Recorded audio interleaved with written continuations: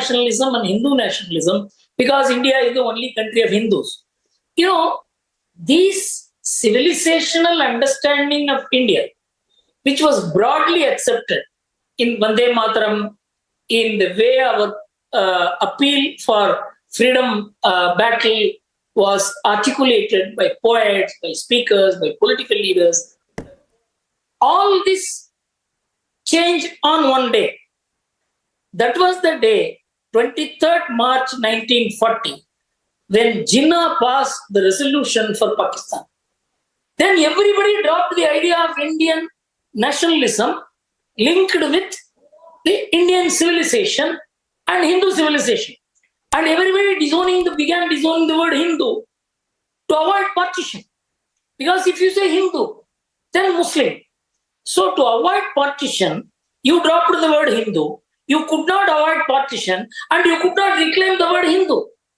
And after Mahatma Gandhi, who claimed that he was a Sanatani Hindu, believing in Vedas, believing in idol worship, no politician had had the guts to do it. And Pandit Nehru went one step further and said, Muslim communalism is more aggressive, Hindu communalism is more dangerous. Can you think of a Prime Minister of India, the most popular, most powerful, most acceptable man, making this kind of dangerous statement? This set the course for India. Then the left, socialist, modernist view that took over and completely convinced India that we should never look at the concept of Hindu because it is dangerous, it is backward, and it will not take the country forward. And this became our public discourse, our education.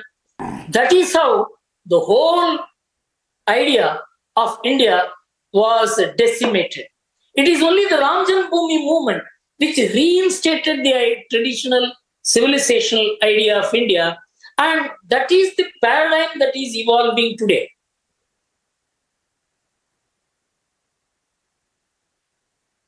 Well, that's an interesting historical context. You know, how did becoming anti-nation or anti-national become a clarion call? And you know, in that context, I would also like to add. You mentioned Nehru. Nehru was very even Nehru could not deny the role of nationalism. You know, he in 1953 said that nationalism had been a great liberating force in certain stages of the country's history. But the fact is that India would not have been free without it. So it's a fascinating construct. I would thank you for kicking off this conversation today, Mr. Gurumurthy, and I seek your blessings. I seek your blessings, and I bow down before you for your blessings for us and all of us here at Republic as we start on our digital journey. That's why I wanted to kick off with you today, sir. Arnab, you are young, far younger than me. You know, I am so happy that in the autumn of my life, I am seeing what I fought for, gaining legitimacy, power, and articulation, and also acceptability. You know, we all struggled for acceptability, and you are getting it, and you will get it more and more. And I wish you and the Republic TV all the best and pray for your success, which will be the success of India. And I tell you, this is the day I had always waited in my life, and I have got it. Thank you so much. Thank you, sir. The two factual mistakes, however. You are not in the curtain of your life, and I am not as young as you think. But I accept that compliment, sir, very much. But thank you very much for your support, your constantly being there, and for being the visionary that you are. Pranam to you, sir. Thank you very, very much. Thank you very much. It's a very exciting moment for all of us. I have with me many panelists and guests. I will quickly introduce. Sohail is with me. Dr. Pushpendra Kulsheshtra ji is with us here in the studio. My very senior and beloved senior executive editor Abhishek Kapoor is sitting on my right. My old friend Gaurav Arya, nursing a bad throat, is with us today, and Colonel Shailendra Singh. We are all fellow believers. But before I go across to you, I'll go to our interactive desk. I think we have some calls, so over to our interactive desk to hear from all of you. Over to you. Oh yes, absolutely. And we have Shruti calling from Mumbai. In fact, we'll also connect shortly with Ruchi Saxena. She's trying to get in touch from Bengaluru. But Shruti, if you can hear me. Yes, I can definitely hear you. Good afternoon. Perfect. Good afternoon, Shruti. First, tell us, have you made the switch and what's your message to Republic today? I made the switch 1 week back and I'm super excited for your launch. I'm a staunch believer in your team and I'm very sure you're going to disrupt the digital media just the way you did it on television in spite of the ugliest battles that you all have fought. I'm sure Republic Digital is going to show to the world that you just don't give up breaking news, you chase the news. You know, people often criticize me by saying, you don't know how ugly journalism is, but little do they know that Republic is the shining star in this dark world of journalism. Lastly, the vision, the ideology, and the dedication of Republic and Arnab sir for nation first is what will never ever let me take a U-turn. And for me, it's Republic first, no compromise. All the very best for your launch. Oh yes, absolutely, Shruti. Your words mean so much to us. And at Republic, we are very, very clear. It's nation first, no compromise. And all the support that is coming in today is really our force to move forward. All right. So Arnab, we toss it back to you as we'll keep taking more of our callers on air. Thank you very much. And I also want to tell us that we have Shawan and we have Deepti Sachdeva and Shawan Sen. I think Sucharita is also with us today to take us through the breaking news of the day.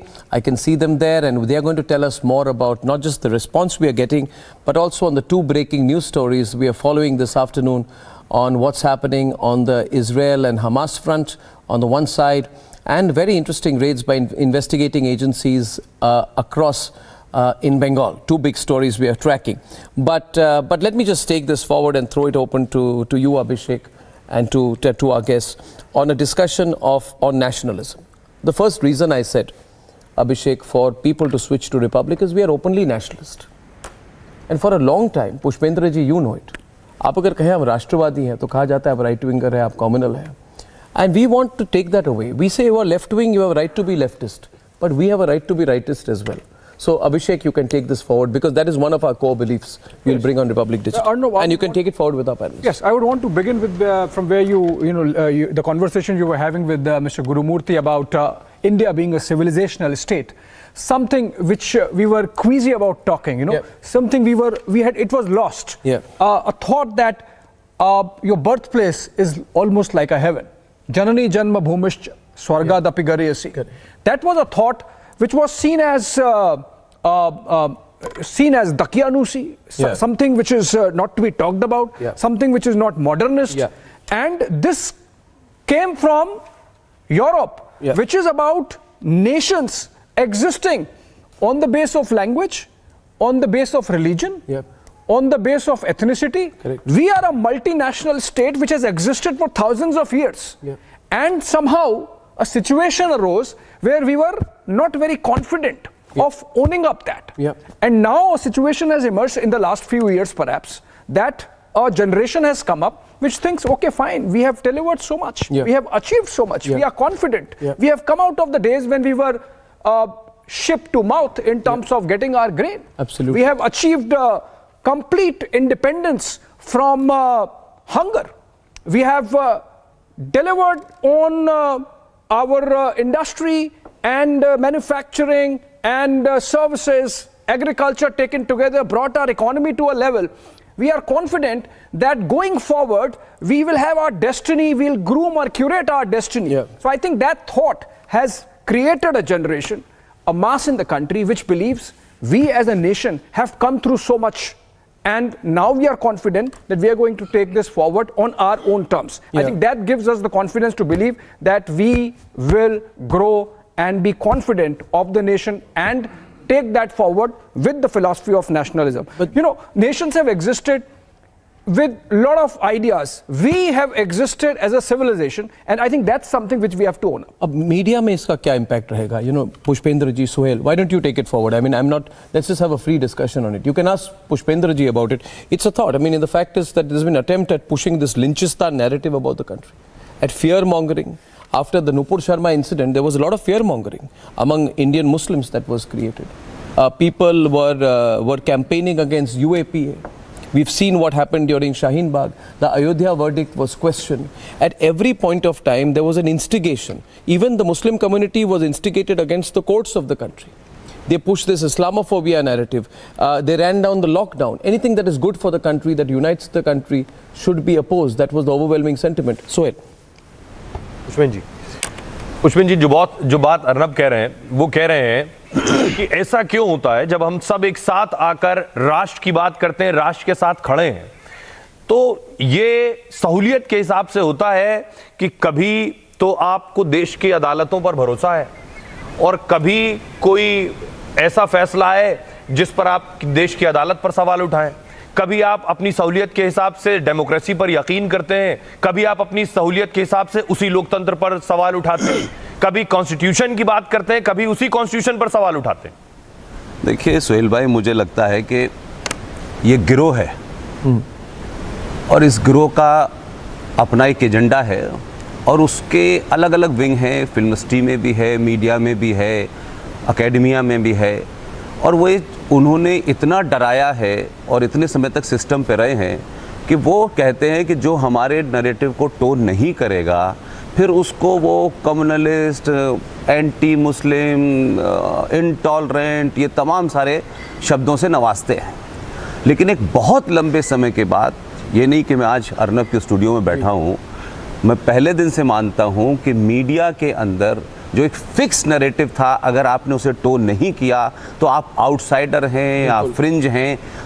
Naresh, इस पूरी लड़ाई में जो सबसे बड़ा role है अर्नब गोस्वामी का, कि जब वो कहीं और भी थे तब भी उनका एटीट्यूड दूसरा था, और जब रिपब्लिक को लॉन्च किया उन्होंने तो पूरे देश में एक नया नैरेटिव खड़ा हुआ और तब पता चला कि इस देश के अंदर 90% लोग नेशनलिस्ट हैं, लेकिन उनको कोई फोरम नहीं मिलता था, इसलिए वो एक्सप्रेस नहीं कर पाते। साइलेंट मेजॉरिटी, वो साइलेंट मेजॉरिटी। लेकिन जैसे मैं दो छोटी छोटी बात फिर कहना चाहता हूँ कि संविधान जब बना तो संविधान बनने के बाद उस पर चर्चा हुई और मुझे उन तमाम डॉक्यूमेंट और उन लोगों से भी मिला, तो अंबेडकर और डॉक्टर राजेंद्र प्रसाद ने कहा कि भाई ये संविधान तो बन गया है और उसमें लिखा हुआ है इंडिया दैट इज़ भारत, तो ये हुआ कि भाई इसमें इंडिया नज़र आता है, इसमें भारत नज़र नहीं आता।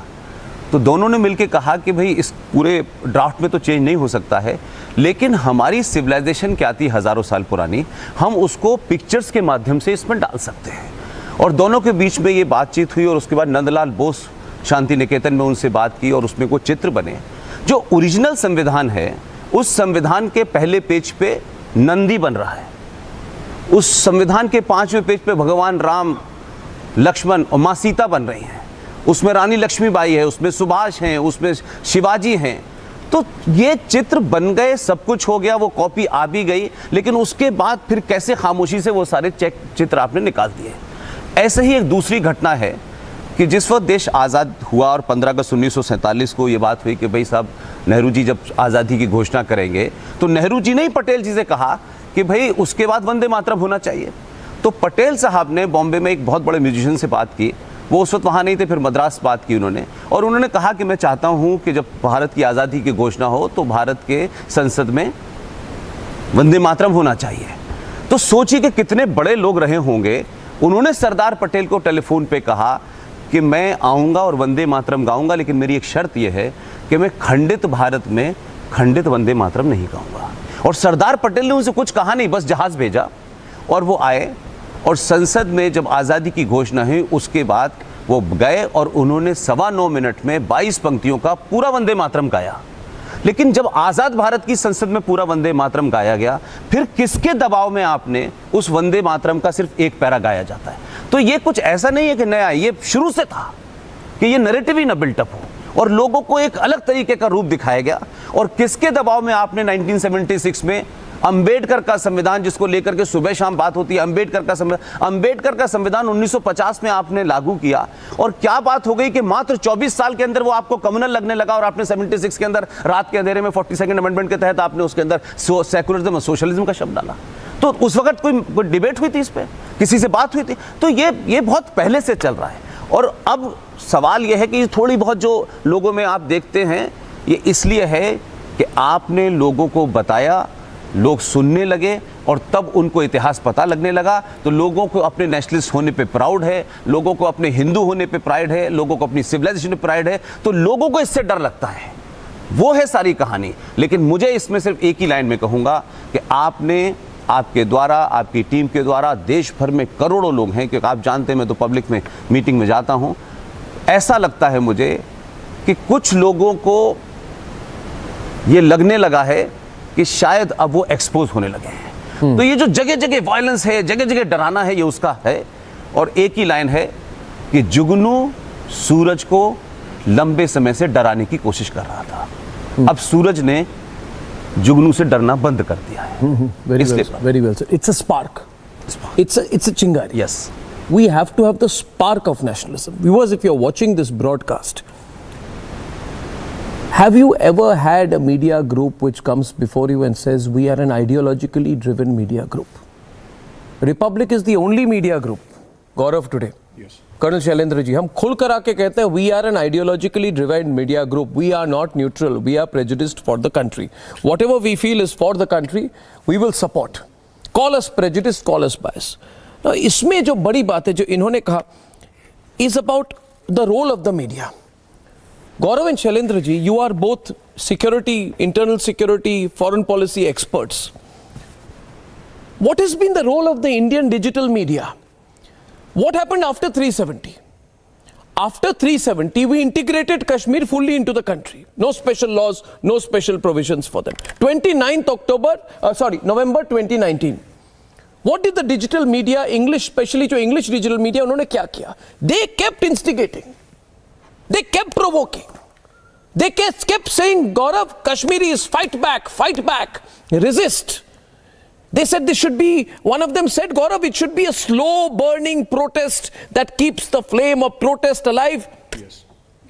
Was this accidental? I'm also asking you, you remember, what did people say? Protest the lockdown. What did Pratap Bhanu Mehta write in the Indian Express? मैं नाम लेकर कह रहा हूं. What did Pratap Bhanu Mehta, और यही लोग हैं जिनको आप public intellectuals कहते हो. He wrote in the Indian Express that the lockdown is a cover for Jammu and Kashmir. How is the COVID lockdown a cover for Jammu and Kashmir? So these are certain questions. हमको ये पूछना है. Is it only because nobody resisted them, Gaurav? No big mainstream media house in this country resisted them. तो इनको free run मिल गई. Now I think we have to be vocal. I think we have to be assertive. Gaurav, first to you and then Colonel Shailendra Singh. Arnab, when a nation is subjugated and enslaved for hundreds upon hundreds of years, perhaps 1,000 years, the first thing that is incumbent upon the people who are subjugated is the fact that your enslavers will tell you that you're not good enough. And your culture is not good enough. Correct. Your civilization is not good enough. And that is where it starts. This feeling of inferiority.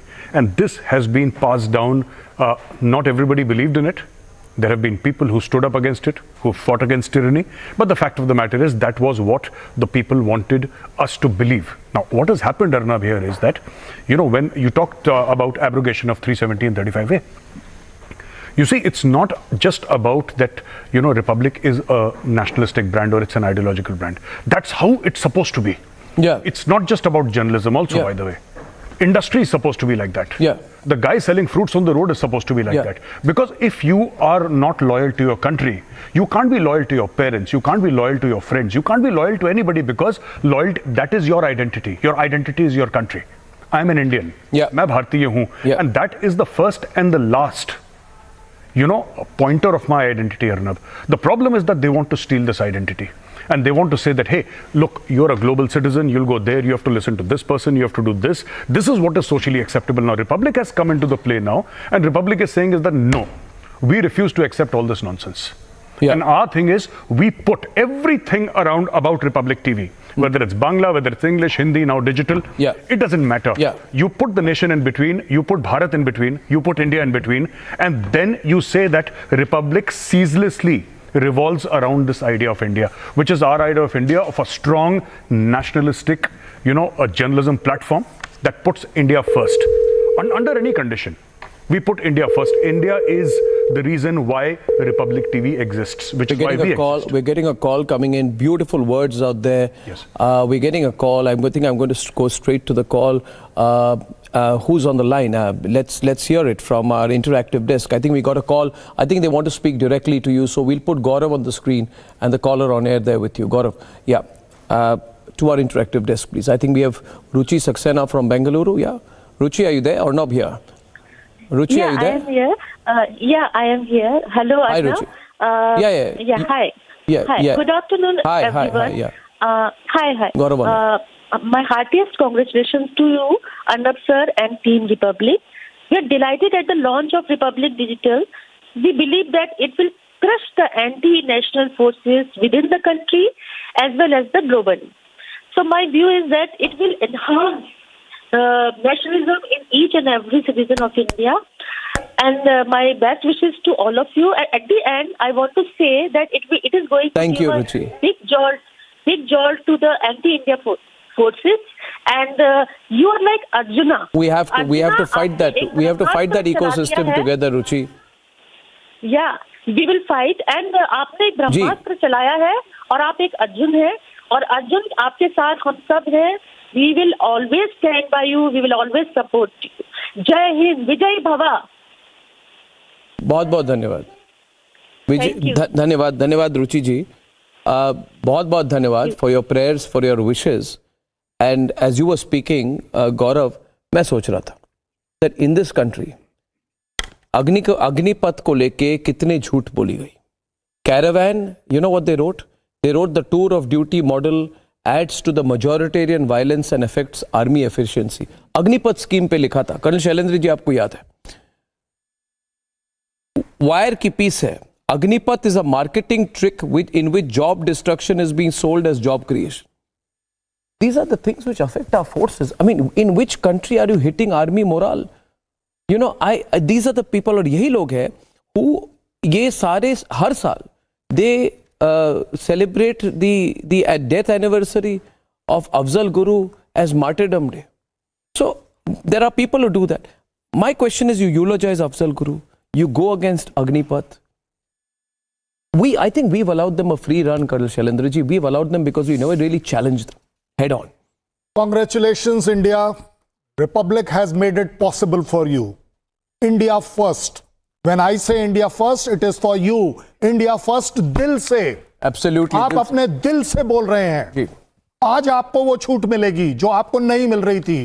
किसने history में कौन सा draft change किया नहीं किया मुझे नहीं पता. You are the change today. You will do that change today. आपने करना है वो काम जो आपको दिल में ठीक लग रहा है. आप मत देखिए कि कौन क्या बोल रहा है. Who is wire? Who the hell is wire to tell me Agniveer? अरे मैं फौजी, मेरा जनरल फौजी, मेरा चीफ फौजी, मेरा देश फौजी. Absolutely. We will decide what is good for our Indian army. We will decide what is good for the country. You've given your years for the nation. Who the hell is wire to tell me? Yeah. Or for that matter, any particular person. Yeah. As far as I am concerned, I'll change this model. I'll say, why will I fight them? Today onwards, they will fight us. Yeah. Well said. Sir. I don't have to fight Totally anybody. with you on that. Totally with you. I am talking truth. I am talking from dil se. My country is speaking from dil se. आपको अच्छा नहीं लगता, आप लड़के दिखाइए आज. ये attitude अब हमें change करना है. Be open challenge. It is now we are on the correct path. You want to come into my path, you will have to fight and come here. And we don't need their certificates. Why? But the problem is, so many lies have been peddled on digital media. Have you not watched it? You know, I'll tell you, during Balakot, Pulwama, you will remember, fake news लगा दी किसी ने. That they said the certain section of the Indian army and उसमें Republic का logo लगा दिया था. Yeah. और Pakistani handles और Indian influencers उसको forward कर रहे थे. Spreading lies, demoralizing the army. These people lied about tech fog. आपने वायर का नाम लिया, तो टेक फॉग वाला जो स्कैम था जिसमें वायर को रिट्रैक्ट करनी पड़ी स्टोरीज, उसके बारे में ये लोग डिजिटल मीडिया में कॉन्वर्सेशन क्यों नहीं करते हैं? They basically, you remember the lies, आपको याद होगा पुष्पेंद्र जी, जून 2021 में वायर ने एक एम्पलीफाई किया था एक fake communal angle to an attack on a elderly man in Ghaziabad, और कहा था उसको गले पकड़ के उसको बोला जय श्री राम कहो। तो police clarified there is no communal angle. इन सारी चीजों को दबाया जाता है। Fact is Sohail, lies have been peddled on digital media और कोई चैलेंज नहीं। They have had this feeling all the time, viewers, oh there's nobody on digital media, Republic to hai nahi, there is no presence on digital media, let's do what the hell we want. There has been this thing. Pushpendra, you want to add to that? देखिए, इसके पीछे एक सबसे बड़ी बात यह है कि जो पूरी टेलीविजन की दुनिया थी, वहां आपने एक नैरेटिव सेट किया 100%, और वो नैरेटिव पूरे सर चढ़ के बोल रहा है जी। तो अब on television, yes, that's what I'm saying, कि इससे पहले तो नेशनलिज्म की बात करना गुनाह था। बिल्कुल। और मैं इस बात आपके सामने कह रहा हूं, 20 साल से मैं भी मीडिया में था, आज हिंदुस्तान के हर चैनल को आपकी लाइन लेनी पड़ी, चाहे वो थोड़ी हो चाहे ज्यादा हो। हर आदमी आज राष्ट्र सर्वोपरि, राष्ट्र के बारे में बात कर रहा है, प्रोग्रामों के नाम रख रहा है, तो इससे वो घबराए, एक डर लगा, और आपके उस डर के कारण अब वो इस झूठ को टेलीविजन पे नहीं चला पा रहे हैं, तो वो डिजिटल पे चले गए हैं। तो अगर आज आप डिजिटल पे जा रहे हैं तो ये उनके लिए वहां से भी भागने का समय शुरू हो गया है। डिमोरलाइज करते हैं अभिषेक, डिमोरलाइज करते हैं। पुष्पेंद्र जी, मुझे याद है कोविड के टाइम पे we were all under challenge, हमने कभी नहीं कहा कि देश को पुट डाउन द कंट्री। इन्होंने आर्टिकल स्प्रेड की कि जहानाबाद बिहार में चिल्ड्रन मेंढक खा रहे हैं क्योंकि घर में खाना नहीं है। They spread this lie Sohail कि जहानाबाद बिहार में people, children are eating frogs because there is no food at home. इसको फैक्ट चेक किया गया। क्या ये ऐसा एक्सीडेंटल था? क्या ये एक्सीडेंटल था सोहेल? आपको क्या लगता है? You've done so many shows on it. I don't think it was accidental. I think they thought this is the moment. Hit back. मुझे लगता है कि वो जो इस तरह के जो एंटी नेशनल जो डिजिटल पर आकर इस तरह की अफवाहें फैलाते हैं, उन्हें पता है कि उनकी इस तरह की स्टोरीज और इस तरह के जो फेक नैरेटिव हैं, वो कंज्यूम करने वाले जो लोग हैं वो उनके लिए ही बना रहे हैं। पुष्पेंद्र जी बेहतर बताएंगे, वो उनके लिए बना रहे हैं, और अगर वो नहीं बनाएंगे तो उन्हें लगता है कि उनके वीडियोस देखना या उनके उस पर बात करना बंद हो जाएगा। इसलिए ये जानबूझकर इस तरह की स्टोरीज या तो ढूंढते हैं पुष्पेंद्र जी, या फिर उस तरह की फेक स्टोरीज क्रिएट करते हैं और उसमें आधा सच हो आधा झूठ, वो सब स्क्रीन पर परोस देते हैं। Absolutely. They are on the run. They are on the run. We have to put them on the run, and we have to expose their lies and their brigade. I want to remind you today, viewers, why we want you to switch. We've been at the forefront of debunking these fake news campaigns. You remember, Gaurav, Swedish so-called child climate activist Greta Thunberg. She not only tweeted about the farmers' protests, but she put out a toolkit. Yes. और हमने कहा ये toolkit gang है। गलती से इन्होंने attachment लगा दी tweet में। उसने कहा there is the tool kit. आप भारत को तोड़ना चाहते हो, you want to break India, I am giving you a tool kit. 3 फरवरी 2021, 6 पेज की डॉक्यूमेंट थी। It expose the true face of the foreign hand vested elements. उस डॉक्यूमेंट को डिलीट किया गया ग्रेटा थनबर्ग का, but it was put in circulation कि भारत के रिपब्लिक डे को कैसे डिसरप्ट किया जाए। How do you remove the tricolour from Red Fort? It was a foreign funded plan. Now tell me Gaurav, there are lot of people who are asking us, how did the digital media become part of it in India? Do they not have Indian passports? Do they not have Indian nationalities? Is there no commitment for the country? Gaurav? Arnab, with your permission, I'd like to answer this in... Please, take your time. Arnab, जो देश के लिए वफादारी होती है ना, वो माँ के पेट से लेके इंसान पैदा होता है। ये चीज़ें आप सिखा नहीं सकते किसी को। तो जो गद्दार है वो गद्दार है, और मैं अक्सर ये बात कहता हूँ Arnab, I often say this, मैं दोबारा रिपीट करूँगा आपके शो में, कि किले के दरवाजे अंदर से खुलते हैं। आप कभी भी इतिहास देख लीजिएगा, किले के दरवाजे हर समय अंदर से खुले हैं। बाहर से किसी की इतनी हिम्मत नहीं है, ये अंदर वाले लोग करते हैं। As far as loyalty is concerned ना, they don't have any loyalty, their loyalty is to their agenda. जो इनको पैसा दे उनके लिए इनकी लॉयल्टी है। ये it revolves around money, it revolves around fame, around power, around narrative. ये जो 3-4 चीजें हैं, इट सीजलेसली रिवॉल्व्स अराउंड, ये परिक्रमा करते हैं उसकी, और इनका यही है, हम परिक्रमा करते हैं देश की। तो उनका और हमारे बीच में हर समय फर्क रहेगा अर्नब, और फर्क रहना भी। And there's one more call which is coming. As I put out this call, let's go to our interactive desk. We have another call coming in. Let's take the call. Over to our interactive desk. Yes, please. Caller joining us right now, and this is a very special day for us. May I know who's the caller joining us? Hello. Abhay is joining us on the phone line. Can you hear me, Abhay? Yes, I can hear you. Abhay, how do you feel today? Your thoughts coming in. It's a very, very big day and special day for Republic Digital, and it's time to switch to digital. What are your thoughts? Please share that with us. मेरे लिए Republic digital का मतलब है कि अब Republic TV तक ही सीमित नहीं रहेगा या यूट्यूब तक ही सीमित नहीं रहेगा, वो न्यूज के माध्यम से हर जगह पहुंचेगा। ट्विटर पर था, यूट्यूब पर था, फेसबुक पर था, अब व्हाट्सएप पर भी आ जाने से रिपब्लिक की जो न्यूज है वो व्हाट्सएप पर भी तेजी से फैलेगी। और अर्नब सर को मैं बहुत साल से जानता हूँ, बहुत उनके बारे में मैंने तारीफ भी सुनी है और उनका संघर्ष भी देखा है कि कैसे सच बोलने के लिए अर्नब सर को दबाया गया। सुशांत सिंह राजपूत केस में भी अर्नब सर ने जो सच्ची बातें बोली उनको लेकर के उन पर प्रेशर बनाया गया, सब चीज की गई, फिर भी वो झुके नहीं, इसलिए आज वो यहाँ पर खड़े हैं और उनको उन पर जिन्होंने दबाव डाला वो लोग आज जेल में हैं।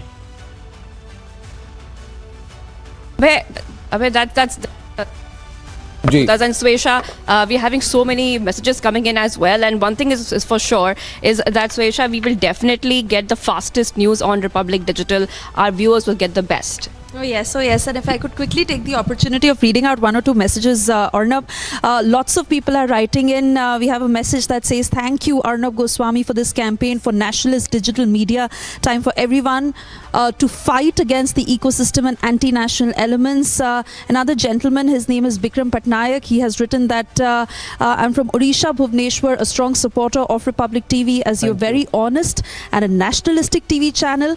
Arnab Goswami, Jai Shri Ram. Mr. Vikram Jadeja has written, Arnab, we are with your strategy, fully backing none other than you. All corrupt bunch must perish. Vikram Jadeja. Santosh Tumala has written, we are with you. Please proceed. We are working with you for the development of the nation and morality. Santosh Tumala has also written, we are pleased to proceed and we will do so for the development of the nation and morality. So just so many messages coming in, Arnab. Thank you. In fact, we can go on and on to read out these messages, which we will do. But for now, over to you. Thank you very much, Swesha, and thank you, Abhayji. We have a lot of breaking news, a big breaking news day. We're going to go to news about Israel in just a while. But before I do that, I want to go to Colonel Shailendra Singh once again. You said that it's an open fight. Now, there are certain people on the other side, Colonel Shailendra Singh. In the start of today's broadcast, I said it is us versus them. This is not the language usually speak on television, but I'm very clear about it. We are nationalists, they are anti-nationals. I'm sure they will try to resist. But I want you to speak a little bit about what is at stake for the country in this. You know, I saw, and I remember I was in Banaras on a pilgrimage at the time when after Shaheen Bagh there was violence, and I saw, Abhishek, at that time the violence that had started even in some streets of Banaras, and I couldn't believe it. You remember what happened then. There was the Delhi pogrom. You know how Ankit Sharma, intelligence officer, was killed. His body was dumped by a mob near Tahir Hussein's house. These are very, very, very dangerous elements. They have done these things in the past. I'm sure they will fight back and do it again. Next year is an election year. I always worry before an election year. I believe these forces become more active in an election year. From a national security perspective, what should we watch out for? What should all the viewers, supporters of Republic watch out for at this time? Arnab, if you can register my protest with you, you said it is us versus them. Don't give them this prestige of coming versus us. We are way apart. We are class apart. They just cannot come versus us. They are a minority. That's a problem, that they had a place to speak. You did not create the space 10 years back. I didn't. you are late. They were early. True. That's all. They exploited that. Today you will see. Take my word on it. I'm a layman. You believe so? Take my word on it. You people will switch. You think so? Oh, I'm coming to that only. I'm saying, take my word on this.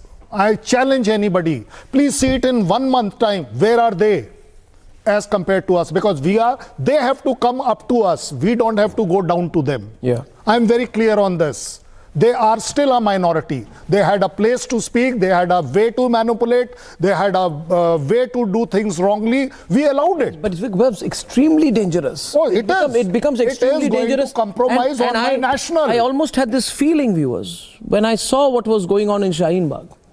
Sohail, Pushpendra ji, मैं आपको clearly मैं देख रहा था क्या हो रहा था उस समय. भड़काने की पूरी कोशिश. और इन लोगों को कोर्ट्स के लिए कोई, हमारे लीगल जुडिशियल सिस्टम के लिए कोई रेस्पेक्ट नहीं था. बंद कर दो देश को.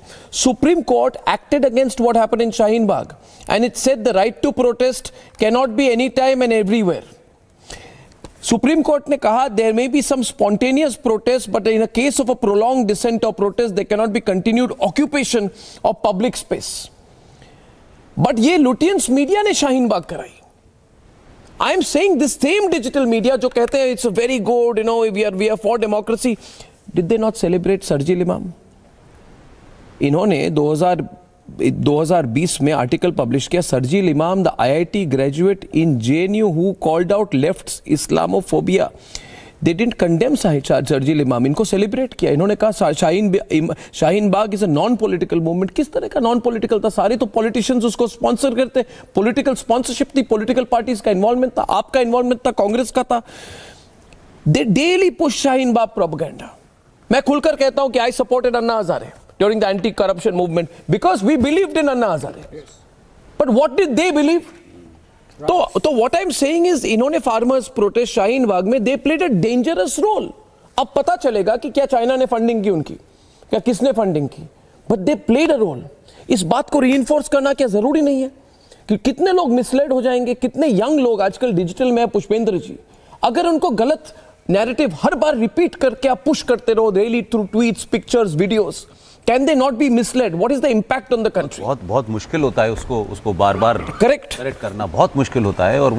और एकदम एक जैसे कहते हैं ना कि यहाँ से चला और फिर वो जितने भी सो कॉल्ड एलीट इस लुटियन जोन के हैं, हाँ, जिनको वो सब उसके पीछे जाते हैं, तो लोगों को लगता है भाई सच होगा. Correct, exactly. एक बड़ा भ्रम तो क्रिएट कर दिया है इन्होंने. करेक्ट. लेकिन मैं फिर कह रहा हूँ अर्नब कि सब, अब जैसे कहते हैं ना कि कुछ चीजें डूबने वाली होती है तो ज्यादा रोशनी करती हैं. इस वक्त स्थिति यही है और इसलिए परेशान है कि एक आदमी, एक ऑर्गेनाइजेशन, रिपब्लिक ने पब्लिक को जो बोलने की स्ट्रेंथ दी है वो बहुत स्ट्रांग है. ये डरे हुए लोग हैं. आप जमीन पे जाके देखिए, ये तमाम किस्म की बातें कहते हैं. जमीन पे रियलिटी क्या है? पे लोग आप तो डेली जाते, कोई नहीं मानता. मैंने कल जयपुर में 2500 बच्चे थे. लोगों ने कहा हम रिपब्लिक देखते हैं. मैंने कहा सच सुनना है, फैक्ट सुनना है, देश के बारे में सुनना है तो रिपब्लिक देखो. बाकी नैरेटिव तो बहुत सारे, इतने सारे उसको कवर करके लगाते हैं वो लोग कि उनको सडनली बहक जाते हैं लोग. तो अब आपकी रीच की वजह से ये हो रहा है. और मैं फिर कह रहा हूं आपसे कि रिपब्लिक के आने से हिंदुस्तान के करोड़ों नेशनलिस्टों को एक स्ट्रेंथ मिली है, एक वॉइस मिली है. क्योंकि जब इलीट लोग टेलीविजन पे बैठते हैं, साहब ये क्या है, ये फॉर्मर सेक्रेटरी हैं, हाँ, ये फॉर्मर, तो लोग उनके उस डेजिग्नेशन से समझते हैं कि भाई इतने हैं, बड़े हैं. आपको बताओ 2008 में पुष्पेंद्र जी, सोहेल, जब 2008 में ये 26/11 हुई, उसके बाद मैंने करीब 70 घंटे तक मैंने ब्रॉडकास्ट की थी. और उस समय मुझे फोन कॉल आए थे दिल्ली से, उस समय के सरकार से, आप ब्रॉडकास्ट बंद कीजिए और पुलिस को लेके हम ब्रॉडकास्ट बंद करवा देंगे. तो मैंने बोला आप अगर ब्रॉडकास्ट बंद करवा देंगे तो मैं कह दूंगा कि आप बंद करवा रहे हैं. और उसके बाद जब सैकड़ों लोग, जब हजारों लोग वहां पे गेटवे ऑफ इंडिया के सामने आ गए थे, तो मुझे फोन आया था दिल्ली से, फिर आप आम लोगों को टेलीविजन पर क्यों ले रहे हो? तो मैंने बोला मैं किन को लूं? ये लोग खुद से, हजारों लोग प्रोटेस्ट कर रहे हैं आपकी फॉरेन पॉलिसी के खिलाफ. तो उन्होंने बोला डिप्लोमेट्स को लो, ब्यूरोक्रेट्स को लो, एकेडमिशियंस को लो, आम आदमी को कभी मत लो टीवी पर. They feel threatened by the common man. Republic, Sohail, is the voice of the common man. मगर ये कॉमन मैन को हमने साइलेंट मेजॉरिटी करके दबा के रखा हुआ है. और ये इंटेलेक्चुअल डम, एक इंटेलिजेंसिया को सामने रखा है जो लोगों को गुमराह करती है और कहती है we have the intellectual right to say so. It was fashionable to support terrorism. मैं कह रहा हूं ये फैशनेबल हो गया था हमारे देश में, टेररिज्म को भी सपोर्ट करो. Arundhati Roy almost justified the violence of the Maoist. It's a fact. GN Sai Baba क्या कर रहे थे? गौतम नौलखा ने अलीगढ़ मुस्लिम यूनिवर्सिटी में क्या कहा था? मन्नन वानी को सपोर्ट किया था, बोला he was forced to pick up a gun. उन्होंने कहा कि ये मन्नन वानी तो विवश हो गए थे, इसलिए उनको देश के खिलाफ बंदूक लेनी पड़ी। जस्टिफिकेशन हो गई टेररिज्म की इंटेलेक्चुअल दम के नाम पे। माओइस्ट को बोला था गांधीयंस विद गन्स। माओइस्ट को बोला था गांधीयन विद गन्स। ये रियलिटी है इस देश की। आप भी तो 9 बजे का प्रोग्राम करते हैं, आप नहीं देख रहे mass feeling in this country is changing and now they will have a voice through Republic digital. मुझे लगता है अब उन लोगों को पहचानना बहुत जरूरी है अर्नब। एक होता है पीड़ित जो विक्टिम है, और एक होता है एक ये परसेप्शन क्रिएट करना कि आप पीड़ित हैं। हाँ। ये जो दूसरा डिजिटल है, ये हर रोज यही परोसने की कोशिश करता है कि एहसास दिलाने की कि आप पीड़ित हो। हाँ। आप पीड़ित हो तो आप उस जहन से, उस माइंडसेट से बाहर ही नहीं निकल पाते हैं कि आप पीड़ित हैं। मुझे लगता है हम जैसे डिजिटल प्लेटफॉर्म की जरूरत इसलिए भी है कि लोगों को एहसास दिलाना कि इस कंट्री में सब बराबर हैं। आप जब कंट्री के हिसाब से सोचोगे कि what is important for the country, तब आपको वो जो पीड़ित होने का एहसास है तब खत्म होगा। वो उसकी जरूरत है शायद, और इसीलिए लोग जो हमारे साथ कनेक्ट करते हैं, जो बिल्कुल क्लियर माइंडसेट के साथ देश के बारे में पहले सोचते हैं कि देश में डेमोक्रेसी है, कॉन्स्टिट्यूशन है, कोर्ट्स हैं, न्यायपालिका है, तो देश में बंदूक उठाने की या देश के खिलाफ खड़े होने की कोई जरूरत नहीं। बिल्कुल। ये माइंडसेट जब रिपब्लिक रखता है तो जो बात आपने कही कि हम कंट्री का वॉइस हैं, तब लोग समझते हैं हम भी यही सोचते थे। बिल्कुल। लेकिन टीवी पर कभी सुन नहीं पाते थे। हम भी यही सोचते थे लेकिन कभी टीवी पर बोल नहीं पाते थे या किसी को बोलते नहीं सुना। Clarity of thought. ये शैलेंद्र, सुहेल इज राइट। मैं पीड़ित था आज तक, आज आपके प्रोग्राम हम नहीं होंगे। मैं as a layman, normal man, normal citizen पीड़ित था कि यार हम बोले कहां, ये तो इन लोगों की मोनोपोली चल रही है। देखिए, मैं आपको बड़ी स्ट्रेट फॉरवर्ड बात कर रहा हूं, मैं किसी और की बात नहीं कर रहा हूं। आज मुझे लग रहा है कि चल यार, एक जगह तो है जहां मैं बोल पाऊंगा जो मुझे ठीक लगता है, और वो भी बोलूंगा कहां से, दिल से बोलूंगा। गलत है सही है, अब उसे डिसाइड करने दो। मुझे अभी भी याद है कर्नल साहब, गौरव जो हमारे साथ एक साथ हम कॉलेज में थे, पहली बार बहुत सालों के बाद गौरव से मुलाकात हुई थी। मैं टाइम्स नाउ का एडिटर इन चीफ था, वो मेरे प्रोग्राम पे आए थे। मैंने बोला अरे यार बहुत दिनों बाद तुम आए हो, आजकल बड़े पॉपुलर हो सोशल मीडिया में। तो उन्होंने फिर बुरहान वानी पे कुछ चीजें कही थी, और गौरव के अंदर ना ये गुस्सा भड़ास थी कि ये लोग बुरहान वानी को ग्लैमराइज कर। You remember that? और मुझे लगा कि गौरव आर्य जैसे वॉइसेस को तो दबाया जाता था, because you have to speak a certain politically correct line here. Human rights of the terrorists are more important than the human rights of the forces. Gaurav, you remember that moment? Arnab, मैं आपको बताता हूं with your permission. बात ये नहीं थी कि उन्होंने बुरहान वानी को बुरहान वानी के लिए बोल रहे थे। You remember that day? 100%। Arnab, आप स्टूडियो में थे, मैं स्टूडियो में था, मुझे अच्छी तरीके से याद है। प्रॉब्लम वो नहीं थी मेरे लिए, प्रॉब्लम ये थी कि उन्होंने बोला बुरहान वानी को शहीद भगत सिंह के साथ कंपेयर करा। मुझे ऐसा लगा, मुझे ऐसा लगा कि किसी मेरे घर के बड़े की बेइज्जती कर दी इन लोगों ने, and it was out of that sense of humiliation कि यार ये आप कैसे कर सकते हो ऐसा। So I wrote that open letter to Burhan Wani, and then we met in the studio. फिर वहां पे बोला था कि जब आपने मुझसे सवाल पूछा कि ये है क्या पूरा बुरहान वानी का मामला और ये जो आप क्या समझते हैं, तब मैंने बोला था कि गद्दारी की सजा मौत होती है। एंड इसमें लाग लपेट करने वाली बात नहीं है अर्नब। जो देश के खिलाफ खड़ा होगा वो देश का दुश्मन है। अब इसको अच्छी तरीके से कैसे परोसना है वो लोग बेहतर जानते हैं, बट आई एज अ फौजी नो। मैं आपको बताता हूँ, this is what has happened. See viewers, if we make mistakes we will suffer.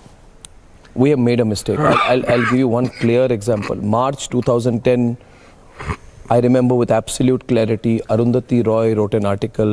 She said Maoists are Gandhians but with guns. Gandhians but with guns. Ye March 2010. April 2010, a few days later, Dantewada massacre. 76 security personnel died. Some people, it is told, in JNU even celebrated that. अब मैंने पूछा उस समय, Did the Congress realize? Did it change its security policy? No. Which means आप अपने agenda के लिए देश को sacrifice, देश को तोड़ सकते हैं, security personnel को compromise कर सकते हैं. So I'm saying, viewers, there are many reasons I want you to switch. First of all, this overwhelming support. Every second, thousands of people are calling us. Hundreds of you are telling us that you are going to switch. So I feel very blessed. Viewers, I'll give you 9 reasons to switch. The second reason why you should switch to Republic. Digital. is that for us, internal security is paramount. Our journalism takes pride in exposing the Tukde Tukde gang. This phrase Tukde Tukde gang was first used as a hashtag by me. I'm proud of being its author. We are against the Tukde Tukde gang. We are against the Sarjil Imam. We are against the modern day Charles Sobrages who exist in our politics and our activist space. Because we are in an India today where there is a small group of people who used to hold a lot of clout in the corridors of power, South Block, North Block, dining rooms of governors, Hyderabad House, because the air of influence against the nation was seemed to bind many. This was an anti-nation policy. And there were propagandists in the media who amplified it. Now you cut to today. Today, on the back of what is a clear nationalistic wave in this country that is only growing, these anti-nation blocs are not just irrelevant, but they are meeting their fate, because picking up arms against the state is not a Gandhian movement anymore. No longer are those people who justified stone pelting. Every Friday in Srinagar, stone pelting. Right? It was seen that the victims against the state are stone pelting, and it was celebrated. They have no audience today. They have no relevance today. More so, more than all this narrative, ladies and gentlemen, we are about those who will never allow those who compromise on national security to continue to rule the nation. We cannot have ideological barters anymore in this country. This is not about freedom of expression. This is about standing up for the security of the nation within. That is all that this is about. So this is reason number 2 why you should join and switch to Republic Digital.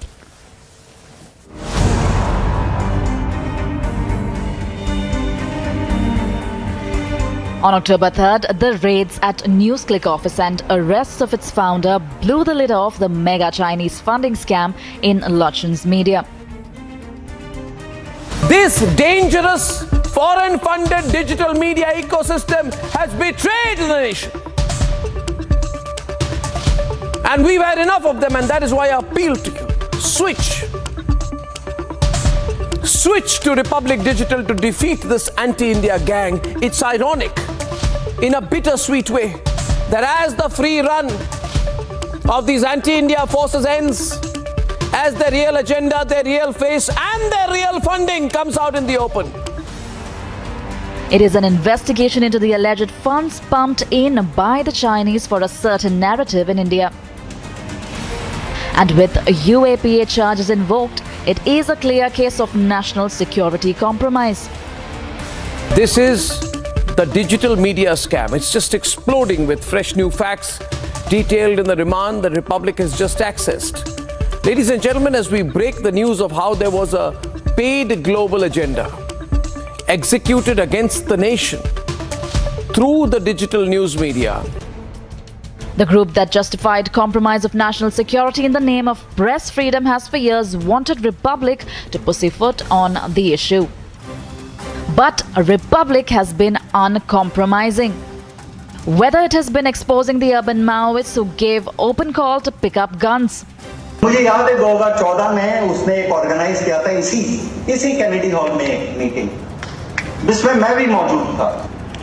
My point is कि अगर आप मनन वाणी जैसे को भी मजबूर कर देते हैं कि उसके सामने और कोई रास्ता उसको नजर नहीं आता है, बंदूक उठाने के सिवा और लड़ने के सिवा, तो then what you talking about? All the issue of urban Naxals were accused of trying to stoke a larger fire with Bhima Koregaon-like riots. We shall not relent anymore in this battle against terrorists, Maoist terrorists and their coteries on one side and the people of India on the other. The battle now is between nationalists and Maoists. And yes, this is not just another binary, an oversimplification. It is the reality. In 2016, when Bharat Tere Tukde Honge slogans were raised on JNU campus, Arnab and team were the only ones with a clear stand. Zero tolerance to Tukde gang. Bharat Tere Tukde Honge! Inshallah, inshallah! Bharat Tere Tukde Honge! Inshallah, inshallah! हम सब तेरे खून से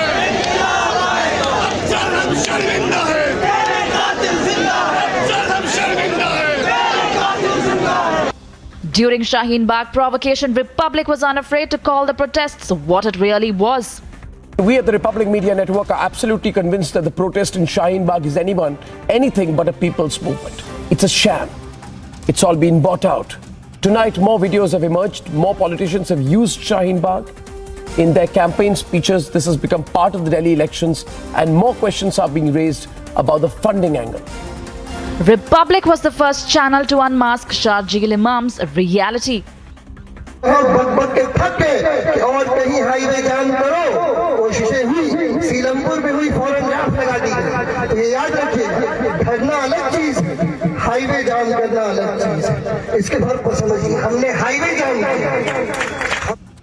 The same Sharjeel Imam who openly gave a call to break India.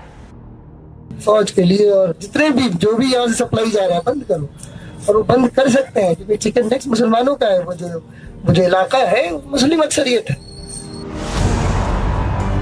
Post the 2020 Delhi riots, Republic did not mince any words to call out the masterminds.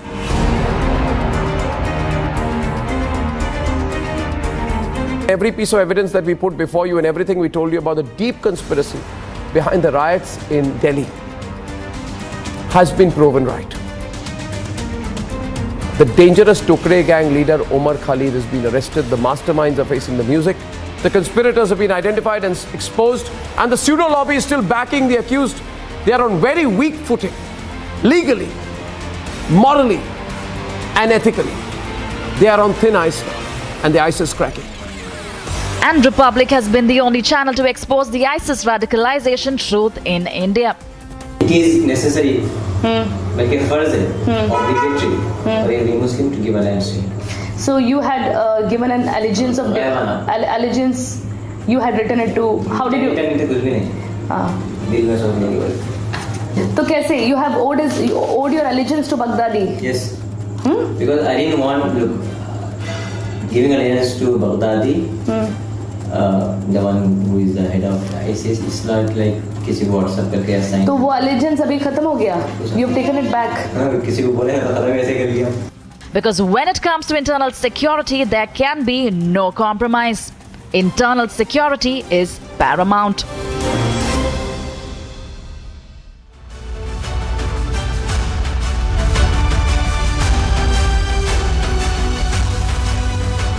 Why you should be switching to Republic Digital. And with me, of course, right now is we have Sucharita, Deepthi and Shawan and Sohail of the Republic Network with me here in the studio.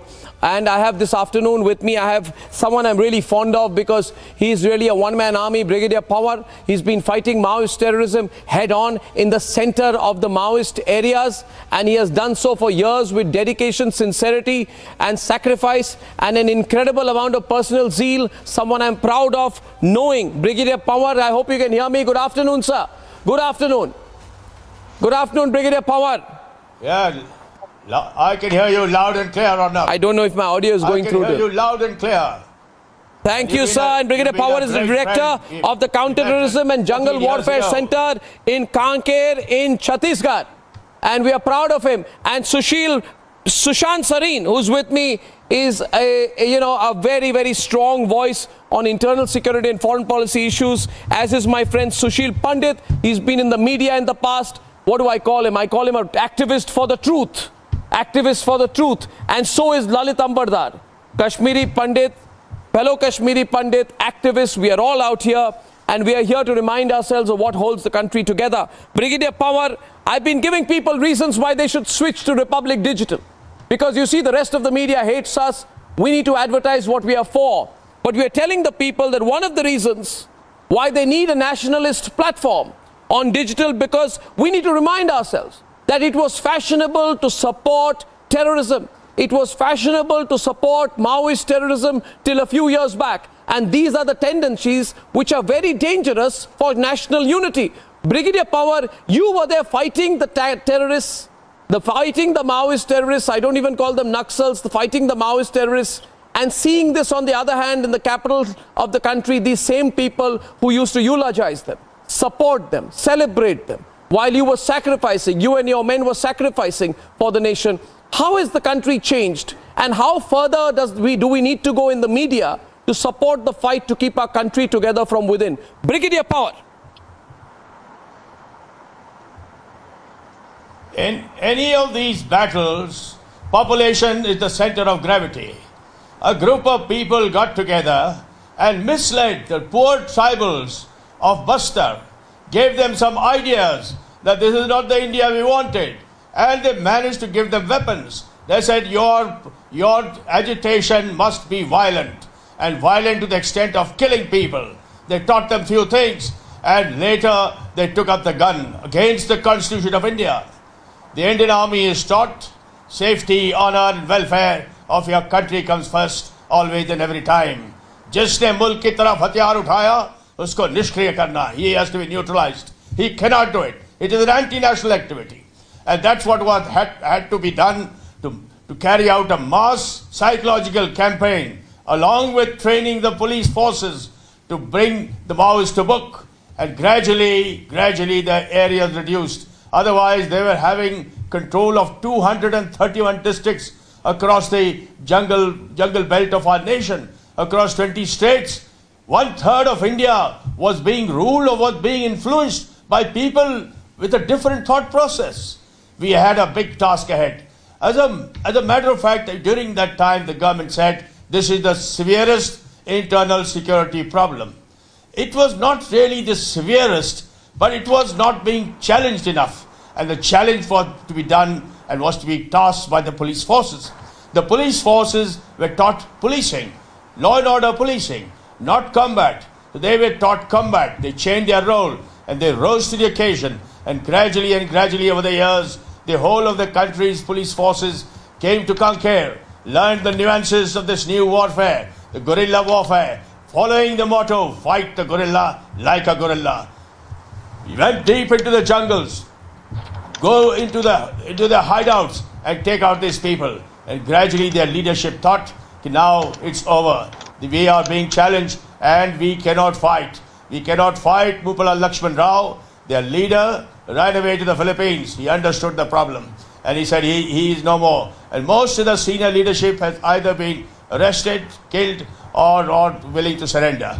And that's how the whole thing gradually, and as of today, there are just about 20-25 districts having influence and hardly very few casualties in 2022. Honorable Home Minister of our nation mentioned just yesterday that another 2 years Maoism will be a thing of the past, and that will become what was the intention of our college, to make Bastar a popular national and international tourist destination. That's where it is moving, with roads, aircraft. It will be. I tell you, I must say this recently. When you think of Brigadier Power, the way in which the state had given up on large parts of the country, large parts of the territory of the country were in the hands of all these groups. I was watching this. But it's taken the country a long time, and I believe Brigadier Power and Sushant, and you'll all bear me out on this, and I'd like the fellow anchors to come in. I think one of the reasons why this has happened is because we appeared to be weak as a state, Sushant. We were happy being weak. The politicians were happy to sit in the state capitals and the national capitals, make money, make commissions, give out contracts, get rich, buy farmhouses, travel abroad, get their foreign jobs for their children, and that was it. We had no vision for the country. I saw this in Netflix documentary recently on Veerappan, and I was reminded of what I saw at the start of my career. It was shocking. I remember sitting in a newsroom in Delhi and watching one man, described as a forest brigand, negotiate terms with the state, kidnap a film star, and everybody looked helpless. S.M. Krishna, Jayalalitha, all helpless. It happened because we allowed it. And it happened because हमने glamorize कर दिया इन लोगों को. You see, Shravan, when I started my career, which must have been at least 10 years before you started yours, there was an Arundhati Roy, 2009. Sushant, you remember, she justified picking up arms against the country. She said, and I quote, if I was a person being dispossessed who is being pushed off their land and being faced with a police force, I would say I'm justified in taking up arms against the nation. These are the people, they sit in press club today and say, why should we stop China from funding NewsClick? Yes, reality hai. Yeah, Shaman, I think you're getting provoked to respond. I'm happy. You can make the point and Sushant comes in, please. Yes. Yeah. Panwar will tell you, we have lost over 1,290 soldiers in that very period. Today, as Brigadier Panwar was saying, who exactly was giving the Naxals, the urban Naxals? Who was? Precisely. Sudha Bhardwaj, ladies and gentlemen. Exactly. When Republic TV exposed her, there was one digital platform who went on continuously attacking Republic TV. See, look here, she is the messiah of the poor in Bastar. And what Brigadier Panwar will tell you, these were the people who were carrying the message of someone at the power of corridor because they wanted this to exist. And that urban Naxal they existed for a very long time. The government allowed it. Brigadier Panwar, Sushant Sarin, you would agree. Who exactly is the urban Naxal? And also, please, I want to add to that to Sushant. You've seen the media in the past. He's a writer, he's a participant in the media and an academic and a free thinker. Sushant, the reality is, has the media done its job for the country? Or have we got confused by trying to give some kind of an ideological cover to terrorist groups working against the interests of the nation? Sushant. So, Arnab, I think the people whom you call urban Naxals, I call the Champagne Liberati. These are people who live in golf links and who live in fancy houses and preach socialism to other people. They worship poverty and they make money out of it. So they are poverty entrepreneurs. They're conflict entrepreneurs because they get their junkets by, and pardon my French, by shitting on India. That's what they do. And there's no easy way of putting it. And I think that's the correct way to describe it. And look, let's be very clear about something, Arnab. There can never be this kind of Naxalism until and unless the state turns a blind eye or is complicit in it, or elements of the state are complicit in it. You cannot have this activity happening unless and until you can. Look, the day the state decided that they're going to clean up Khalistan movement, and you gave a man like KPS Gill the charge, you cleaned it up. It took you a couple of months, maybe a couple of years, but you cleaned it up, right? And then the state, what did the state do after that? What did the governments or the elected politicians who are so toxic, even today, who are so toxic, what did they do 10 years later after terrorism was wiped out from Punjab? They started putting posters of Bhindranwale and other terrorists in the various gurdwaras. Even today, they are doing it. Even today, there is denial, but from the state, there is no pushback. Nobody who's coming out openly and saying that, look, you're talking nonsense. These are the kind of massacres, these are the kind of killings, these are the kind of things these terrorists did in Punjab. Okay, the kind of bomb blasts in markets, in temples, in schools, colleges, gunning down people, pulling people out of buses, massacring them. You are still silent. And even today, Arnab, and I might have my political preferences, but when I'm doing my analysis, I'm totally unbiased on it. Even today, I blame, for example, the BJP government. Why would you want to ally with the Akalis when they are doing what they are doing? How is that conscionable? How do you think that a party which openly panders to the separatist sentiment or soft separatism of the sorts that the PDP was doing earlier and puts pictures of terrorists in gurdwaras, why would you want an alliance with that party? Why would you want even an accommodation with that party? And I think these are questions we must ask. If we claim that we are nationalists, we must ask these questions of all politicians. And I'm glad that you guys are coming on the digital space. And I would really tell you, this space has to be free so that if you are upholding the national flag, then the national flag cannot be a political flag. And I'm sure that you are going to make sure that if there is a political party, regardless of whether we might like it or we might not like it, but if we think that they're doing something which we feel is not in the national interest, we must raise our voice against it. There are no two ways about it. Let's go back to Kashmir. You think Kashmir could have happened if the state was not complicit? If people who are supposed to be intelligent czars were not whiling away their time in whining and dining and playing golf instead of doing the job they were supposed to be doing in Kashmir, do you think Kashmir could have happened and we would have been taken by the kind of surprise we were taken by? It did not happen overnight. You have Sushil Pandit, he will bear me out. It started way back in the early 80s. It was building up. There were reports coming in that this is building up. Everybody slept on the job. And then all hell broke loose. Do you think if the state had not allowed it to happen, Kashmir could have ever happened? And when the state decided that you are now going to go and crush this damn thing, you've done it. I'm not saying that Kashmir is sorted out. No, we still have a very long way to go. It's still very precariously perched, right? Let's not fool ourselves. But when we decided we are going to change the ecosystem out there, we are going to disrupt that ecosystem which had developed, that entire conflict entrepreneurship that have developed in Kashmir, that you were running with the hare, hunting with the hound, taking money from all over the place.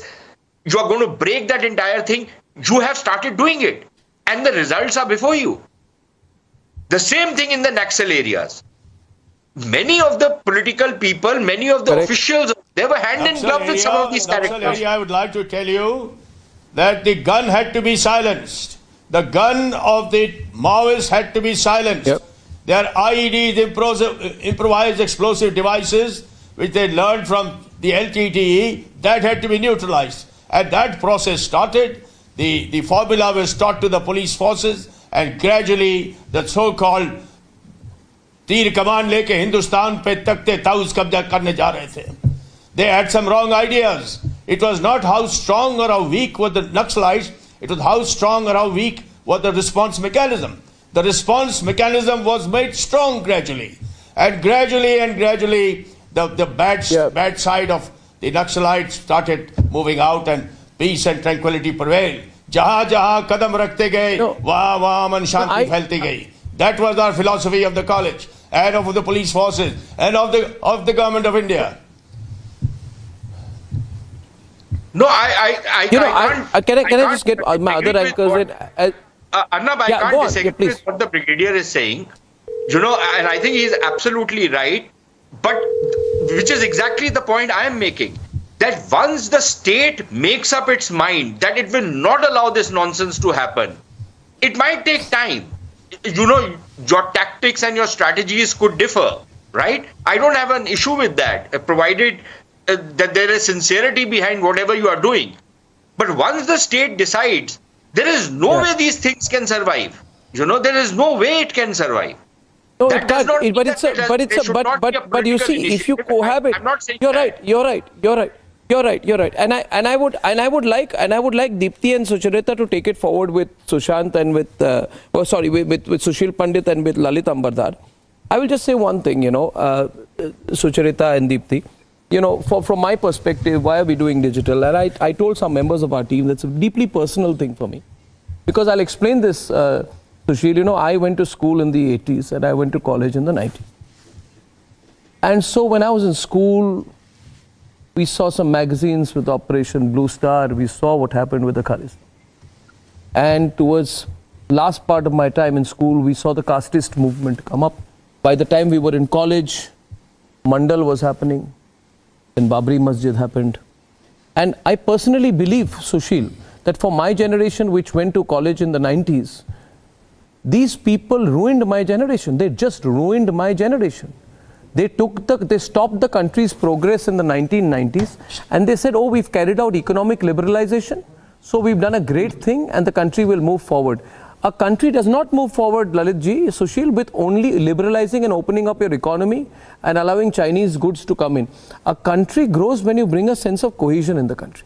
Now, Kashmir Pay, you can take it forward, but I'll tell you a visual thought of mine. I used to get very angry, Deepthi, when I saw Yasin Malik being invited as chief guest to every media event in Delhi. And there was the other Hurriyat guy, what's his name, you know, another Mirwais Umar Farooq, a man of my generation. Mirwais Umar Farooq was like this chic Sheikh preacher. Now, Mirwais Omar Farooq, because he was seen to be, he was seen as this young Sheikh voice. You didn't realize he would present one voice in the social club in Delhi and do one thing when he was preaching in Srinagar. And there was stone pelting, there was chaos. So please take it forward. What I'm saying is, these people, and one more thing, and I'll end with this. The one person who everybody used to celebrate is a person called Varavara Rao. Varavara Rao, advocate of free speech. Varavara Rao said, Maoists killed the police. When the greyhounds were killed, he said, Maoists killed police as part of people's war. They were justifying killing of uniformed people, and media was celebrating them. We are here to fight that media.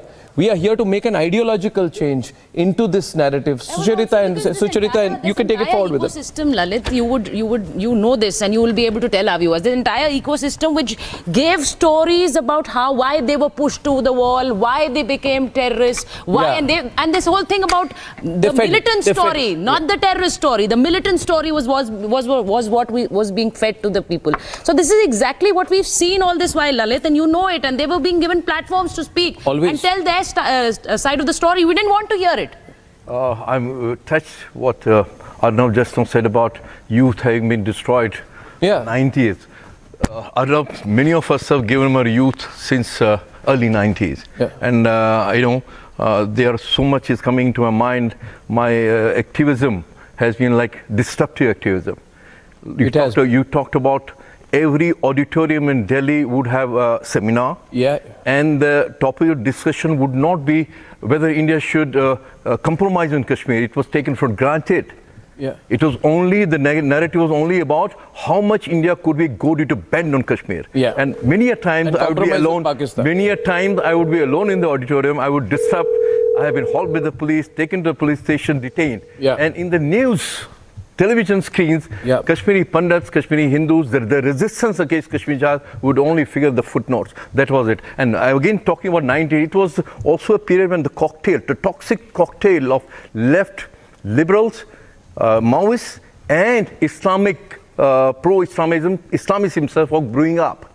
Don't forget. And also I would like to draw a distinction between Naxal terrorism and Kashmir Jihad. Naxal terrorism is, you have to understand, there was economic deprivation. There was many things that they were due to get, we were deprived of it because of poor governance. That you can demolish Naxal terrorism by providing them what is due to them. But Kashmir Jihad is inspired of Pan-Islamism. What was the role of the media? Ghazwa Hind is part of the same Ghazwa Hind. And never ever, I'm very sorry, even veterans would come on the television, deny, tell me on my face that it's not Pan-Islamism inspired. Then I will tell them, take out a white paper from which Muslim nation in the world jihadis have not operated in Kashmir, and they will go mum, and they will turn around face like jihad. You have not been a victim of genocide, but it has changed a lot. And I say, ever since the nationalistic journalism has come into the picture, you have been pioneering that, and we have a voice. Otherwise, I tell you honestly, my activism was, take out photocopies of what our activities, and I would distribute it in I'm saying for the first time, not many know about it, in public transport in Delhi. Stop the buses at red light, get in, distribute it. That was the only medium of communication. Today, there's not a debate, I can tell you proudly. Whenever ever there is a debate on Kashmir, anywhere in the world, there is a Kashmiri Hindu voice, national voice present. But I want to tell you also, and Sushil knows this, and maybe Deepthi can take it over, it is not easy to push through the nationalist narrative, because we have really fought hard to get our space, haven't we, Deepthi? I mean, last 10 to 13 to 14 years has been an endless fight. We were almost delegitimized. We were mocked. We were laughed at. Sushil knows this. We were told you are not media. We were told we were sellouts. And, unfortunately, I said this, that when someone I consider a mentor, Vinod Mehta, I called Vinod Mehta, passed away.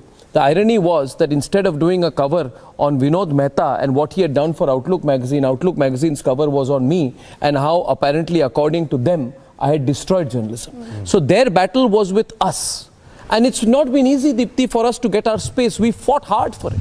Today I come on television appealing to people, pleading to people, requesting people, join me, support me, you're our only strength. We have big forces against us. But this change has been pretty recent. So maybe you want to take this discussion forward with Sushil. Can we get Sushil on this? Because this battle for space in the media does not come automatically. Briefly, and then we'll go. When you were detained in Bombay, and that's what I said. It's not the attack on Republic nor on Arnab Goswami as a person. It was an attack on nationalistic voice. No, it was on an ideology. Let me be clear. Yeah, it was India. It was an ideological battle. It was an ideological battle. I had Absolutely, I'm totally clear about it. Nationalistic voices, come out now, otherwise you'll be the next, and they are now on the hit list again. Absolutely. Oh, yes. And before I take it to Sushil, I'll just add to what Arnab just said, because, you know, we've spoken about Kashmir, Arnab, we've spoken about Naxalism, we've spoken about the Khalistani movement, but look at what happened during the Delhi riots. You know, what happened in Jahangirpuri. When there is a vacuum, it's easy to be a king. But when you are challenged on that digital space, these people really have a problem. Because there is a particular kind of narrative being said that, you know, this riots has been provoked by a certain group. This has been done with an agenda. This was done because, you know, you wanted to polarize votes, they said, during the Delhi elections. A lot of political parties, you know, they will create such conflict, Sushil, because it helps them to add to their votes. To create a doomsday kind of a scenario that because this is a government that has no control, you know, they cannot challenge that government on their intent, on their narrative, on the fact that they are very direct. They're really in your face. They'll be very clear, this is our agenda, we stick to it, and we will go to any lengths to follow that. Because they think about the country first. But because you will think of your political parties, your interest, your vote bank, perhaps how you will get money, Sushil. I think that is also a crux of the problem. And I remember during the coverage on the Delhi riots, Arnab, a lot of our viewers said, why don't you all come on the social media? Because again, that is a space that was unchallenged. Lalit, if you remember that. There was a police officer, I very clearly remember, who was tortured. I mean, I'm just being very kind with those words because the kind of treatment that was meted out to that police officer. But you had a side of the media not wanting to talk about what happened with that. 3 dozen stab wounds on the soldier. They didn't want to talk about it. We did not talk about it. I mean, that is what, and with Arnab, you know, I've spent 12 years with him. One thing is very clear. You're very clear, factual on your stories. We are very direct, we are in your face, you like it or not, but you cannot ignore it because you cannot ignore the truth, Sushil. And I think this is where a lot of conversations, Lalit, that you know we've had with you, with Brigadier Ponbar, with Sushil, and also with Sushant will tell you that we don't mince our words, Sushil. So why don't you tell me that, you know, when you move from the television to the digital space, clearly there is a lot of audience. Now, there is a lot of audience because a lot of them are not, you know, having access to televisions. They will just read what is, you know, given to them perhaps, or just watch videos that are also doctored. There's a lot of, you know, fact check that continues to happen on the digital space also, Sushil. And I'm sure that you've also seen that. The Tukre gang, what happened in the Jawaharlal Nehru University, people being called the names. Coverage of the Singhu border. Republic was banned from entry into the JNU. Now, why? Because we were not liked there. Why? Because you ask certain uncomfortable questions, Sushil. But that is again not journalism. You know, if you are running away from questions, Arnab, that is also it's about something that you're hiding, perhaps. Maybe Sushil takes that. Sushil. Thank you, Deepthi, and congratulations to Team Arnab for now getting into digital space in an organized, big bang manner. Digital media is but another delivery system. The battle remains of content. The battle remains of a point of view. So while it is a new and different delivery system with a different kind of audience, the challenge, the fight is quintessentially the same. And since we have lived through these nauseating times of hypocritical neutrality, where now people accuse us of being partisan, we've seen when they were acting as gatekeepers of traditional media, what kind of neutrality they practiced. We were starved of even centimeters of space in the print. They would decide what was news and what wasn't. That is what made them blind to our genocide in Kashmir. That is what made them blind to jihad that India was getting enveloped into year after year. That is what made them blind to atrocities to the common public across the length and breadth of this country. This was the challenge. And today, when you successfully challenge them in the television space, and they have hop, skipped and jumped from print into digital because they thought there was a vacuum and they could fill it up, we look like a little late moving into digital area. But then, Arnab, you were late coming into television news as well. Don't we remember that? So it is it's a matter of time. It's a matter of time when these honchos. No, we were late on. Doctored news. It's a question of belief. Absolutely. Yeah, it's a question of belief. See, Sushil, it's a question of belief. We were late. We were late, but we were late. But I think people know. Please be on your face. Arnab, can I say something? This is a challenge that needs to be met. You have done it in television, you will do it in digital, and you will hopefully be there to fight it in any other delivery system that may come up later. The point is, in every language, on every platform, in every arena, we need to meet this challenge head on, because we know that they create a make-believe world, they spin narratives, they peddle falsehoods because they go unchallenged, because they don't see the contest coming. And they've survived these decades because there was no contesting them. Nobody challenged them. And the moment challenge came, they fell like a pack of cards. That is the power of the truth. And this power of truth will prevail time and again, also in digital media. You know, I remember I just, with everyone on the screen, I want to add one small thing to this, Sushil. Sushil, you know, we are in India of 2023. I'm a student of history, so I turned the clock back 100 years and we try to remember what was the India of 1915, what was the India of 1919, what was the India when the Jallianwala Bagh massacre happened, let's go back 60 years, what was the India 70 years of the East India Company, what was the India pre-1857, and the India that existed then was an India that allowed foreign forces to enter the country unchallenged because we were divided, and that's why 250 white men could rule this country by dividing the country, and there were people within who were moneylenders to the British and who gave money to the British to buy arms and armies of Indians against Indians.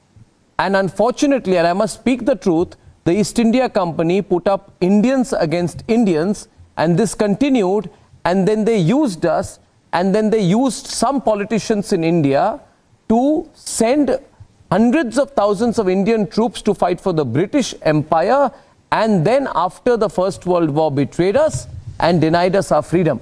The fact is, Indians were put against Indians. Now, why am I going back 100 years? Sushil, Brigadier Pawar, because the reality is that in 2021, there is an article published in The Wire which says 6 Canadian MPs urged their foreign minister to speak up on farmers' protest. You see, मैं historical reference से बता रहा हूँ ना. I'm saying that how do we allow the foreign hand to come in? उनसे पैसा ले रहे हो, उनका promotion कर रहे हो. Is it accidental? Did you try to divide on religion? Did you spread a lie during the farmers' protest and say that the farmer was shot by the police when the fact was he was killed in an accident? Which means you are trying to spark people. You are trying to spark violence. This was a video, Arnab, that correct. Live. It went viral on digital. Yeah. And no one apologized for having created that kind of narrative. Yeah. No. Yes. Yes. You see, this is, we've always had the enemy within. Blacked out by their own channel for a month. They show up again. You know, where do they get this confidence from? That after being shamed and exposed we must and understand by their own channel for a we month, must understand. No, it is an ideological battle. Sushil, it is an ideological battle. It's not ordinary. We should be open about this ideological battle. Sushil has been wanting to come in. Sushil. Arnab, you see, I go back to the times when there were gatekeepers. Let me get Sushant also in. Sorry, Sushil. Let me get Sushant also in. He's been wanting to come in. Yes. Now, when you had gatekeepers who decided what was halal and what was not, the truth was the biggest casualty. That is when they decided whether this news merits a headline or gets buried in the page number 8 without a picture. And that is how, in the 90s, when a catastrophe struck Kashmir, people are asking me today, why didn't we know? Where were we? What happened? This is what happened. Because we played it down. Because we played it down. Because we played it down. No, principally we played it down. We didn't take on anyone. We didn't take on anyone. I am asking today, Sushant has been in the media from the Jeep scandal, which Firoz Gandhi spoke about, till Bofors, and from Bofors to CWG, were there no scams in this country? Or were they unreported, Sushant? Arnab, there was an ecosystem of journalists. You know, they got free housing, they got junkets. The Prime Minister, President would go, he would take an entire entourage of journalists who were then wined and dined, and they were given access. They were given very lucrative contracts on Doordarshan News. And the moment those contracts stopped, the government became very bad. People who had expectations of being appointed to government positions, being given doled out all kinds of favors. When that stops, the gravy train stops, obviously there'll be a lot of angst. As long as the gravy train was continuing and that ecosystem was created, nobody had any problem. Every year, Arnab, let's talk facts. Every year, every second year, there used to be a major communal riot in this country. I can rattle them off one by one if you want. Bhiwandi, Meerut, Malyana, Moradabad, you talk about Bombay, you talk about Delhi, you talk about Gujarat, Ahmedabad. I could rattle them off every year, okay? But it was a secular government. There was secularism at that. Bhagalpur, Nelly. But secularism was alive. Because it was the ecosystem. The ecosystem supported it. Okay, nobody bothered about it. There was no backsliding of democracy. All of that happened. We've seen that before our own eyes. Okay, all those guys who are now, getting all apoplectic about democracy and about secularism, always never had a problem. Even today, if you are in a particular state, now there are some journalists who tell us that they can breathe and move very easily in states where the BJP is not present. I am not a representative of the BJP, but I'm just telling you about the hypocrisy of these people. Can they go to some of these states? For example, somebody writes an article on a comment made by the son of the Tamil Nadu chief minister and an FIR is filed against him. The poor guy is running for bail. Somebody says something, there is another state in the east of India where multiple FIRs are filed against people. You've seen what has happened to you for whatever you were being prosecuted for and hounded for. So we've seen this. Democracy at that time is surviving, it's thriving when this happens. Okay, but I think, Arnab, let's come back to today and what you guys are trying to do. I think the digital space is the future, whether we like it or not. And the reason for that is the way mainstream media, or what is called the legacy media, has operated over the last many years. You look at the big media houses outside India, you look at some of the big media companies inside India. I, for example, go to Twitter or X as it's now called for my news. Because I'm getting the most, and I get a lot of fake news in it, but I get a lot of undiluted facts, and the fastest facts are reported. Now, there was a time when the fastest facts were reported on television. No longer. They are now reported on the digital space. And if you are not in that space, you are not in the news space.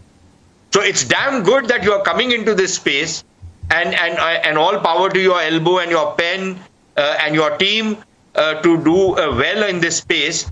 Maybe you are late, maybe you are not. That's it entirely depends on how you function. But this was a space which you could not afford to let go of. And now that you are in this space, I have to tell you this, Arnab, you can't be hosting hashtags and not have a Twitter handle of your own.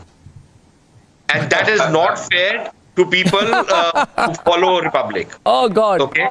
I'll hide behind yours. Seriously. I'll hide. Viewers, I'm going to tweet using Sushil Pandit and Sushant Sarin's very active hashtags. Anyway, all our anchors have.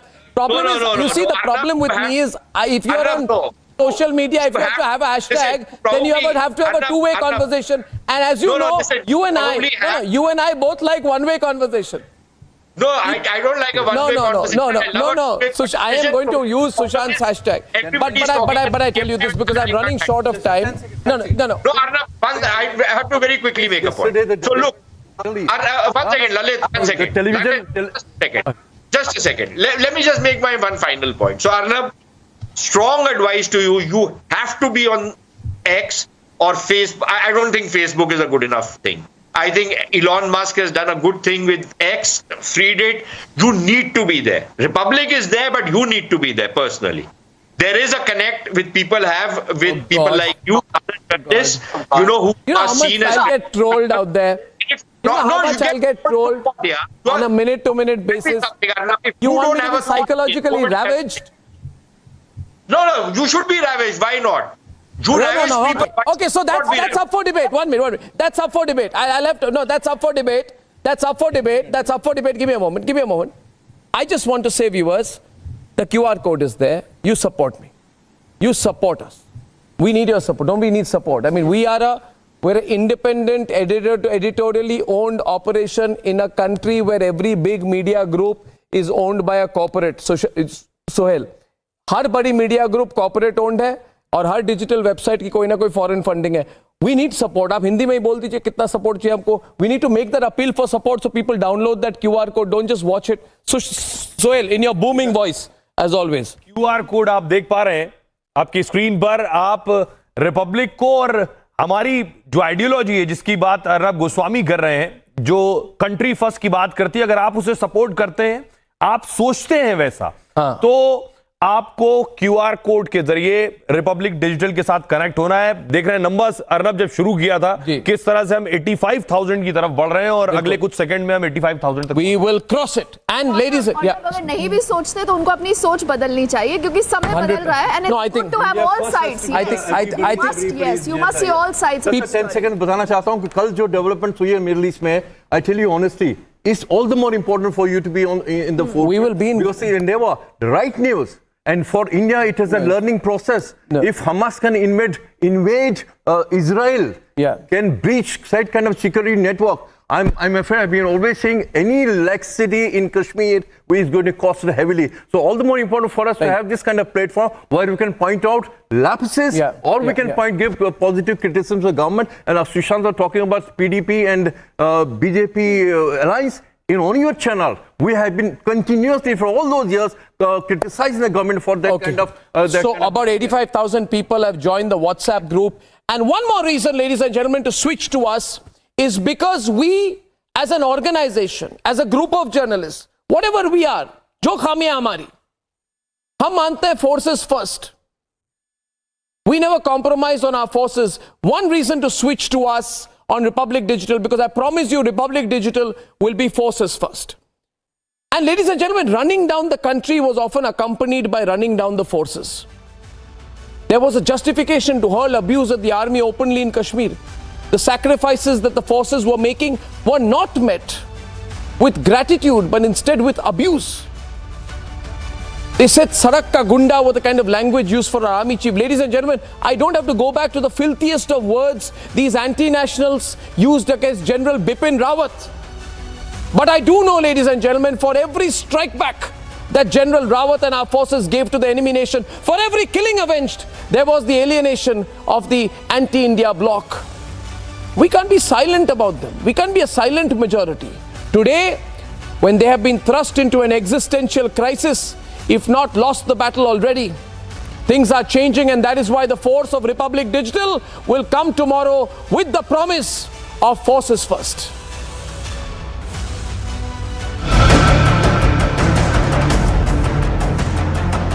For years, it was fashionable to abuse the armed forces.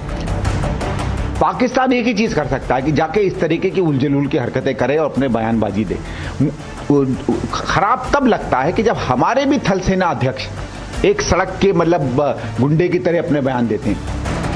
until Republic openly called out these army betas. Indian security forces today completely crushed 2017's biggest Fidayeen strike. We lost 5 brave CRPF men in the fight, but their sacrifice has once again been derided by the anti-army brigade, led by people like the Congress party's Sandeep Dixit. When cynics wanted proof of surgical strike, Pakistan की सरकार एक बस भर के अंतर्राष्ट्रीय पत्रकारों को border पे लेके गई है और वहाँ ये दिखा रहे हैं कि देखो भारत कह रहा था यहाँ पे सर्जिकल स्ट्राइक हुए हैं, यहाँ तो कुछ भी नहीं हुआ। वो दिखा रहे थे कि देखो यहाँ बच्चे खेल रहे हैं, ज़िंदगी नॉर्मल चल रही है, लोग अपना रह रहे हैं, यहाँ तो सर्जिकल स्ट्राइक जैसा गोलाबारी जैसी कोई सबूत ही नहीं है।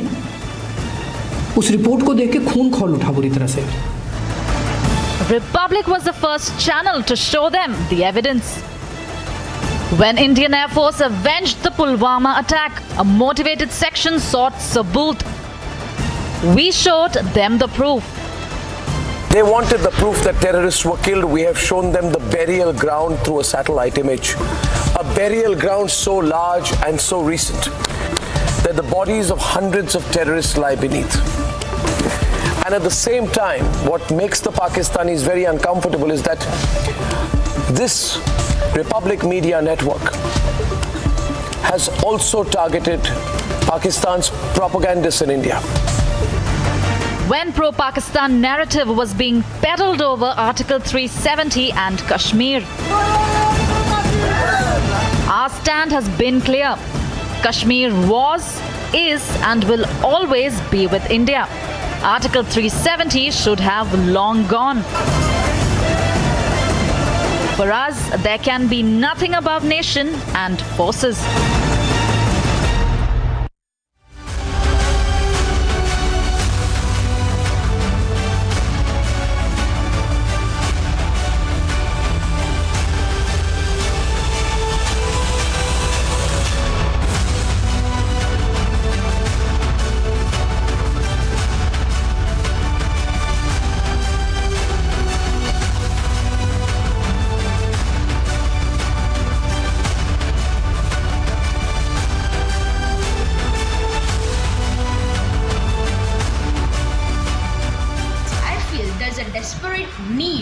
For one nationalist organization to enter digital, and when it comes to nation first, for me national interest is above anything.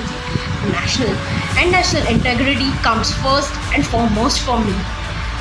Being unbiased when it comes to nation is not journalism for me. And lastly, wishing all the very best to team at Republic. Thank you so much. I feel there's a desperate need for one nationalist organization to enter digital, and when it comes to nation first, for me national interest is above anything. National integrity comes first and foremost for me.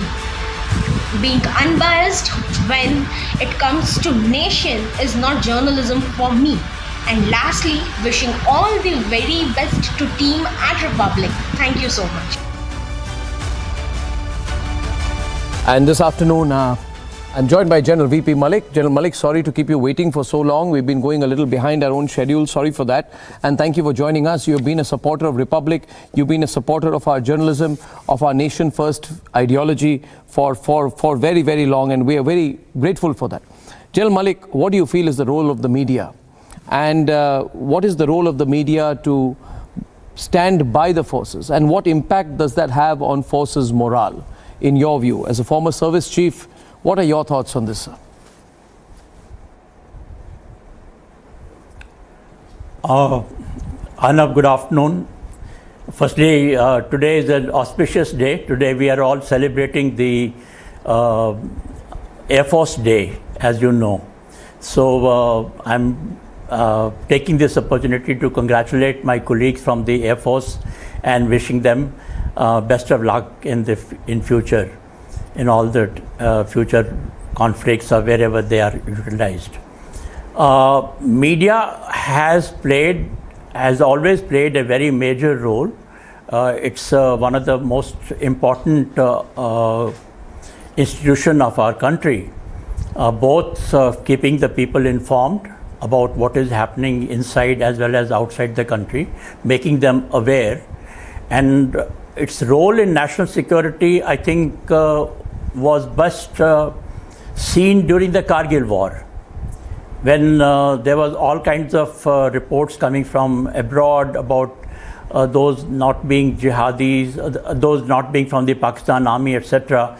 And we were also not so conscious of the media's role at that time. And that is the time I saw the major role, very important role that media can play by bringing out the truth. And that truth that came out about the Kargil war, I must thank media for that. There were a few mistakes made both by media as well as by us also, because we were still in the learning process. But over the years, one can say that media plays a very important role, particularly on national security issues, and making sure that our national interests are not violated or compromised on that. So today, I believe you are going digital. My congratulations to you on becoming digital with your Republic channel. Well, thank you very much for that, General Malik, and we would like to thank you for your support. And I would like to begin by asking you to be one of our first contributors on Republic Digital with your thoughts on issues concerning the defense forces. So General Malik, my second question to you is that, it is felt by these groups that to be critical of the army is not to be critical of the nation. Now, I hold the view that if you are going to misrepresent facts, then it has a tremendous impact on the morale of the army. And I'll share one example. There was a shocking image of a child sitting on his dead grandfather after a terrorist bullet pierced through him in Sopore. This is July 2010. This was twisted by certain media groups to say that this was a result of an army shootout. This was pure counter propaganda, but it can have a tremendous impact on someone from the forces, from the counter-insurgency forces or Rashtra Rifles on the ground, can't it? It can even threaten them. Of course it does. Arnab, of course it does. We expect the media to bring out the truth. I have no doubt about that. But to twist the facts and show it the armed forces in a bad light, I think is I would call it a national sin, if I can use that word.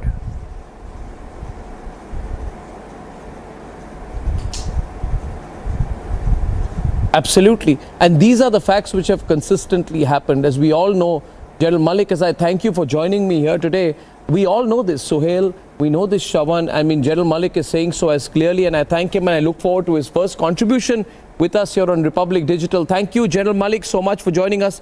The fact is, Shawan, you've covered the army.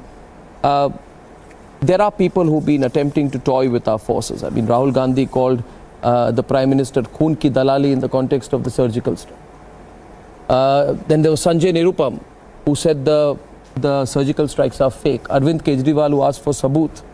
Manishankar Iyer penned his degrading anti-army thoughts in a long op-ed published on 6 June that year. Sandeep Dikshit of the Congress called the army chief Sarakka Gunda. And all of these things have been published, Shawan. Deepti, Suchar, they've been published. And if you ask these people why are they being published, now welcome. I can see that General G.D. Bakshi, General K.J. Singh, former GOC in C, Western Command, General G.D. Bakshi is with us. General Bakshi is with us, and Major Samarpal Tur. Maybe you can start that conversation with them, and General Bakshi to start with, and General K.J. Singh after that. That the pride of the forces were toyed with. No doubt about it. Shawan. Well, in fact, General G.D. Bakshi, we saw what really happened post the Pulwama attack. We saw really what happened after the Uri attack. We've had journalists, digital platforms then going and talking about, oh, look here, the father of Burhan Wadi was a teacher. Then you've had several such articles being published even during the Kargil war, and it has had its own impact. General VP Malik has pointed out about the fact that the role that media has played, and not to forget, the media, the role that it has played for batting for talks with Pakistan. Till today, you would have many saying that why not talk to Pakistan? How can you actually talk to a terror state? I think our question is to General KJ Singh, because General GD Bakshi's audio is not through. Okay. Yeah, General KJ Singh, you heard that. That was from Shawan Sen to you, sir. Arnab, Jai Hind, thank you. And Jai Hind to others who are anchoring this show. Thanks, sir. Today is the day, like General Malik said, that it's Air Force Day. Let me borrow their motto to say, Dabam Sparsham Deeptam. I wish your digital platform also spurses the horizon with the glory. The way Air Force, we think, should touch the sky with glory. I hope your digital platform also touches the viewers and horizon with glory. Now, Arnab, the problem is that today is the generation of cognitive warfare. And if infosphere does not tolerate vacuum, you need to be there first. You need to be there in presentable format. Let me confess with you, sometimes I watch Khan, sir. Many of us may laugh. Why is he watching Khan? But Khan presents it in such a way and in such a format that you love watching it. So I hope your channel would take recourse to simplifying the content, training your people, and putting it out in regional formats and in vernacular mediums, because that is where the viewership resides. See, we all, people like me who have grown up in Sainik schools, which are also public schools, English medium, this is not where India is. India is far beyond that. And you have to capture that audience. And you have to be fair to armed forces.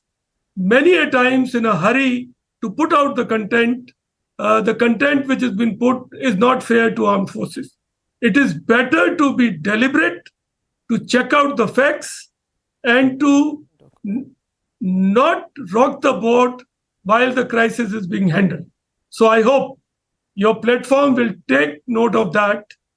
Initially, it is good to hold back the information in my perception and put it out in a logical, verified and validated manner. That's how, Arnab, I would like to propose to you. And I have given you some hints as a viewer, because I have worked in this team in Punjab, in J&K, in Nagaland, in various places where we fought terrorism. And you can really define that battle, you can shape it, but you have to do your act well. Otherwise, people, there is a plethora of content which is available. So you have to make yourself differentiated and occupying that niche space. That's what I like to say, Arnab. No, I think we are very clear in our intent. I'm not sure about whether people agree with our presentation, but हमारे साथ सोहेल है, सुचरिता है, and the fact of the matter is we are very clear in our content. General Bakshi, you know us. There is purity of intent and clarity of thought. हमारे से बिल्कुल 100% I think we have purity of intent. हम क्या कर रहे हैं? We are not here for ratings. We are not here for commerce. We are here because we believe that there is a nationalistic cause. There is, without doubt, there is a nationalistic cause. I think he's wanting to give you the mic out there. So the point here is, I want General Bakshi to come in, because General Bakshi हमारे एक तरह से comrade in arms है हमारे साथ हमेशा. हर लड़ाई में हमारे साथ रहे. General Bakshi is like a father figure to me, and he knows it. So I want to go to General Bakshi, क्योंकि बहुत बार लोगों ने देखा है कि General Bakshi गुस्सा हो जाते हैं और लोग पूछते हैं कि General Bakshi को गुस्सा क्यों आता है. But I think he has the same feeling as us. Purity of intent and clarity of thought. So why don't you ask him? We can take the guidance of people like General Bakshi, General KJ Singh. There are seniors on how we should approach our journey in digital media. Sohail, please. General Bakshi, अगर आप बताएं जो बात अर्नब कह रहे हैं, social media पर भी इसकी बहुत बात होती है कि आपको गुस्सा आ जाता है, लेकिन वो गुस्सा हम सबको आता है जो पोस्ट फर्स्ट और कंट्री फर्स्ट की बात करता है, इंडिया फर्स्ट की बात करता है, और हमें लगता है जब आप दिल से बोलते हैं तब वो गुस्सा साफ नजर आता है। जो शुरुआत अर्नब गोस्वामी ने की इस बात को लेकर कि एक वो वक्त था जिस वक्त जो टेररिस्ट हैं उन्हें विक्टिम जैसा दिखाया जाता और जो फोर्सेज हैं उन्हें। मैं फौज में था, I served as a sector commander Rashtriya rifle Kishtwar. I have faced the brunt of it. उसके बाद मैं Romeo force Rajouri. Hello, can you hear me Arnab? बोलिए बोलिए बोलिए, आवाज आ रही है जनरल साहब। Hello, I can hear you sir. Hello, we can hear you sir. शायद phone, but we'll try to go back to General Bakshi again because people want to hear him. You see, General Bakshi and people like him, Sucharita, the straightforwardness with which they put things through. इसमें कोई theory नहीं है, ये practical life experience की बात करते हैं हमेशा. And I think somewhere there is a chord that he touches with people. और जब हम कहते हैं अर्नब कि he is a veteran, इन्होंने युद्ध देखा है, इन्होंने वो परिस्थितियां देखी हैं जिसमें सेना काम करती है। उन परिस्थितियों में काम करने के बाद, सैनिकों को देखने के बाद अगर कोई सवाल उठाए उन सैनिकों पर और सबूत मांगे तो वो वही गुस्सा आता है जो जनरल बख्शी को आ रहा है, जो कई बार अक्सर उनका गुस्सा फूटता है, हम कैमरे पर देखते हैं। इसीलिए जब I think he's back. General Bakshi, line had got cut. आप बोल रहे थे, please continue sir. We can hear you clearly now. General Bakshi, we can hear you clearly now. Please continue, sir. Thank you, Arnab. Thank you. Arnab, it has been a long journey with you, and it has been, it has had its ups and downs, but the fact is, you can't really imagine the kind of change that you have brought to the narrative, to the national perspective. When there is an assault, let's not minimize the threat. The Chinese are turning out reams and reams on cognitive warfare, on changing perceptions, on changing narratives, on changing the story, on using spin doctoring of the news. We were at the receiving end. Arnab, I served as a sector commander in Kishtwar. I had to face the boys. Hussain साहब, एक तो हम अपना जान जो है जोखिम में डाल रहे हैं, मर रहे हैं, घायल हो रहे हैं, ऊपर से साहब हम गाली खा रहे हैं, ऊपर से साहब रिटायरमेंट के बाद हमको बुला के यहाँ कोर्ट कचहरियों के चक्कर लगाए जाएंगे। आप बताइए साहब, हम क्या करें? That was the situation. I'm telling you where the shoe pinches. I have been on the ground. I have had to face those boys. I've had to hold their hands as they were dying. I have seen a boy shot up with his gut spilling out, trying to put it back so that the doctor can stitch him up, and then to face this calumny and slander, from these ersatz coffee drinking club of people who would sit in, very expensive Baresto restaurants and berate the army, abuse the Jawans, call them rapists, murderers, put you on the back foot, stymie your operations. I've seen it all, Arnab. The army appointed me as the Brigadier General Staff Information Warfare in Jammu and Kashmir. I had to face the brunt of it. We didn't have allies like you then when I was in service. It's after retirement that we've really, got an ally in the media. An ally who has made a difference. You made a difference. Dash it all. The narratives that were being propagated in JNU. They didn't want the national flag there. Indian Army, de ragada. Who changed that narrative? Do you hear those slogans there now, Arnab? You don't. And I'm very straightforward. The country has your channel and you to thank for it, because there is somebody who taken up cudgels on the national behalf, on behalf of the country, on behalf of the poor soldier who's getting shot at, who has no way of defending himself from calumny and slander. And not just the Jawan. I mean, the previous chief of defense staff being called a sadak chap gunda.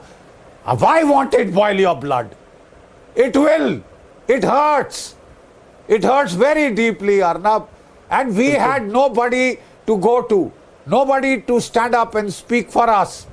You know, I remember we used to go to a certain channel where one of those ladies acted like the prima donna, you know, like that queen of the narrative.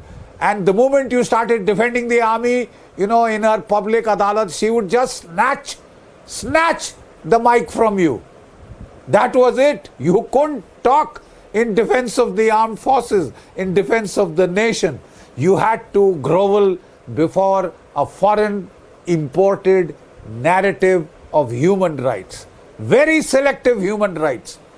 If the American army did things in Iraq, in Afghanistan, it was par for the course. If the Chinese tortured the people of the Uyghurs of Xinjiang, it was par for the course. But the Indian army was to be selected, to be vilified, to be slandered, and, you know, made to feel guilty. There are two disorganizing emotions in combat, Arnab. One is fear, the other is guilt. When a whole army of media spin doctors take on the cudgels to impose guilt upon the nation, guilt for defending yourself, guilt for defending your people, guilt for defending the pundits. Open the lines. It's not secular. Let the pundits be killed. You know, Pandit lives matters. Hindu lives matter in Kashmir, anywhere else. But that narrative was one of, you know, I'm getting a lot of calls, General Bakshi. Socialism, secularism. I'm getting a lot of calls, General Bakshi. Change that narrative. I'm getting a lot of calls of people watching you, listening to you. Right now, a lot of people are saying, General Bakshi, humko phone lines khol dijiye aaj. Phone lines khol dijiye aaj. People are saying, General Bakshi. People are saying, you are so aligned thank you, to General the future. Bakshi. You have always been a visionary in the thank media. you, General Bakshi. I remember you talking years back of going digital. A lot of people are calling right now, General Bakshi. They are saying phone lines khol dijiye. Phone lines khol dete hain, and people are also asking Sucharita Sohail कि सोहेल से बात करना चाहते हैं, सुचरिता से बात करना चाहते हैं, सबसे बात करना चाहते हैं. So I'm going to open the phone lines and make them speak to you. So let the phone lines ring right now. And as we wait for the phone lines to open up, if you go on republicworld.com right now, you'll see a plate. And that plate will say launching 9th October. And in the course of the next few minutes, in fact, I'm going to explain to you how you can switch. So I'm going to put out what I would say do-it-yourself kit on how you can switch. And if I can just get the pointers on that from our product and tech team. And also, viewers, I want to tell you in some time, I am going to bring in people from our editorial and technology teams. I am going to get people from our editorial and technology teams to tell you about how we are going to build a better and superior product and technology experience. Because after all, we're not saying we're only bringing out our narrative. We are going to put it out in a better user interface, so the technology team and everyone is going to be on air. And I'd like to see on our screen a lot more. People are saying, okay, we're ready to switch now. Tell us how. So I need the do-it-yourself kit from our editorial team on how the switch should happen. Should I open the phone lines, please? Is the phone lines available? Let's go back to our interactive desk. Okay, let's go back to the interactive desk and take a few calls. And maybe our viewers can talk directly to many of our anchors. Over to you on our interactive desk right now. Well, Arnab, of course, there are a huge flow of callers now. G. Janardhan Reddy from Hyderabad is joining us now on the phone line. Sir, please go ahead.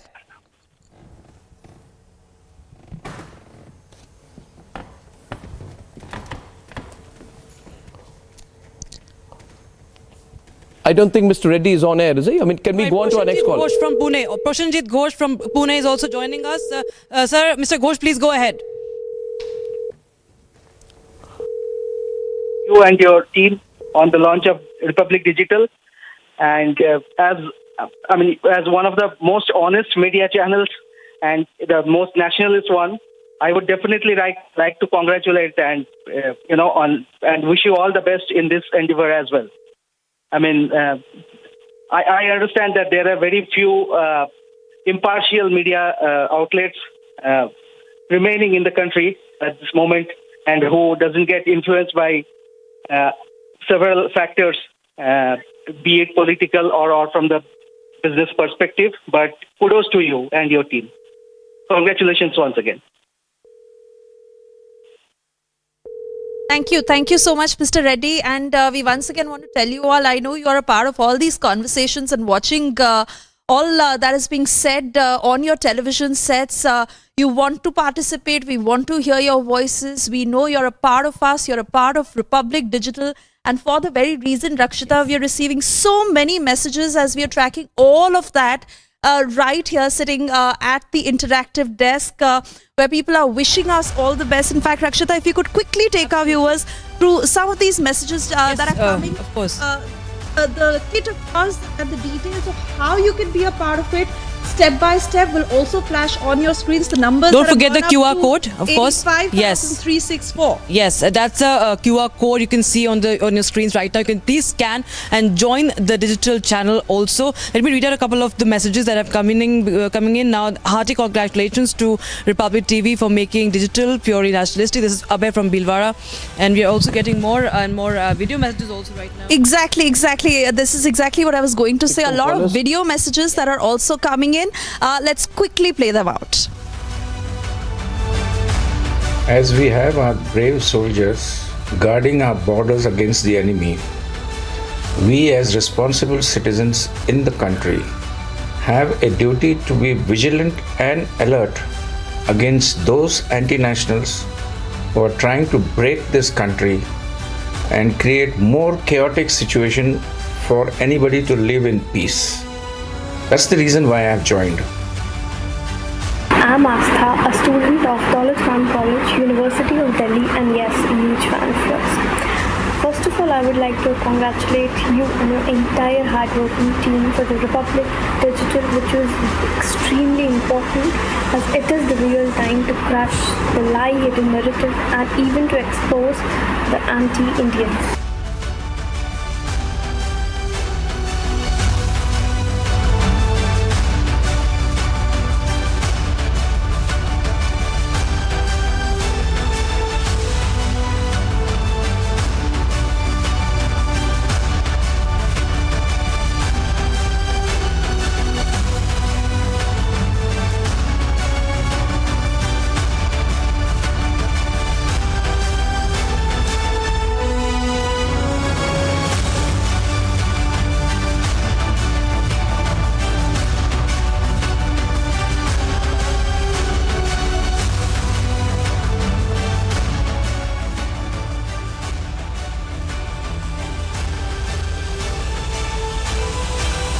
Get a step-by-step method on how you can be a part of Republic Digital. That, of course, will continue to come in as more and more callers are a part of our broadcast. Major General O.P. Sabharwal, he's calling from Dehradun. Very good afternoon to you, sir. You've been watching all along. Your thoughts to us.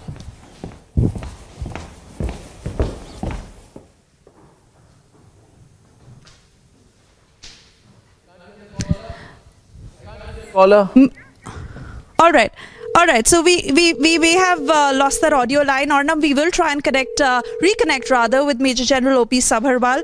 But we do have our next caller just coming in. All our anchors who are in the studio, Arnab, of course, and all our guests who continue to be with us. So right many here behind you, only to tell you that if you log into Republic World right now, all you will see is you'll see this on your screen. It will tell you, you'll say what's happening. Well, basically, we've frozen the screen right now. We're not carrying any content. Very difficult for us as journalists not to be carrying content when there's breaking news.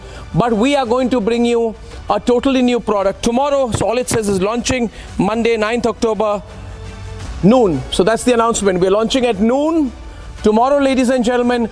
And we want you to make the big switch at noon tomorrow. So all the best to us. So on the screen tomorrow,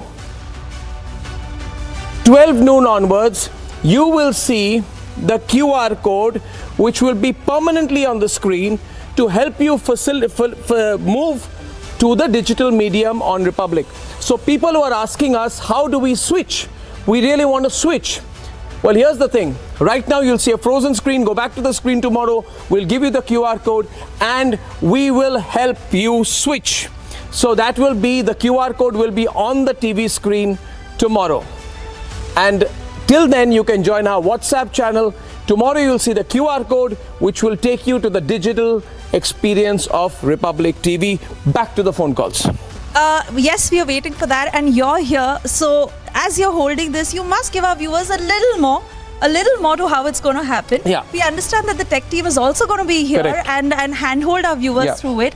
But how is digital going to pan out bit by bit? Well, I'll let Tapan and Tanvi talk about that. They head the business and the editorial on digital. They are the stakeholders of the business, and they'll be able to tell you in more technical terms. But what I can say, Swesha and Rakshita, basically is that I believe one thing is the content, second is the nature of presentation, third is the diversity of content.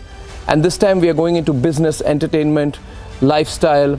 And ladies and gentlemen, all I can tell you is those who are part of the WhatsApp channel, those who are downloading this QR code will also on the WhatsApp channel get the QR code on the same WhatsApp group. So this is like one big alert we are doing on how you need to switch to Republic World. So we are calling it scan to switch. So we have many more callers. I think we need to take the callers in. It's all very exciting, and we'll take some callers, and maybe I will let Suhail and Sucharita talk directly to the callers. Should we do that? Yes. So the callers are coming in. Yeah. We have Mr. Narayan Thakur from Pune. Very good afternoon to you, Mr. Thakur. What do you have to say? Let's also put Suhail and Sucharita All of us are here. Yes. I just want to say one thing. Millions of blessings to Arnab and his team. And you ladies who are there, you are like my daughters. Millions of blessings to you. Today, my country is safe in Delhi and with Mr. Goswami, two of them. Arnab, I'm looking at you on TV. And believe me. Yeah, so am I. I can't see you, but I can hear you. I can feel your sentiment. Thank you. I can feel what you're saying. I can feel the love in your voice, sir. Thank you. Thank you, Thakur Saab. I will put Suhail and Sucharita, who will talk directly to all our callers. Henceforth, Suhail and Sucharita, over to you. In fact, let's quickly also have Major General O.P. Sabharwal. We've been able to reconnect with him. Thank you, Mr. Thakur. Major General O.P. Sabharwal, we've been able to reconnect with him. He's talking to us from there. Okay, let's hand it over to Suhail and Sucharita to talk to General Sabharwal. Call कर रहे हैं स्वेशा बता रही है general अगर हमसे connect हो पाए मेजर जनरल सबरवाल देहरादून से कॉल कर रहे हैं पहले भी शायद उन्होंने कॉल किया था और बहुत से लोग जुड़ रहे हैं और जुड़ने के साथ साथ डिजिटल पे स्विच कर रहे हैं सबसे बड़ी बात है ये बार बार हम दिखा रहे हैं अर्नब ने आपको भी दिखाया भी है ये क्यूआर कोड जिसे आपको स्कैन करना है और डिजिटल की दुनिया में रिपब्लिक के साथ जुड़ जाना है सबरवाल जुड़े हैं आई थिंक जुड़ चुके हैं आप पूछ लीजिए जनरल सबरवाल क्या आप सुन पा रहे हैं हमारी आवाज 86,364 लोग सीधे हमारे साथ जुड़ चुके हैं सिर्फ कुछ घंटों में अगर मैं कहूंगा ये जो क्यूआर कोड आप देख रहे हैं आप भी इसे स्कैन करके रिपब्लिक के साथ जुड़ सकते हैं और यकीन मानिए ये इतना बड़ा इसे मिशन की तरह लीजिए ये एक्चुअली मिशन है ये ऐसा मिशन है जिसके साथ आप जुड़ने के बाद आपको एहसास होगा कि आप पहले से शायद यही सोचते थे शायद यही चाहते थे तो शायद और आज रिपब्लिक ये प्लेटफॉर्म भी दे रहा है उस आइडियोलॉजी को जो इंडिया फर्स्ट की बात करता है बिल्कुल और शायद मेजर जनरल सबरवाल जुड़ गए हमारे साथ सर आपको आवाज आ रही है हमारी शायद एक बार फिर से कोशिश करते हैं बहुत से कॉलर्स जो कॉल कर रहे हैं उन्होंने स्विच कर लिया है बहुत से शायद फोन करके बता रहे हैं कि वो स्विच कर रहे हैं और ये जो लगातार हम आपको क्यूआर कोड दिखा रहे हैं और आज बता भी रहे हैं कि क्यों रिपब्लिक डिजिटल पर आपको आना है बहुत से आप हमसे जुड़े हुए हैं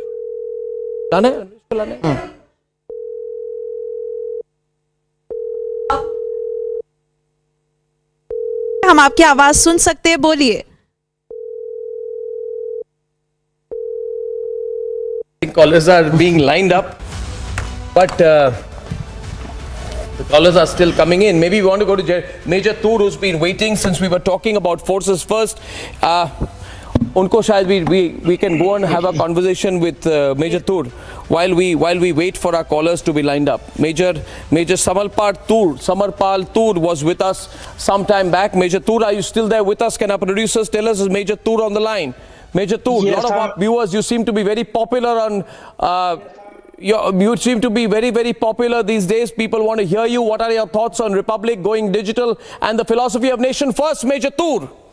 Well, congratulations, Mr. Arnab, on going digital. And by the way, I did scan the code for Republic, which I am doing again for the audience and the youth. And most of the youth have been following me. Yes. And I feel strongly that Republic has given a lot of hope to the youth, a lot of voice to the youth. And just see, it's so quick that it's right there. So, this is the power of digitalization, which was very much required by a channel which was unbiased, which was very fact-based, and which is very upfront, cryptic, and to the point. And, it doesn't have any prejudice. So I am very happy, and I am really thrilled about this venture that you've gone into, and you're going to get a lot of support. I just saw there are 85,000 followers, I think within 45 minutes. So I'm sure it's going to go much up. So as far as the armed forces is concerned and the media, you had mentioned about a dead grandfather and a child sitting on the chest of that dead grandfather.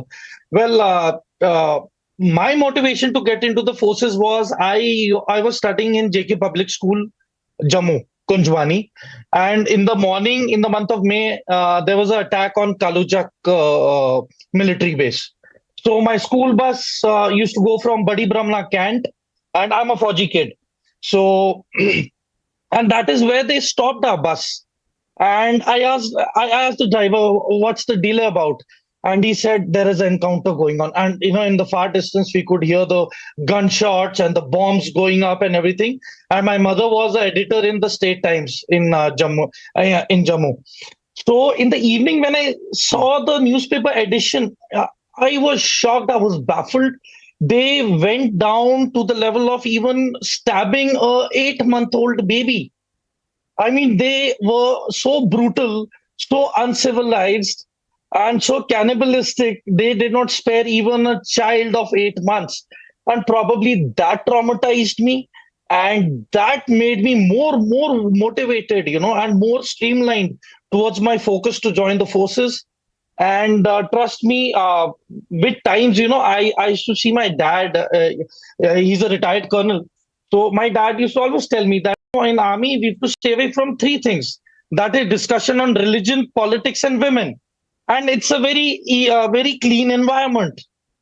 And, with time, I just felt when I got commissioned, I went into training in 2010, and in 2011, when I got commissioned, I felt there is a disconnect. People did not know what is military and what is paramilitary. They could not differentiate between the two. They even equated the police to be at par and same as the army. So probably when the current government came in, that is when the trend of the public standing, greeting and clapping to the armed forces personnel, we have a very thankless job, and it's unconditional devotion of patriotism and love to the nation. There is no compromise on it, no matter what. And so, when you go through such environments, such tough conditions, separation from the family, and then, into these encounters and operations day in and day out, and, you're lying to your family. Whenever there's an operation, I have to tell my mom that, Mom, there's an exercise today in the evening, so I have to go with, do some map reading and all this stuff. So it's all cool. I'll give you a call in the morning tomorrow. But within heart of hearts, my father did know what's happening. He had that hunch because he's a retired colonel. But, I used to lie to my mother. I used to lie to my cousins, because that is our life. We have 2 lives. One in which our life is on the line. At times, like in also mess, they used to ask, "Saab, कल के खाने में क्या खाओगे?" मैंने कहा, आज की तो रात बीत जाए, ऑपरेशन के लिए जा रहे हैं, पता नहीं कल देखने को मिले या नहीं। कहते, साहब आप चुपचाप अपना बताओ कि खाओगे क्या, दलिया बना के रखता हूं मैं सब्जी वाला। So, optimism is always there. There is no negativity and everything. And पहले तो ऐसे था कि कोई पूछता नहीं था. There was nobody bothered, and it's mentally very challenging. It's a life of extreme isolation for a military person. Up at the line of control, there is no TV, there is no mobile, there is nobody to entertain or nothing, and you got to take care of your troops, their mental health and condition. And when you come back on leave for those 10-15 days, and I watch Republic, and and the feeling of patriotism, and yes, this is one channel जो मेरे देश के बारे में सोच रहा है यार, who is actually bothered about the armed forces, about the soldier who was not even asked at railway stations or bus stand, or wasn't even offered a seat. So I am really elated, delighted, with the mindsets that you have, changed and given a very positive narrative and a direction in a very streamlined manner for the respect to the forces, be it even the paramilitary or the police or the Indian Army. We've done it. We've done it with conviction, Major Tur. General Bakshi knows me. He knew my father. I am also a Fauji kid. But whether you are a Fauji kid or not, that sentiment, whether you grew up in a cantonment or not, that sentiment we carry very deep into our hearts. तो मैंने आज तो बोल दिया है major तुर कि ये तो मेरे लिए कोई journalistic endeavor नहीं है. It's a calling. It is not a pure journalistic endeavor. Because उसमें we get caught in the definition of what is good journalism and bad journalism. It is a calling for the nation. And the fact is that the mass media, as we all know, has been captured, General Bakshi, by these people who are not working in the interest of the nation, and they call themselves mass media. And we are going to fight them. And we are doing this with clarity of intent. With me in the studio, General Bakshi, are two people who have been working day and night on it. Day and night on it. Gives me great pleasure to introduce Tapan with me here in the studio. And Tapan is our business head of the digital venture. But besides his fancy business title, the fact of the matter is, and can we put Tapan on here, please? Tapan has been working relentlessly with his team on building the technological base of this entire venture. And so he's absolutely must be a bag of nerves today. But I know that he's excited about it. So can we have Tapan full frame on air, please? Thank you so much. That's Tapan. And with me also in the studio, I have the great pleasure to introduce, Tanvi Sood. And Tanvi is the content head of our digital venture. And the reason I have brought Tanvi and Tapan into the studio today is simply so they can share with you the product that they are bringing with such passion and such intensity before you. We want to bring the finest user experience with the best technology. So first Tapan and then Tanvi. Tapan, can you explain what is the back end of this? Secondly, what is driving you? And why is this more than just a news venture? But most of all, what can people expect from Republic Digital? Tapan. Thank you so much for giving this opportunity to me. Just like you, I am also a Fauji kid. Yes. My father served in the armed forces. He was with the Army Supply Corps. He fought two wars, one in 1965 and the other in 1971, the year in which Bangladesh was formed. And then he got retired, and then, life went on. Republic, to me, is, joining an organization where I will kind of fulfill my father's dream of doing something for the nation. And you also are an inspiration to me after my father, for sure. Thank you. So coming to business, we built this new Republic digital platform on cutting edge, advanced technology that is scalable beyond limits. And we want to spread it out to as many people globally as possible. The kind of scale it will bring to the user experience and, the device ecosystem, I think that all has been built by the technology team working relentlessly, minute by minute, second by second, day by day, month on month. We started this, about 6-8 months back. And today I'm extremely, extremely proud to say that we've come to a day that we can announce the launch of the New Republic Digital. And I think this is a moment of truth for all of us to take, it out to the people, of India, people in the world globally, and give them the experience of digital media that is talking for the nation, standing for the nation first. So I think we are available across devices, we are available across operating system, we are available across, multiple distribution platforms. People should experience it tomorrow onwards. I'm sure they will. And with this, I will pass on this to Tanvi. Tanvi, I think... yeah, Tanvi has also been working relentlessly. Tanvi is heading content and strategies for us. Tanvi, over to you. Yeah, Tanvi, over to you, Tanvi. What can people expect? Yeah, I think like Tapan said, I think there are a couple of things which is different. And before, I think tomorrow when our users across the world, nationalist users across the world will get this experience of a nation-first digital media for the first time from India. I think the other part of it is what Tapan said in terms of a marriage of content and tech. Yes. And I think that is very important to the Republic story. Yes. As much as it is important in terms of we're a nationalistic news brand, we're also supported by a backend today, which is the most robust technological sort of backend, completely native, completely 100% built in India. We haven't outsourced any part of the product. Amazing. In terms of the build to any offshore company or, in line, I think, with everything that Republic is about. Yeah. That, that we're very proud, not just in our nationalistic outlook editorially, but also financially as well as technologically being able to build a product which is world class, delivers content which is world class, which is like the Republic brand of journalism. And I think everything else sort of will roll out. I don't want to give too much away.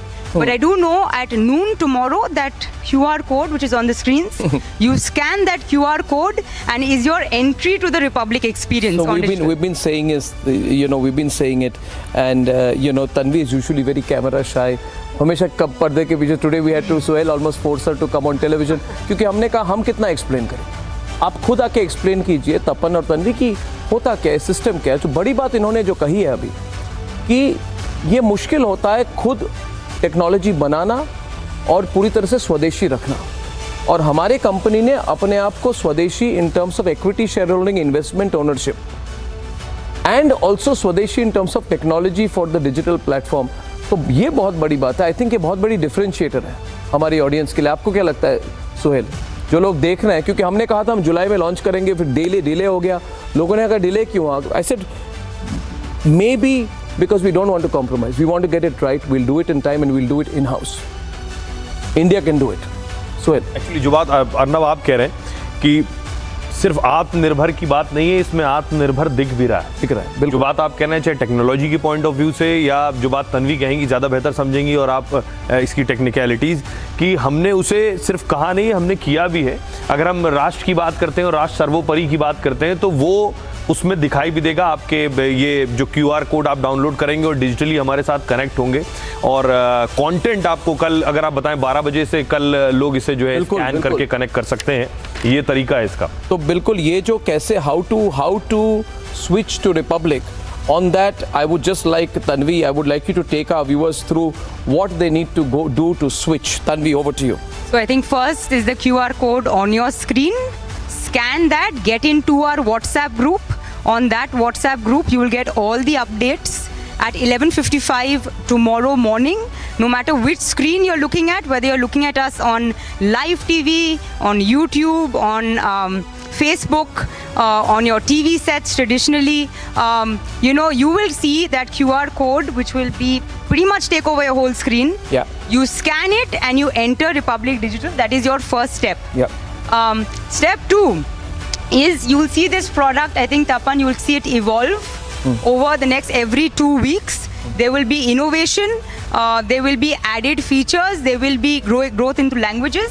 Yeah. Which then comes into our step 2, 3, 4 of the enhancement of the Republic digital sort of ecosystem that we are calling here, right? So we grow into languages. Brilliant. And I think with that is the growth of features, a lot of exciting things. Hyper interactivity is something we're very excited to bring you actually all day. You're taking calls today and you're getting messages, but tomorrow onwards we actually get them into our universe of being content creators and consumers and all of it at once. I don't know if you want to add something to that. Absolutely. So as Tanvi mentioned a moment back, it is going to be a hyper interactive digital news ecosystem. We are building a lot of features that are industry first. And as we progress into offering these features to our users, so every other fortnight you will see something different coming out to the mobile application or the web application that you will use, that will lead to a lot of new experiences that an end user will get.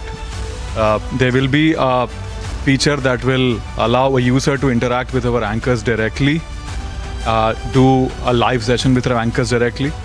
We are also planning to launch multiple language features going forward. Our mobile apps will be highly interactive. So Tanvi, there's a lot in the pipeline that I wouldn't want really to share right now. Let this excitement be there. Yeah. And as we progress into releasing our offerings, we'll put out more. Absolutely. We'll put out more. So I also like to hand over the mic to Anvesh. Now tell us, what are we experiencing? The first thing which I always say, no Tanvi, please stay here. We're not letting you get off camera just yet. The question we've always asked ourselves is this technology good enough to provide a global news service into the future? We've often talked about it. Maybe you can share where we stand on that.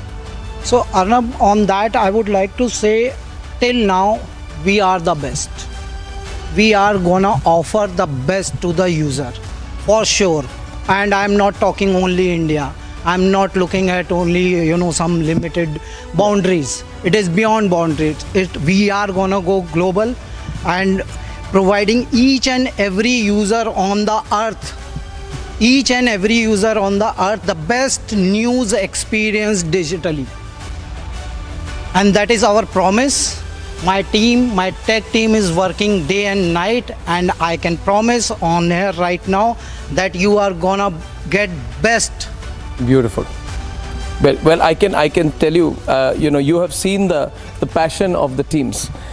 Viewers, as I go into a small break, I want to tell you this. We are blessed not just because of the passion of all of those who have the privilege to being on air. I want you to know today that Republic is a large organization, one of the largest recruiters in the media. We've grown into languages, and we believe that digital is our way to reach every Indian and eventually to take our voice to the world. So this is the team that does it for us. I'm very proud of you, of the effort that you're putting into building this product, and I'm confident that we are going to make a big dent in the digital media universe. So I'll take my first break. We haven't taken any commercial breaks. Sometimes it feels Republic runs on passion and fresh air. But we'll take a first commercial break, and when I come back, another reason why you should be switching tomorrow.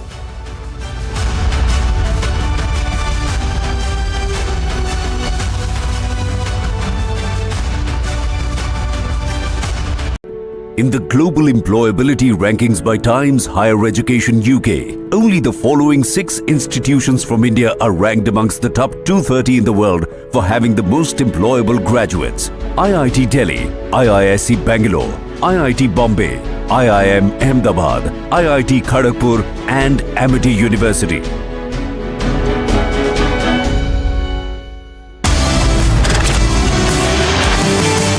नमस्कार, आपके साथ मैं हूं Shweta Tripathi, Republic Bharat से। आप सभी जानते हैं, रिपब्लिक के लिए राष्ट्र सर्वोपरि है और अपनी उस जिम्मेदारियों को हम बखूबी पूरा भी करते आए हैं। सही और सटीक जानकारियां आपके सामने रखते आए हैं और आपका विश्वास भी हमें हासिल हुआ है। अब रिपब्लिक एक कदम आगे बढ़ रहा है और इसीलिए हम कह रहे हैं, switch to Republic Digital on October 9।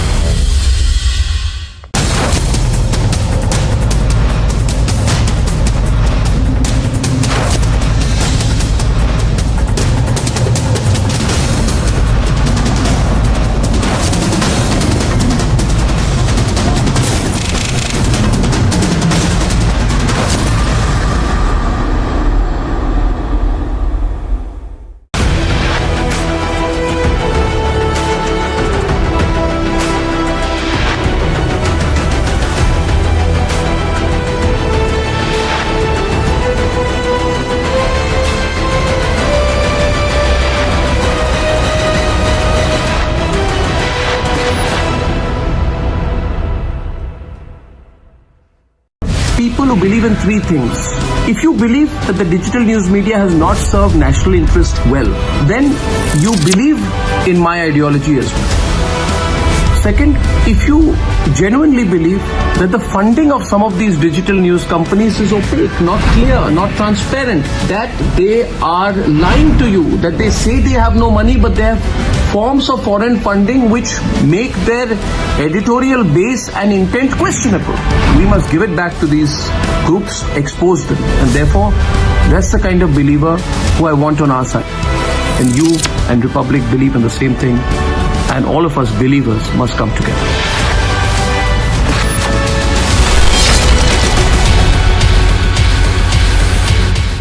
Three, two, one. We are now called as Republic Kannada here in Karnataka. Republic Kannada has officially launched.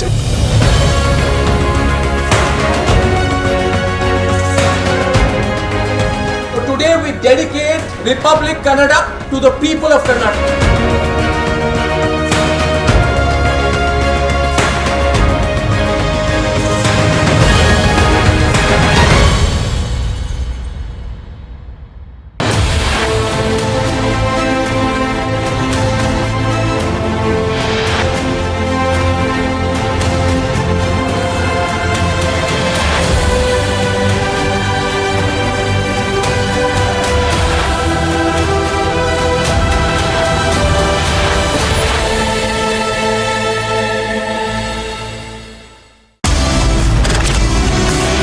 নমস্কার প্রিয় দর্শক, নমস্কার ভারত। গোটা ভারতের জন্য একটা সুখবর, রিপাবলিক ডিজিটাল আসছে এবং আপনাদের এবং আমাদের যে সম্পর্ক। मैं बहुत ज़्यादा खुश हूँ, बहुत एक्साइटेड हूँ कि अर्नब ने WhatsApp digital media network launch किया है। इस नेटवर्क से पूरे जो इंटरनेशनल न्यूज़ मीडिया है वो और एक्सपोज होंगे, उनकी और सच्चाई सामने आएगी और मैं और जो भी लोग हैं वो खड़े हो जाएंगे इस डिजिटल मीडिया नेटवर्क से। तो इनका कर्मा वैसे तो कर्मा वापस आ ही चुका है और ज़्यादा ये लोग एक्सपोज होंगे। और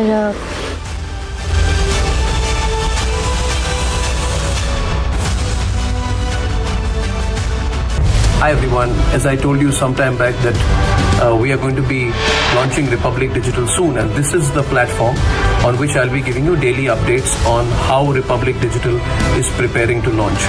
Why I feel there is a crying need for Republic to enter the digital medium in a big way. This time we are going all out. Video, text, streaming, various verticals. Every single subgenre of news is going to be looked at. I promise you one thing: straightforward news, pro-nation content, breaking news, exclusives, and very clear opinion, very absolute clarity about where we stand on issues. So Republic Digital is launching on the 9th. Its heart, soul, and the belief that this country needs to live, swear by just one slogan: nation first.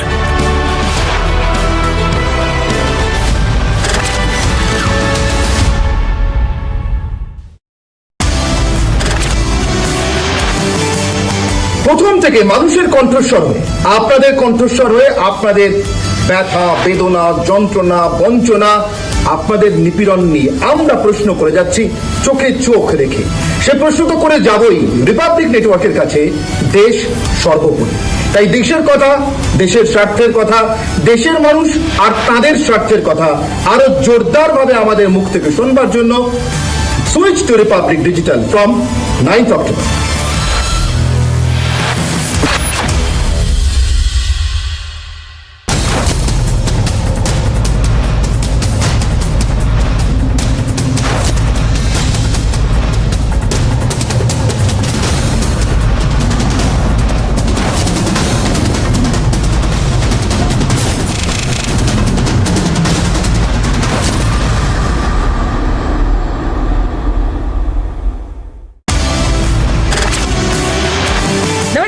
साथ मैं Sucharita Kukreti, Republic Bharat से।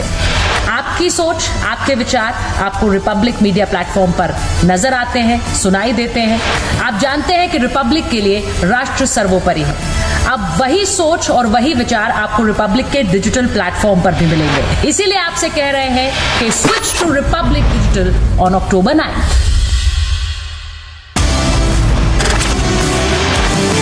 Hello everyone, बहुत जल्द Republic digital आपके सामने आपके mobile तक आने वाला है। इसलिए एक सवाल जहन में कि आपका और हमारा कनेक्शन क्या है और क्यों है। आपका हमारा कनेक्शन इतना पक्का और मजबूत इसलिए है क्योंकि हम न इसकी न उसकी, न तेरा न मेरा, सिर्फ एक पक्ष की बात करते हैं और वो है राष्ट्र का पक्ष। ये राष्ट्र ही हम सबको एक सूत्र में जोड़ता है। इसलिए रिपब्लिक कंट्री फर्स्ट।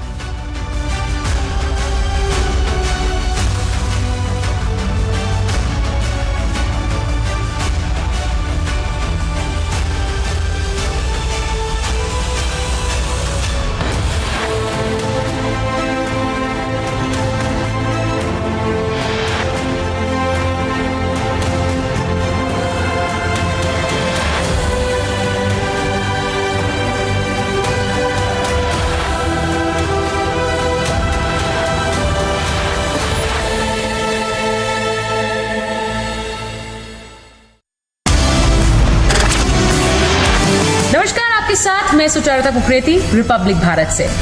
आपकी सोच, आपके विचार आपको रिपब्लिक मीडिया प्लेटफॉर्म पर नजर आते हैं, सुनाई देते हैं। आप जानते हैं कि रिपब्लिक के लिए राष्ट्र सर्वोपरि है।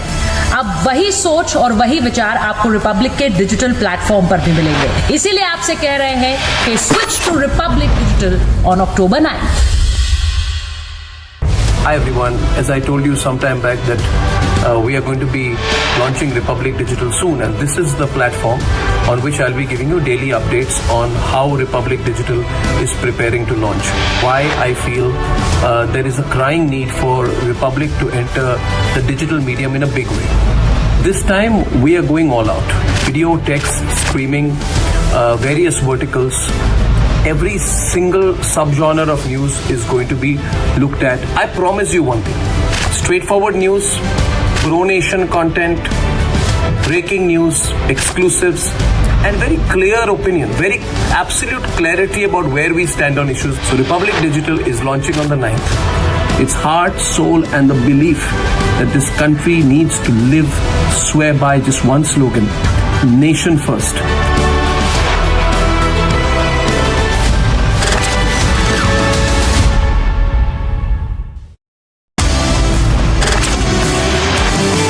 हेलो एवरीवन, बहुत जल्द रिपब्लिक डिजिटल आपके सामने आपके मोबाइल तक आने वाला है। इसलिए एक सवाल जहन में कि आपका और हमारा कनेक्शन क्या है और क्यों है। आपका हमारा कनेक्शन इतना पक्का और मजबूत इसलिए है क्योंकि हम न इसकी न उसकी, न तेरा न मेरा, सिर्फ एक पक्ष की बात करते हैं और वो है राष्ट्र का पक्ष। ये राष्ट्र ही हम सबको एक सूत्र में जोड़ता है। इसलिए रिपब्लिक कंट्री फर्स्ट की बात करता है। ये कंट्री फर्स्ट हमें कश्मीर से कन्याकुमारी तक और अहमदाबाद से अरुणाचल तक जोड़ती है। इसलिए रिपब्लिक डिजिटल जल्द ही आ रहा है। 9 तारीख को रिपब्लिक डिजिटल लॉन्च हो रहा है, तो जुड़े रहिए हमारे साथ।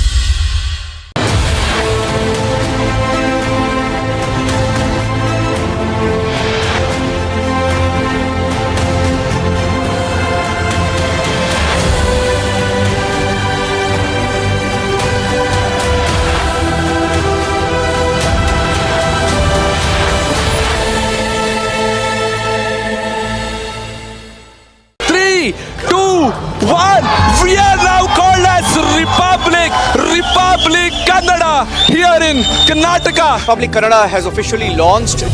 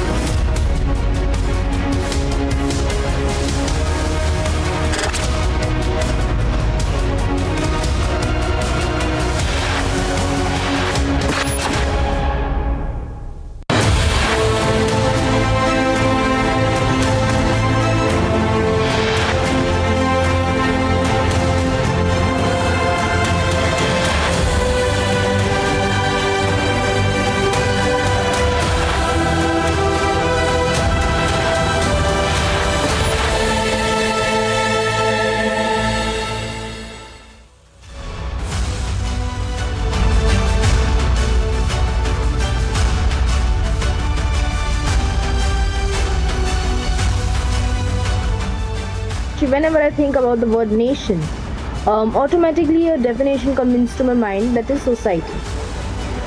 To think about the well-being of the society, to work for the well-being of society, and also to speak against these anti-nationals who are trying to risk our national interest. It also means nation first for me. I am Sri Jonas, a viewer of Republic. Since the start of the journey of Republic, Arnab sir and the team have stayed with the phrase, nation first, no compromise. This belief is not just a slogan or a political stance, it's a deeply held conviction that has the power to transform our nation and indeed the world.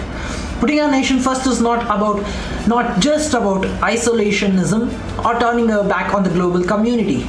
Instead, it's a call to prioritize the well-being and interests of our own people, recognizing that a strong and prosperous nation can be the beacon of hope and a force for good on the world stage.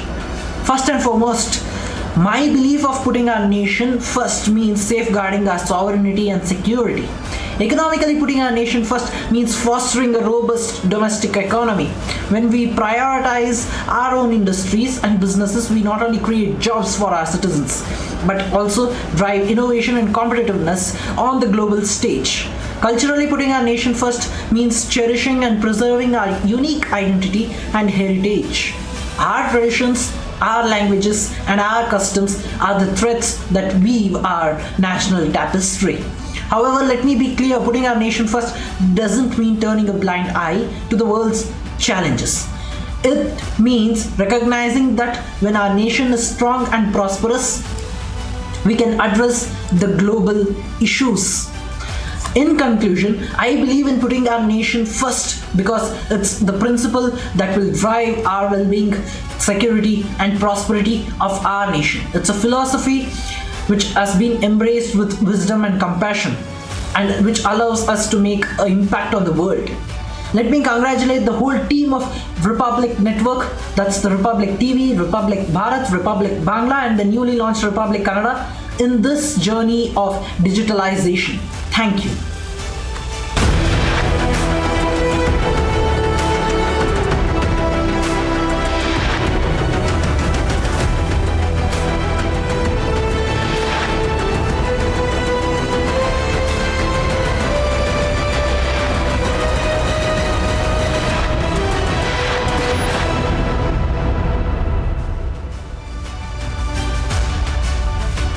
And ladies and gentlemen, welcome back. The big switch is at noon tomorrow. At noon tomorrow, what you're seeing will be a new live Republic digital experience on text. Along with it, we are going to do a complete transformation in the nature of news delivery on video, and that's all starting at 12 tomorrow. And it's not all in one go, as we were just heard from Tanvi and Tapan sometime back in the studio. It's part by part and bit by bit, but with absolute clarity of thought and purity of intent. We are sure that we will enter your hearts through the digital stream as well. On multiple reasons why this switch should happen. Reason number 4. We are true secularists. We are not the fake, fluffed, tutored, minority-only secularists. We are those who believe in the majority and in the power of the majority and the rights of the majority, and we believe the majority and the minority should have equal rights. You can't differentiate on rights. You can't say the right to the resources of the country are first to the minority. That was completely wrong. We believe minority and majority are equal. We don't believe that reform should be only reform for the majority and no reform for the minority. Reform should be for all. We are for a uniform civil code. We don't believe in manicuring our sentences. We don't believe in counterbalancing. We don't believe, we hate appeasement of the majority or the minority. We don't believe that the rights of the minority should outweigh that of the rights of the majority. We believe in Indians first. And Indians first is our secular definition.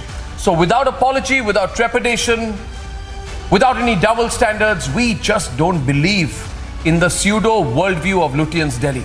So Republic will return in double dose and triple measure. true secularism, because the majority and the minority finally deserve a right media that puts Indians first. For long, the majority in this country was subdued. Minority appeasement had taken precedence. We will have to devise innovative plans to ensure that minorities, particularly the Muslim minority, are empowered to share equitably in the fruits of development. They must have the first claim on our resources. A group that believes in abusing Sanatan Dharma. இந்த மாநாட்டுடைய தலைப்பே மிகவும் சிறப்பாக அமைந்திருக்கின்றது. சனாதன எதிர்ப்பு மாநாடு என்று போடாமல் சனாதன ஒழிப்பு மாநாடு என்று நீங்கள் இதை போட்டிருக்கிறீர்கள், இதை அழைத்திருக்கிறீர்கள், இந்த நிகழ்ச்சிக்கு பெயரிட்டீர்கள்.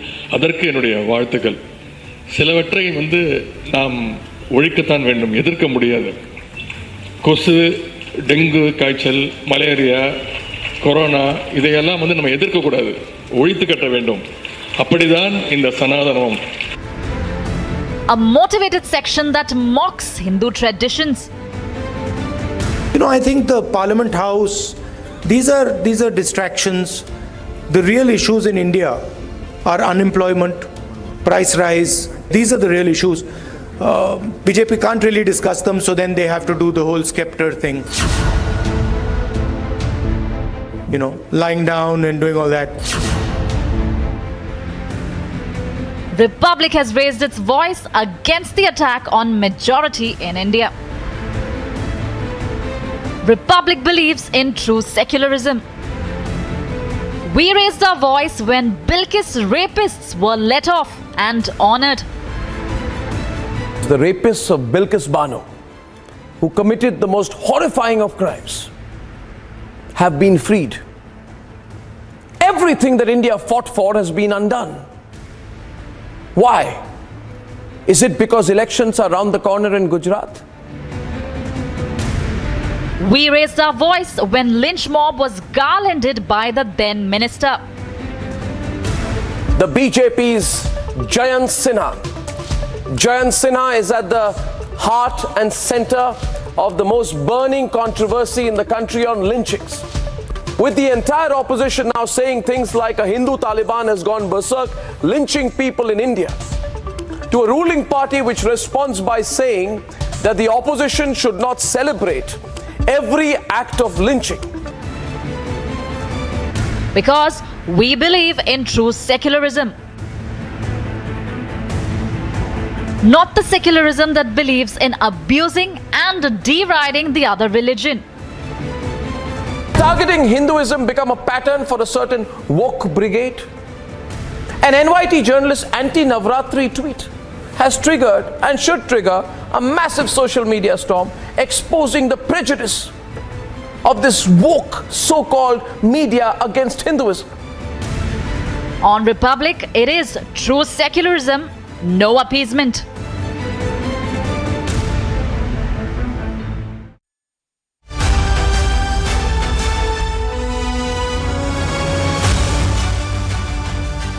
And with me at this, on this part, on true secularism, joining me in the studio is Mridul, our lead anchor from Republic Bharat, Mridul.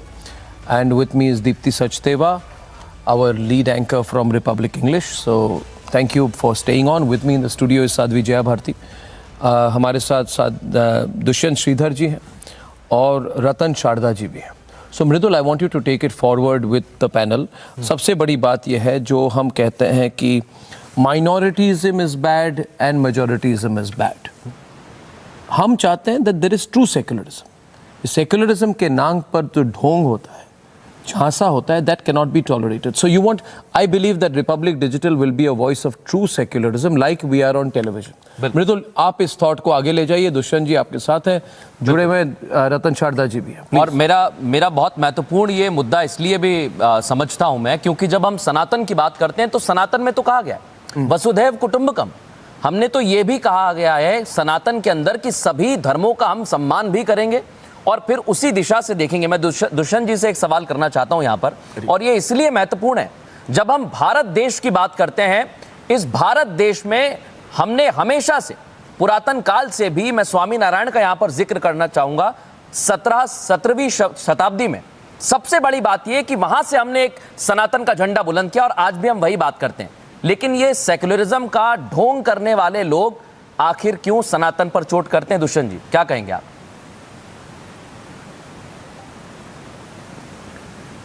Namaste. First of all, kudos to Republic. Arnab, tomorrow is Dashami Tithi, and subsequent to Dashami Tithi, you're going to have Vijay Dashami, which is of course an auspicious day. And tomorrow is the star, the asterism of Aslesha. Aslesha star is the star of Lakshmana and Shatrughna. Both of them served Rama. So kudos and congratulations to Republic for going digital from tomorrow, and I'm sure with your services, like how Lakshmana and Shatrughna offered, I'm sure the services what Republic is doing and is going to do to Bharat will remain unparalleled and unsurpassed. That said, with my very limited vocabulary and knowledge in the English language, I have always failed to understand what the word secular and secularism is. I have been told that secular is where the government, be it the state or the center, refrains itself from any religion. The other definition that I have been told is where the dispensation treats all religions equally. You must have heard the recently held debate in the last 1 month or no, I was a part of your channel's debate, where Sanatana Dharma, also called Hinduism, was not given charitable words by some of the members of the ruling dispensation in the Tamil Nadu government. And there were many voices of support for such abuse as well. See, there was no voice of support for the abuses hurled on Sanatana Dharma. So I have always felt that we Hindus also have a problem with us.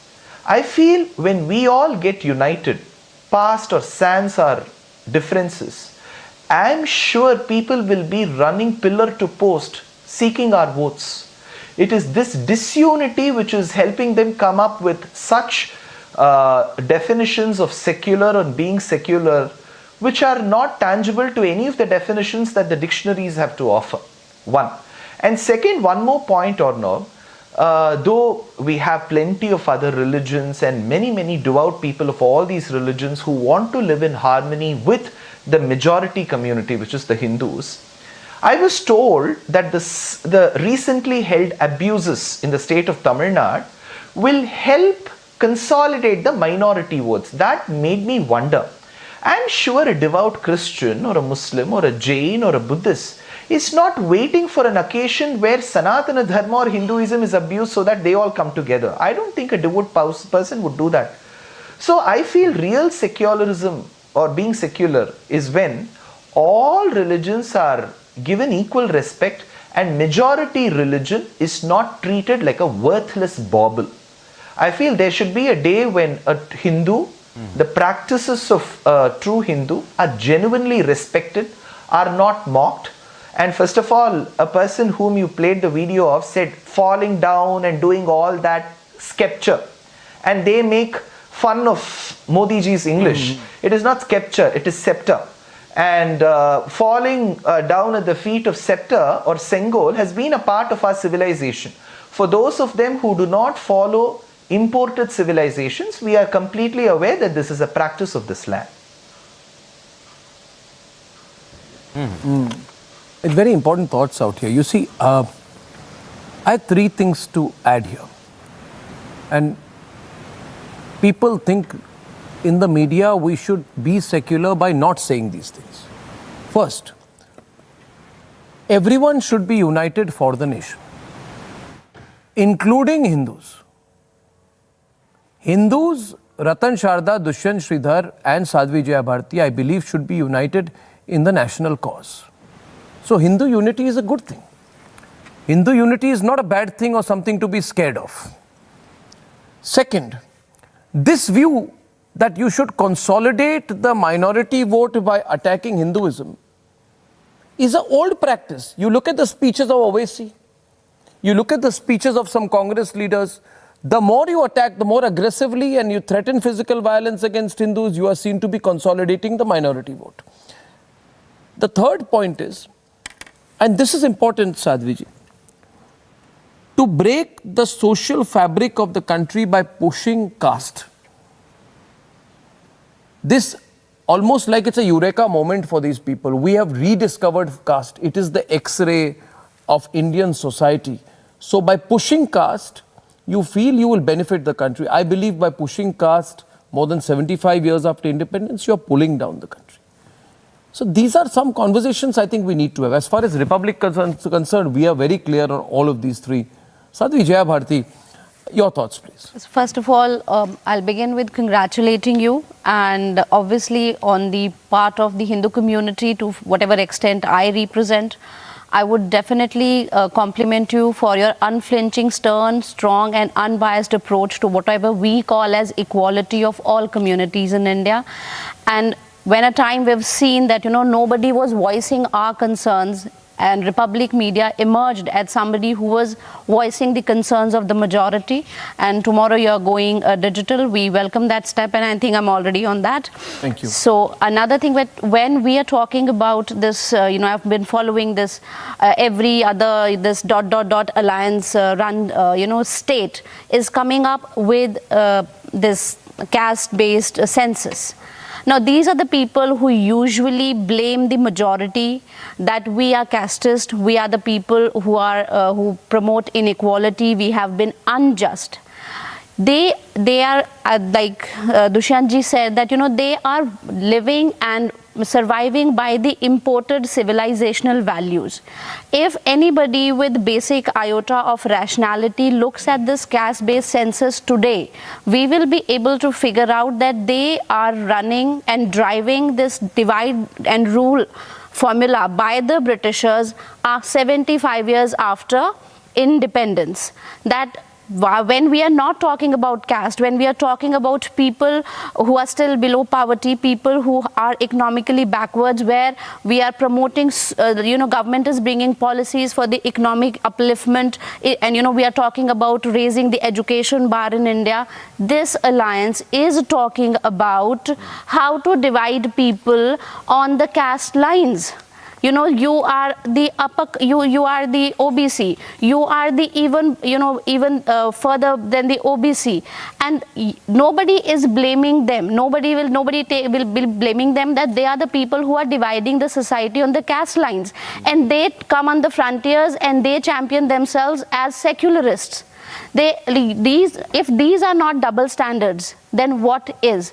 Just because you've been out of power for 10 years now, and you cannot learn to sit in the opposition and still participate in the development of the country, and just for the sake of bringing you are the people who've been dividing the Indian society on the basis of religion, on the basis of caste, on the basis of communalism. And every time, like we have said, that whenever they talk about, when we talk about a secularist state, it is upon the dispensation to treat everybody alike. However, for these many decades, the responsibility of being secular was given only to one community, that is the majority Hindus. That you are the people, we have to prove we are seculars by giving upon our rights, by being silent when atrocities are conducted against us. So this is a time that, the secularism needs to be understood, though it was inserted into the constitution without even taking the Indian population into confidence, though it was not even taken into the Indian constitution by the just means.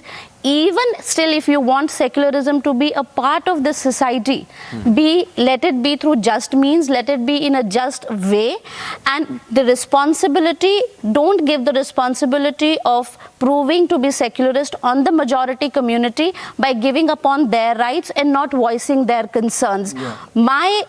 Putting me on the backbench on a back foot does not prove to be secularist, and this has to be understood. And I welcome that whatever you have done so far in voicing our concerns, we have really made a mark there. Well, I think so. But when we look at the media, and Deepthi, you take this forward with Ratan Sharda. When you watch the media today, especially the English media, Ratan Sharda, it's almost as if they carry a guilt. So we believe here at Republic that when you launch a news venture, you have to have clarity of where you come from. I don't carry a guilt of being a Hindu. This country should not carry a guilt of being a Hindu majority country. It is a reality, right? Like Israel is a Jewish majority country, right? UK is a Christian majority country. America is a Christian majority country. India is a Hindu majority country. This is a reality. I mean, I don't think the Italians would be apologetic about being Catholic. It's as clear as that. I mean, but if you come from this inverted sense of some inferiority complex or which has been put into you, and that reflects in the actions of the media, then that stance, you see, Ratan Sharda and Dushyant Sridhar becomes an instrument and the lever for foreign entities to take advantage of in the Indian social context. I say, Deepthi, we don't give them that entry. What do you say? We should not give them that entry.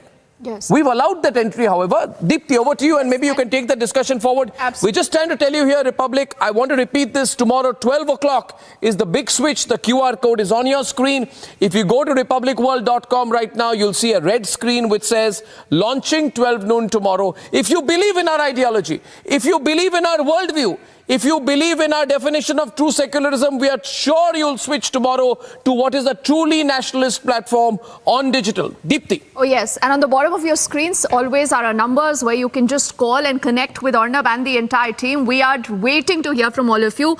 Our panel of guests, remember, through this morning has maintained one clear thing, Ratan, that you cannot live with hypocrisy. You cannot have a duplicate standards when it comes to, say, worldview, on economy, on religion. See what Arnab was just saying, and I'll just add one example to it. The Kanhaiyalal case, when it happened in Rajasthan, the Prime Minister just spoke about it when he was campaigning, and Ratan Sharda, the kind of coverage, especially that you had seen on the English media, on television, on the digital media in particular.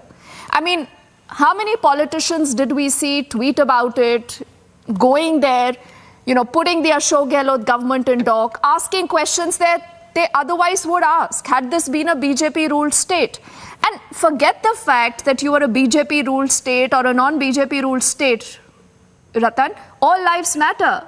Indian lives matter, whether you're Hindu, you're Muslim. And then the term that we use always is vulture tourism. On some instances, you have vulture tourism. You will have some people who will decide to tweet on certain things only if, you know, a particular victim is from a particular religion or a caste, Ratan. It's the same philosophy of the communal violence which Sonia Gandhi and the NSC wanted to do, that Hindus are always the perpetrators of violence and minorities and Muslims are always the victims. So let's take that view here. I think Ratan Sharda is responding to that. Ratanji. First of all, before I respond, my hearty congratulations to Arnab Goswami and his entire team. I've been lucky to be there on the first day of Republic TV. Thank you, sir. On the first day of Republic Hindi. And also been lucky today to be there on the digital launch. And I will send you a digital bouquet of flowers to congratulate for digital platform.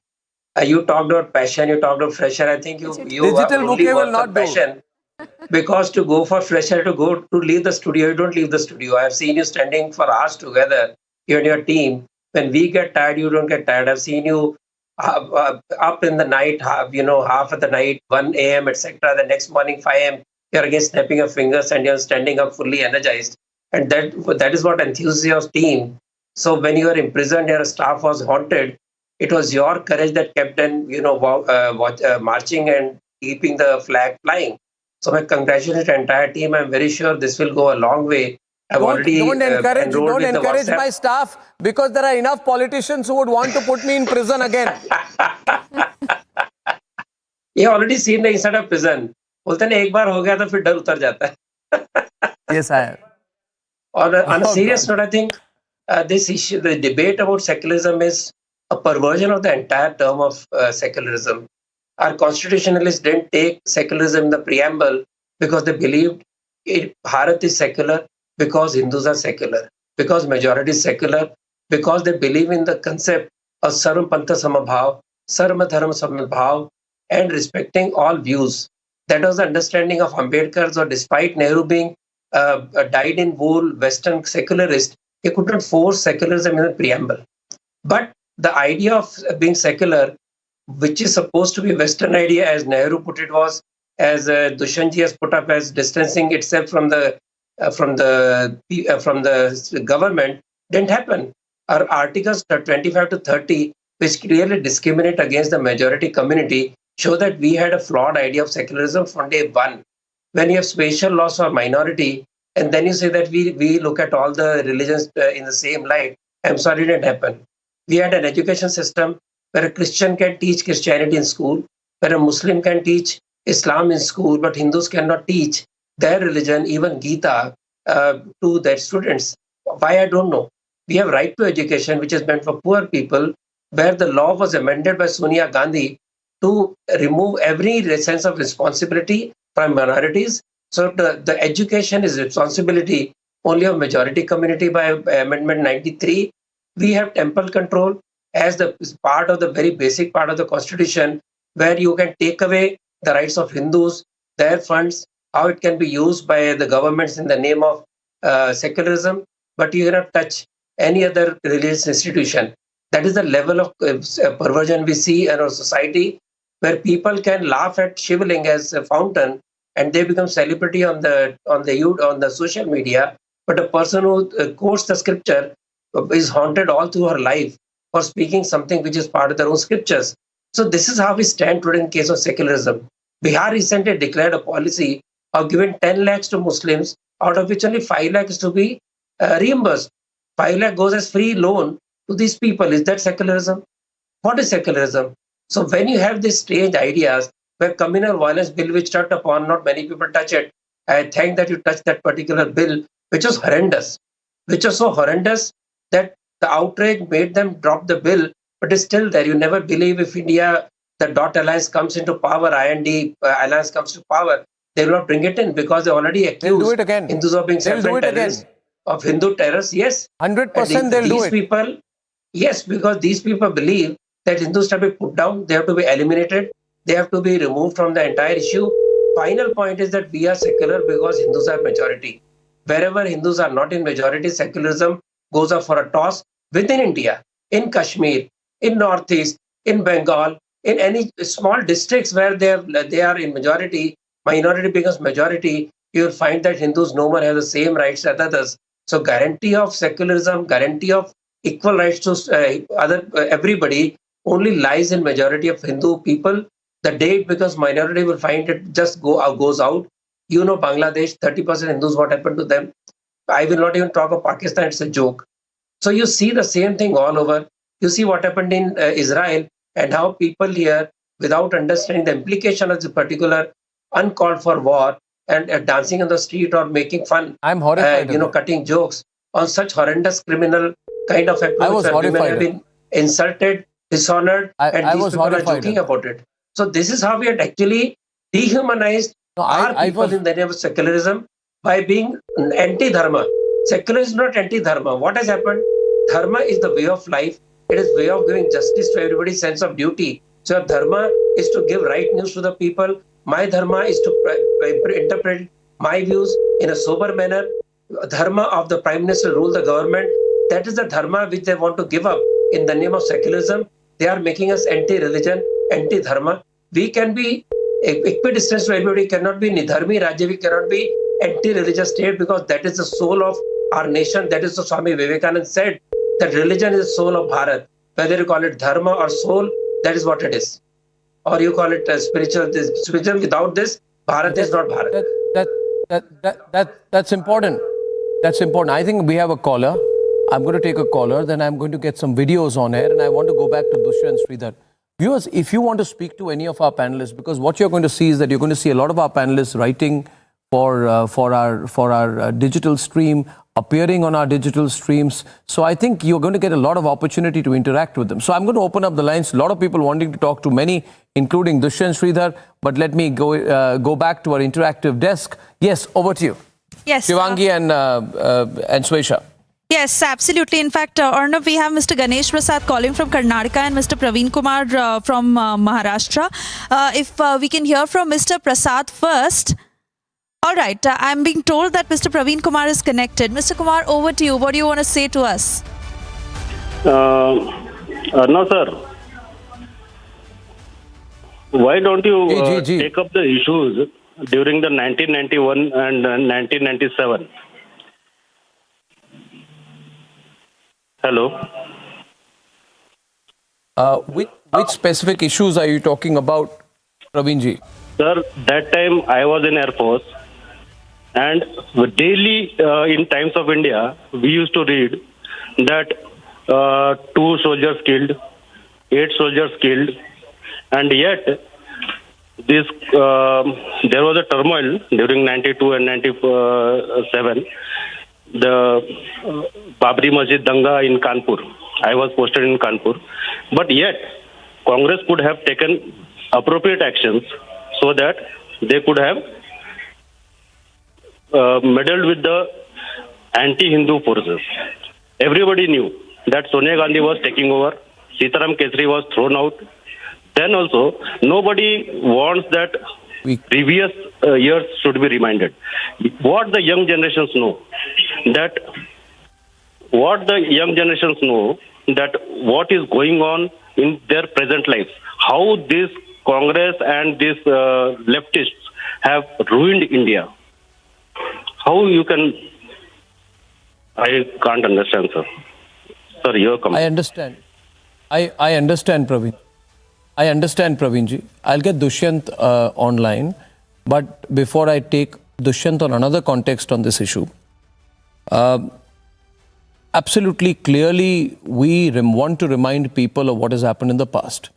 Now, what happens, Dushyant, is somebody who is, say, 22 years old today, voting age, just graduating out of college perhaps, right, would have been maybe 7 or 8 years old during 2611, you know, and that is a reality.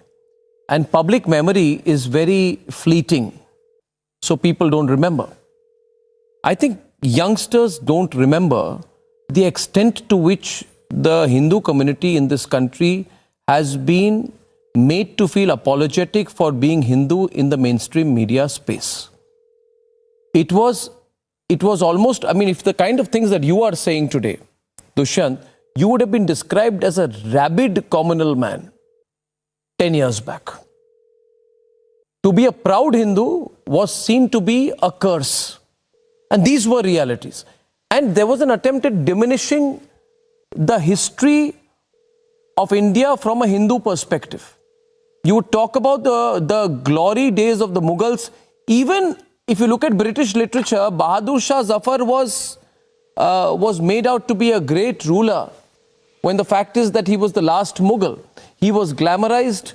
The East India Company was glamorized. Hindu culture was generally deprecated. It was told that, you know, Urdu poetry was great, but Sanskrit was run down. Now, I believe that you don't need to run down Sanskrit to play up Ghalib. Ghalib does not need playing up.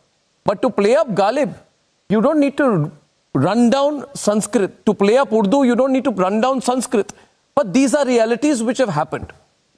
Now when the change happens, there is a sense of paranoia, Dushyant. My question to you is, there is a fear among a certain group who felt being Hindu was being communal, and they feel that if perhaps this continues for another 5 years or 10 years, then the hard work they have done over approximately 100 years of British rule and then 70 years after that would be undone. For 200 years, they have worked very hard to diminish Hindu culture. They are very worried that in the next 5 or 10 years it could come back. So they use this phrase, revivalism. I say, what is wrong with reviving Hindu culture? What is revivalism? If Hinduism has been diminished and is reviving, it is good. And that's the shift. That's why I think this is very important and integral to the core fundamental beliefs of everyone at Republic and Republic Digital. I want Dushyant to take this forward. Dushyant. Yeah. Arnab, you did make a comment that probably a student, while he was 8 years old, he may not even have some faint glances or memories of what happened in 2611, or probably 20 years back, a person like me who is into the religious sphere would be called communal. I'm being very honest, Arnab, even if I am a even if I was a proud Hindu in 2008, I wouldn't be called by any TV channel then. Now there is an awareness that you can call a person with tilaka, urdhva pundram, he will not be that less educated. So it doesn't matter how a person appears or looks, it's only the content that matters. Now coming back to a lot of points that you mentioned, Arnab, in the last 200 years, when I say 200 years during the regime of the British, and in the last 60, 70 years, I would say there has been an undercurrent of an orchestrated way to make a Hindu feel less Hindu about him or herself. And that started with disassociating Sanatana Dharma from Hinduism, saying that before 19th century there was no Sanatana Dharma word at all. If at all we show evidences, then they would say that Sanatana Dharma is Varnashrama. Then if I would say, okay, let's keep Sanatana Dharma away, that I am a proud Hindu, then they'll say the word Hindu itself means something which is very obnoxious, that which is not to be respected. And then they created the last 250 years ultimate damage, or not. The beautiful works that connected different parts of our Southeast Asia, that included the Ramayana and the Mahabharata, were told that they were fables, they were figments of somebody's imagination. That never happened. And all the beliefs that we have had were made to say that this is blind faith, this is superstition. So anybody who's rational has to disassociate himself from God. Whereas this was not told of any other religion. So in the last 200 to 250 years, there is so much of damage done. Nevertheless, tomorrow you're launching something extremely auspicious. I can tell you, with my very little experience of talking in the public through the year in different places, there is a beautiful awareness that is coming up in Sanatana Dharma and Hinduism across age groups. And I'm sure there are a variety of channels, various sources that help. And I'm sure Republic is playing one major role in journalism, because Arnab, for very long we have always felt that's right of center, left of center, so channels can't be right. I don't wish any of the channels to be right or left, but journalism has to be on whatever is right. So this right is different. You can never be a fence sitter when something is being attacked. And you were making a point, Arnab, that a lot of the English news channels are not very committed towards taking a side. With my very little experience, Arnab, what needs to be corrected is the regional news channels, because when Tamil news channels call me, a lot of them are very, very opinionated. So as much as English news channels should also not be fence sitters, the regional channels have to improve. So that will create a lot of awareness. There is awareness amongst people. Hope it goes in the right direction. And one thing can be rest assured, Arnab. When a Hindu becomes more aware about his or her religion, which is Hinduism or Sanatana Dharma, that will in no way undermine the belief of any other religion. That can be rest assured, because the democratic practices, the democratic values are inbuilt in Sanatana Dharma. I may disagree with Christianity and Islam on 10 grounds in their philosophy, but I have no ill will towards a devout and a following Christian or a Muslim. So this concept of Sanatana Dharma, we can be rest assured, when a Hindu becomes more aware about Hinduism, the society will be living in better harmony than what it is now. That's very well said. And that absolutely is the true definition of secularism. More callers coming in, and I'm going to go back to our interactive desk. If you want to speak to Dushyant, Mridul, me, Deepthi, or anyone, and as you're preparing, I want to tell you, 12 noon tomorrow, a fresh grammar on the digital news media. Over to you, Shivangi. Absolutely, Arnab. And our lines are open for all our viewers to call in. And we're being joined by Udaya, who's joining us. The big switch to digital is happening. Udaya, what are your views? And tell us about what you want to share with everyone who's watching Republic TV. I'm so happy. Congratulations to you, Arnab, and your team in 1,000 ways. I don't know how to express. And we and my husband, we are all ardent fan of your TV, continuously glued to your TV day and night. And it is really nice. You are the one channel who brings the real truth. Other people, they claim that I generally watch all the channels, news channels. But somehow we feel that your channel is very good. And it gives a very correct information. It comes straight from the heart. There is no delay or there is no something hide and seek there. Everything is straight from the heart, and you are bringing the good things to the society. And I'm so happy. Your team is also wonderful. In fact, when you were detained, I had prayed so much that you will come out with the success. You are very nice, and it is. I am from Bangalore. In any case, if it is possible to help in Kannada, I would like to definitely help for the channel, because I am a professor and I can talk in Kannada. And I will definitely help wherever Very possible, good. which I can do. I'm so happy. I will definitely help. And We as you know, we are on. As you know, Mrs. Rao, we are on Republic Kannada also now. You should be on Republic Kannada and our channel, and our team will contact you for that. But but I thank you for your blessings. So nice of you. Once again, hearty congratulations. Very nice of you, and let it come over, reach worldwide, all public. Let Republic channel become number 1 in whole world. Congratulations and best of luck. Best of luck. Thank you.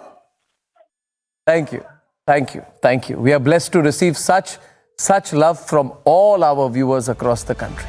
I thank you very much for that. We are going to take a short break, but I want to take one last thought from Dushyant on this. Dushyant, why don't you write a first column on republicworld.com? I don't know if he's still there, but I would like Dushyant and I would like Ratan Sharda and Sadhvi Jayabharti to contribute on their definition of true secularism on our network. So I would very much want to do that. मृदुल, आप कुछ कहना चाहेंगे on why people should switch to Republic Digital? बिल्कुल, मैं यही कहना चाहूंगा, जब सनातन की बात आती है तो हम आदि शंकराचार्य के विचार को लेकर चलते हैं, जिन्होंने पद यात्रा करके भारत को जोड़ने का काम किया, और आज रिपब्लिक भी भारत को जोड़ने का काम कर रहा है। सही और गलत में अंतर क्या होता है ये बताने का काम कर रहा है, क्योंकि सही को सही कहने वाले आज बहुत कम लोग हैं। लेकिन रिपब्लिक ने पालघर में भी बताया है, और जो भगवा आतंकवाद की बात करते थे उन्हें भी समझा दिया है कि कैसे सनातन संस्कृति हमेशा से एक करने की बात करती है, और वही रिपब्लिक का थॉट है, विचार है, उस विचार को हम आगे लेकर चलेंगे। Thank you very much, Mridul. I'll take a break, and after that I'll tell you the other reasons why we want you to switch. Importantly, viewers, do switch because we have complete clarity about where we are headed. We have complete clarity about where we need to contribute for the country. Short break.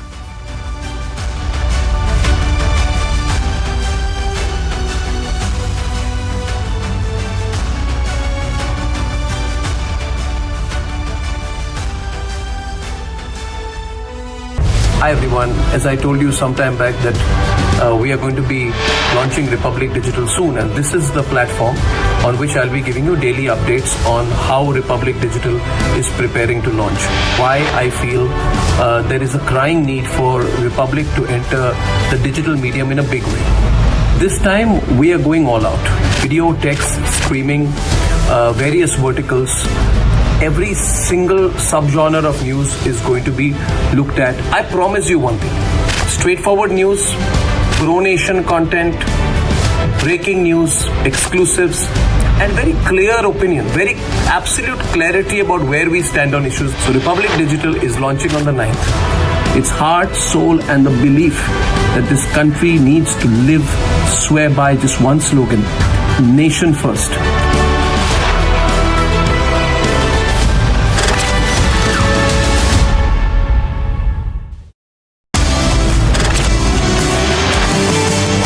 প্রথম থেকে মানুষের কণ্ঠস্বর হয়ে আপনাদের কণ্ঠস্বর হয়ে আপনাদের ব্যথা, বেদনা, যন্ত্রণা, বঞ্চনা, আপনাদের নিপীড়ন নিয়ে আমরা প্রশ্ন করে যাচ্ছি চোখে চোখ রেখে।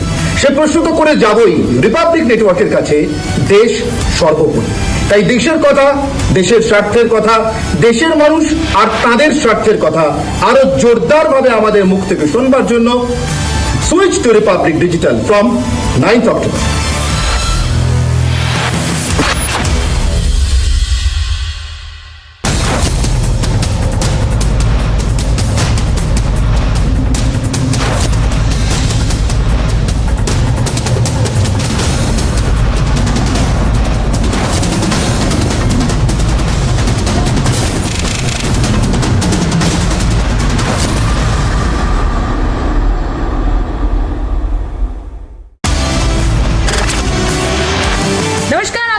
मैं सुचारिता कुकरेती, रिपब्लिक भारत से।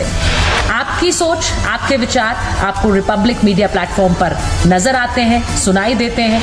आप जानते हैं कि रिपब्लिक के लिए राष्ट्र सर्वोपरि है।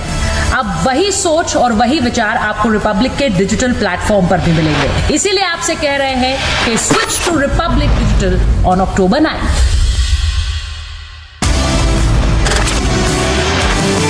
हेलो एवरीवन, बहुत जल्द रिपब्लिक डिजिटल आपके सामने, आपके मोबाइल तक आने वाला है। इसलिए एक सवाल जहन में कि आपका और हमारा कनेक्शन क्या है और क्यों है। आपका हमारा कनेक्शन इतना पक्का और मजबूत इसलिए है क्योंकि हम न इसकी न उसकी, न तेरा न मेरा, सिर्फ एक पक्ष की बात करते हैं और वो है राष्ट्र का पक्ष। ये राष्ट्र ही हम सबको एक सूत्र में जोड़ता है। इसलिए रिपब्लिक कंट्री फर्स्ट की बात करता है। ये कंट्री फर्स्ट हमें कश्मीर से कन्याकुमारी तक और अहमदाबाद से अरुणाचल तक जोड़ती है। इसलिए रिपब्लिक डिजिटल जल्द ही आ रहा है। 9 तारीख को रिपब्लिक डिजिटल लॉन्च हो रहा है, तो जुड़े रहिए हमारे साथ। नमस्कार, आपके साथ मैं हूं श्वेता त्रिपाठी, रिपब्लिक भारत से। आप सभी जानते हैं रिपब्लिक के लिए राष्ट्र सर्वोपरि है और अपनी उस जिम्मेदारियों को हम बखूबी पूरा भी करते आए हैं। सही और सटीक जानकारियां आपके सामने रखते आए हैं और आपका विश्वास भी हमें हासिल हुआ है। अब रिपब्लिक एक कदम आगे बढ़ रहा है और इसीलिए हम कह रहे हैं Public Bharat team, this is Neelam. Many congratulations and best wishes on your new venture. Going digital is a natural progression. In this day and age, one needs timely information from a trusted source like Republic Bharat, globally of course. It is so surreal to see Arnab on our mobile phones, unlike on the television screens. Lastly, I would just say keep up your naivety and unadulterated truth going. Like they say, this world needs more leaders. More power to you and Jai Hind.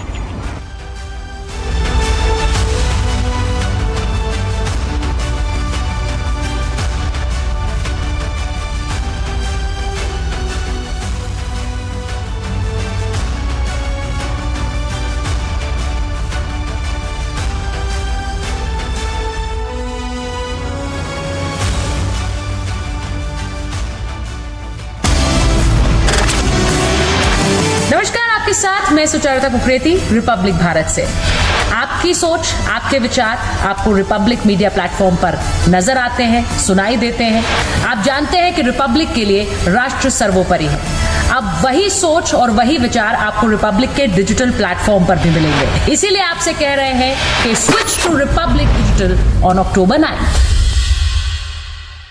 Hi everyone, as I told you some time back that we are going to be launching Republic Digital soon, and this is the platform on which I'll be giving you daily updates on how Republic Digital is preparing to launch. Why I feel there is a crying need for Republic to enter the digital medium in a big way.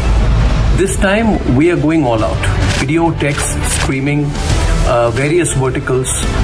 Every single subgenre of news is going to be looked at. I promise you one thing: straightforward news, pro-nation content, breaking news, exclusives, and very clear opinion, very absolute clarity about where we stand on issues. So Republic Digital is launching on the 9th. Its heart, soul, and the belief that this country needs to live, swear by just one slogan: nation first.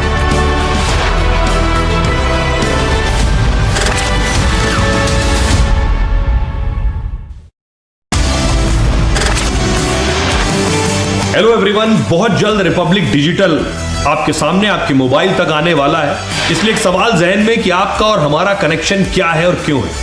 आपका हमारा connection इतना पक्का और मजबूत इसलिए है क्योंकि हम न इसकी न उसकी, न तेरा न मेरा, सिर्फ एक पक्ष की बात करते हैं और वो है राष्ट्र का पक्ष। ये राष्ट्र ही हम सबको एक सूत्र में जोड़ता है। इसलिए रिपब्लिक कंट्री फर्स्ट की बात करता है। ये कंट्री फर्स्ट हमें कश्मीर से कन्याकुमारी तक और अहमदाबाद से अरुणाचल तक जोड़ती है। इसलिए रिपब्लिक डिजिटल जल्द ही आ रहा है। 9 तारीख को रिपब्लिक डिजिटल लॉन्च हो रहा है, तो जुड़े रहिए हमारे साथ।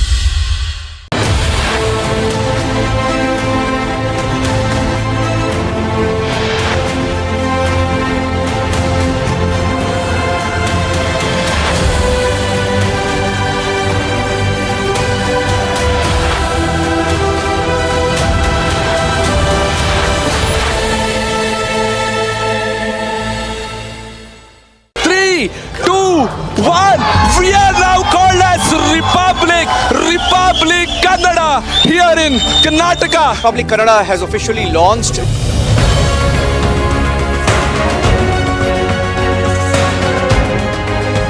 Today we dedicate Republic Kannada to the people of Karnataka.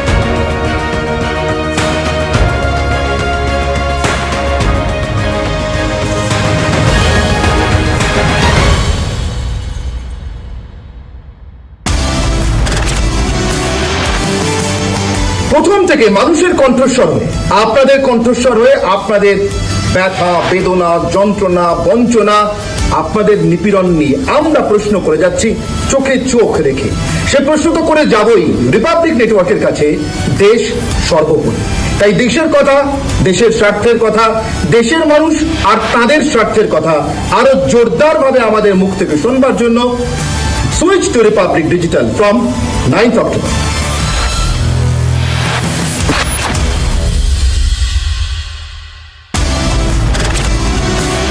নমস্কার প্রিয় দর্শক, নমস্কার ভারত। গোটা ভারতের জন্য একটা সুখবর, রিপাবলিক ডিজিটাল আসছে এবং আপনাদের এবং আমাদের যে সম্পর্ক সেটা আরো গাঢ় হতে চলেছে। এবার মোবাইল ফোন থেকে শুরু করে নোটিফিকেশন সমস্ত জায়গায় রিপাবলিক ডিজিটাল আসছে এবং কথা হবে, আরো বেশি করে কথা হবে চোখে চোখ রেখে।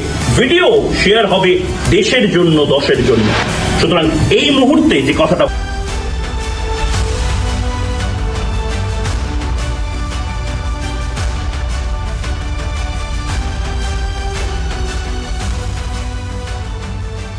Welcome back, ladies and gentlemen, and I'm going to put out the switch kit on air soon. And the switch kit tells you how to switch. We're going to make it very simple for you how to switch to the right narrative on the digital media.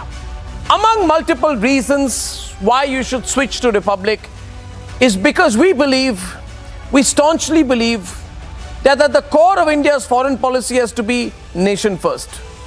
Bharat first. We don't believe in wishy-washy talks that want India to bow down before foreign powers.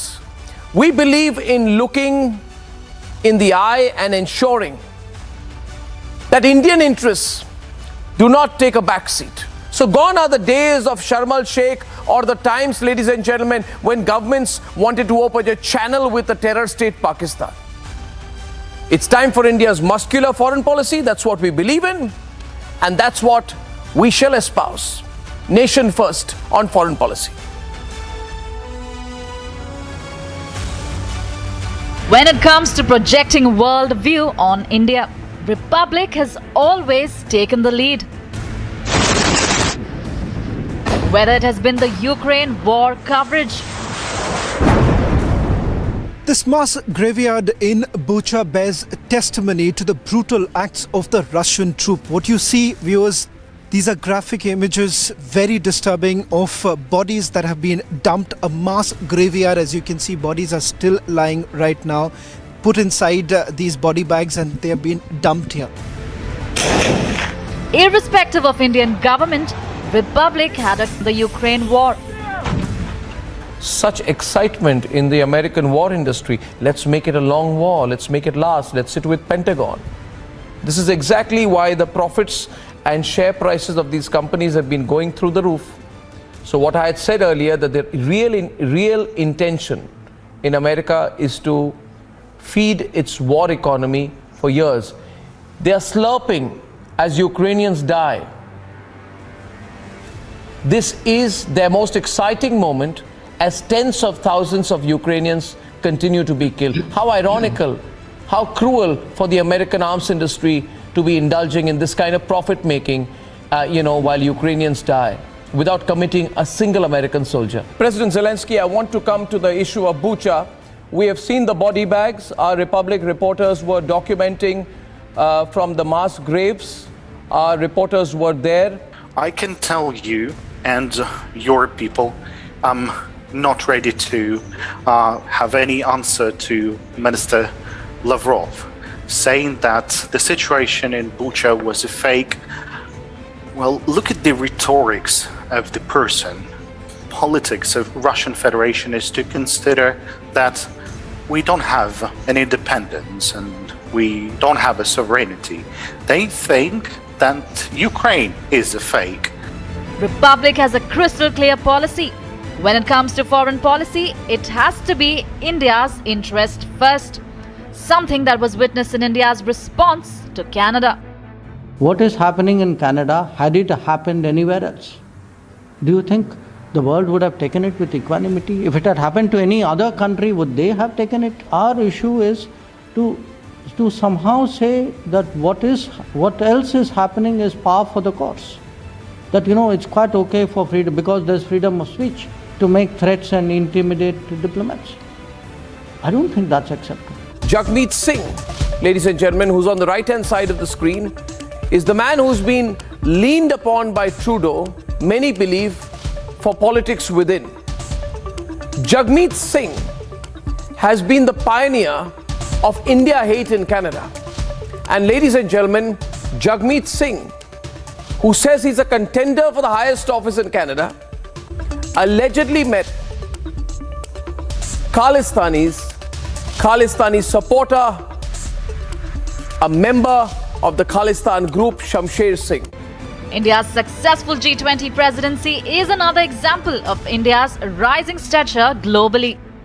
Reality is there is much to celebrate about India's presidency of the G20. Most importantly, I think we brought the global south together, which was very significant. We brought together Latin American countries, Caribbean countries, 47 African countries, 31 Asian countries, 11 Oceania countries, 7 European countries. I think one of the most important things during our presidency has been that we have used our diplomatic might and this position to get the African Union to become a full member of the G20. And when it comes to Pakistan, it is only natural to show them their place. Victims of terrorism do not sit together with perpetrators of terrorism to discuss terrorism. Victims of terrorism defend themselves, counter acts of terrorism, they call it out, they delegitimize it, and that is exactly what is happening. So, to come here and preach these hypocritical words as though we are on the same boat, I mean, they are committing acts of terrorism. The terrorism matter. I mean, I would say Pakistan's credibility is depleting even faster than its forex reserves. So let's be clear what this is about. Well, often it's said that I'm a big migraine for Pakistan. I take on the Pakistanis a lot. I'm biased and prejudiced against Pakistan. In fact, in the United Kingdom, they accused me of hate speech against Pakistan. And all I said to the British was, between India and Pakistan, do you expect me to be neutral? You must be out of your mind. Must be out of your mind. Anyway, I believe that those who said that were out of their mind. But I need to tell the Pakistanis something. Viewers, 2 years back, the Pakistanis kept telling us, we have a forever relationship with China. We are all-weather allies. I don't know what the weather is in Karachi anymore or in Rawalpindi. But let me tell you, the Chinese have closed down the consulate. That means something. That's why I believe it is the end of Pakistan. There can't be any kid-glove approach when it comes to Pakistan or India's foreign policy. It's Indians first, no compromise.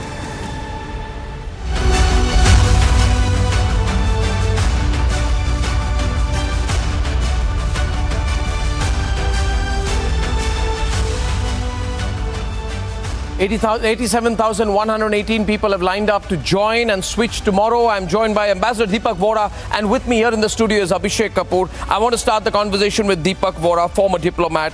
I say we must be clear about what we intend to do in the media. We're launching Republic Digital tomorrow. We hope to launch a global news organization by next year.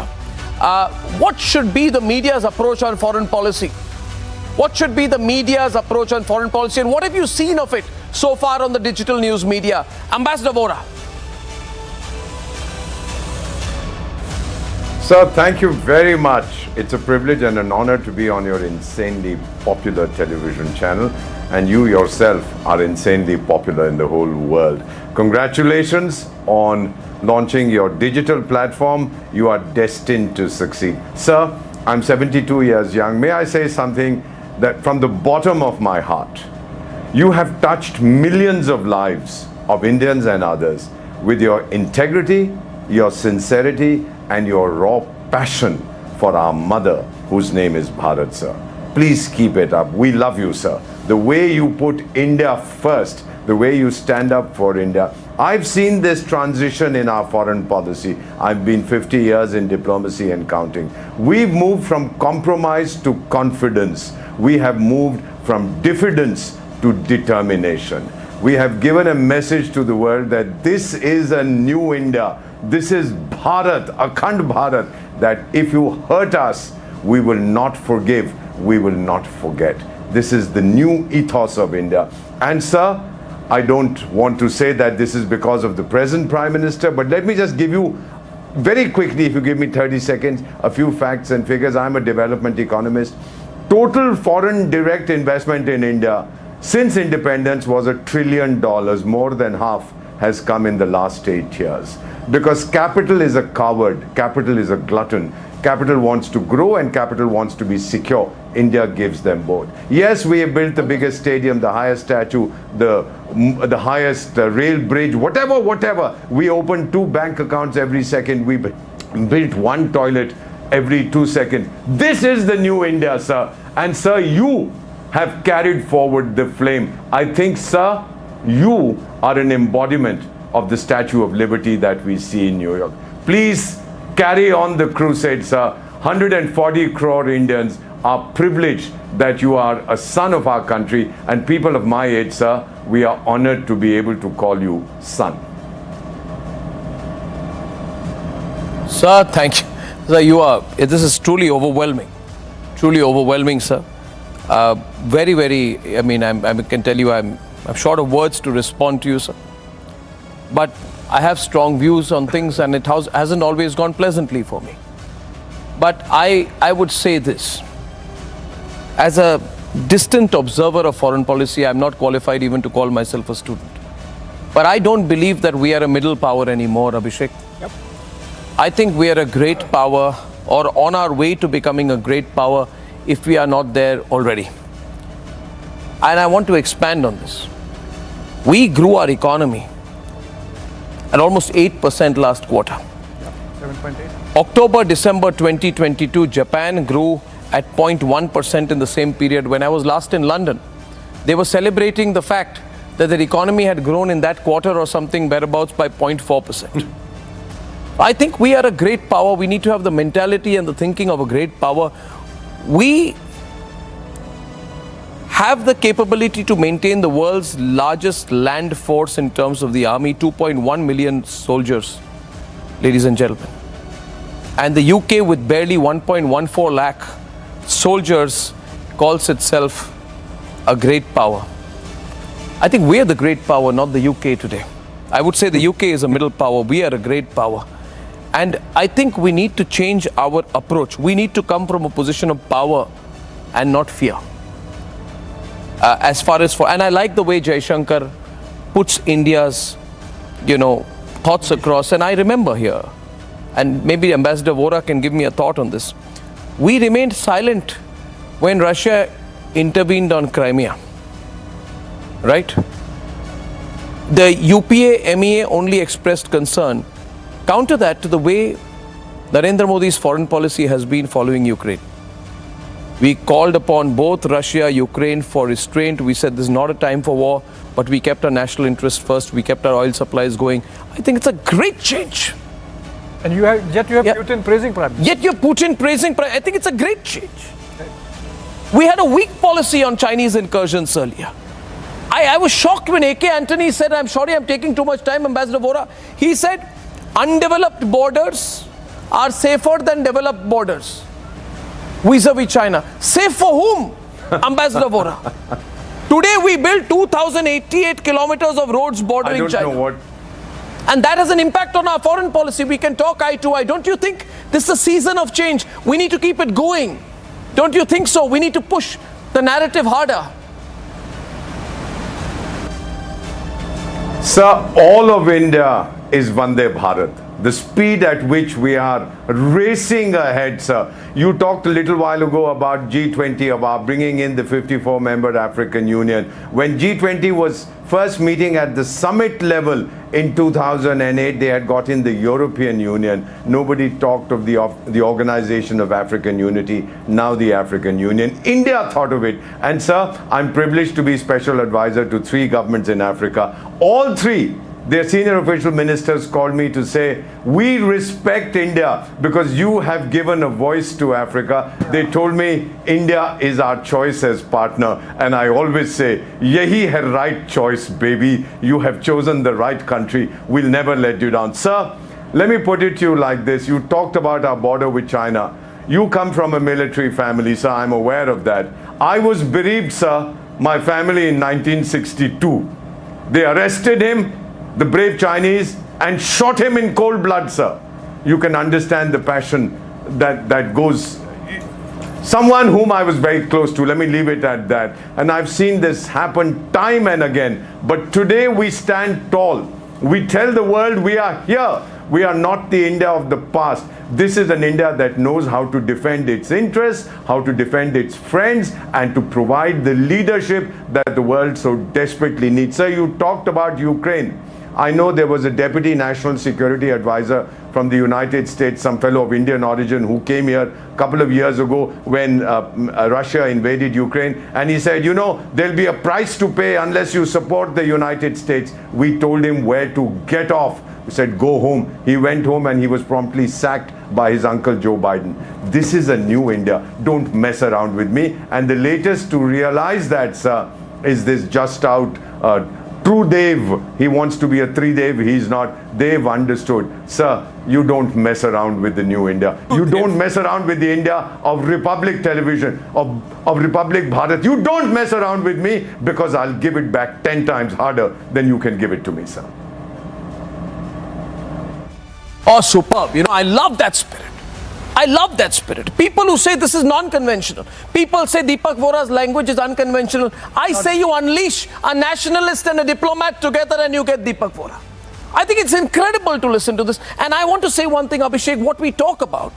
We mix up our politics and our national policy. Yeah. Because you don't like Narendra Modi, we have to question the foreign policy. Yeah. Because you don't like Narendra Modi, you don't get along with the BJP, they don't curry favors with you, you don't curry favors with them, hence you have to criticize the economic policy. We have to separate it. We at Republic say, we are for the nation. Doesn't matter, BJP, Congress, AAP, anyone, take a nationalistic line for God's sake. Abhishek, I think things are changing. You've seen it up close. Just imagine what's happening in Israel. Yesterday, Israel was attacked and former Prime Minister Naftali, from whom Benjamin Netanyahu took over, he was seen getting in the reservist team and joining the armed forces, not questioning the intelligence failure, nothing. When in a time of crisis, the nation stands as one. That's something what we need, not the manner in which Pulwama was questioned, not the manner in which the entire issue of Ladakh standoff was covered by a section of the media which had a demotivating influence of the armed forces, the manner in which the issue of OROP was covered, having a demotivating influence on our armed forces. That's not what you do as a media platform. I think issue of foreign policy also. While the establishment has found the India way, the media still continues to indulge in the kind of balancing act we see where, okay, fine, adjust the position of Pakistan, look at the position of Pakistan. No balancing. That's something which should not be done. Balancing. We won't do next time. No balancing. No balancing. We've seen those days, Shawan, when there were people calling for foreign secretary level talks even after 26/11.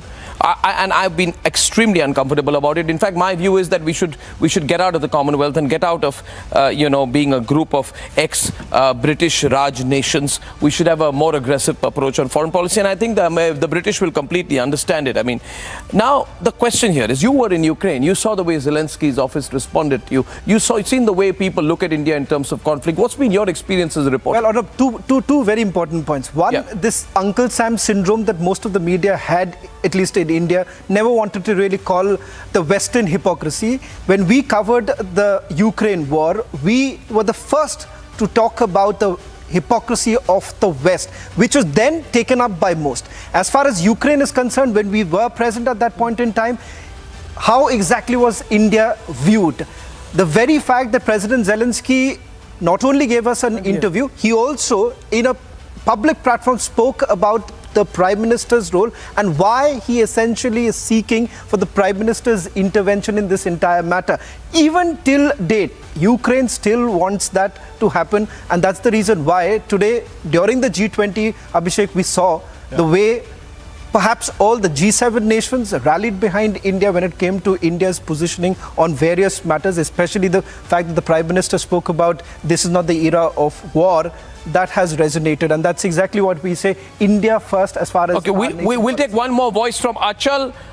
We have with us Achal Malhotra, former diplomat, also joining us. Mr. Malhotra, good afternoon, good evening. Can you hear me, sir? Losing the line there with him. Establishing the line, getting the connection. Mr. Malhotra, good evening. Can you hear me, sir?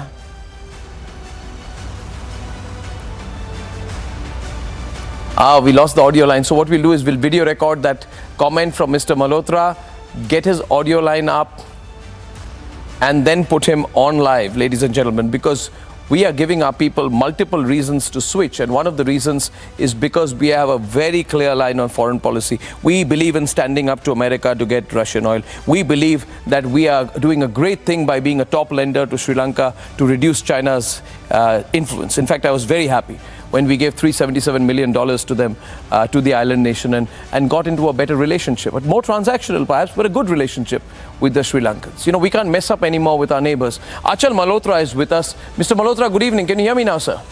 What are your thoughts, Mr. Malhotra, on foreign policy and the media? And good evening, good evening. And what are your thoughts on foreign policy and the media, and what role the media has in pushing the Bharat narrative to the world? Well, first of all, I think it is incredible the manner in which media has started covering the foreign policy. You know, foreign policy for many, many years had absolutely no meaning in the Indian context.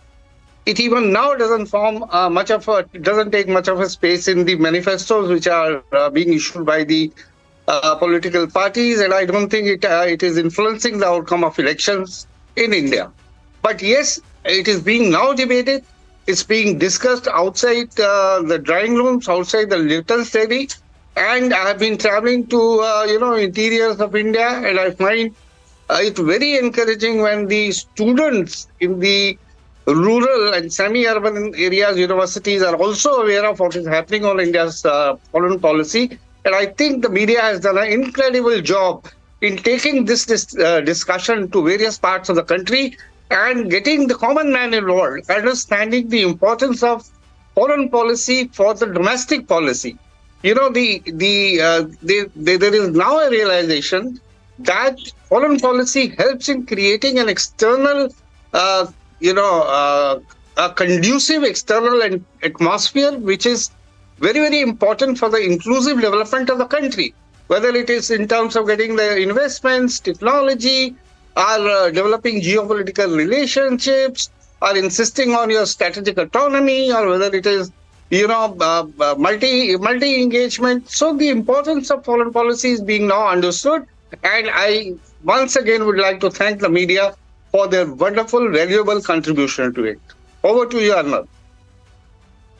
And I would like to request you, sir, and request Deepak Vora to help us in our cause, join us, write for us, put videos for us. So right now requests are going out so that on day one of launch, we have the views of both you and Ambassador Deepak Vora on the country's foreign policy and why the right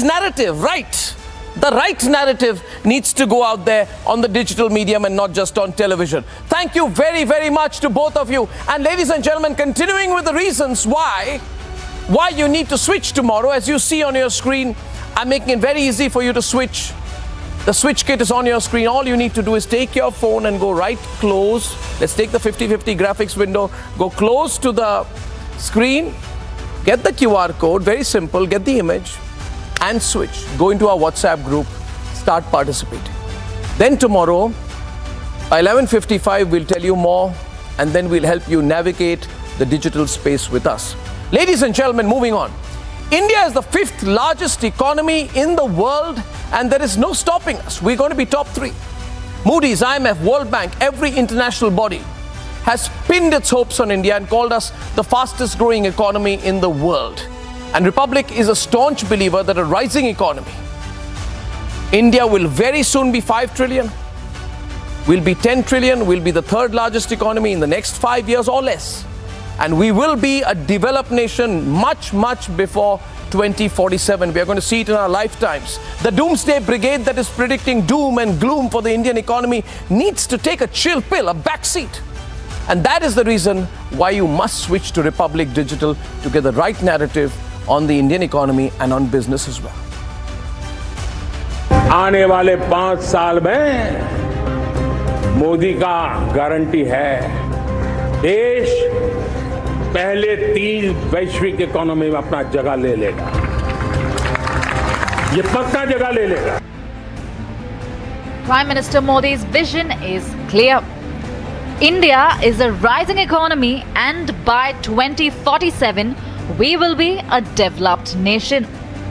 And Republic is a believer that India will become a great economy.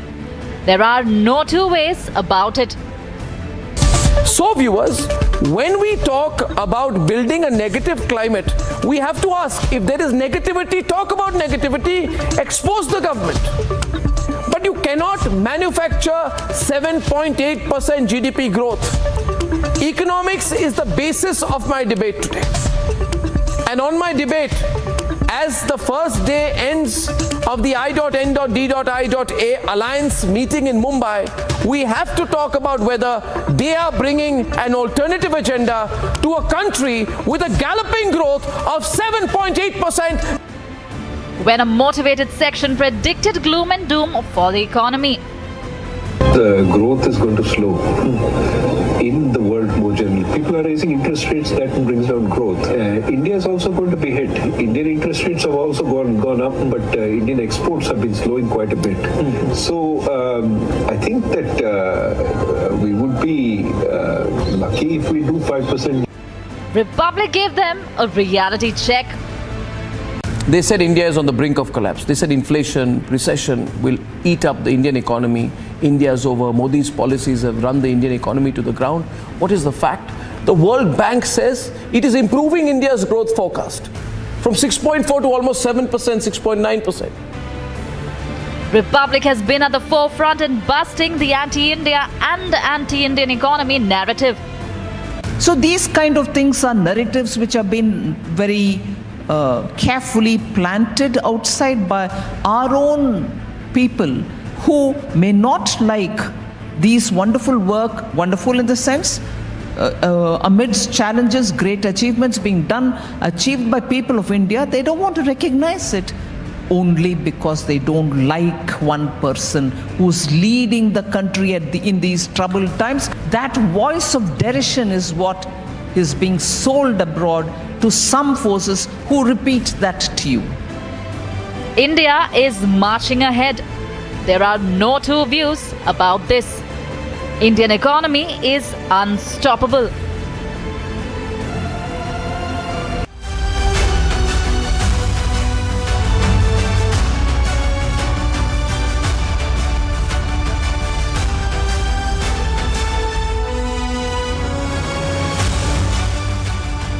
Okay, fantastic. My friend and the member of the Economic Advisory Council to the Prime Minister Narendra Modi, and I must easily say one of the most identifiable and popular faces on the Indian economy, on television, social media these days. The very affable and vocal Sanjeev Sanyal is with us here today. Thank you very much, Sanjeev. And we have the extremely astute, very hard-hitting PK Basu also with us here today. I consider him one of the best voices on macroeconomics, and not just because he exposed Rahul Gandhi in Singapore not a while back. And we'll be joined by Mohandas Pai in a while and Suhail Seth. So with your permission, Abhishek, we'll start with Sanjeev Sanyal. Sanjeev, we are doing this campaign to make people switch to Republic Digital, and we don't believe we should just talk about the product experience, user experience, how nice we're going to be, how good we'll look, how good our production will be, or the diversity of our content. We believe the clarity we have on where we stand on issues concerning the nation should be the reason people believe in us. Now, without being prejudiced about it in any way, You're a member of the Prime Minister's Economic Advisory Council, which means you advise the Prime Minister on high-level issues regarding the economy. When you hear people put out doomsday scenarios, when you say to Rajan say it's going to be typically the worst year, I don't think we'll cross 5%, I think it's a done deal. Where do you, and this kind of stuff, you know, certainly people make reels out of it, Instas out of it. Young people who may not have deep technical knowledge begin to transmit this, and there's a whole air of disinformation which spreads very quickly. How does one counter that, and what's the reality? Well, we have been hearing doomsday prophecies for the Indian economy for some years now. I mean, through the COVID crisis, you will remember, everybody thought we were actually going to all fall apart. But we came out of that very easily, the fastest growing major economy in the world. As you all know, we are already the 5th largest economy in the world in dollar terms, 3rd largest in PPP terms, but 5th largest in dollar terms. But importantly, in 18 months' time, we'll go past Germany to become the 4th largest. And by the year 27-28, we should be the world's 3rd largest economy. We are macroeconomically in a very good place. Our foreign exchange reserves are a little short of 600 million. Inflation is in control. Yes, we had a tomato price spike, but that's come off now. But there's no underlying pressures. And the economy this year is going to grow at somewhere between 6.5% and 7%. Given the extremely uncertain external environment, this is a very good growth rate. So when someone turns up to you and says, big deal, Sanjeev Sania will say it because he's part of the Prime Minister's Economic Advisory Council. His job is to turn the numbers and not question them enough. Well, I mean, if you look at my articles in the Economic Times or Times, I always question all kinds of things, including, you know, numbers of anemia in India or many other numbers that, including the government system, throws up. So I'm hardly unskeptical of numbers. But they say GDP growth reflects nothing. I mean, there's one view, you know, Abhishek, you put it through to them, they'll say, this GDP growth, it's so what? Okay, GDP growth was 6.1%, is 4.5%, 5.5%, 7.2%. But as when we have political debates, the politicians come on and say, Aam aadmi ko kuch nahi mila hai. It does not translate into anything for the common man. You've heard this before? Yeah. You hear it all the time? It's a standard argument and you don't know how to quite respond to it. So you may have record high GST collections, you may expand your manufacturing, GDP growth. But when someone comes to you and says, Sanjeev Salian, this is all highfalutin Oxford stuff, it doesn't make a difference to me, to my life. What would you say? Well, everybody loves to hear about developed countries, about China. How did they get there? They got there by essentially growing their GDP. So, They say it's seasonal. They say it's seasonal. It depends on which GDP, which quarter you're comparing to which quarter. I'm just playing devil's advocate. The point of the matter is, this is about compounding. Yes, in any 1 year and 1 quarter, yes, the difference may look marginal to the man on the ground. But I can assure you, as you compound it out, this is the game. Compounding of GDP growth is the game. This is what generates the jobs. This is what generates the revenue. This is what generates the per capita income. Yes, it is not everything. You have to still do some effort to make sure the poor, there's some transfers to the poor. But even that requires revenues coming in from GDP growth. So be very clear that GDP growth is the game in town. Now, what is the game in town? And people also say, okay, you know, this government, the Modi government, always talking about GST collections. They say we don't like it because it means we are paying more tax. It's the Modi government celebrating the paying of more tax. You've been in finance ministry, now in the Economic Advisory Council, and this every second week there's a whopping GST collections headline which comes. What does it reflect? It comes every month. Okay, every month, but there's a debate almost every day. No. So the point is, what does it reflect? It reflects the fact that the economy is growing. After all, we are not messing around with the GST rate. If you're having a meal in a restaurant, you're paying the same tax rate. So the fact that we are collecting so much more means that there are more people eating in the restaurant. And they have more money. And they have more money. So unless, you are saying that the economy does not matter at all, that's a different argument. Then, No, economy matters. But for example, if they say that, okay, your manufacturing sector is growing. Yes. And the government's been tom-tomming. You know, what is this called, which is called, I think, Purchasing Managers Index. PMI. PMI. Yes. Okay, that is 21-month high, 23-month high. We keep hearing these numbers, but they say that does Sanjeev Sanyal ever tell you that our base is so small compared to China? We are nowhere close to China. No, and so they say you've not done enough to make us competitive vis-a-vis the Chinese economy. First of all, the base is indeed should be much larger, but that problem is that we weren't growing fast enough to get the base here. If we had been growing like that since 1947, certainly our base would be higher.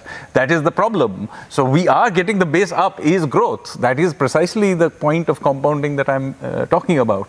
Now, you could argue that this should have been much higher. Yes, we wasted 4.5 decades as doing license permit and socialist policies. We only really got serious about growth in the 90s, and that has also required some,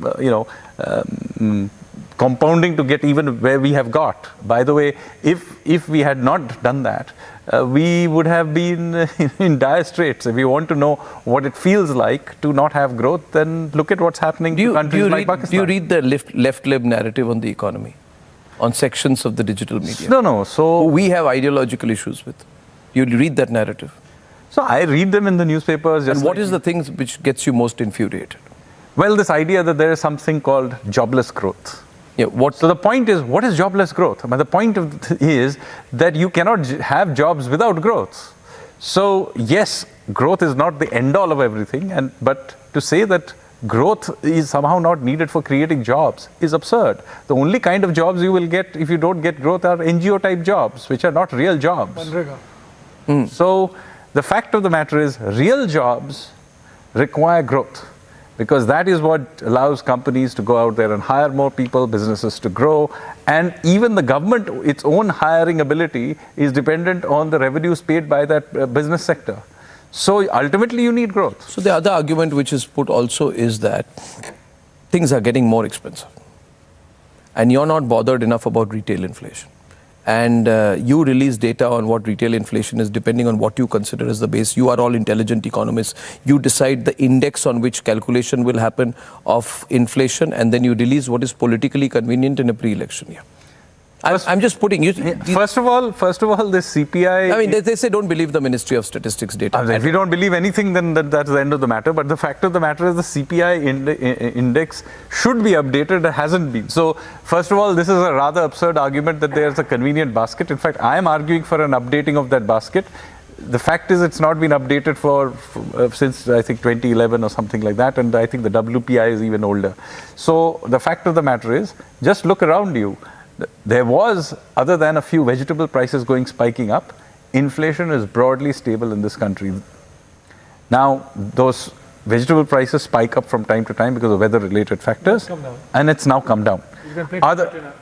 Other than that, there is no large inflationary pressure in the system. In fact, wholesale price index is in negative territory. You can calculate it however you wish. In fact, if you went with today's basket, it would be even lower. Inflation, if it was correctly measured using a correct basket of CPI, it would be lower, because our basket has changed in favor of things like, for example, phone data and things like that, the prices of which are very, very competitive by any global standard. So my view is that, if anything, we are overcounting inflation by giving food too much of weightage, because that was how things were 15 years ago. Food matters. Food matters, but politically food matters. Politically sensitive, yes. But is it a correct reflection of how the average Indian now spends? It's not. You don't think so? Because what is happening as we have become more prosperous, food has become a smaller part of our basket. It is still an important part of our basket, and certainly it becomes more and more important as you go into the poorer sections of society. So therefore, politically sensitive, yes, it should certainly be looked at. But to say that the basket is biased, if anything, it is biased the wrong way, in the sense that it is overstating inflation. There are many things in India where there is almost no inflation. In fact, as I said, wholesale inflation is in negative territory by any measure you take it. Well, I mean, I see this entire argument that you're putting. What do you think of Raghuram Rajan's view? You're dodging that question. Well, I don't know. Raghuram Rajan predicted, he sat on a veranda with Rahul Gandhi on a warm autumn or winter evening, and he said, we're doomed. We're finished. I'd be surprised, he said, if we hit 5% this year. Well, he was clearly wrong. I mean, I don't want to get into a personal debate with him, but the fact of the matter is, statistically, there was no way he was going to arrive at that number. So I don't know why he came up with the number. You would have required a real slowdown from that point. You also say that, it doesn't make a difference who's in power. We would have been top 3 anyway. I've seen this argument. Haven't you seen that, Abhishek? That this government is taking too much credit for us becoming top 3 in the future. You heard that? It's been... But it's happened because of the kind of work that has been done over the last 9 years, I believe. There's an air of inevitability they put to it. Not really. So if subsidies... Okay, PK is also getting into this. Yeah, Abhishek, okay, let Abhishek complete and then PK. Yeah, so the kind of subsidies rationalization that has been done, which has had a huge impact on the way people get welfare governance. The manner in which the freebie culture has been questioned, the manner in which the government has worked on ease of doing business, by reforming those laws which were an obstruction. I think what we are getting now in terms of the growth and the GST numbers, etc., is a result of the governance reform. Absolutely. Right? So let me tell you some of the major reforms done over the last several years. There were very big reform, simply introducing the GST. Remember when every state border we had to stop trucks and move around? Yeah. GST was a free trade agreement India signed with itself. Yeah. And it's a very difficult reform to have carried out. We carried it out and successfully. 2, we created a framework for creative destruction called the Insolvency and Bankruptcy Code. The banks were cleaned up as a result of it. Remember when the banks were all falling apart? Yeah. We actually went through COVID and came out at the other end with a banking system that is actually more robust today than it was before COVID. Yeah. Only unique in the world where the banks shutting down even in the US on every other week. We have managed to liberalize a whole host of sectors in the middle of COVID. Drones, the geospatial sector, space. We privatized Air India in the middle of COVID. So the point I'm making to you is there is a lot of hard work that goes. Correct. Growth is not some inevitable thing that happens because after all, even in 1947, we had the world's second largest population. We should have just automatically grown. Yeah. If policies don't matter, why are we talking about the 1991 reforms? Everybody celebrates the great 1991 reforms done by Manmohan Singh and Narasimha Rao. Then if it didn't matter, then it didn't matter. If nothing matters, then let's all go home. Why bother to have a finance ministry? That's great. I'm going to get you provoked and worked up a little bit. By the way, picture of calm out here. I've got to just push him a little bit on issues close to him. And, especially on the history of India, the rewriting of Indian history. And then you will see the real Sanjeev Sanyal come out and explode on television. PK, what do you think, PK? Inevitability is worth addressing because... the inevitability. 1947. Sure. And I think Mohandas Pai and Sohail Seth will be joining us in a while. Yeah, please. In 1947, we were the 9th largest manufactured goods exporter in the world. Yeah. What happened? Yeah. If it was so inevitable, we would have continued at least at that level or gone higher. Yeah. We fell way down. The point is that at that point, we were a larger share of the world economy than we were in 1980 or 1990. Which year are you talking of? 1947. Yeah. In 1947, our share of world GDP, in 1900, our share of world GDP was higher than it was in 1990. Yeah. And 1990, we were worse off than in 1947 relative to the world. Yeah. So these are the simple facts. Now, what happened? The key difference is that the other side, the so-called socialists, right, gave us no socialist outcomes. They gave us socialist symbols and rhetoric. Yeah. Now, in terms of policies, the policies were totally messed up. Yeah. And you had fiscal profligacy, monetary profligacy, high inflation. So, just UPA 2, average inflation every year for 5 years was 10%. Yeah. Average. Yeah. CPI inflation was 10%. Food inflation for 5 years averaged 12% a year. 12%. So, now that is the result of profligacy on the fiscal front. Now, it's worth remembering that NDA 1 ended up with a current account surplus for the last 3 years. There was a current account surplus. The fiscal deficit was down to an all-time low as a percent of GDP. Inflation was down to an all-time low as a percent of GDP. And as a result, interest rates were at their lowest ever. That was the legacy of Vajpayee. And then the next 10 years, we became a member of the fragile 5 emerging economies. We were so fragile that we were on the verge of having another balance of payments crisis in 2013. So it's not inevitable at all. So the reason why we were 10th, we were 10th in the world as in terms of size of world economy, and as a proportion of the world, and we've gone from 10th to 5th over the last 9 years. Yeah. It is because of good policies, including during COVID. I mean, I think it's worth noting that the whole world was going for fiscal profligacy.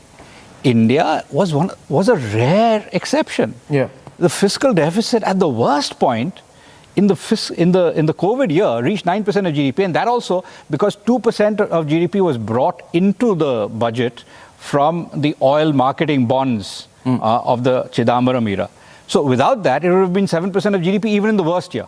Yeah. That's remarkable. Look at the US. It was 16.5% of GDP. Not just that, it was also monetary profligacy. I was simply printing of notes on a large scale, which they are now unwinding with extremely painful results for their own banking system. So the point is that policies matter. Yeah. If policies didn't matter, then Kolkata, which used to be the most important industrial hub of Asia outside of Japan when we became independent, by the way. In 1947, Kolkata was the most industrialized place in Asia outside of Japan. And thanks to all the industrial action of the 1970s and 80s, it is not even in the conversation in India today. Yeah. So the point I'm making is policies absolutely matter. Bad policies meant that we lagged over decades. It's only in the 1990s we finally got a little serious about it. And even then, we kept doing things as a shortcut, including pumping up the banks. For example, between 2007 and 2012, we pumped up the banks, which is why the banks almost went bust. And since I'm one of the people who was instrumental in cleaning them up, let me tell you, it's a very painful thing to do, and I have no intention of ever doing it again. But now the banks are clean, and we are now in a position where right now, despite the fact there's now two wars, one in Ukraine, one in now, as of yesterday, in Israel. We have massive tightening of monetary policy happening around the world. Oil prices have been spiking all over the place. Many other forms of uncertainty. Exports worldwide have slumped. Despite that, we're going to do 6.5 to 7%.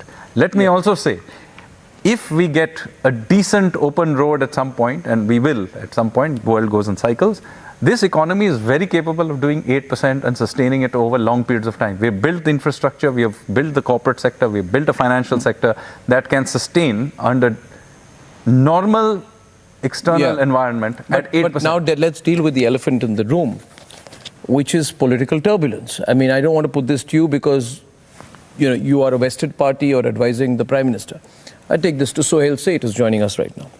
The issue is, okay, everything's going good. First of all, I want a sense from Sohail on whether everybody in the world of business in India thinks everything is going good. Because you deal with the corporate sector, you deal with business houses, Sohail, you deal with the big groups, the Tatas, the Ambanis, and you interact at that level. You head the brand committee for CII. What's the mood in corporate India? Because, 3-4 years back, there was this mood created that, okay, India is doing great, but the rich are leaving the country. Can you unmute yourself a bit, please? First, before you respond. Sohail? I think you're muted, yeah. Thank you. So, my thing is never... Can I get the audio for Sohail? Yeah. Has the mood of the corporate world in India been as upbeat as it is today? For 3 reasons. Number one, you don't have to come to Delhi to do sifarish and get your work done. This coming to Delhi is over. There's a clear policy. If you fit within that policy, fine. If you don't fit, curtains. Number 2, please remember, you might say whatever you want about Narendra Modi, he has made brand India something worthy to be contended with. And that's very important for people to know across the world when they're looking at investing in any country. People invest in countries where they feel they'll be secure in terms of that investment, in terms of rule of law. Remember what Pranab Mukherjee did when he was finance minister? Brought about a retrospective tax and then messed up large corporations. Supreme Court rejected that, but he rammed it through Parliament, and that upset the investment climate of India for almost 15 years. Vodafone is in the state that it is in today because of that retrospective decision. So we have suffered a lot because of policy flip-flops, which were made by previous governments, owing to who was patting whose back. The third very important thing, And I attended all those sessions at the B20, which was part of the G20 recently. Every person, Arnab, from across the world, these are CEOs who don't need to pander to Narendra Modi or Sanjeev Sanyal or PK Basu or Arnab Goswami. They don't need to, because they are also accountable to their shareholders. Each one of them said that India is the sweet spot, is the shining star. Now let's go to a place, I don't know, I wasn't queued on when Sanjeev began, but a country is known for two things, services and manufacturing. Within the corporate scenario, never before was India a manufacturing hub in the manner that it has become today. Today, we are no longer just the manufacturing hub for auto ancillaries. We are getting into semiconductor chips. We're getting into electric vehicles. Now tell me, Arnab, which joker says that the economy is down the chute and people are in trouble? You can't buy a car for love or money, no matter what price point you're looking at, even with the kind of funding that you're getting. Number one. Number two, in the good old days, Arnab Goswami could call up, well, not you, but someone from your ilk could call up the finance minister and get a particular bank chairman appointed who would then give a loan to someone who was related to you. It's not happening. So I'm saying the country is upbeat. People are making money. You can see that with incomes rising. Now, there is this constant nonsense that I keep hearing, this phrase called jobless growth. You know, it's like the anachronism, Operation Successful, Patient Dead. I mean, what the hell does it mean? If people are jobless, how can there be growth? Because it has to be linked. Because that income from the jobs that are generated is what funds the revenue coffers of the government of India or the government of the state. Let me tell you, and this, go back, and you were part of the media then, as you are today, when in July or August, Mamata Banerjee created the kind of shindig that she did around Singur and threw the nano plant out. On your program, now I can't remember which channel it was, but I remember saying very clearly, it is the death knell of Bengal. Bengal was where it all used to happen. Today, Bengal is bereft of industry. The only industry Bengal has is protest industry. Gherao. We are back to what the goddamn communists did. So net, here's my read. Number one, we have never been in a better position as a country. The people are happier. People are prouder to be Indians. The diaspora is willing to support you. Forget all this agenda-driven Western narrative. See, the Washington Post is read by 3.5 jokers who only have that work to do. So I'm not bothered about Washington Post, New York Times. Number two, ask any corporate leader. They will tell you it is the least corrupt. In fact, to my mind, it is the most corruption-free union cabinet since independent India. Number three, the people who have fled because the heat is on. This is not a government when you can call up Narendra Modi's cook or Narendra Modi's relative or Amit Shah's aunt and say, bhai, isko choda lo. No. If you've done something wrong, if you've done the crime, you do the time. It's simple. And I'm damn happy that people are leaving the country. Why would I want parasites and leeches and termites to infest the new India that we are creating assiduously? So I have zero sympathy for those jokers who are leaving. And please, let's not say, oh, high net worth individuals are leaving. The guys who are leaving are the culprits, the criminals. They are fleeing. No, that's true. Of the country. That's very true. And I'm now joined by Mohandas Pai. And Mohandas Pai has been a supporter, believer and investor in Republic since the start. So I said to him today, I can't launch Republic Digital without your blessings. And he was in a bad network zone. Then he said, I'm coming out and I'm grateful that you're on with us, sir. Now, Mr. Pai, first of all, Republic Digital is launching tomorrow. And you've been telling me from the start, take the organization digital. That's where the future is. So the big switch campaign starts tomorrow. And I hope that you also are going to put the QR code and tell Pranav and Siddharth to take the QR code, join our WhatsApp stream, and let's go digital together. My question to you, Mohandas Pai, is, we have Sanjeev Sanyal here. How bullish are you on the economy, and what do you make of the narrative that you see in the existing digital media outlets, who almost perennially are giving you a completely stilted perspective? I mean, if you were to read Wire and Scroll and whatever print and all these put together, you would feel extremely despondent about where we are headed economically. What's your take on that? You are an investor, you run funds, you are on boards. What's the real story?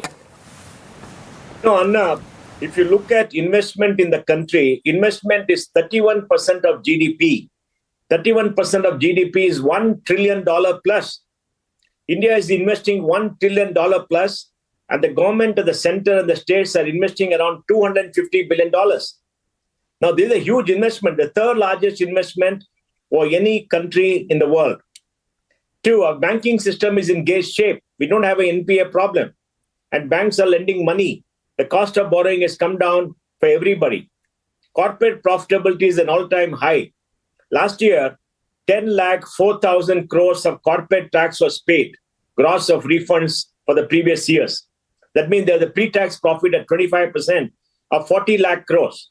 40 lakh crores on 273 lakh crores of GDP is 15% of GDP. That is huge. We've never seen that happen before. And the corporate sector is investing heavily. The private capex sector has started from internal accruals and less of borrowings from the banks like earlier. The 25% corporate tax rate has created greater compliance. And if you look at consumption, car buying, especially SUVs, are at an all-time high. This year, all vehicles sold will be around 5.5 million. That'll be about maybe the fourth largest in the world. Now, this consumption at an unprecedented scale. You look at airlines, you look at all the things, you find much is happening. They say the FMCG sector is not growing, so there's rural stress. Now, we got investment in the poorer districts. There are many local brands that have come up which are dominating the poorer districts and rural areas, primarily because these guys working in cities have jacked up the prices. And that's why the local brands are doing very well. There's a substitution impact because they've increased the cost so much. So the consumption is not going down. People say that Marega money is already over and we are in September. Well, government has allocated, I think, 70,000 crores or 75,000 crores. They allocate more. And Marega is always coming in between the monsoon. And this year, the monsoon is normal. They say it's 5% less than earlier, but the monsoon is normal. And if you come to South India, there are more jobs than people. You know, Anna, we have created something called the India Jobs Report. And let me give some data. The EPFO has 1.6 crore people who joined for the first time with Aadhaar. So they're all first timers. That means 1.6 crore new jobs have been created. They pay subscription, out of which 52% is the age group of 18 to 25, 80 lakhs. That is a huge jobs that have been created. Now, if you sit in West Bengal, sit in Lutyens, Delhi, you don't see the jobs there, except the people who come and work in your homes. You come to Bangalore, you come to Chennai, you come to Hyderabad, you come to Bombay, you see jobs all around. People are not getting enough people but jobs. The L&T chairman, new chairman said, he shot up 35,000 people immediately for infrastructure. So there's a huge job creation. Yes, we have a problem in terms of wages because 70-75% of jobs pay less than 25,000 rupees a month. That is the challenge that we have to solve with higher growth. They say women participation in the workforce has come down. Sanjeev Sanyal wrote an article which showed due to a definition, it came down by 10% about 12-15 years ago. And if you look at women coming into the workforce, the largest number of women coming in the workforce is in UP, Rajasthan, Madhya Pradesh, etc., where the job creation is less. The men from the north migrate to the south and get jobs, the women stay on, so participation is less. We need higher growth there, and UP is growing. And UP is growing at a fast pace, building great infrastructure. And then, if you look at other areas of consumption, I think consumption is going up. And if you look at taxes paid this year, you know, GST is around 1.62 lakh crores, growing at 11% this year so far. It may grow faster coming to the busy season. And if you also look at corporate tax, I think it's 20-25% up compared to the previous year, which is again a record. Nobody pays taxes unless you sell and make money and make profits. I don't know where these people are getting this debate because in the wire, you don't see a single piece of data. Or some data which they use as a transaction and globalize, and others just don't look at data. I mean, It's terrible. There's people write all kind of rubbish without looking at data. But what about political continuity? You worry about that in a pre-election year? Well, I think there is some worry in the media about continuity in a pre-election year. But let me tell you one thing, Arnab. Prime Minister Modi has done something which no Prime Minister in the past has ever done, made sure almost all Indians have the necessities of life, a roof over the head, water in the tap, power in the switch, a toilet in the house, a gas stove, a bank account, money in the bank, health insurance, a internet connection, a mobile phone connection, food on the table, and education for children. Almost all Indians will have it by March 24. This is the largest program ever done by any Prime Minister in 10 years. Even though many Prime Ministers in the past had programs, they could not execute it. Narendra Modi has executed it. And the Indian people have the necessities of life. They are very different people. And that's what has happened. If you look at e-commerce, consumption has gone up in tier 2, tier 3, tier 4 cities. And the highest amount of car purchase has gone up. Car purchase has gone up in those areas compared to the past. So all indications for those people who travel, those people who go around the country show that consumption is indeed going up, job creation is going up, and we are seeing about 1.2 billion square feet of space being built this year. They're the second largest in the world after China. China is way ahead. So all the indications are there for growth, and the biggest indications are growth in tax collection, because taxes are paid only when people consume or invest, and taxes are paid only when there is income for people because they need income for consumption. And that's happening in a big way. Yes, continuity, people are trying to create a fear. What happens if Modi does not come back? But all indications are that Narendra Modi has the support of the Indian people because he's made a substantial difference to their lives. And none of the other people have any narrative to back his narrative of growth and development. Arnab, that's interesting. Sanjeev, have we truly gone ahead and away from those days when we said good economics is bad politics and vice versa? Associated with the other question, there are disparities in policy approach. For example, the Bengal government's running of the economy in terms of principle, or the Aam Aadmi Party's approach to freebies is completely different from the government in Uttar Pradesh or Gujarat, for example. How does one deal with that? Well, I don't want to get into which party did what. Sure. But the fact is that freebies are something that is always attractive. They continue to be. There will always be a populist narrative. It may not be there at the national level, but certainly at the state level, freebies from variety of parties are certainly always attractive. And I keep arguing that, look, let's be very clear. If you don't know who is paying for your free lunch, then you are the free lunch.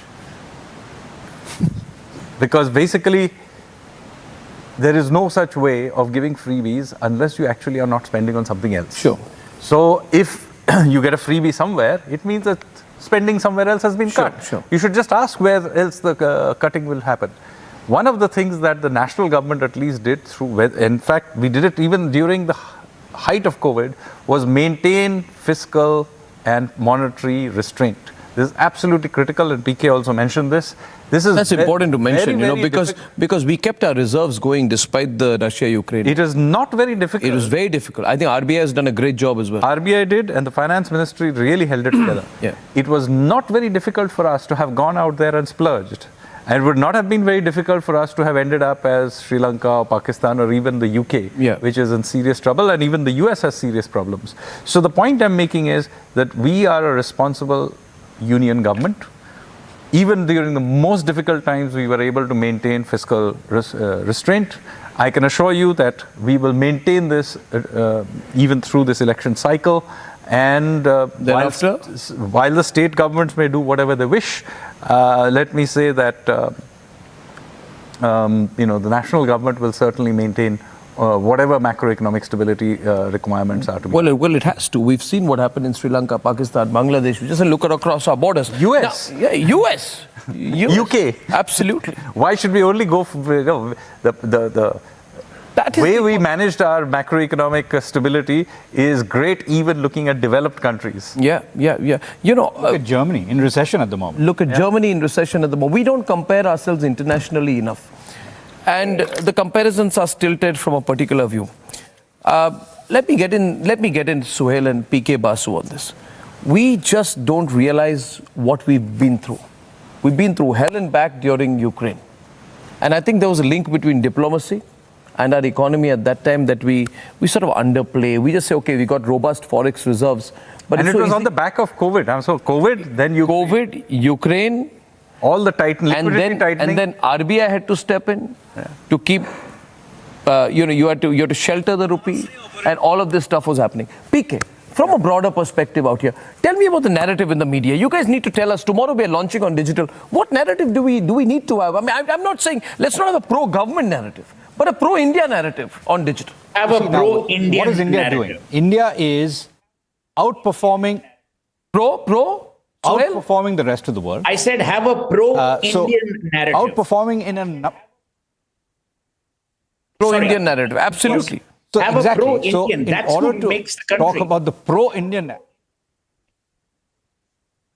absolutely, yeah. So pro-Indian, what is India achieving as a nation? So let's just start with external debt, for instance, right? Yeah. External debt increased by 296% between 2004 and 2014. 296% increase. From 2014 until 2023, it has increased by only another 40%. Yeah. As a percent of GDP, it was 24% in 2014. It is now down to 18.8%. Yeah. So, we have deleveraged as a nation while the rest of the world was leveraging up. Yeah. And as a result, we're in much better shape than the rest of the world to deal with any external challenges. So if you look at external challenges, during the period when oil prices were really high, the doomsday scenario and the people who always have a doomsday story were saying that the current account deficit would reach 5% of GDP, 6% of GDP. It never got beyond 3% of GDP in any quarter. Yeah. And for the full year, it was 2% at the worst. Yeah. And it is now going to be around 1% or less as a percent of GDP. So, the external management has been spectacular. Fiscal management has been way better than the rest of the world. I mean, you look at everywhere in the world, fiscal profligacy has been the norm of the last 4 or 5 years. India is the exception. You look at monetary profligacy. The US had its fastest growth in money supply ever. You want to for 2 consecutive years. I think he wants to add something and India's monetary growth has been lower during the COVID period than the average of the last 50 years. You were saying something on that. Yeah, I think, for the purposes of a general audience, the thing is, throwing them statistics may not probably stick. But I said, look, go and look at what is happening in your daily lives. I mean, let's take if you're living in Mumbai, you can clearly see the amount of construction that's happening around you. Mumbai is now the largest concentration of cranes in the world. It's not Shanghai, it's not Beijing, it is Mumbai that is the highest. Probably it's going to be Noida next. Maybe it's going to be Noida next. Point is, and this is stuff that you can touch and feel. In the next 20 months, you're going to have a massive metro system that will come on stream. You're going to have a new airport in 30 months' time. Within the next year or so, the coastal road will be open. I mean, these are things, this is just in one city. And this is happening all over India. I mean, even places like Ayodhya are getting investment probably the first time in centuries. Point I'm making is, these are real things. Even so maybe has the government got its communication wrong? I mean, I don't know about communication. No, I need to put this to Mohan Das Pai. Yeah, okay. He's got to give you a really, Mohan Das Pai and Sohail Seth will give straight answers on this. Sohail is already going in for it. Yes, Sohail, go on. Let me tell you, this government is like a ship in the night. It sails, no one sees it. A. B. Mohan Das said something which is very interesting. Sanjeev alluded to it in terms of infrastructure. Today, there are people who want to develop malls on our highways because of the density of traffic, given the fact that we are suddenly and finally creating road connectivity of the kind we haven't. P. Chidambaram mocked people saying, oh, who will pay if they don't have internet connection? Today, the cost of internet in this country is the lowest in the world, and the usage is amongst the highest. Cut some slack for the Indian. The person who's in a village or the person who's driving in a Mercedes have the same access to the digital world, and from tomorrow, they will have access to Arnab Goswami digitally in a more refined avatar. Yeah. Number 3, he talked about Ayodhya. Refined? What was that? Under the belt. He just I complimented you. I What said did you just I happened to meet Mr. Nripendra Mishra somewhere, and I was telling him, I said, how is Ayodhya looking? He says, we expect 40% of the pilgrims from overseas. You're going to create a pilgrim circuit like you've never seen before. Ask any hotel company in India and ask them of the profits that they are making. Remember one thing, real estate and tourism are the largest generators of employment anywhere in the world. He talked about Bombay and construction. In Surat, the Prime Minister will inaugurate very shortly the Diamond Trading Exchange. It is bigger than the Pentagon and we the world's single largest office complex. I mean, for God's sake, stuff is happening. You don't have to walk from one corner of the country to another to tell people that this country is united or is working hard or doing something. The political tonality is vicious and is self-destructive. But what is even sadder is this government's total inability to communicate for only one reason. They have so many jokers, as what I call in the surround system, that they pass stupid comments which are then attributed to the government. The government should slam these chaps. Today, when the country is talking about development, some joker is talking about divisiveness. Focus on the D that stands for development, not on the D that you want to promote for divisiveness to create your own cesspool of politics. And I have to say this, Arnab. We have never been in a better place. We should thank the Lord, whoever we worship, and we are atheists, thank yourselves, for the position that we have arrived at. Let's not wish a gift horse in the mouth. Let's stop being totally insensitive to the progress that we are making. No matter which goddamn political party, stop mocking our real-time progress. Don't make fun of buildings that come up, of stadia that are erected. Don't talk about Parliament being 7-star. For God's sake, bring back grace into politics and bring back grace into the political public discourse. That's what India needs. Countries progress when they unite. That's superb. Countries don't progress when they attempt to I'm divide. totally with you on that. I want to end with Mohandas Pai's thoughts on media and communication vis-a-vis the economy. Mohan. India does not have enough spokespeople who can talk sense and with data. They achieve so much, yet the other people have more people talking without any achievement and talking all kind of things. They take an isolated incident and globalize it as if the whole country is under some trouble. There is some crime somewhere. Suddenly the whole of India is responsible for the crime. We have 1.42 billion people.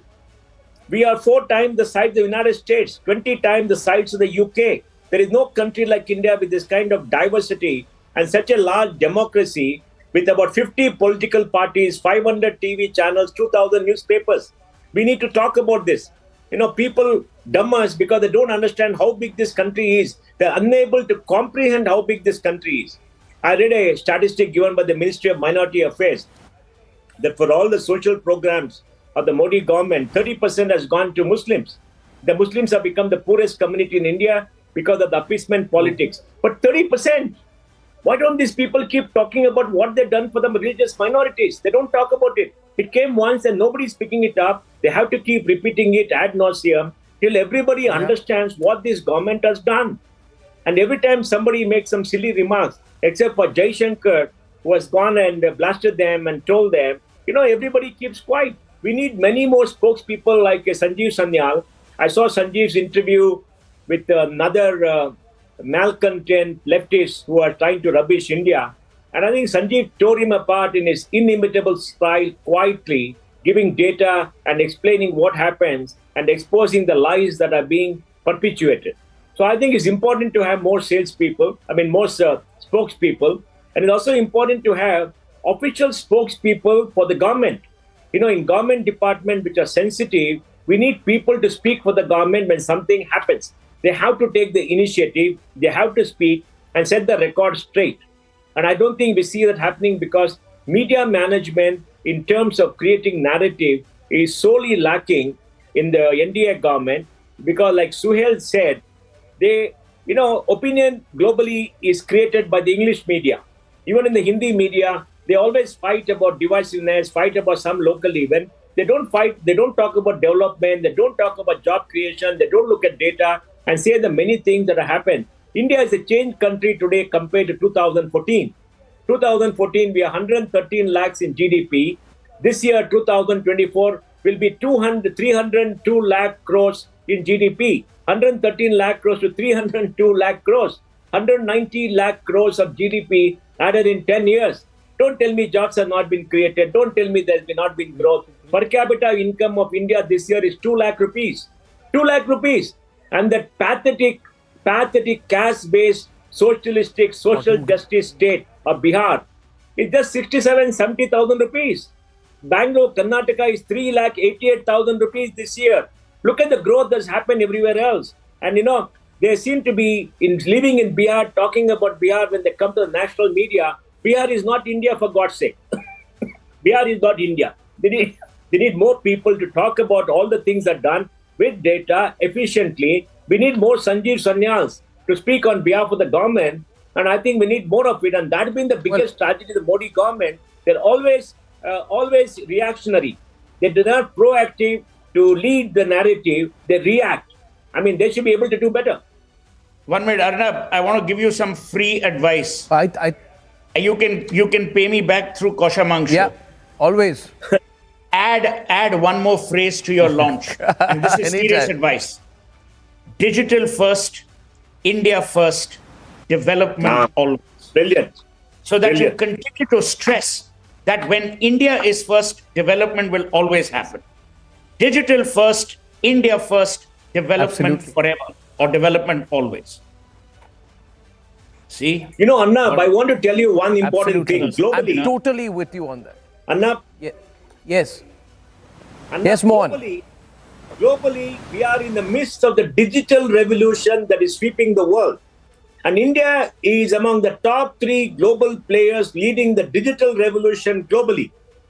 Please understand, this is very big. It's not the UK, it's not the France, it's Europe. It's the United States, China, which is the closest system, and India. And India, in the creation of the digital public goods, has led the world. Our payment system is the best in the world. Every small person in a small remote corner of this country is paying money in 30 seconds to his mobile phone. It's incredible that India has been able to do it. And the kind of content, the kind of interaction that's happening, and the kind of efficiency that's coming in is unbelievable. Unbelievably rich, unbelievably high. I mean, the change, if people say there's been no change, poor or not done well, they should have their head examined.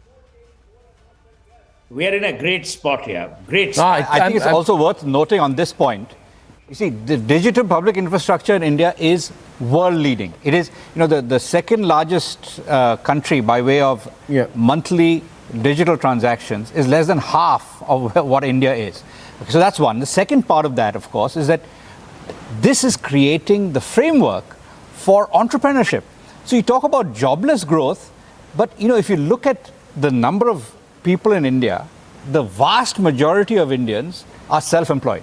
Yeah. And that has been the case for 75 years. Yeah. So the vast majority are self-employed. If the self-employed have an opportunity to use the digital infrastructure to build larger and better enterprises, that's great. One thing I want to add to that, and it's because so many people have spoken about Sanjeev out here. And by the way, right now I'm taking calls. Sanjeev is looking there all sheepish and blushing and all that. But Mohan, the fact of the matter is you've been into getting talent. We need to get the right talent into the country. We can't have the old British civil service model anymore. Sanjeev was working in the private sector, used to work in Singapore. I would meet him when he was in Singapore and in London, has worked around the world. You need to get people with domain expertise to work in the government.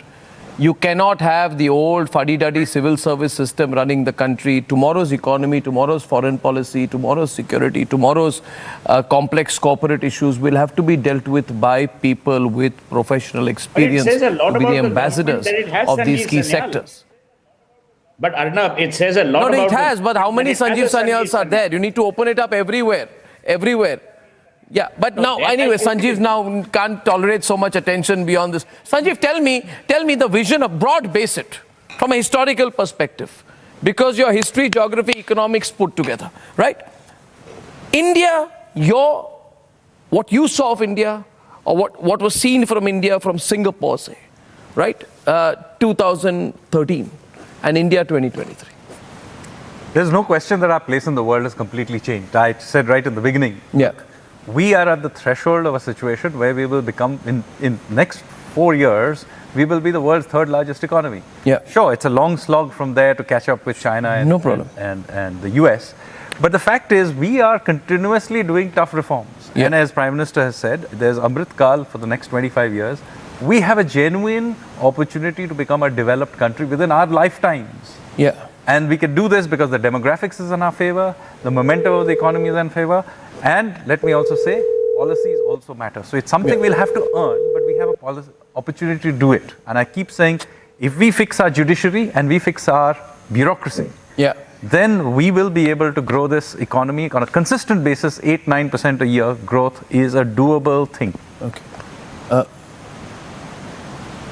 Judiciary and bureaucracy. We'll have to have a chat on that, because it's very, very complex. But Sanjeev, thank you very much. Mohan, Sohail, it's remarkable to have you. I feel bullish, I feel bullish when we are speaking to you. And these are people, Abhishek, who have done genuine work, who daily contribute to the country. We have 3 people on it. We are not in a China shop. We are bullish. What China shop? China shop. No. Okay. The China shop people are elsewhere. Okay, callers coming in, people calling in. On the eve of the switch to Republic Digital, we are going back to the interactive desk. Over to you. Well, we have a caller from Maharashtra. Ratish Shinde from Pune joins us on the phone line. Mr. Shinde, please go ahead. Well, I'm not Shinde. I'm Ratish Shete. Anyway, that's fine. Mistakes happen. First of all, congratulations, Arnab. It's a great initiative you and your team have taken. And I am always a fan of your channel, as long as you still stick to that nation first principle always. Thank you very much. Thank you. Is that fine? Yeah. Yeah, God bless all of you guys. Bye. Absolutely, Ratish. Thank you, Ratish. Thank you very much. Sorry for getting the name wrong. Appreciate the sentiment very, very much. Let's take some more calls. Getting more callers and viewers. You can see that number on your screens right now, 022624311010. And please connect and share your thoughts and what you expect. And we'll get more and more callers. But right now, Arnab, back to you. Okay, we're taking a short break, and then when I come back, I'll give you the 7th reason why you need to switch to Republic Digital starting tomorrow. The switch screen, the QR code is on your screen. You need to scan it. You join the digital WhatsApp channel, 11:55 tomorrow. On the QR code, you will get much more information. And right now, our digital screen is blank. But believe me, from tomorrow, a volley of Pro Nation content starting noon tomorrow. Short break. I'm back.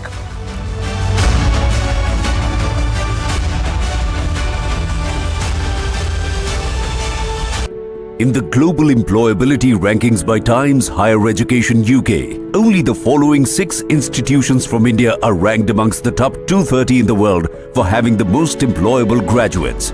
IIT Delhi, IISc Bangalore, IIT Bombay, IIM Ahmedabad, IIT Kharagpur and Amity University.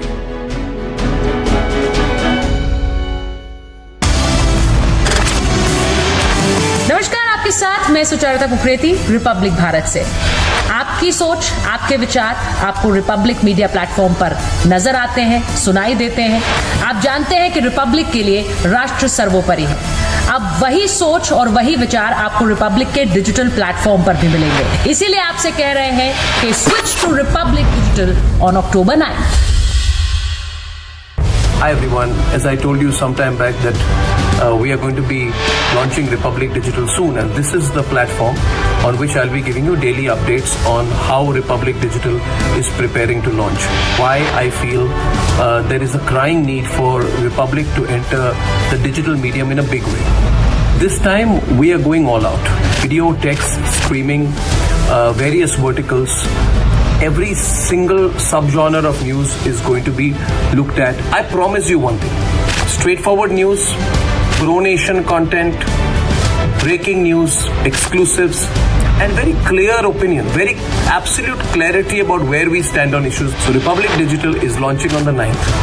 Its heart, soul and the belief that this country needs to live, swear by just one slogan, nation first.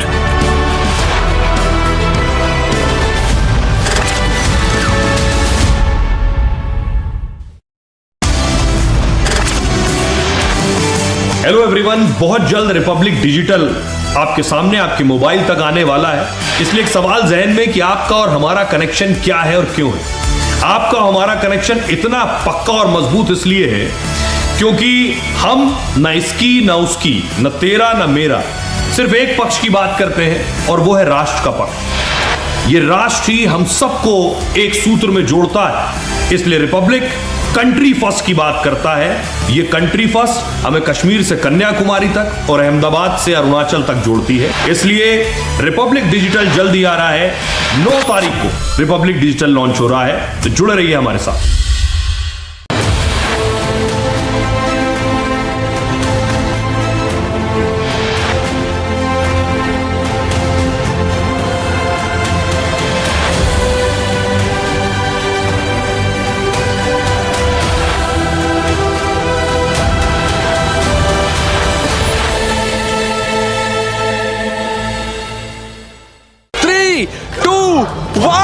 We are now called as Republic Kannada here in Karnataka. Republic Kannada has officially launched.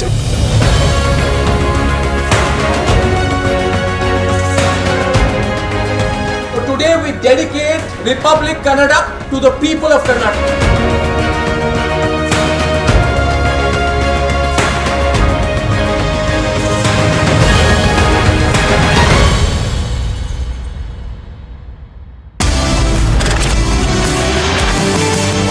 প্রথম থেকে মানুষের কণ্ঠস্বর হয়ে, আপনাদের কণ্ঠস্বর হয়ে আপনাদের ব্যথা, বেদনা, যন্ত্রণা, বঞ্চনা, আপনাদের নিপীড়ন নিয়ে আমরা প্রশ্ন করে যাচ্ছি চোখে চোখ রেখে। সে প্রশ্ন তো করে যাবই। রিপাবলিক নেটওয়ার্কের কাছে দেশ সর্বোপরি। তাই দেশের কথা, দেশের স্বার্থের কথা, দেশের মানুষ আর তাদের স্বার্থের কথা আরো জোরদারভাবে আমাদের মুখ থেকে শুনবার জন্য switch to Republic Digital from 9th October.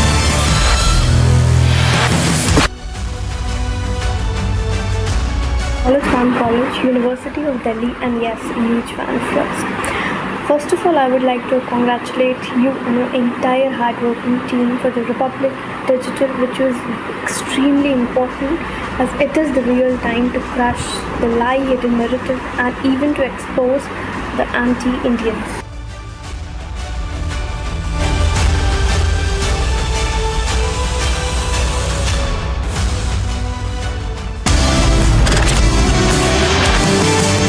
नमस्कार, आपके साथ मैं हूं श्वेता त्रिपाठी, रिपब्लिक भारत से। आप सभी जानते हैं रिपब्लिक के लिए राष्ट्र सर्वोपरि है और अपनी उस जिम्मेदारियों को हम बखूबी पूरा भी करते आए हैं। सही और सटीक जानकारियां आपके सामने रखते आए हैं और आपका विश्वास भी हमें हासिल हुआ है। अब रिपब्लिक एक कदम आगे बढ़ रहा है और इसीलिए हम कह रहे हैं switch to Republic Digital on October 9th।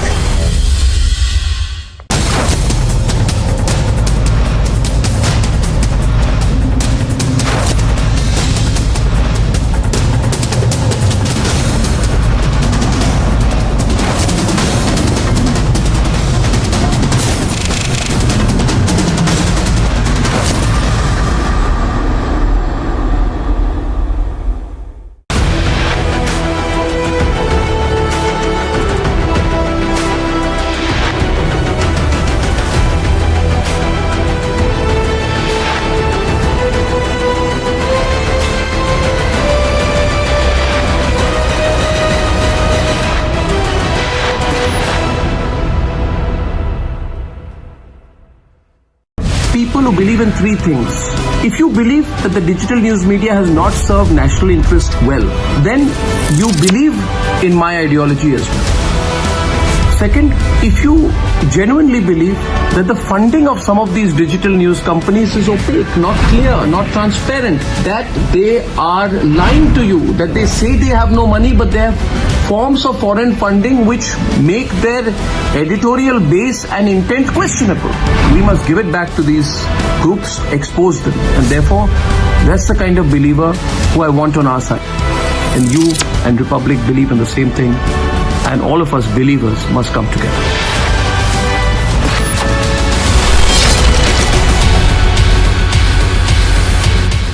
Three, two, one. We are now called as Republic Kannada here in Karnataka. Republic Kannada has officially launched.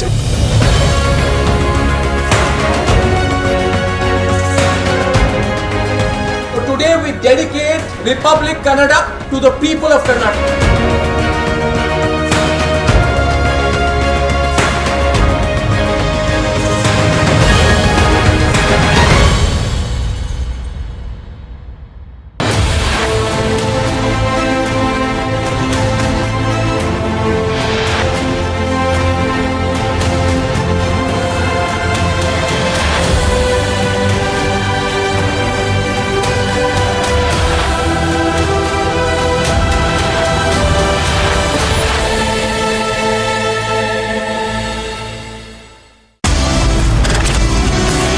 নমস্কার প্রিয় দর্শক, নমস্কার ভারত। গোটা ভারতের জন্য একটা সুখবর, রিপাবলিক ডিজিটাল আসছে এবং আপনাদের এবং আমাদের যে সম্পর্ক সেটা আরো গাঢ় হতে চলেছে। এবার মোবাইল ফোন থেকে শুরু করে নোটিফিকেশন সমস্ত জায়গায় রিপাবলিক ডিজিটাল আসছে এবং কথা হবে, আরো বেশি করে কথা হবে চোখে চোখ রেখে, ভিডিও শেয়ার হবে দেশের জন্য, দশের জন্য। সুতরাং এই মুহূর্তে যে কথাটা বলার, switch to Republic Digital from 9th of October. Hey Republic Bharat team, this is Neelam. Many congratulations and best wishes on your new venture. Going digital is a natural progression. In this day and age, one needs timely information from a trusted source like Republic Bharat, globally of course. It is so surreal to see Arnab on our mobile phones, unlike on the television screens. Lastly, I would just say keep up your naivety and unadulterated truth going. Like they say, this world needs more leaders. More power to you and Jai Hind.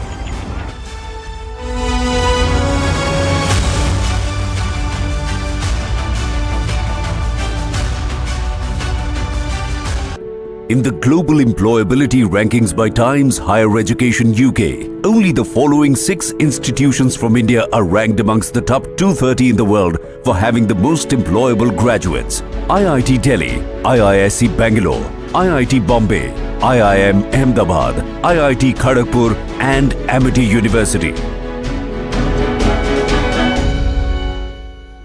Hi everyone, as I told you some time back that we are going to be launching Republic Digital soon, and this is the platform on which I'll be giving you daily updates on how Republic Digital is preparing to launch. Why I feel there is a crying need for Republic to enter the digital medium in a big way. This time we are going all out. Video, text, streaming, various verticals. Every single subgenre of news is going to be looked at. I promise you one thing: straightforward news, pro-nation content, breaking news, exclusives, and very clear opinion, very absolute clarity about where we stand on issues. So Republic Digital is launching on the 9th. Its heart, soul, and the belief that this country needs to live, swear by just one slogan: nation first.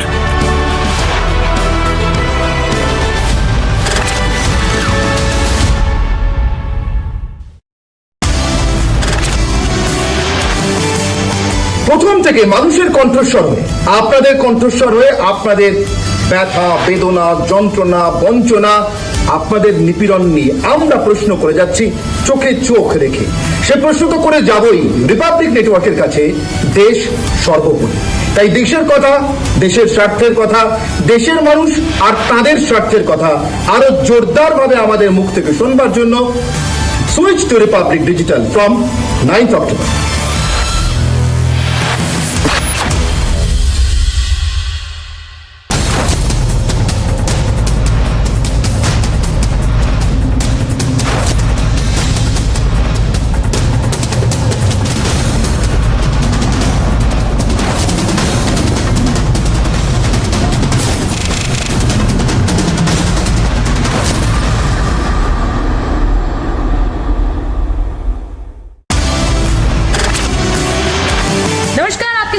मैं Sucharita Kukreti, Republic Bharat से।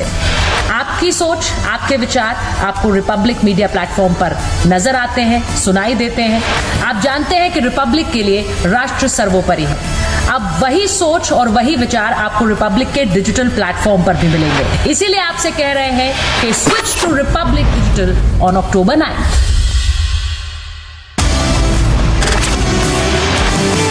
Hello everyone, बहुत जल्द Republic digital आपके सामने, आपके mobile तक आने वाला है। इसलिए एक सवाल जहन में कि आपका और हमारा कनेक्शन क्या है और क्यों है। आपका हमारा कनेक्शन इतना पक्का और मजबूत इसलिए है क्योंकि हम न इसकी न उसकी, न तेरा न मेरा, सिर्फ एक पक्ष की बात करते हैं और वो है राष्ट्र का पक्ष। ये राष्ट्र ही हम सबको एक सूत्र में जोड़ता है। इसलिए रिपब्लिक कंट्री फर्स्ट की बात करता है। ये कंट्री फर्स्ट हमें कश्मीर से कन्याकुमारी तक और अहमदाबाद से अरुणाचल तक जोड़ती है। इसलिए रिपब्लिक डिजिटल जल्द ही आ रहा है। 9 तारीख को रिपब्लिक डिजिटल लॉन्च हो रहा है, तो जुड़े रहिए हमारे साथ। नमस्कार, आपके साथ मैं हूं श्वेता त्रिपाठी, रिपब्लिक भारत से। आप सभी जानते हैं रिपब्लिक के लिए राष्ट्र सर्वोपरि है और अपनी उस जिम्मेदारियों को हम बखूबी पूरा भी करते आए हैं। सही और सटीक जानकारियां आपके सामने रखते आए हैं और आपका विश्वास भी हमें हासिल हुआ है। अब रिपब्लिक एक कदम आगे बढ़ रहा है और इसीलिए हम कह रहे हैं switch to Republic Digital on October 9।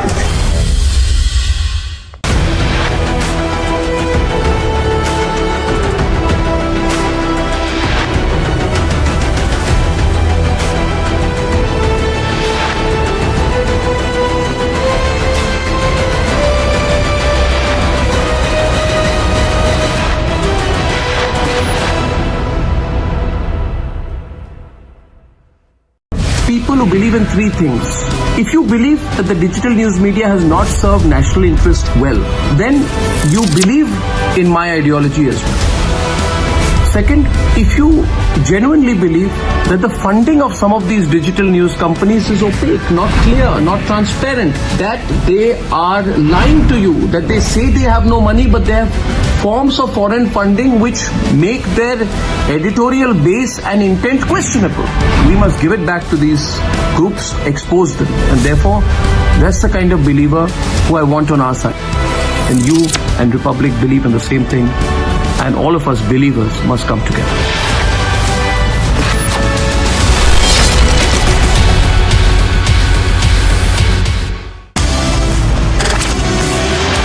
नमस्कार, आपके साथ मैं सुचारिता कुकरेती, रिपब्लिक भारत से। आपकी सोच, आपके विचार आपको रिपब्लिक मीडिया प्लेटफॉर्म पर नजर आते हैं, सुनाई देते हैं। आप जानते हैं कि रिपब्लिक के लिए राष्ट्र सर्वोपरि है। अब वही सोच और वही विचार आपको रिपब्लिक के डिजिटल प्लेटफॉर्म पर भी मिलेंगे। इसीलिए आपसे कह रहे हैं कि switch to Republic Digital on October 9।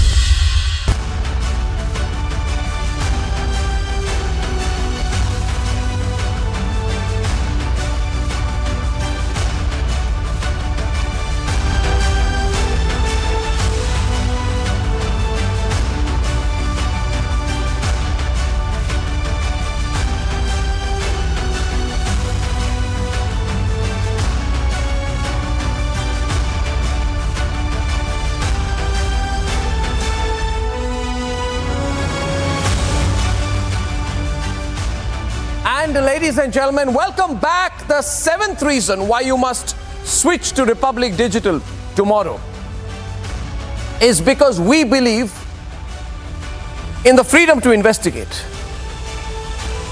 Real investigations. No other news organization has done a sting operation on ISIS operatives and exposed the level of jihadi radicalization. No other news network has exposed and done sting operations on Khalistani terrorists like we have. No other news network has gone after fugitive economic offenders like we have. Chased them on the streets of Dubai and the streets of London. When it comes to investigative journalism, we have set the agenda and set the benchmark that others find very hard to match up. Because we have India's interest at our core when we lead investigations.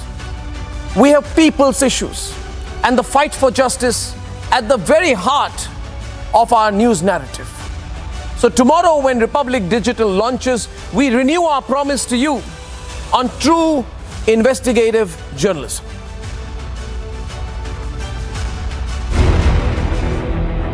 For the last 6 years, Republic has set a benchmark in investigative journalism.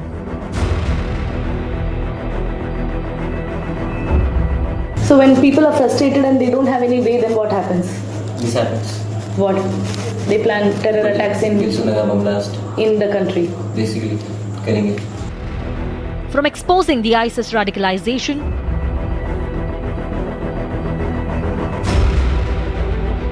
completely for secessionist movement. We want India to break up. We want the Naxals to have freedom, Dravidistan to be free. We want the Maoists to be free because our enemy is the same. Our enemy is Delhi. Our enemy is the Brahmin in Delhi. It's Brahmanism as an ideology. It's the enemy of all the peoples of India, except for the Brahmins, of course, because they enjoy the benefit of that. But it's complete. It's a unification of our goals. All of our goals are aligned. We want Delhi to fall. We want that. To exposing Khalistani radicals. Just being asked for. Mr. Tharoor, one word. Do you think that, did you directly or indirectly try to get in touch? Mr. Tharoor, did you directly or indirectly that's been given to us? This man is pushing us very majorly. Mr. Tharoor, just one word from you. I'm not letting us ask the question. Mr. Tharoor, just one word. Did you directly or indirectly try to contact Sunanda Pushkar's, the person who tried to do the autopsy on Sunanda Pushkar? To closely following the Sunanda case. Indirectly tried to contact Sunanda. Persistently been asking you only one question. Mr. Malia, why did you escape in 2015? Why did you walk out? Why did you rush out of India? Mr. Malia, why the question's bothering you when I'm not getting a single answer? Just answer one question. To following the Malia case in London. Malia, why did you escape in 2015? And the biggest investigation has been the investigation in Sushant Singh Rajput death case. Where were you on the 14th of June? Arnab, I was at home because of Corona and this thing. And as soon as I heard the news, I got a call from Mahesh Shetty. And he said he's coming to pick me up. And we both were just shocked. It was around 2:15 or 2 o'clock. Okay. And immediately he came below my building because we stay very close by. And we were shocked. We were still thinking it's not true. And we straight went to his house. And once we went there, it was media outside the gate. And when we tried entering the building and we went inside, there were police who stopped us and they did not allow us to enter the flat. When did you meet Sushant last? Few months back, maybe because Mahesh Shetty and me had gone to his Lonavala house. So you'd not met him for together, months? And we all were there. We were discussing about the film. You'd not met him for months? He was not in touch with any of us. An investigation we're unapologetic about and will continue to fight for. We have done nothing wrong in raising the SSR case. SSRians, as they call themselves, I'm proud of them. I'm deeply proud of them because they fought for what they believe in. And they gave me the opportunity of fighting with them. Fighting for your beliefs, I want to tell you, my dear SSRians as you call yourself, fighting for your beliefs is not illegal. Even if the whole political class comes and tells you. And I want to tell you, my dear friends, especially those who call themselves SSRians, that there was an attempt to make an example of Republic. Because we did not change our line. I'm not naming anyone, but you know, viewers, there was a channel which was asking questions on SSR's case and suddenly did a 180-degree turn. We don't do those things. Maybe that's why we are told we'll pay a price, but today we are here, we paid the price, we move on, we don't lose. Republic has led investigations because we believe in the freedom to report. We believe in the right to investigate.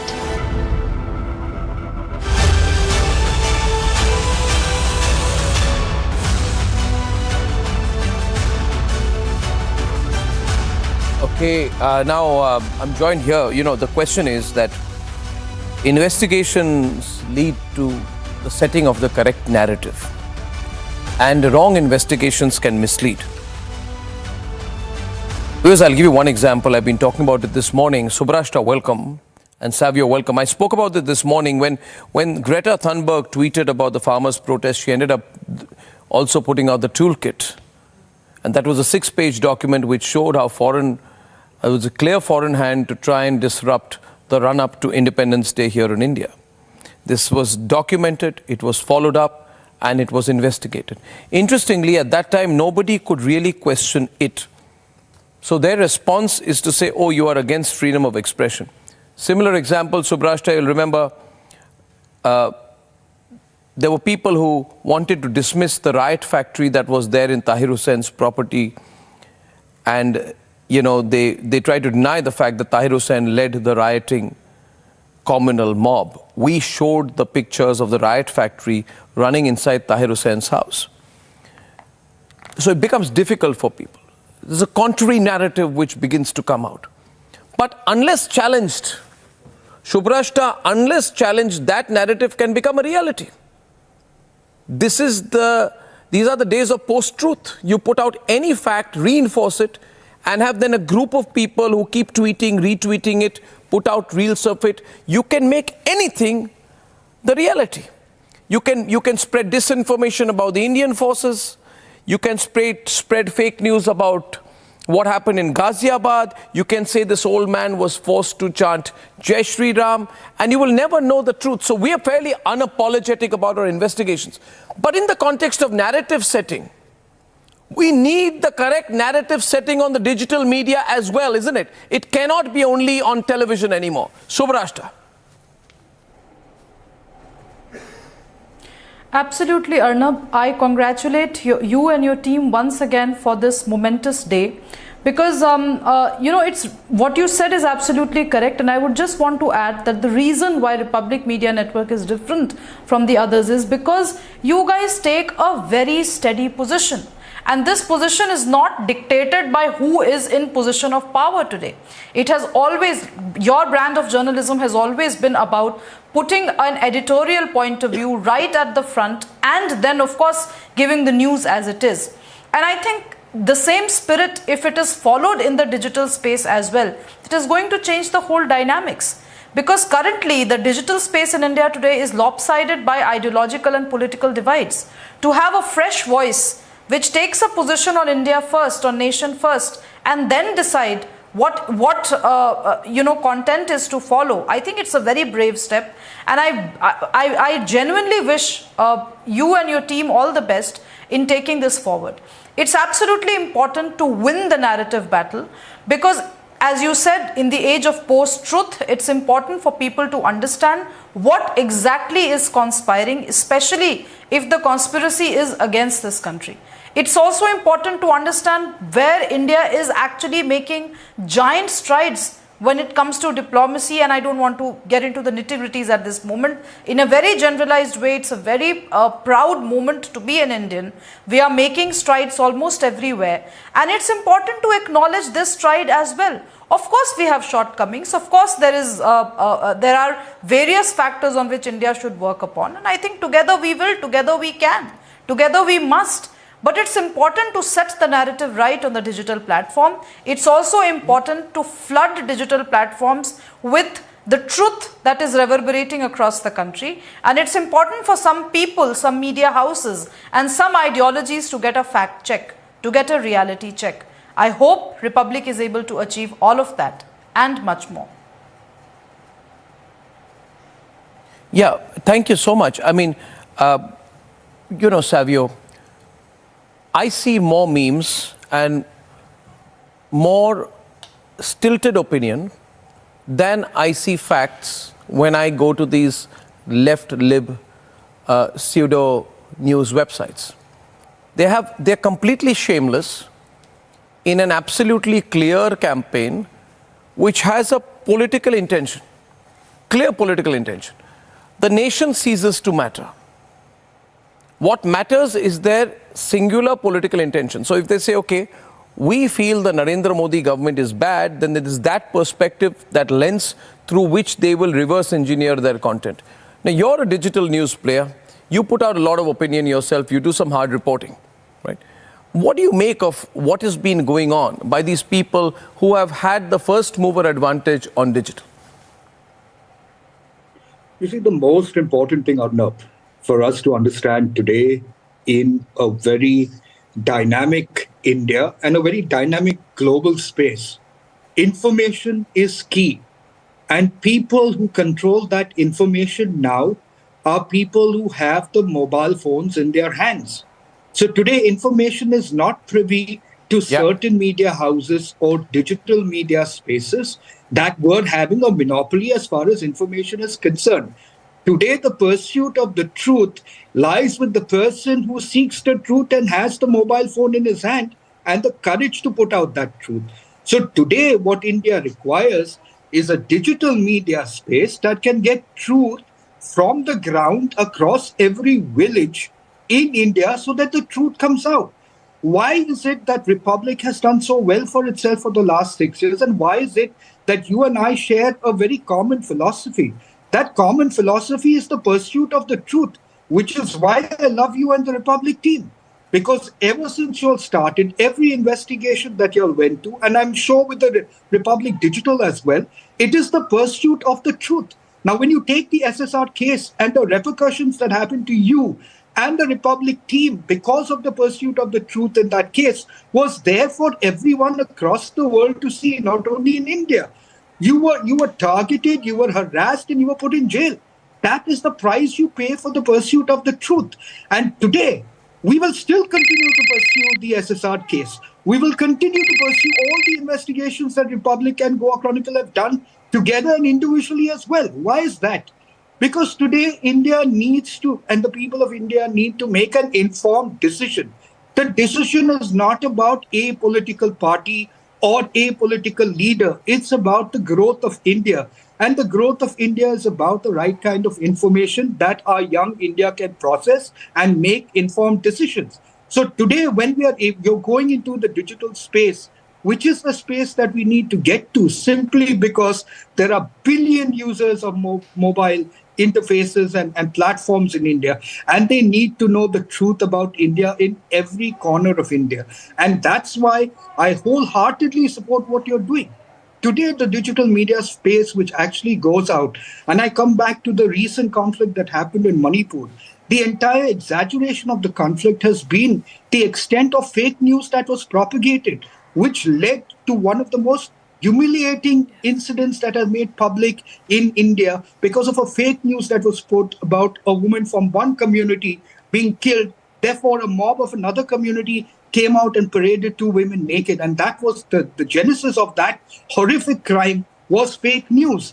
And therefore, it is important for responsible media houses such as Republic to put out the truth and to give a platform to people to have accessibility to bring out truth in real time. And therefore, Arnab, my full support to you as I did from day one. Republic has redefined the way journalism is supposed to be seen as far as India and the world is concerned. I think the future of media is putting media and media platform into the hands of the common man so that whatever trouble he's going through, whatever truth he needs to bring out, whether it's even corruption at, say, a tehsildar level or a mamladar level, he has an accessibility to the digital platforms to bring out the truth so that we can weed out corruption, we can weed out terrorism, okay, we can weed out... Go ahead.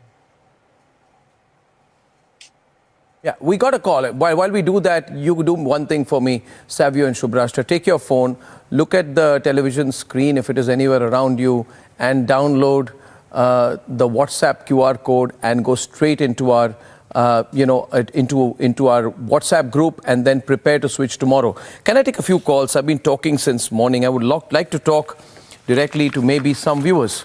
And I think we have some calls coming in. Right. We'll straight across go to Anil Bishnoi, who is joining us from Delhi. Mr. Bishnoi, please share your thoughts with us. Hello. Good evening. Good evening to Arnab, sir. Good evening, Anil. How are you? I'm good. Arnab, sir, I'm basically alumni of JNU, so I would congratulate you for this new milestone. Can I speak in Hindi? जी जी बिल्कुल हिंदी में बोलिए. क्योंकि ये मैं जब JNU में आया था तो this was a fashion to speak in English. Intellectual वही होगा जो इंग्लिश में बात करेगा. तो I was very happy that you open the channel both in Hindi and English. Another thing, I'm very happy because since morning I'm watching your channel, but nobody has called from Rajasthan. So I'm very proud to be first caller from that state.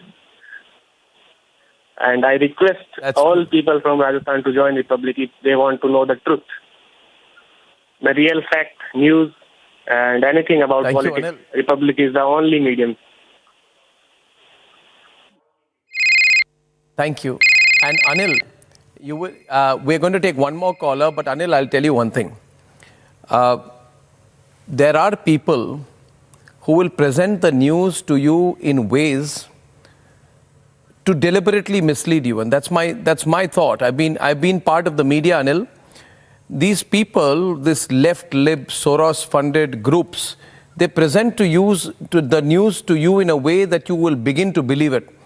I think one needs to do more detailed work. And if you look at the work done by some of these groups, they will package it in a way that it seems funny, it seems satirical, इसमें लोगों को मजा आता है, मगर आपको mislead करने की पूरी कोशिश हो रही है. तो कल आप जरूर रिपब्लिक डिजिटल सिर्फ टेक्स्ट के लिए नहीं, वीडियो पे भी आइए. और आज से 2 हफ्ते बाद हम हिंदी रिपब्लिक भारत को भी डिजिटल में ले जा रहे हैं, उसके बाद बांग्ला, उसके बाद कन्नड़, और भविष्य में हर भारतीय भाषा में हम जरूर डिजिटल में अपनी न्यूज को पब्लिश और ब्रॉडकास्ट करेंगे. तो बहुत बहुत धन्यवाद Anil ji. Can I go to one more call please? If there's one more caller, I'd love to speak to some of our viewers and hear from you what your expectations are of Republic. Well, Arnab, we are being flooded by calls. People are so excited and they are really waiting. They can't wait for this digital switch to make this right switch. In fact, we are being joined by Akhila from Hyderabad.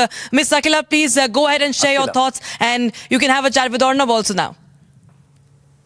Congratulations, Arnab sir, for switching to Republic Digital. All the best to the entire team. Thank you, Akhila. Hello. Thank you very much. Have you downloaded the WhatsApp? Have you downloaded the WhatsApp QR code? Are you on our WhatsApp channel group? Are you getting ready to switch? Do you have enough information on how to make the switch tomorrow? Sure, sir. I will be doing it. Yes, sir. Well, thank you, Akhila. Well, thank you. I'm grateful to you. Please spread the word among everyone that we can have nationalist news on the digital medium as well. I think we're getting one more call. Yes. One more call. Yes. That's right. That's right. And once again, for all our viewers, the switch kit is very much on our screen. So for anyone who's wondering how to switch to Republic Digital, a step-by-step procedure that's marked out. Arnab, we have Upasna from Bangalore joining us on the phone line right now. Very good evening to you, Upasna. What's your message for us? Hi, Arnab and the team. Congratulations on launch of Republic Digital. बस मुझे सिर्फ इतना कहना है कि थोड़ी देर कर दी आपने. जैसे आपने रिपब्लिक भारत को थोड़ा देर से लॉन्च किया था, हम आपको हिंदी में सुनना चाहते थे और बहुत लेट लॉन्च किया था आपने रिपब्लिक भारत को. आपको हिंदी अच्छी आती है लेकिन उसके बावजूद आपने हिंदी बहुत देर से लॉन्च किया था. तो रिपब्लिक डिजिटल भी थोड़ा लेट आया, लेकिन देर आया दुरुस्त है. I just want to say this, that in a country where there are so many news channels and social media handles who are constantly spreading lies. And they are working against India, like they are spreading anti-national narratives. So here, if the Republic was not present digitally, so it was like it was creating a void, because we cannot sit in front of TV all the time and watch news. We are working and we want news every moment, right? So the launch of Republic Digital, I think it would be very, very easy for us to keep ourselves updated and fight with the people who are actually, there are people around us who are actually thinking bad about India. We need facts to fight with them, to discuss with them, right? And that you can provide every minute. So I'm excited about that. That part is the best part. And as the current session that is going on right now, investigative journalism, मुझे लगता है अगर आप नहीं होते तो शायद SSR का केस या सुरेंद्र पुष्कर का केस कभी सीबीआई नहीं पहुंच पाता. और वहां पहुंच के I am not happy with what they are doing right now, but वहां तक पहुंचाना ही बहुत बड़ी जीत थी हमारे लिए। मतलब कितने दिनों तक हम सिर्फ लड़ते रहे सोशल मीडिया पे आपके साथ, और वो केस वहां तक पहुंच ही नहीं पा रहा था। तो मतलब अब सोचिए कि कोई भी चीज अगर होगी, कभी कोई भी चीज होती है तो फटाफट व्हाट्सएप में या फिर आपके जो डिजिटल प्लेटफॉर्म जो भी तरीका आप बता रहे हैं वो पहुंच जाएगा तुरंत। तो thank you very much Yeah. Well, thank you, Upasana. Thank you. I would just like to say that I know we are late on digital. That is because we are a journalist-run, journalist-owned organization. We don't, Upasana, we don't have hundreds of crores of rupees want to just launch this and launch that, everything. But everything is the labor of love, and it is a lot of hard work. And as far as SSR case is concerned and Sunanda Pushkar case, let me tell you, you have not heard the last on that. The SSR case is being investigated. In the Sunanda Pushkar case also, I'm 100% sure the truth will come out. There is one person who's very scared that the truth will come out. That person should understand, he should lose his sense of fear. The truth will come out. And I'm joined by Hindol Sengupta right now, who's a historian and author, joining me from Kolkata. Hindol, from an overall perspective, you know, you're a historian. How important is it to get multiple narratives in the media? You know, every history, after all, what is history? History is when a historian gets facts, letters, artifacts, information, puts his historical lens on it and puts out what they believe is their version of the truth, right? And therefore, it is very important that in what is happening in India today, the correct perspective is put out. Otherwise, we will never, people today and people 10 or 20 years from now, will never truly understand the magnitude of what India is going through today in terms of a churn. What do you think? That's right, Arnab. Please note, you know, if you look at many of the major countries in the world where history is worked on with a degree of seriousness that somehow we don't manage in India, note that whether in the UK or in Europe or in America, history writing is a continuous process. Every incident is constantly, almost year on year, decade on decade, re-looked at with new evidence, with fresh evidence, with new filters, with new lights. Only in India do we believe that there is a standardized history, and anybody who tries to look at it from different angles is a heretic, and therefore must be condemned to be burnt at the stake of, I don't know, secular liberal values, which is absolutely false and ridiculous. The people who believe these things are absolutely, you know, charlatans. The process of history writing is a continuous kinetic process. That's the fundamental. And I think India has finally begun that kinetic process of relooking at everybody and everything through various lenses, various filters, using various, you know, tools. All of this should be done at a regular basis. Only in India have we created this edifice, whereas I always have to agree with what Romila Thapar said. No disrespect to Romila Thapar, but after all, she had one perspective. That's not the final perspective. There could be many perspectives to ancient India, medieval India, in fact, even contemporary India, that new people can look at new data, look at new evidence, and come to their own conclusions. This process has been vilified in India, and I think that's a fundamental error. It has been vilified to try and protect certain people, to try and protect certain incidents. Certain things have gone missing mysteriously from our archives. All these things have happened in India and continue to happen. But I think finally, Arnab, we are at a place where we are finally confident enough and are pushing forth to relook at every individual, all instances in our history through fresh angles in a fresh light. But this is very important what you've said. Very important, Subrashta, what Hindol has said.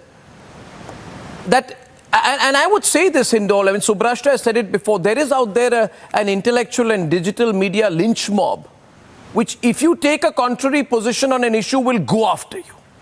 Just go after you with a toxic viciousness, which is unbelievable, unbelievable. And I must compliment you, given the fact, Hindol, that in India, you know, the study of history has been leaning so much in one particular direction that when a young scholar like you comes and takes a an interesting new approach, writes books. People like you and Sanjeev Sanyal actually look up to you for what you're doing. But I want to go to Subrashta exactly on what you said. Subrashta, you agree with me? For example, a narrative setting. Sir, Shaheen Bagh is good. Now, to support the view that Shaheen Bagh is book, they will say, and I'll read articles from these digital websites, makeshift school in Shaheen Bagh is keeping children engaged.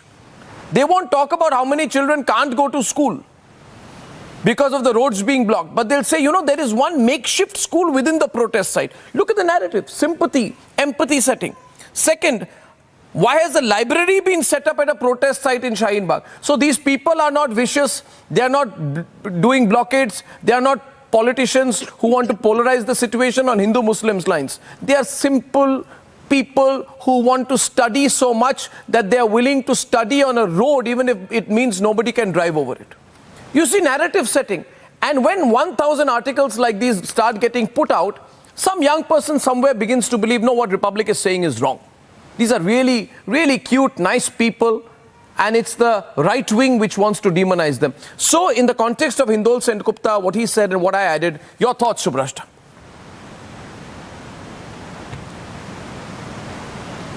Arnab, I would just add to a couple of more instances. You remember during the farmers' protest, there was apparently a mall-like structure that was erected right bang in the middle of the road, and there were huge pains being sung to the entrepreneurial spirit of the farmers, who actually created a whole mall-like structure out there for people to be entertained. And of course, there were libraries, and of course, there were all kinds of, mushairas that were done in the evening.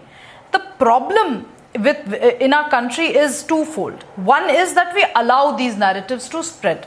The other also, and the contrary part is that though these narratives spread, there are millions of people out there on the digital platform and on digital media who are going to take up cudgels and put down these narratives as well. So tomorrow, when Republic will have a voice in the digital space in a very resounding way, there will be millions of people who will also like you for what you are doing.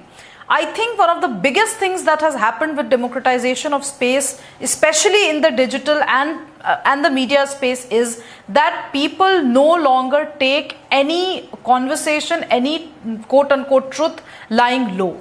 There is an immediate fallout, there is an immediate calling out, and there is an immediate response to whatever is being dished out. I would just quote a recent example. A certain Ms. Hashmi started to write a very emotional letter, kind of one pager, about how a certain Mr. Hashmi was called by the Delhi police to investigate. He was picked up in the morning, in the wee hours of the morning and all of that. Now, I remember I've grown up on these stories when I was studying in college, whether it was the Kasab case, or whether it was during the parliament, what happened after the parliament was attacked. These emotional small one-pager notes that are dished out do not give complete information. This one line that Mr. Hashmi was picked up in the morning by Delhi police might seem like an emotional appeal to a 17-year-old in way back in 2002, but it no longer holds true in 2022, because youngsters today would immediately ask, why was he picked up, under what charges? Earlier, if you were to ask that question, you were given a whole theoretical premise on how the state is draconian, how every voice that is aired in the state is muzzled with guns, and all kinds of violent imagery would be thrown at you. But today people demand facts. Today youngsters demand facts. And I think books that are being written, I think history that is being rewritten, I think new narratives which are being put out, all of this is extremely important in building up of this nation. I don't belong to the school of thought who would say that, oh, nothing was done in this country prior to 2013. Of course, a lot was achieved. But the edifice of that was also tainted. Let us talk about the taints as well. My simple submission is, why can we not have, if I were to use a communist phraseology, why can't we have 1,000 flowers bloom and let people decide which fragrance they want to put in their balcony? Because of this intellectual lynch mob. No, because of this intellectual lynch mob, because you've had a one-sided narrative, because you have come to believe that everybody who puts in a decent, well-researched argument has to project one certain worldview. Now, I go back to Hindol. Hindol, in terms of the media, what is the role of the media, and in your view, what is the role of the digital media in correcting the narrative? Also, in terms of the country's future, let me ask you a very simple question. If the country is demoralized, if people of the country are made to feel unsure about the direction the country is headed in, I'm sure it will have an impact, a debilitating impact on further events, whether it be economy or business or society. So how important is the role of the media, especially the digital media, in this context? I think digital media, especially in India, but also around the world, has played a great democratizing effect.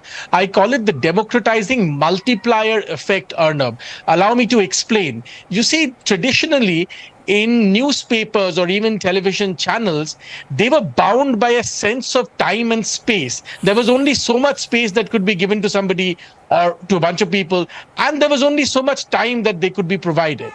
Digital media does not work in those confines, and therefore it has an inherently democratizing impact, and it's also a multiplier impact, because the volumes of people who can be engaged simultaneously at any given point are very large. And therefore, in a country like India, a country that is as large and as diverse as India, the digital media has a very critical role to ensure that many voices come to the forefront. Let me give you an example, Arnab, and I'll take the example of publishing, which is, in a sense, my world. You will remember that at one point, publishing in India, especially English language publishing, was all basically dominated by whether your grandfather played, golf with Khushwant Singh or not, whether you knew certain people in central Delhi or not. All of this dominated the small bunch of people who published in English. But at some point, there was a democratizing effect that happened. Many more new voices came out. And today, publishing is richer for that. The same thing has happened to media.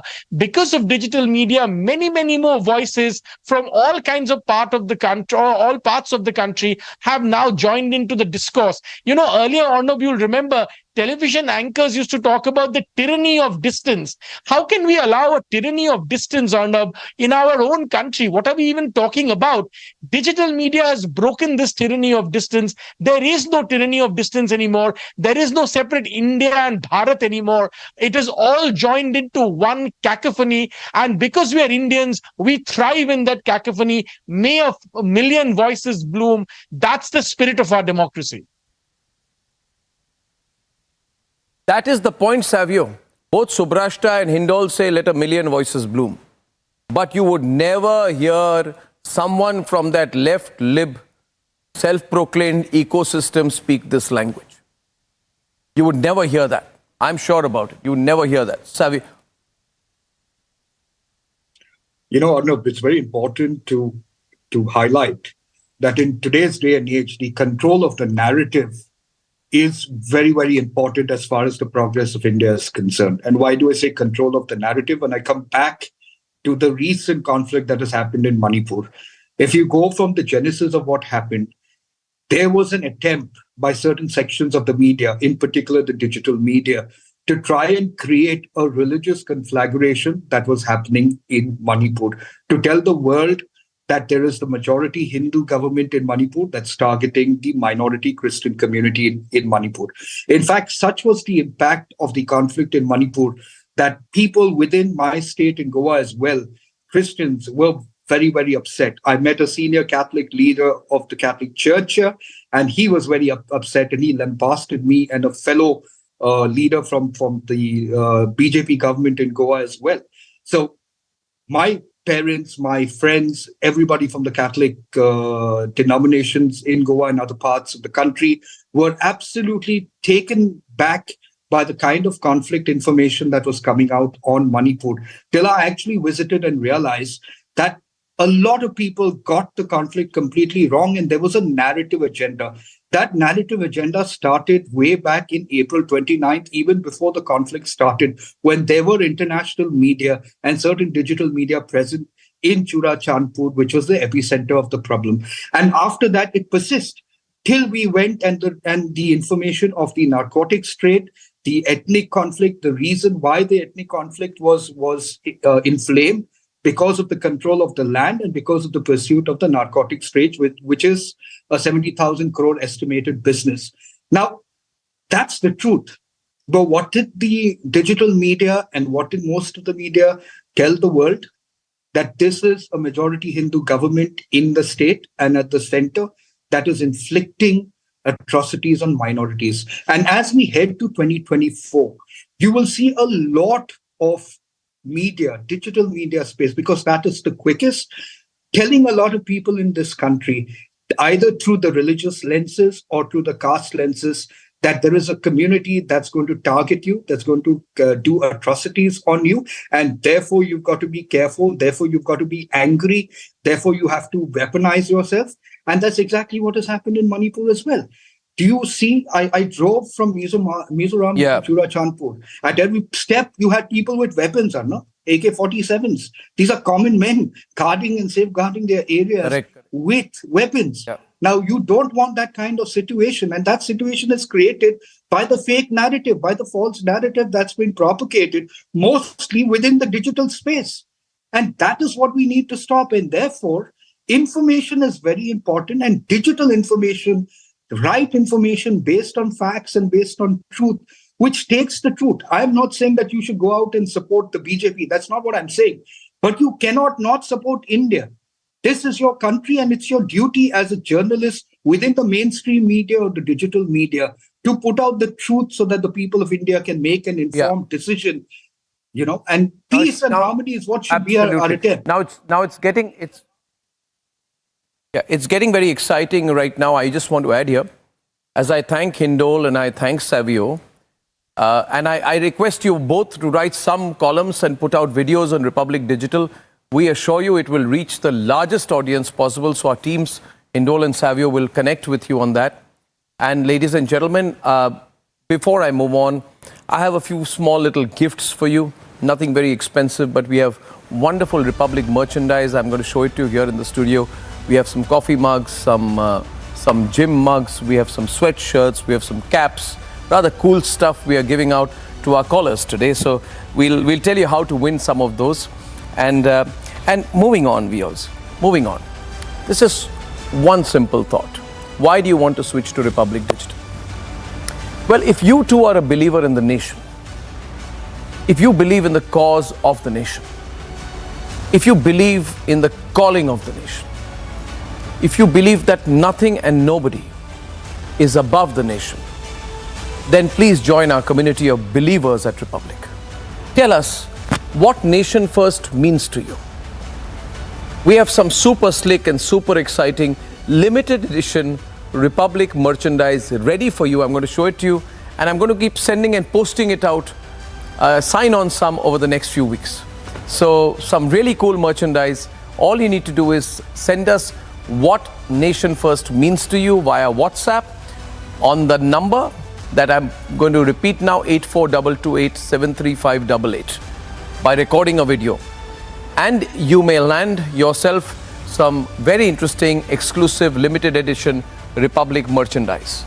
So at 7:30 p.m. starting, every day starting Monday, we'll be giving away this Republic merchandise to you. Ladies and gentlemen, moving on. There are many reasons why you should switch to Republic. The 8th reason why you should switch to Republic Digital tomorrow onwards is because we are a team of editorial fighters. We believe that we have the right to be right. When we fought for justice for Palghar Sadhus, we were threatened with FIRs, we were dragged to courts, we were attacked. When we fought for justice for Sushant Singh Rajput and Disha Salian, we were called sensationalist journalism. But it is because of our pursuit for justice that this case is still being investigated by the CBI today. We have fought battles and we have won them. because we've always been on the right side. So switch to Republic to be on the right side. Tell us whether you believe or not that we have a right to be on the right. At Republic, we believe in taking the right stand, no matter the consequences. Republic took a stand for Palghar Sadhus. The lynching in Palghar is a nationwide issue. And I am really glad that I have had the opportunity to raise this with the importance it deserves. And if the law and order machinery needs to be reminded even louder that this country cannot be expected to remain a mute spectator to the cold-blooded murder of the sons, then I am willing to shout out even louder to make sure that they hear it, ladies and gentlemen. This hypocrisy will not be accepted in this country any longer. A stand for which Arnab faced attack. Hello viewers, about an hour and 15 minutes back, at around 12:15 a.m. to be precise, I was driving back from my studios in the Bombay Dyeing Complex in Lower Parel, and I was driving my car, a Toyota Corolla, with my wife. We were both sitting in the front seat. My car was overtaken by two people in a bike. They kept driving their bike parallel to my car for some time. Then they quickly overtook my car, and their bike stopped. One of the two people started pointing specifically at me, and he turned his bike back, and he came right next to my car, and then they started hitting my car with something and trying to break the window pane of my car. They were repeatedly hitting at the window pane of my car, repeatedly. A stand for which Arnab faced police questioning. हमारे CFO की 6 घंटे interrogation हुई है। मैं 3 घंटे से इधर खड़ा हूँ। अब मैं अंदर जा रहा हूँ। 7 बजे मेरा प्रोग्राम है पूछता है भारत। मुझे नहीं पता मैं कर पाऊंगा कि नहीं। सोनभ जी ने कहा कि उनसे एक भी सवाल एडिटोरियल को लेके नहीं हुआ, उनसे पार्टनरशिप और स्टेक को लेके। देखिए उन्होंने सारे सवाल जो मुझे पता चला है, उन्होंने सवाल पूछे हैं कि अर्नब गोस्वामी कंपनी का मालिक कैसे है, शेयर होल्डिंग क्या है वगैरह। इसका कोई रिलेशन नहीं है केस के साथ। इसी से पता चलता है कि पूरी साजिश है, मगर मैं इससे ज़्यादा कमेंट नहीं करना चाहता। अंदर जाके मैं सवाल करूंगा, बाहर आके मैं ज़रूर आप सब लोगों से बात करूंगा। नमस्ते। When Republic fought for justice for Sushant, the government let off the state agencies after Republic with a fake TRP case. BARC ने जो अपनी एनालिटिकल रिपोर्ट सबमिट की है, उसमें जो नाम सामने आया है वो है रिपब्लिक टेलीविजन का, जिसमें के सस्पिशन ट्रेंड्स TRP के देखे गए। Interrogating Republic TV members, putting Republic TV's core member Ghansham behind bars, filing FIR against the entire newsroom, and even arresting Arnab in an old case. You will have to know you came at 7. People will have to get ready. Standing outside your residence. You will have to, because you come. You have to get ready. You have physically assaulted me. I don't cooperate. Nobody has assaulted me. You have to cooperate. Assaulted me. Yeah. And I need to make arrangements with my family. Mr. Singh, Mr. Parambir Singh. But Republic fought on and ensured vendetta campaign against us is trumped. I have with me in my hand the Government of Maharashtra Home Department order. And the first point that I want to make tonight is this, and let the people of this country know that there is a media in this country which colluded and conspired with Parambir Singh, and that media is doing everything possible to hide as of this moment, Shawan.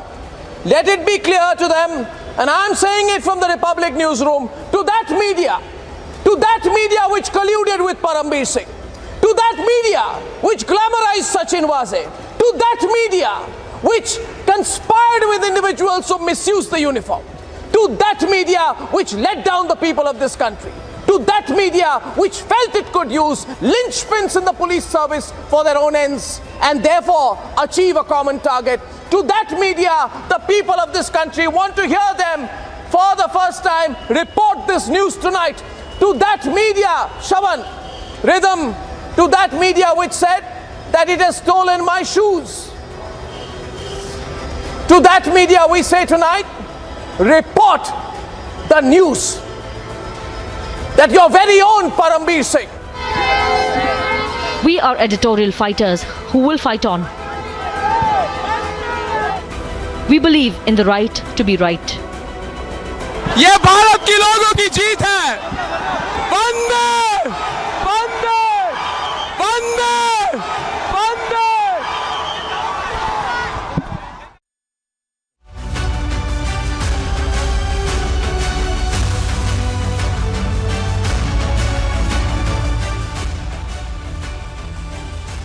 So we got different voices here. We got Srijan Pal Singh. He's a senior sound scientist, founder of the Kalam Center, CEO of Homi Lab. And he also, he has views on issues in public life. And we have Sharan Shetty, associate editor of Suraj. And we have Sandeep Ghosh with us, who's an author, political commentator, and in his free time is also a corporate individual. Now, question being, I want to start with you.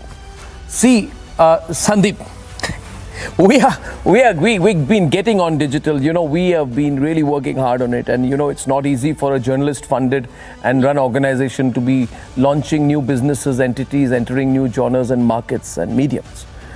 But we've done with a lot of passion on digital because I think we have a right to exist. I mean, we, as in I'm talking about myself, if we are seen to be right-wing, does the right not have a right to exist? The left-wing, or those who call themselves left-lib, they often think of themselves as liberal and tolerant. But the question is, they say the right has no right to exist. I'll put out a quote of someone called Shera Rashid, who said, "It is more important to not be right-wing than to be right all the time." It is more important to not be right-wing than to be right all the time, which means you can be wrong. You can commit any crime, but for God's sake, don't have a right-wing point of view. Essentially, if you are not left of center, you have no right to exist. That's been the take so far, and we want to challenge that, Sandeep. We want to challenge that. What do you think? Will we work? Will we be successful? I'm a bit surprised, Arnab, after the what we've been seeing in the last few days, that you say getting onto digital is difficult. I suppose getting digital in the right way is difficult, is what you mean. Because we have seen the kind of digital platforms which have started or mushroomed in the last 2 years, 3 years. And that says a lot. And people like me who have been in the media business have always questioned that kind of a business model, that how could they be surviving with, crowdsourced funding in 10, 15 rupees. And which we know is the oldest trick in the book, but I don't want to get there. The other name you mentioned, Shela Rashid, I don't know where she is today. But the point is, what you are saying, a legitimate, bona fide, people with credible, people with credential media channel getting onto digital was a need of the hour. And right wing, I don't like the term right wing, but people, this whole business of canceling whatever is considered right, whether in the social circles, whether in media circles, everywhere, I think that had to be countered and had to be answered. And I'm glad that you are taking that first step. I've been reading Elon Musk's biography just now. I'm quite influenced by it. And he says the real thing which matters is the right of the left and the left of the right. And that's where the space which has got today shrunk. And it is for people like you who are, full-time journalists, been in the media business, to restore that space and create that space for, again, Elon Musk, sorry to say this, and people have been saying, it's thank God today what's happening in Israel, etc. It's because Twitter today is a much freer platform. We are getting to hear all points of views. Otherwise, in the Twitter in the previous regime, you would have had a narrative set, and that's what the world would have heard, or what the world would have been allowed to speak. And that's what we really require in the media space. And I hope Republic will, fill that space. Well, we'll certainly give a shot at that, and I think we will succeed. 100% I think we will succeed. Let me go across to Sharan. Sharan, does the right have a right to exist? And since you work for an organization that calls itself a digital umbrella for right-wing thinking, liberal right-wing thinking, I mean, I personally don't understand why the Swaraj has to qualify itself as liberal right-wing. That sounds almost defensive to me, as if it were to be an assumption that someone who's right-wing is not liberal. It seems fairly apologetic as far as I'm concerned. But having said that, you know the context of my question out here. What do you think? First of all, Arnab, thank you for having me here. It's good to be here. As far as Swarajya being liberal is concerned, I think you're not the only one who shares this view. In fact, many of us inside the newsroom share this view, and we've had quite a few debates about it. Arnab, more importantly, I would like to present my point of view as a consumer of news, as somebody who's grown up watching you. Because in the late 2000s, when you exposed a number of scams and you shot into limelight, in fact, we were all teenagers at that time. So we've been following your journey, and your journey has been our journey, because you've been able to adapt very dynamically, and Republic as a platform has been able to do that ever since it has launched. You stand for daring journalism, and you have shown that no amount of pressure groups can actually pressurize you into saying their particular point of view. And kudos to you for that. And a generation of people, journalism aspirants, reporters, have actually looked up to you. There are 2 to 3 quick points I'd like to make on this occasion. One is that, Arnab, it is not just that we've all been victims of nomenclature. It's that the right was subjected to ad hominems and name calling for a long time. We were called cultural apologists. Today, parties and vested interests are boycotting channels like you and anchors like you. And this just goes to show that, them promoting this boycott culture is nothing but a cover-up for their cowardice that they're exhibiting these days, because they have no response to give. They have no answers to give. And opposition parties, or any other party who's actually opposing the media and the media space in general, can't maintain neutrality today in a democratic platform. And that's very sad. And secondly, with the rise of the right, there has been a resurgence and a rediscovery of Indian knowledge systems. It is not just limited to, say, dry economic ideas or something. Through Indian knowledge system, we've been able to challenge the Eurocentrism of institutions, not just pertaining to the media, but even the academics, for instance. Research of the Vedas very recently has alluded to the Pythagoras theorem before the Greeks have actually claimed to sort of have done it. And thirdly, and the most important point, is that from a national security perspective, Arnab, arguments of the nationalistic right, very rightfully so introduced perhaps for the first time by channels like Republic, has sort of changed the national security imperative and the pressure that is dealt on the government and certain vested interests. For instance, the amount of terror attacks, the amount of internal security challenges that we used to have just over a decade ago, just when kids like us were growing up, was actually immense. And today, you look at the environment that we have in India today. Kashmir is going through a change. Northeast is developing, and the whole cinema space, media space, is actually undergoing a change, wherein we are no longer called people like closet sangis. That is what people like us were called when we were growing up in college. Today, you have the right to actually at least defend yourself and present your point of view in a very democratic manner. And that has happened because of multiple individuals, and especially people like you. And secondly, successive liberal governments over the last few years couldn't balance between internationalist commitments and national security imperatives, in the sense that national interests were not prioritized for a very long time. And I think that reduced India's appetite for offensive realist policies, which has been recognized today. So it is also important today, if you look at it, if you look at certain parties that have been coming to power, regardless of whether it's the BJP or the Congress or TRS, whoever is in power, we've been calling for greater fiscal prudence, more economic maturity. And if you look at states like Karnataka, you obviously see that, the freedom of speech and expression is not just limited to one party or the other. Any party at the first particular instance or opportunity will sort of try to grab it. And anybody who calls themselves the representative of liberal values are today, facing away very shyly, because they're not able to give answers to the public. Obviously, their hypocrisy has been exposed, and people are today understanding that. So congratulations to Republic and congratulations to you. This has been a massive journey, not just for you as somebody who's a news broadcaster, but even as consumers of news. So well spoken, Sharan. I'm going to send you this, this Republic digital merchandise, especially for you, for that beautiful long answer on which you get a 9 on 10. Very well expressed.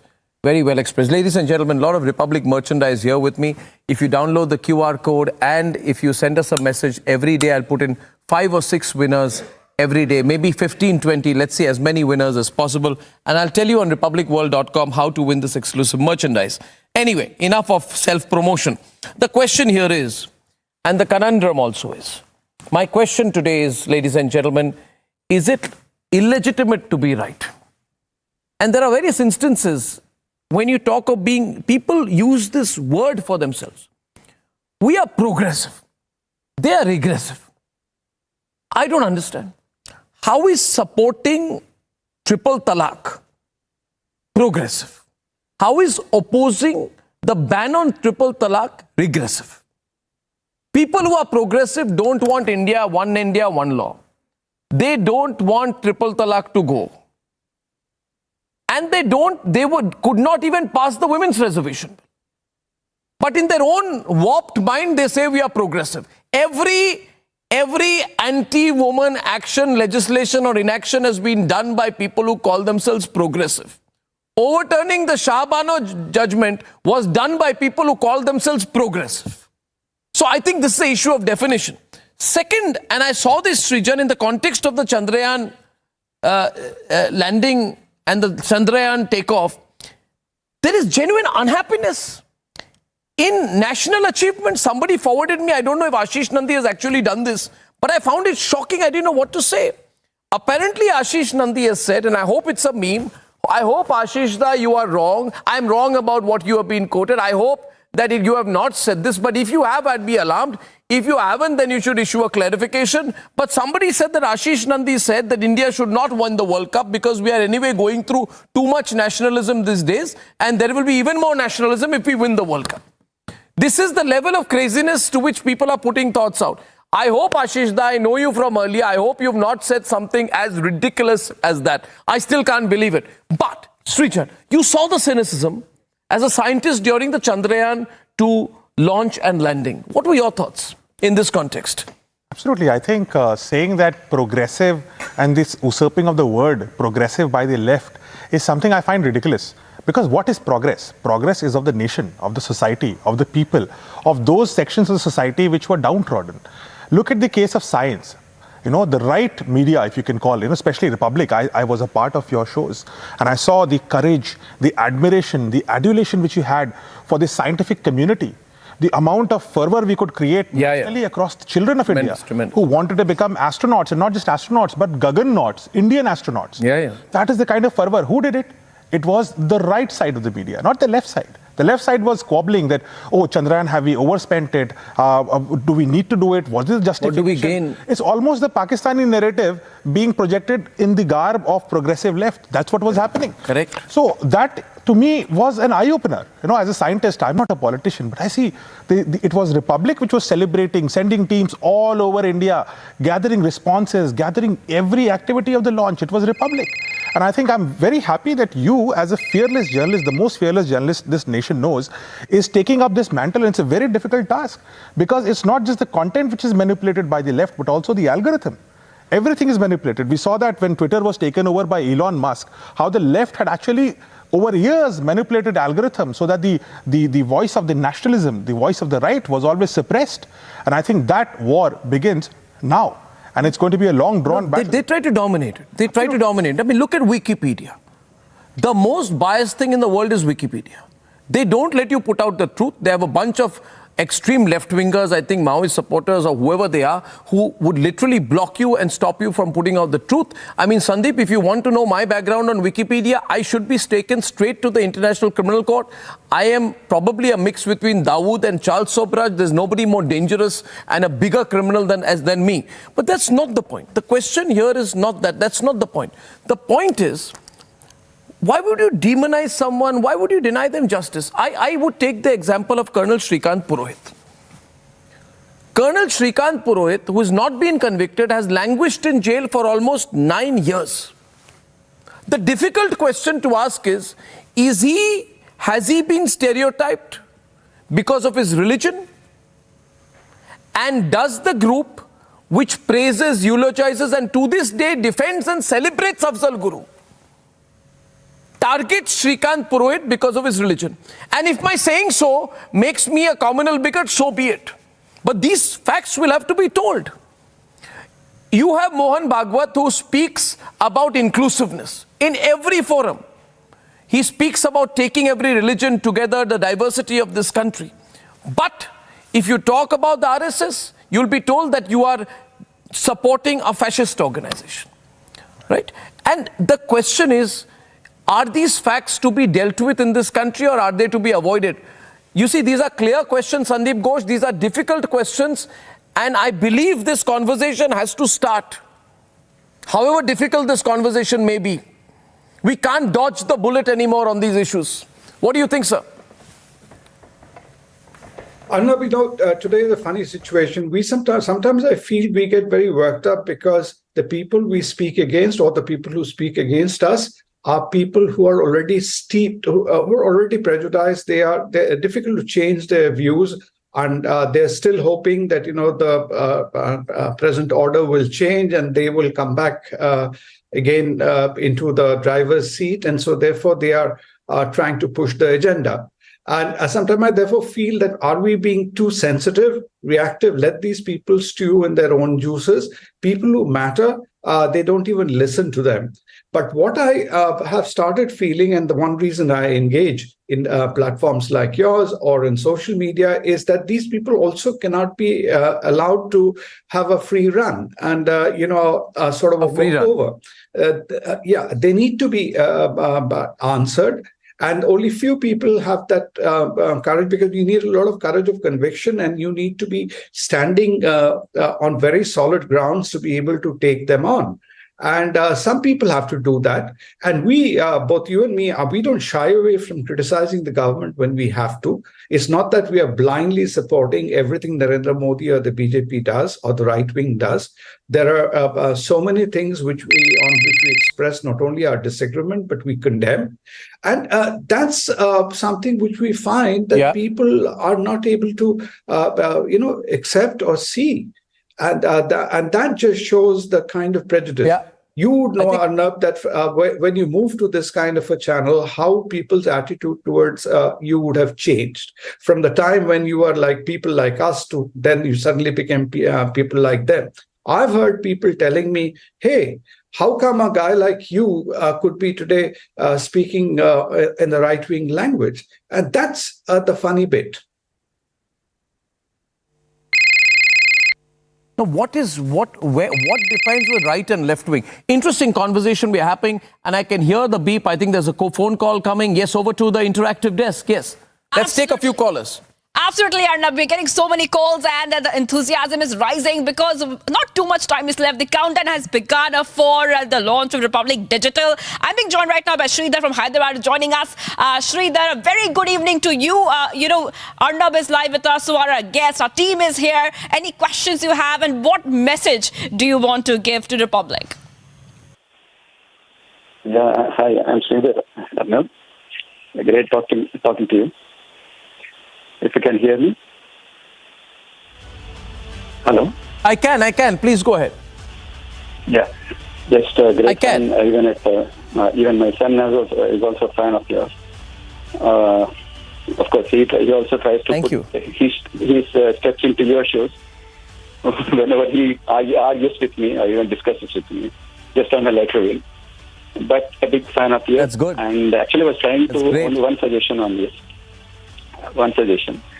When you're putting that on the WhatsApp channel on that QR code, right? We are not aware actually how to put in and how to log in that. I'm trying to do that directly through WhatsApp. Just put a small slide either below or right side of it. How we should go through. We should actually activate that in the WhatsApp channel. My only suggestion is that. Because so how, people like me... Can I tell you, I mean, do you see the QR code on the screen out there? Can I take the 50-50 screen? Are you seeing the QR code on the screen? Can you scan that QR code that you're seeing on the screen almost permanently, and can the grid below also carry it? Can we have the QR code on the screen? And tell me, Sridhar, if you're on with me on the line, can you scan the QR code which you're seeing on the screen? Is it taking you to the digital WhatsApp channel of Republic Digital?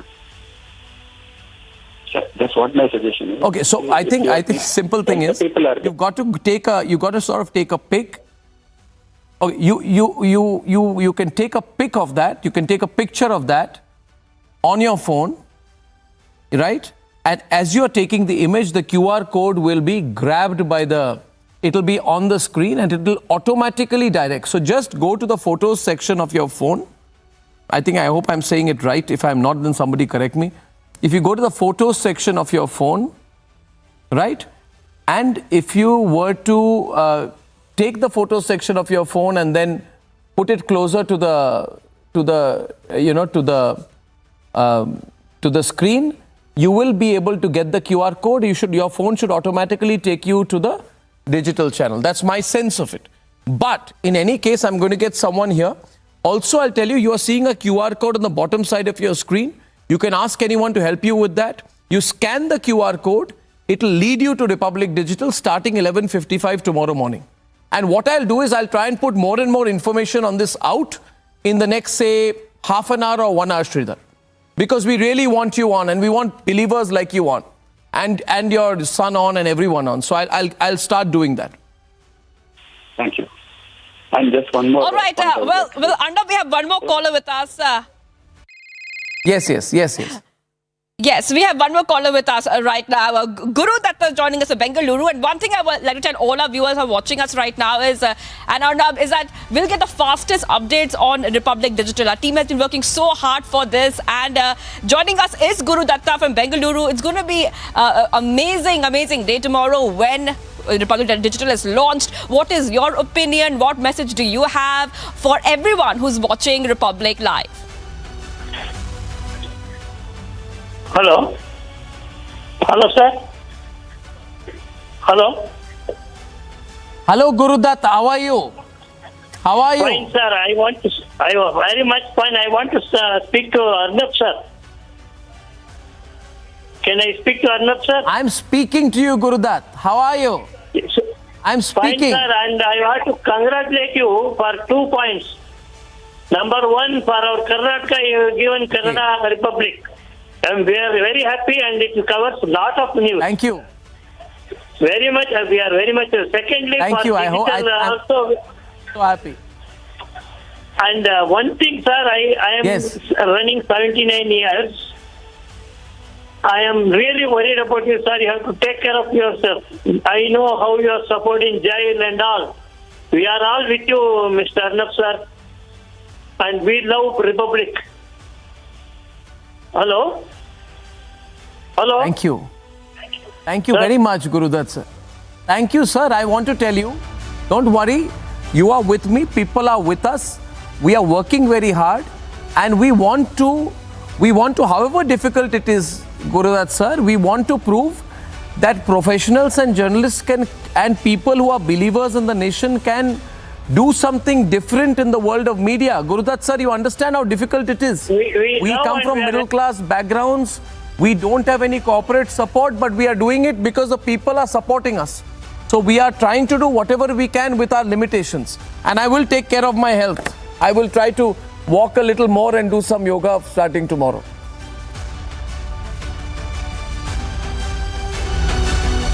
I thank you very much for that. And I want to show you the merchandise I have. Now, it's quite funny.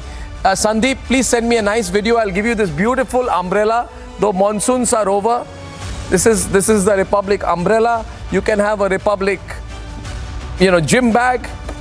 I know you look very good, Sandeep, with this red Republic, bright red T-shirt, which has Nation First, Digital First, Republic First at the back. Ladies and gentlemen, a lot of merchandise, mugs, caps, and all this kind of stuff.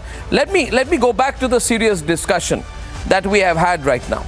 And my discussion for the next 20 minutes is whether the right has a right to exist. Now, Kavita Krishnan in January this year almost digitally pounced on Akshay Kumar for waving an ABVP flag. Now, she said, would you wave the flag of a white supremacist organization in Canada?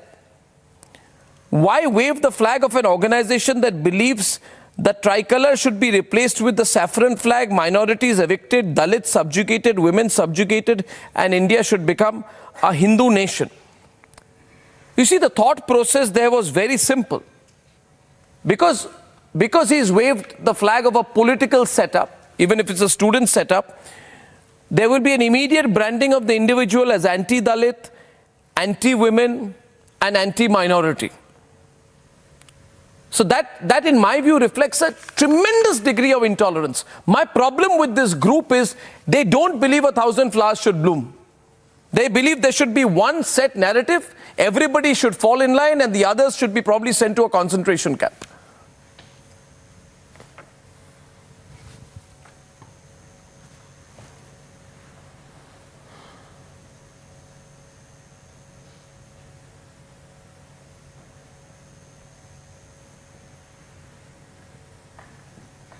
Okay, I don't think you heard that, but let me put that question to Sharan then, because I think, Sandeep, did you hear that question? No, I missed the question. I didn't understand. Actually, the question was to me. Maybe Sharan can take it. I'll take the next one. Yeah, maybe Sharan can take that. Sharan, if you got that. Yeah, I think I got most of it. Arnab, first of all, I think the media landscape has changed, which is very obvious. So, in a sense of speaking, we're not just reporters. We're not just editors today. But we have a sense of duty. We have embedded nationalism within us. And that applies to everybody across the spectrum, whether you consider yourself to be socialist, capitalist, left or right. I think breaking these binaries is very important. And this is coming from an ethical standpoint, is that if you do not speak up when Arnab Goswami is going through a witch hunt, when he's arrested, then do not expect him to speak up for you when you're going through the same, when a party comes after you or an agency comes after you. I think we have achieved that equilibrium, and over the last 1 decade, everybody has understood that very well. As far as doing a national duty to national interests are concerned, Arnab, I think most countries, especially the leading countries, whether it's in the West or in Asia, have their own voice that is funded by certain interest groups, certain governments. But here, for the first time in a democratic country like India, what Republic is doing is it has set out to be a global venture. And this is very important from a public diplomacy perspective because it adds to the narrative that is built over the years. And India has, remind you, has been at the receiving end of it. Even today, our scientific achievements are mocked at. Our religion is ridiculed. And this is the sort of a narrative that will continue, Arnab. If we are foolish enough to think that anything different is expected of these folks and that they will one day wake up and they will finally start to see the light at the end of the tunnel, I think we are being delusional. What we need to do is that we need to launch more platforms. We need to train more journalists to be courageous. We need to have platforms like Republic. Today, on a mobile phone, anybody can be a citizen reporter. And you're seeing the kind of response that Republic has been growing. And if they're not happy with it, to any movie that comes out which mocks a certain religion or is controversial, they say that, you know, if you don't like it, don't watch it. I think our response has to be the same. If you don't like what somebody is doing, don't watch it. And the fact that people are tuning into platforms like Republic, massively speaks for itself. Over to you. Well, I think that's true, Srijan. I'll give you your thought on that. You know, I mean, you've seen it from a scientific perspective, from an inclusion perspective. Is it true that if you're centre-right, there will be an attempt to cancel you in academia? There will be an attempt to cancel you in history. There will be an attempt to cancel you in media and even in the world of science. Absolutely. And we have had so many examples of that. Nambi Narayan is an example. Nambi Narayan, absolutely. And how he was persecuted and persecuted through prosecution actually by the left of center for so many decades. It actually took the right side of the center to rescue him out. a great scientist, and he lost his entire career in it. And we've been on the panel with him several times, and that's what he says. Look at the pain he had. Yeah. It took a right of center politics, if you can call, to put Dr. APJ Abdul Kalam as the president of India. And all that time, it was the left which was opposing him from being there. And even when he was up for re-election, it was the left which ensured that he never got re-elected as the president, which went against the wishes of the common public. The whole public was with him. So it takes a lot of courage. And I want to add one more point. I think having the right narrative in the media, the right side of the media, having the nationalist flavor in the media is extremely important. Today, this media, especially digital, is going to be heard by millions and billions of Indians. They're going to tune it everywhere in multiple languages. That sets the narrative also for the whichever government is in power. You know, in 2008, when the Mumbai attack happened, our response was nearly zero. But when Pulwama happened, when Uri happened, our response was furious, vociferous, and absolutely necessary, and then it never repeated.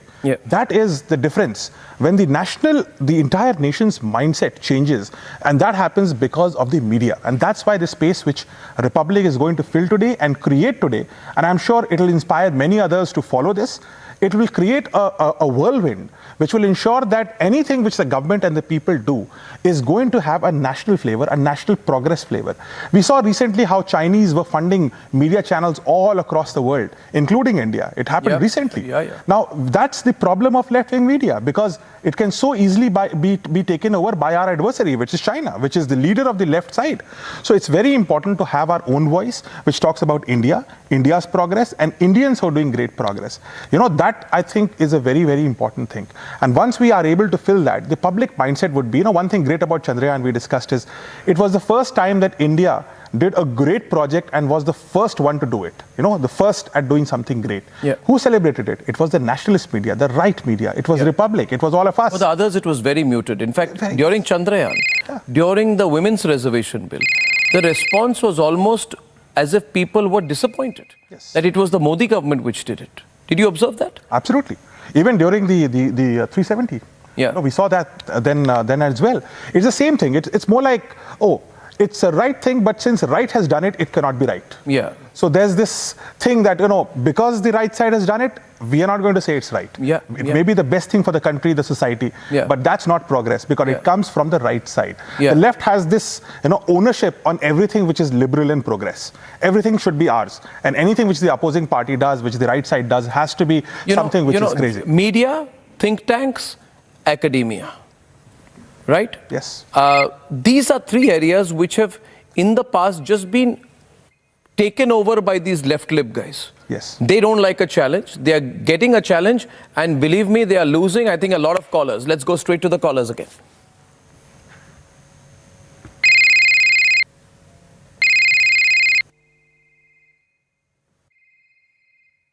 Let's go straight to some calls. I hear the ring. Once more, Ravindra Hyderabad is joining us, and Arnab, you know, we almost have 90,000 people joining our WhatsApp channel. It's this, the entire scan code is right over there, and a number is on the screen. We are seeing Ravindra joining us right now this evening. Ravindra, I'm coming to you. Ravindra, you know, what is happening right now is a big countdown, and Arnab is live with us. This is, you can speak to Arnab, he's live with us, and you can explain to him what you really feel about switching to Republic Digital. What is your opinion? Because we are very excited here at Republic. Hello. Hello. Sir. Hello. Hi, Ravinder. Good evening, sir. Namaskar.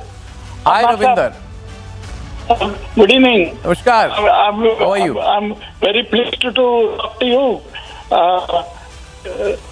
Hearty congratulations. Likewise. For opening the Republic digital channel. I have one suggestion. I'm a great fan of you.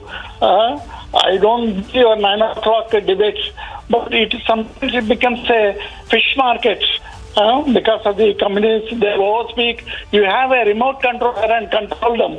Otherwise, sometimes switch it off because of overspeaking, and they don't allow others to speak. Thank you very much. Otherwise, your programs are quite good, and all your reporters are very good. And you have a very good team. My hearty congrats.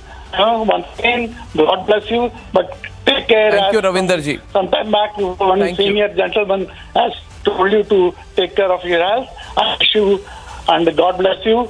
I'm also senior citizen, 73. God bless you, Mr. Arnab. Thank you. Ravinderji, thank you very much for your blessings. I'll try my best. And since all of you are telling me to take care of my health, I think I need to do something. Am I looking very unhealthy today on television? I think I'm fine and fit, Srijan, but so many people telling me, do I need to lose some weight? I need to do something, but I will take care of my health, my physical health and my mental health also. Ravinderji, thank you. I think one more caller, right? Yes, well, of course, we are getting very, very excited viewers who are, of course, they can't wait to switch to digital. And, this is the launch of the largest narrative. Pratima from Pune is with us now. Pratima, if you can hear me, please go ahead, ma'am, and share us your thoughts. And, of course, whatever you want to say to Arnab, he's there online. Please take a question or if you want to convey anything. Hi, Arnab. Hi, Pratima. Can you hear me? This is my dream come loud true and to clear. talk to you. This is my dream come true to talk to you. Thank you, ma'am. Hello. And hearty congratulations for the launch of your Republic I can hear you, Digital. Pratima. Yeah. Congratulations Thank you. on your Republic Digital. I am an ordinary middle-class senior citizen of this country, and I'm following you since the times you were in Times. I know you are very passionate about your job and you are a great nationalist. We came to know about the reality of all these Lutyens media and other things only after 2017 when Republic was launched. Since then, I have become an addict to Republic TV.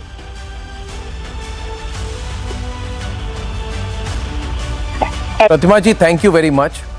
Two things can I say. First of all, very blessed to receive, your best wishes today. Secondly, we are trying to expand and grow. We're trying to reach more and more Indians. And we believe in the country. And that is something which we need public support for. You see, Pratima ji, it is not easy to run a large news organization. You know that all the other large players are all funded by large corporates who have other business interests. We have no business interests except what we do here in the media. So when we go into digital, all we seek are the people's blessings. I think we'll receive it. We sometimes, when we run our organization, as journalists, we want to reach everyone, but we don't have the business resources. But we say we will bet on the goodwill of the people. And when we went to Karnataka, we got it recently. We're such a popular channel in Karnataka in 2 to 3 weeks. So I think these blessings are making a difference. I thank Sandeep, I thank Sharan, I thank Srijan, and I'll take a short break. On the other side, ladies and gentlemen, a lot to talk about, and we will finally receive the blessings of Gurudev Shri Shri Ravi Shankar at 9 o'clock when he joins us live on the Republic Digital launch. So coming back to you for one last segment at 8 p.m.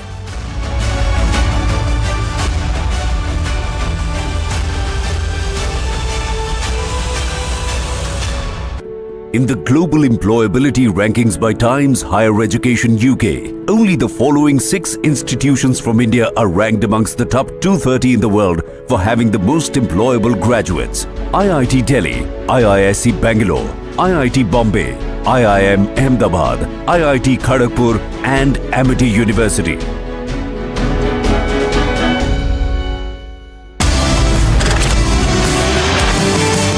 नमस्कार, आपके साथ मैं हूं Shweta Tripathi Republic Bharat से। आप सभी जानते हैं रिपब्लिक के लिए राष्ट्र सर्वोपरि है और अपनी उस जिम्मेदारियों को हम बखूबी पूरा भी करते आए हैं। सही और सटीक जानकारियां आपके सामने रखते आए हैं और आपका विश्वास भी हमें हासिल हुआ है।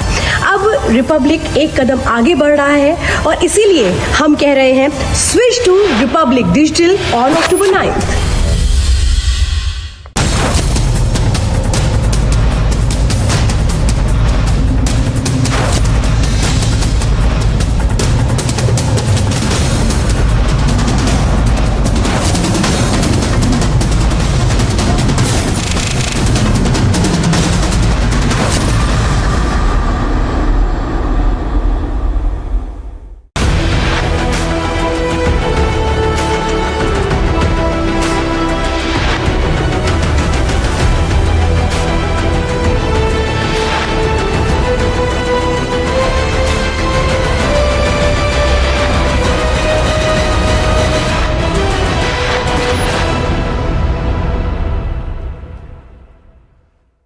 people who believe in three things.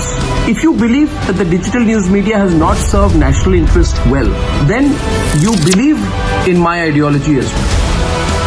Second, if you genuinely believe that the funding of some of these digital news companies is opaque, not clear, not transparent, that they are lying to you, that they say they have no money but they have forms of foreign funding which make their editorial base and intent questionable. We must give it back to these groups, expose them, and therefore that's the kind of believer who I want on our side. And you and Republic believe in the same thing, and all of us believers must come together.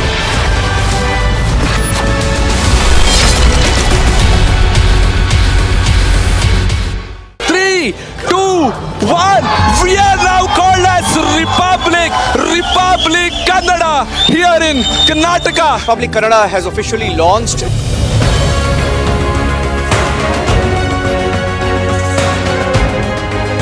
So today we dedicate Republic Kannada to the people of Karnataka.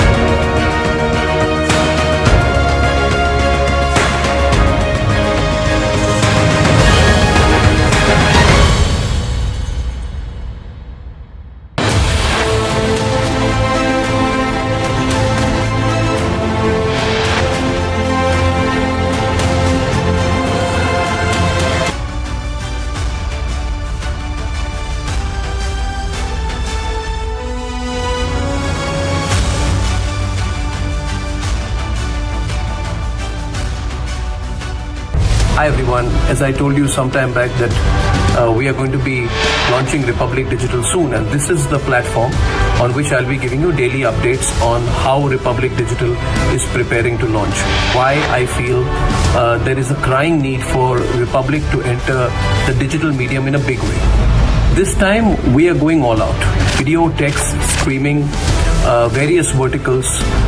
Every single subgenre of news is going to be looked at. I promise you one thing. Straightforward news, pro-nation content, breaking news, exclusives, and very clear opinion, very absolute clarity about where we stand on issues. So Republic Digital is launching on the 9th. Its heart, soul, and the belief that this country needs to live, swear by just one slogan: nation first.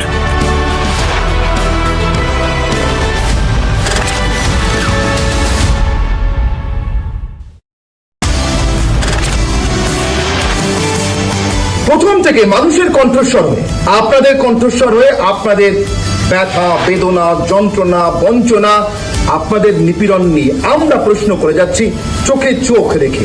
সে প্রশ্ন তো করে যাবই Republic নেটওয়ার্কের কাছে, দেশ সর্বোপরি। তাই দেশের কথা, দেশের স্বার্থের কথা, দেশের মানুষ আর তাদের স্বার্থের কথা আরো জোরদারভাবে আমাদের মুখ থেকে শুনবার জন্য switch to Republic Digital from 9th October।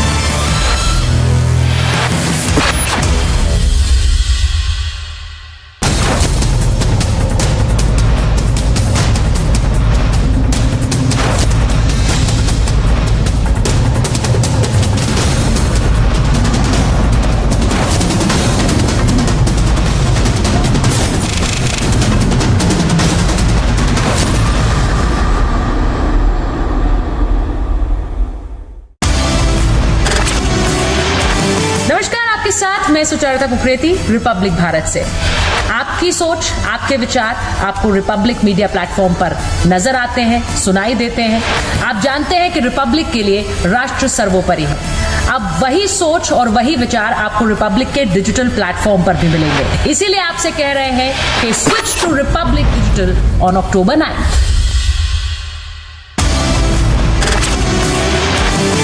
Hello everyone, बहुत जल्द Republic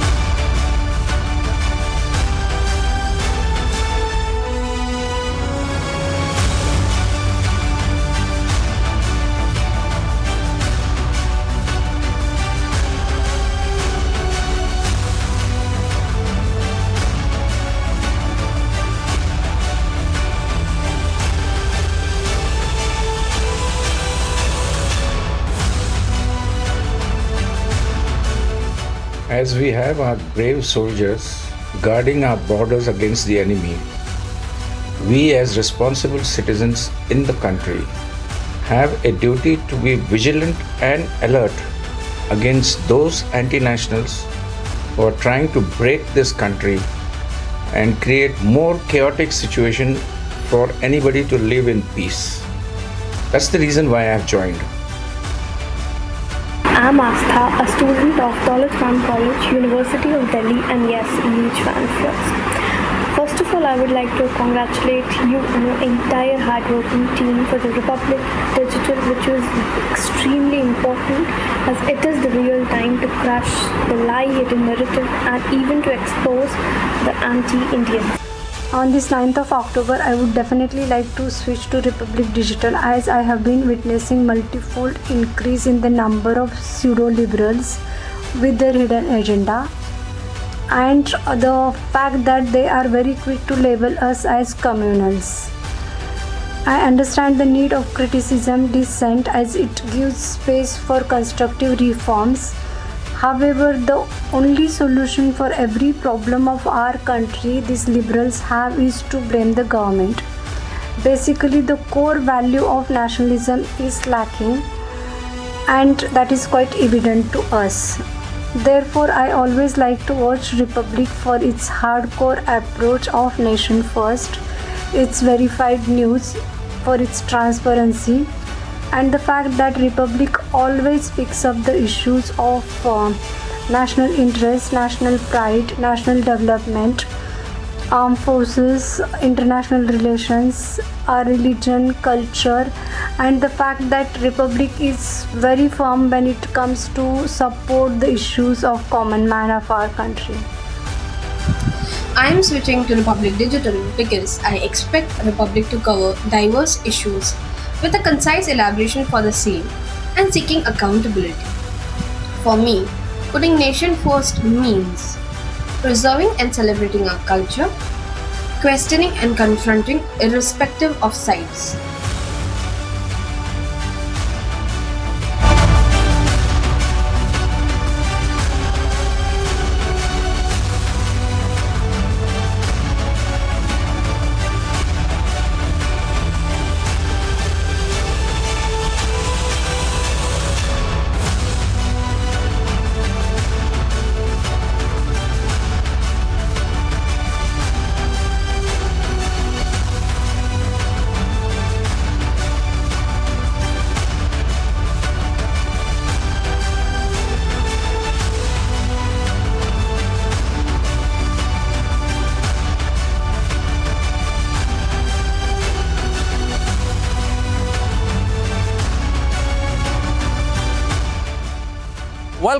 Welcome back to this marathon that we are having here in the lead up to the launch of Republic Digital. And I'm both surprised and taken aback and overwhelmed with the kind of feedback I have right now. 90,052 people since this morning have joined in on our WhatsApp channel group, and many more downloading the QR code. My tech teams are out there. Ladies and gentlemen, total of 300 to 350 professionals in the tech and digital space are working on the back end, and the front end teams are all being put together. And I don't claim to be any umbrella for the center right or the right, but I can tell you one thing, that we are making this feasible. We want to build scale on digital, and we want to take everyone along. And so I'm very delighted and happy to see three people I'm fond of. First of all, let me introduce the first person. And Saurabh, you may not know this, Aarti, you may not know this, but many years back, I went around with a CV looking for a job in Delhi, Aarti, right? And there was this man who was deputy editor of the Express, and he was friends with the editor of the Hindustan Times. And I was a postgraduate in social anthropology from Oxford with no possible job prospects. And Chandan Mitra said, you go to Swapan Dasgupta. And I think they were playing ping pong with me without being polite to say, we have nothing to offer you. Swapan Dasgupta spent 45 minutes with me, counseling me, and then promptly sent me off to Kolkata. But the 45 minutes he spent with me, you know, I just come out of college, meant a lot to me. So life comes full circle, Swapanda, 1996 to 2023. And then we met on a flight recently. We had a chat, and you know, he's been a great mentor. And it's an absolute privilege to introduce you, Swapanda.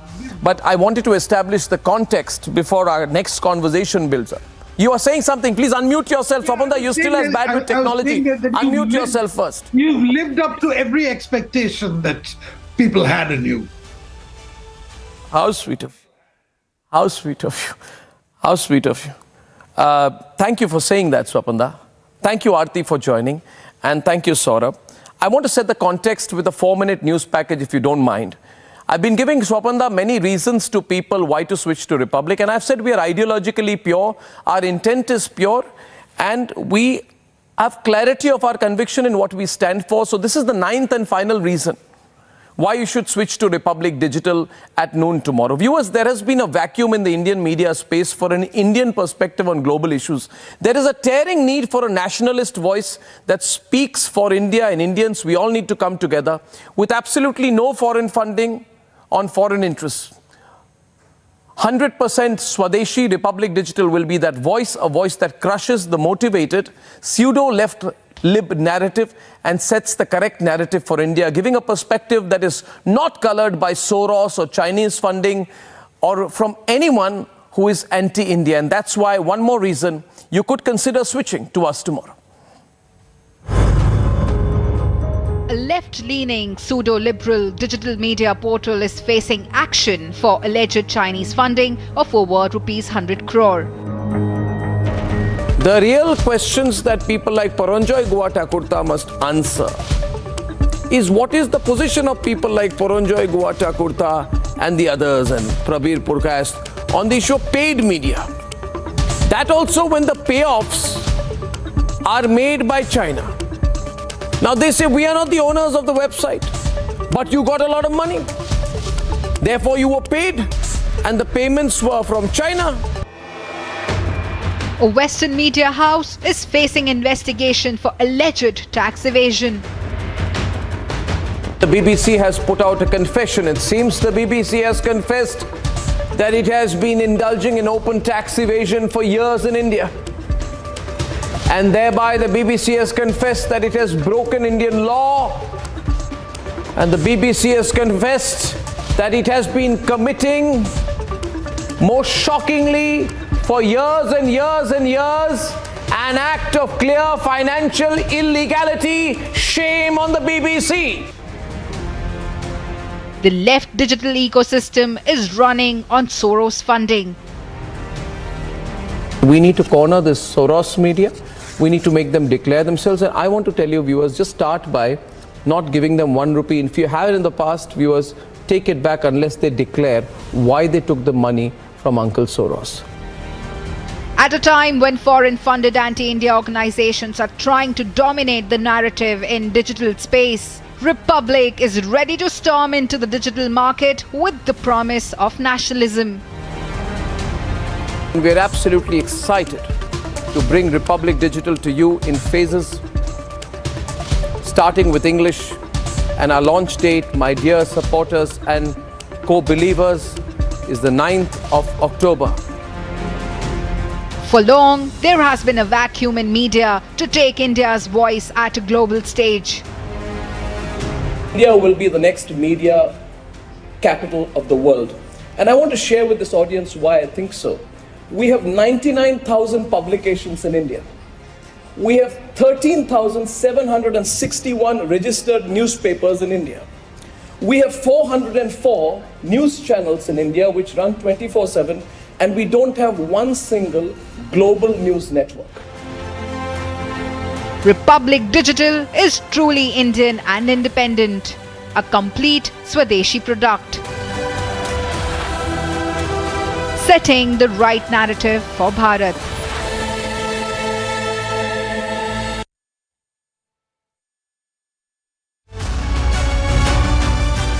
Swapanda, what in your view is the right narrative for Bharat? What is the right narrative for Bharat?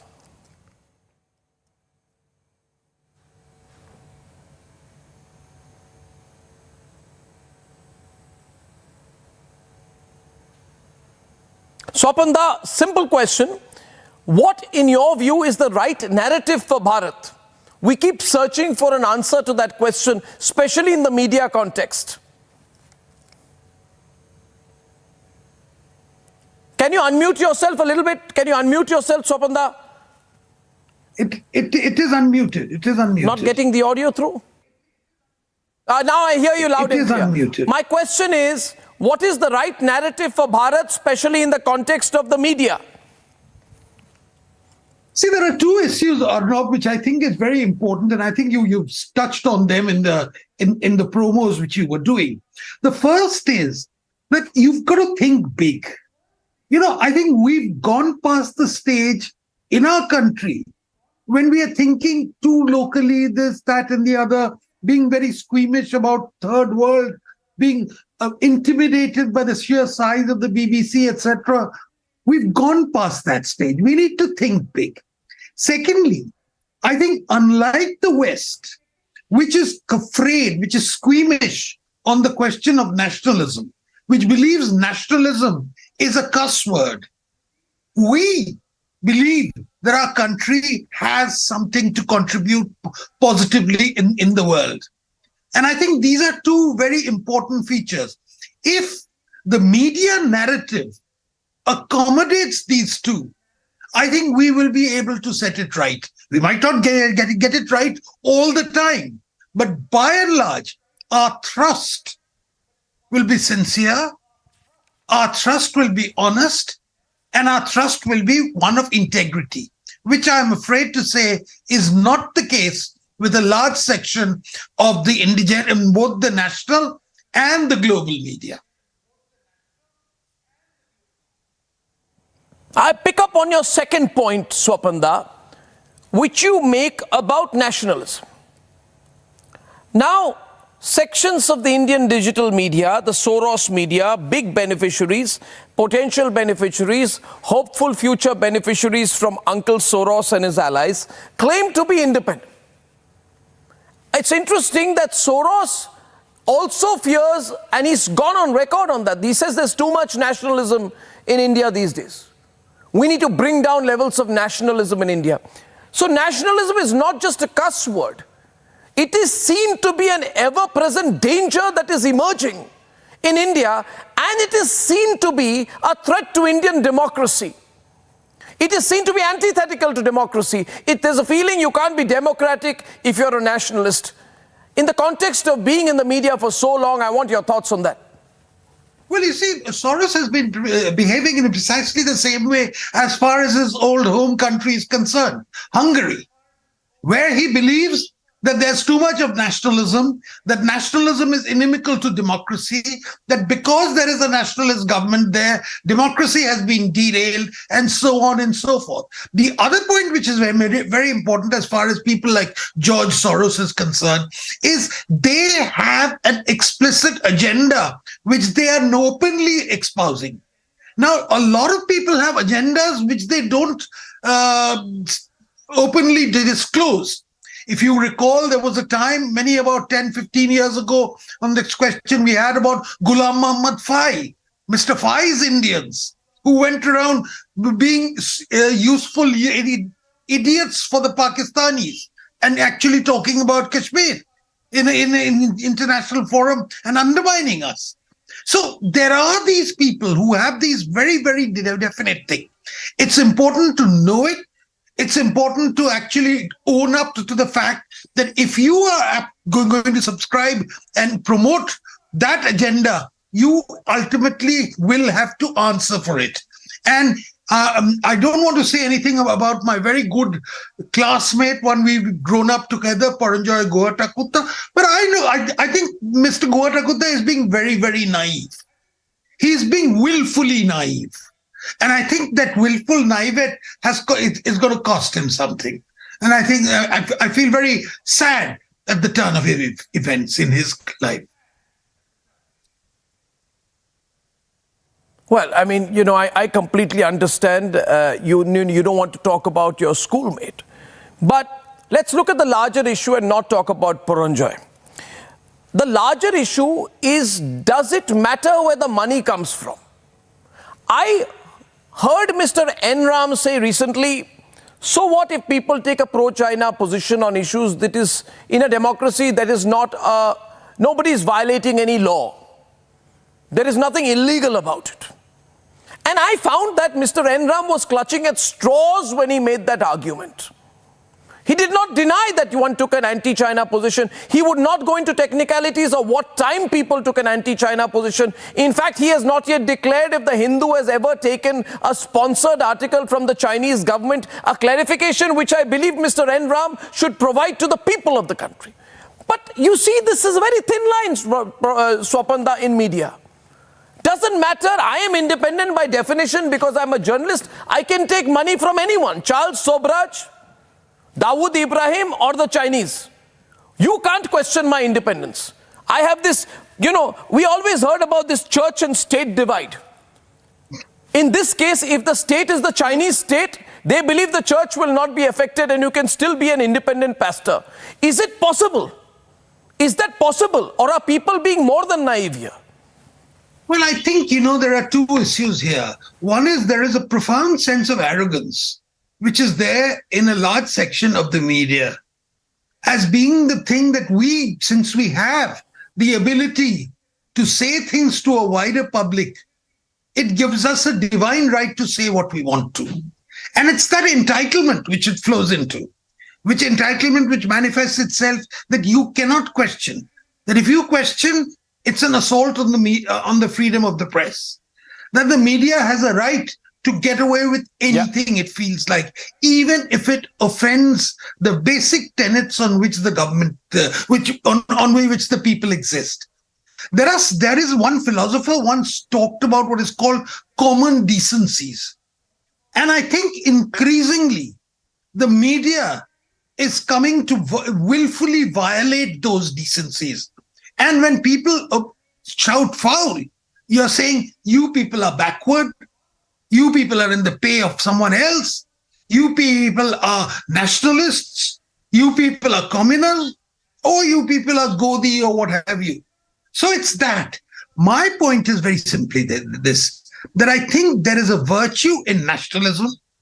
I think India's voice needs to be heard because it's an important voice, it's a legitimate voice, and it's a voice for the good overall. And if there is media which is going to do it, I agree. All the best, all power to that media. Now, at a time when you were seen to be a centre-right and then a right-of-centre journalist, was in the late 80s, early 90s. And if I may say so, you were a very intriguing figure. And you continue to be a very intriguing figure. Don't we all agree, Aarti and Saurabh, that Swapan Dasgupta is an intriguing figure? The other side would love to have him, but they can't. And they cannot quite understand how a man with this polished Oxford accent, with a PhD from the United Kingdom, very well educated, speaks well, writes well, sounds well, can be centre-right. And maybe I'm wrong, but there has been a caricaturing of the centre-right, hasn't there been? And Swapan Dasgupta is an intriguing figure who doesn't quite fit into that caricature. But I want to know your personal story and how you consider, when today we say where we stand as Republic, compared to the time when you were seen to be centre-right, you reported on the Ram Janmabhoomi movement, but that was a time when Yasin Malik, after killing Kashmiri Pandits, was being eulogized in every Lutyens media conclave, celebrated and garlanded. So, if you turn the clock back 25, 30 years to then and now, could you do a comparison of the times then and the times we live in? Well, it was a daily guerrilla warfare you had to fight to get your point of view across. Whatever you said was considered illegitimate, and it was considered doubly illegitimate if it was said in the English language. It was somehow believed that, the Hindi wallahs can say all this sort of thing, but English, you cannot say all these things. It was that. You see, one of the reasons why this happened was because an entire tradition of robust conservative thinking, which has immense respectability all over academia, or certainly did have till the 80s, that was obliterated from the scene. And what we saw in India was that a decisive tilt in academia, etc., of the left, not merely a tilt to the left, but a domination and monopoly of the left by saying everything else is illegitimate.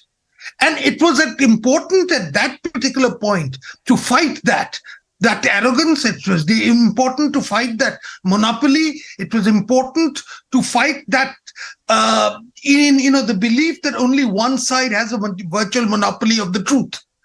Today, it's a different ballgame altogether.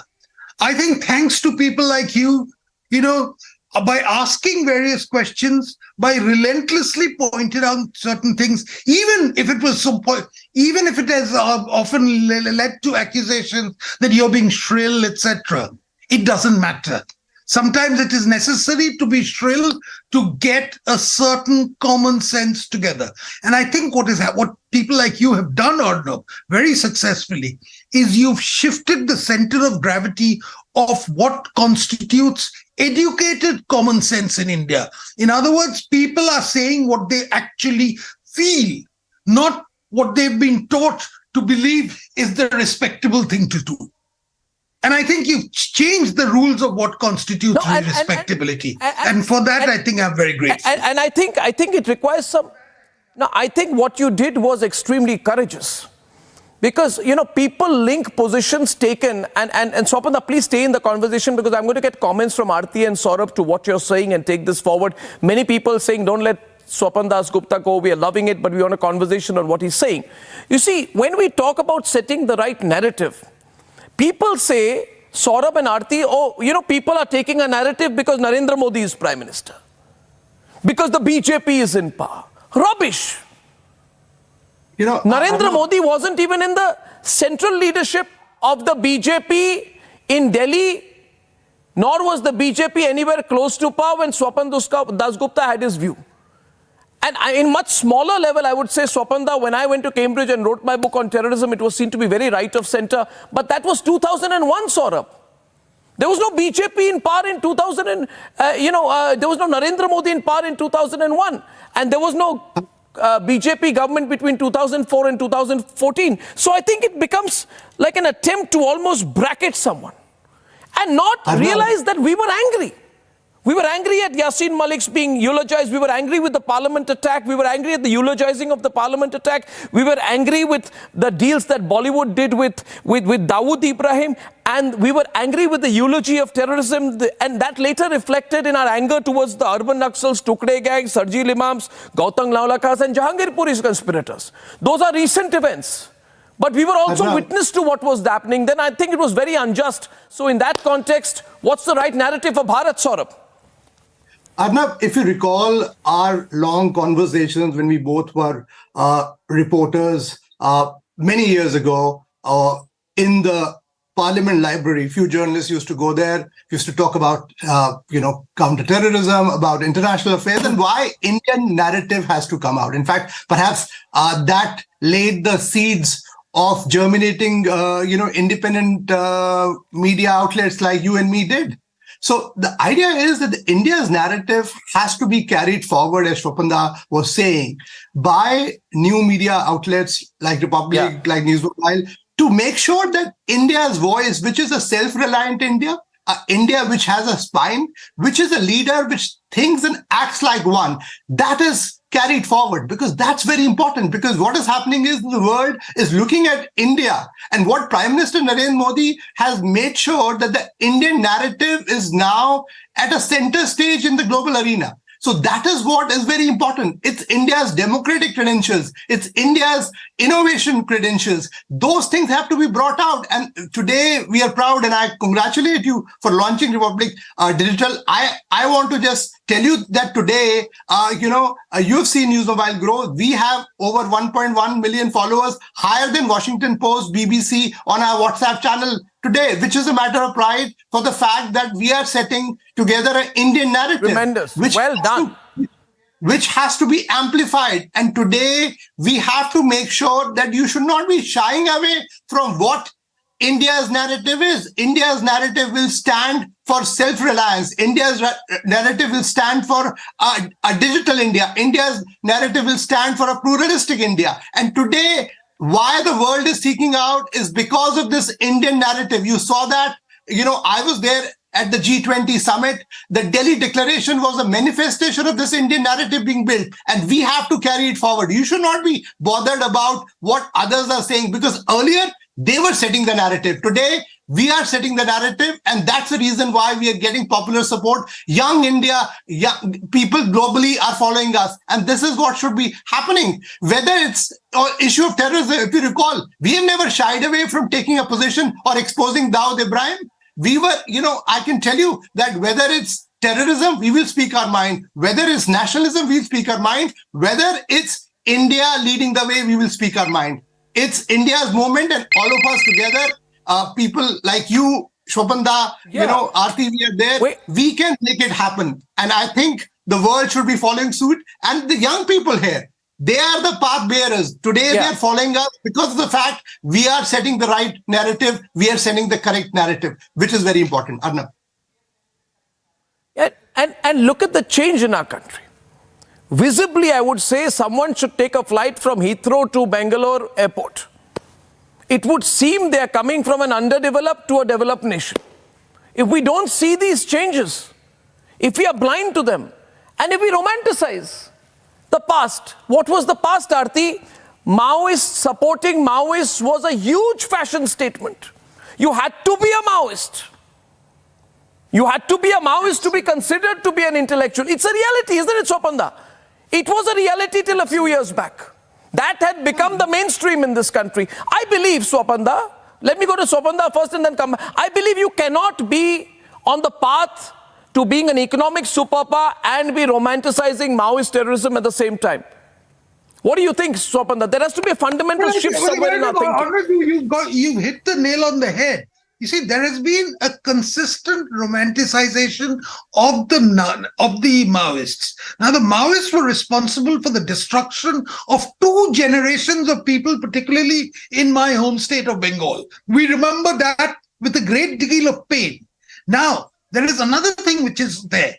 There is a certain, what you alluded to earlier, there is a certain innate rage, an Indian rage, at not being able to say the obvious thing and being stymied all along by people who are determining, who are the guardians, who are the police inspectors of what constitutes correctness. And that is what is happening, and why it is important for people, for alternative media like yours to come up in this way, is that people, it's a breath of fresh air. People can actually say, look, I don't like these Maoists. What they did was treacherous. What they did was absolutely wrong and destructive. And I want my right to say it openly without any inhibition. Or no? That's very necessary. Very necessary. I remember reporting during the Agra summit, Aarti. And I found it almost demeaning the way the media was running behind the Pakistani establishment and falling all over Parvez Musharraf. But it was a reality. And I think it betrayed the Indian army after the thrashing we gave to them in Kargil to see then and later Sharm el-Sheikh happen. And the political establishment and people who were in the media were consistent warriors for this Aman Ki Asha perspective of our relationship with India and Pakistan. I felt we had a dual policy. I felt, Aarti, that we felt almost apologetic about Pakistan being created. We didn't create Pakistan. Jinnah and Nehru forced the creation of Pakistan. It was their individual political ambition which led to the creation of Pakistan with a large dose of help from the British. Now, when as you follow foreign policy so clearly, do you see a shift now? And do you see that shift reflected well enough in the media, including the digital media, where you're an entrepreneur? Well, first of all, I must congratulate you for Republic Digital. Very happy for you. In fact, welcome to the club. I am a 2-year-old startup owner. The New Indian is a digital media platform, and I'm glad that big organizations and inspirations like you are also venturing into digital media. That is the present, and that is, of course, the future of India. Now, coming to your question, the narrative of Bharat and India's place in the world. Well, to begin with, I would really want to tell your audience that the reason that I left mainstream media was precisely the same reason that you've been talking about and discussing tonight on this debate. The fact that the mainstream media, after economic liberalization, we did see a boom among our TV news channels, among newspapers, magazines. But the problem was, Arnab, as you rightly pointed out, that it was an era of politically correct news. And it was also an era of denying the truth of Bharat, denying the truth of people of Bharat. For example, whether it was the question of Kashmiri Pandits, their exodus, their ethnic cleansing in Kashmir, that was whitewashed. Whether it was the question of terrorism was consistently normalized. After every terror attack, there was this one catchphrase of resilience, that was trusted on the entire nation by almost every single news channel, news platform. Then, of course, the word of nationalism, as Swapanda also pointed out, that it was converted into a dirty word, whereas our childhood, whether our education system, we were raised with a very strong nationalistic feeling. The Western, of course, nationalism has a certain problem. There is a huge baggage of the kind of hysteria, the kind of genocide Jews had to go through because of Hitler's hyper-nationalism. And also, in fact, the West has had problems with all kinds of ideologies, whether it was nationalism, whether it was communism, whether it was socialism. All their ideas became so extreme that they ended up being totalitarian ideas. But India has had no such baggage. We believe in our civilization, we believe in our nation, and we are proud of that nation and civilization. But these topics, these words were taboo words during the era of politically correct news, until you came on the scene, until you changed the entire discourse on television media. And I really admire you for that, for changing that discourse, which was stifling, which was far from the truth, which was full of falsehoods, and which was in a way perpetuating colonization of Indian mind. You see, the fact that a lot of people still, believe in Reporters Without Borders, in fact, believe in a globalized world, even as we know that the West or any country in the world still believes in its borders. They still believe in, giving visas and passports and also citizenship. And they have made it so tough over the years. But some delusional people in India, the left liberal class in India, the ruling left liberal class in India, somehow are delusional to think that, they are this globalist elite, and perhaps not as delusional because, as you pointed out, George Soros, who has been funding this whole cabal of globalist elite, they don't really believe in anything. All they believe in is greed, money, corruption, and that's why we have had platforms like Newsclick. We have had some shameless people saying that it's all right to take money from, say, ISI, or take money from the Chinese government, whereas our own soldiers, actually, I'm sitting in Kupwara and I was at the line of control today. Hats off to the soldiers who've been laying down their lives for this nation, for the civilization. But this was not to be highlighted during that politically correct era, because this globalist elite do not believe in nationalism. They do not believe in nation. They do not believe in anything worthwhile about our own civilization. And I think that's what you have changed. The Arnab Goswami era of television news changed all of that. and hats off to you. And I'm really looking forward to Republic Digital. I'm sure this Desi platform is going to bring out the paradigm shift Totally of Desi. India now being the superpower, one of the superpowers in the world. We have totally Desi. The world is watching India. Yeah, they are. But totally Desi, completely Swadeshi. And I would say this again, I want to go to Swapan Das Gupta. You see the phone ringing. I've got to take a few callers. But I must ask one question to Swapanda before I let him go. Swapanda, with no respect to your generation, and I felt that my generation was badly let down by the government of the time. And I'll explain why. And we felt almost embarrassed. When we came out of college in the 90s, we were told, you get the best jobs, everybody's going to MNCs. 50% of my college batch went abroad, did their IIMs, etc., etc.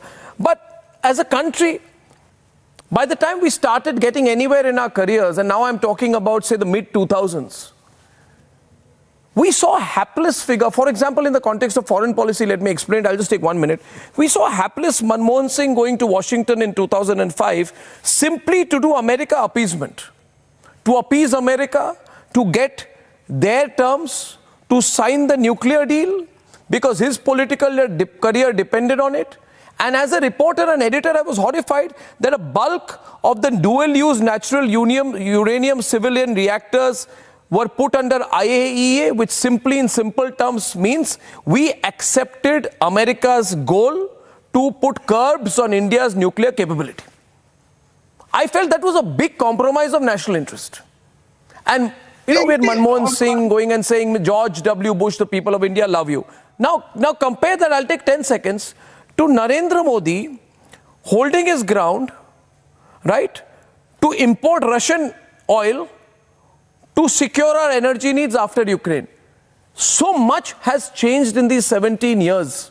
I'm just putting these two contexts, Manmohan Singh nuclear deal and Narendra Modi post-Ukraine. And I don't feel this is reflected well enough in the media. That's my take on it. What's yours, sir? I believe that, when we have a government which is clear-headed in what it wants to do, that's a great boon for any country. And I think India really had we've been fortunate that in the past decade, we've had a leadership which is willing to stand up to all forms of international opinion if it involves defending Indian interests. This is something which is very, very important. The feature about the UPA and during the US-India nuclear deal was we initially took a position against nuclear apartheid. We said we cannot have two rules, one for the Western people and one for us. But we started diluting that principle stand overall. And that was one of the reasons why we didn't have the gumption. We didn't have the wherewithal. We didn't have the spine to be able to do it. Arnab, may I just draw your attention? For the past 24 hours, the attention of the world has been drawn to the dastardly Hamas attack on Israel. Now, if you look at certain things, Israel in the past has been a country which has been completely uncompromising, resolute, etc., in defending its national interests, its borders, etc., even to the point of attracting the ire of the world for its ultranationalism. But over the past 2 years, that had been diluted to a very large extent, and an impression had gone around the world that Israel has become a soft state. That Israelis can no longer take the hardship which comes with living in a hostile environment. And I don't want to draw any conclusions, but I would like to think that the Hamas was completely mindful of a certain weakening of the resolve because for attacking. Now, of course, I think the pendulum has swung back and I think they will have to pay for it. But it points to the danger of what happens when you give up, when the fundamentals of nationhood which define you are somehow compromised, diluted, or derailed. Very important point. You agree, Saurabh? I mean, I just was thinking about it, and it's a fact. Israel politics became very fractious 4 to 5 months back, and now this happens. Would you draw a link between the two in the context of the need for national unity to keep the country together? Absolutely, Arnab. I've always said on your shows, on public forums, that India needs today a mature polity where Bharat's foreign policy also means there is national unity when there is not only in times of a crisis, but also when you deal with other countries, because this is a Bharat, a new Bharat, which deals with the world on its own terms. And every political party in India should be proud of it. It's not Narendra Modi's foreign policy. It is Bharat's foreign policy that has been redefined. He's just leading the way. He's set the way. So I should say that instead of petty political narrow vested interests, you should realize that this is Bharat's gain, and Bharat's policy is a policy which is being defined for the future. Today, if we deal with China with a spine, today, if we can stand up to China, we can ban TikTok. It is because we have a policy, a foreign policy, which has a spine. You spoke about the Russian, oil purchase. I can tell you that Bharat had the courage to tell the American interlocutors ahead of time, because that's an understanding that they've developed, that we will go ahead to defend our national interest for the people of our country and buy Russian oil. That is not against US or any other interest. This is Bharat's interest, and we have to keep that first. That nation-first approach that has set in is something that the world has to emulate. And today, the world is watching us, and that's the reason why people like you, people like me, we are the path, bearers to set that right narrative and to communicate to the world. And this is what is happening through this digital media explosion of the right kind of media, people who believe in national ethos. When I say national ethos, I believe defending national interest and not being shy about this, saying it out loudly, because we believe what we are saying is the right perspective. We are not saying that you follow left or right. We are saying that you follow the right approach, which is the approach of reason, of rationality. That's what is very important. That's the reason why millions of people are following us. I say that today the world is looking at independent media. They don't want. I want to tell you an example. When I was working for a mainstream group, once I was to go on air and I was told you have to defend the line that we are taking, that India should be withdrawing for Siachen. I went ahead and said it on air, India should not withdraw because I believe in my national interest. Withdrawing from Siachen? Absolutely. Withdrawing from Siachen? My God. I would say that is the kind of line which was being parroted by vested interests who were following a certain narrative. Whether, you spoke about Agra summit, weren't a lot of people completely, I would say, dazzled by the Pakistani, taking the Pakistani line. wars that were being done. Yeah, totally.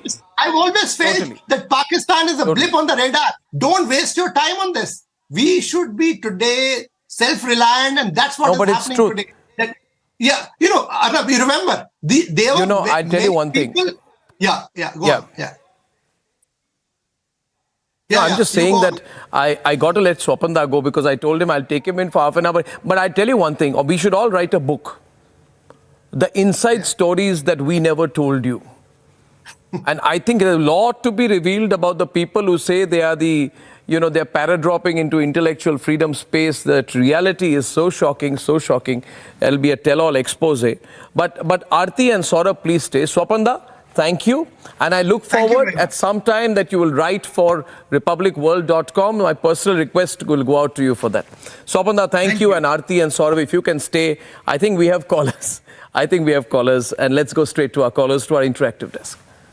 Absolutely. Arnab, and 90,782 have joined, and 15 hours left. We have Rishabh Singh who's joining us from Thane. Rishabh, the countdown has begun because tomorrow Republic will offer a very unique digital experience. We have Arnab live with us. What message do you want to give to Republic and Arnab? Arnab sir, Jai Hind, Charan Sparsh, Namaste. Namaste Rishabh, Namaste. Sir ji पहले तो मैं आप लोग के लिए तालियां बजाना चाहता हूं जो आप लोग नॉन स्टॉप कवरेज कर रहे हैं और रोज जो करते हैं 9 से 11 और दिन से लेके शाम तक. Thank you Rishabh. Thank you Rishabh. Thank you. Thank you. Thank you. Thank you. I hope you will remember me. It's always pleasure talking to you, sir. And on the lighter note, I always write you postcard on your birthdays. I hope you know, sir. Thank you. Now I'll have to look out for that, Rishabh. Thank you, Rishabh. Thank you. All right, we also have another caller. Of course, wishes have been pouring in, compliments, and of course, a lot of expectations from Republic Digital indeed. Now we have another caller. This is Raj joining in from Hyderabad. Please go ahead, Mr. Raj. Hi, Arnab. Good evening. This is really honored to speak to you on live, and congratulations on this moment.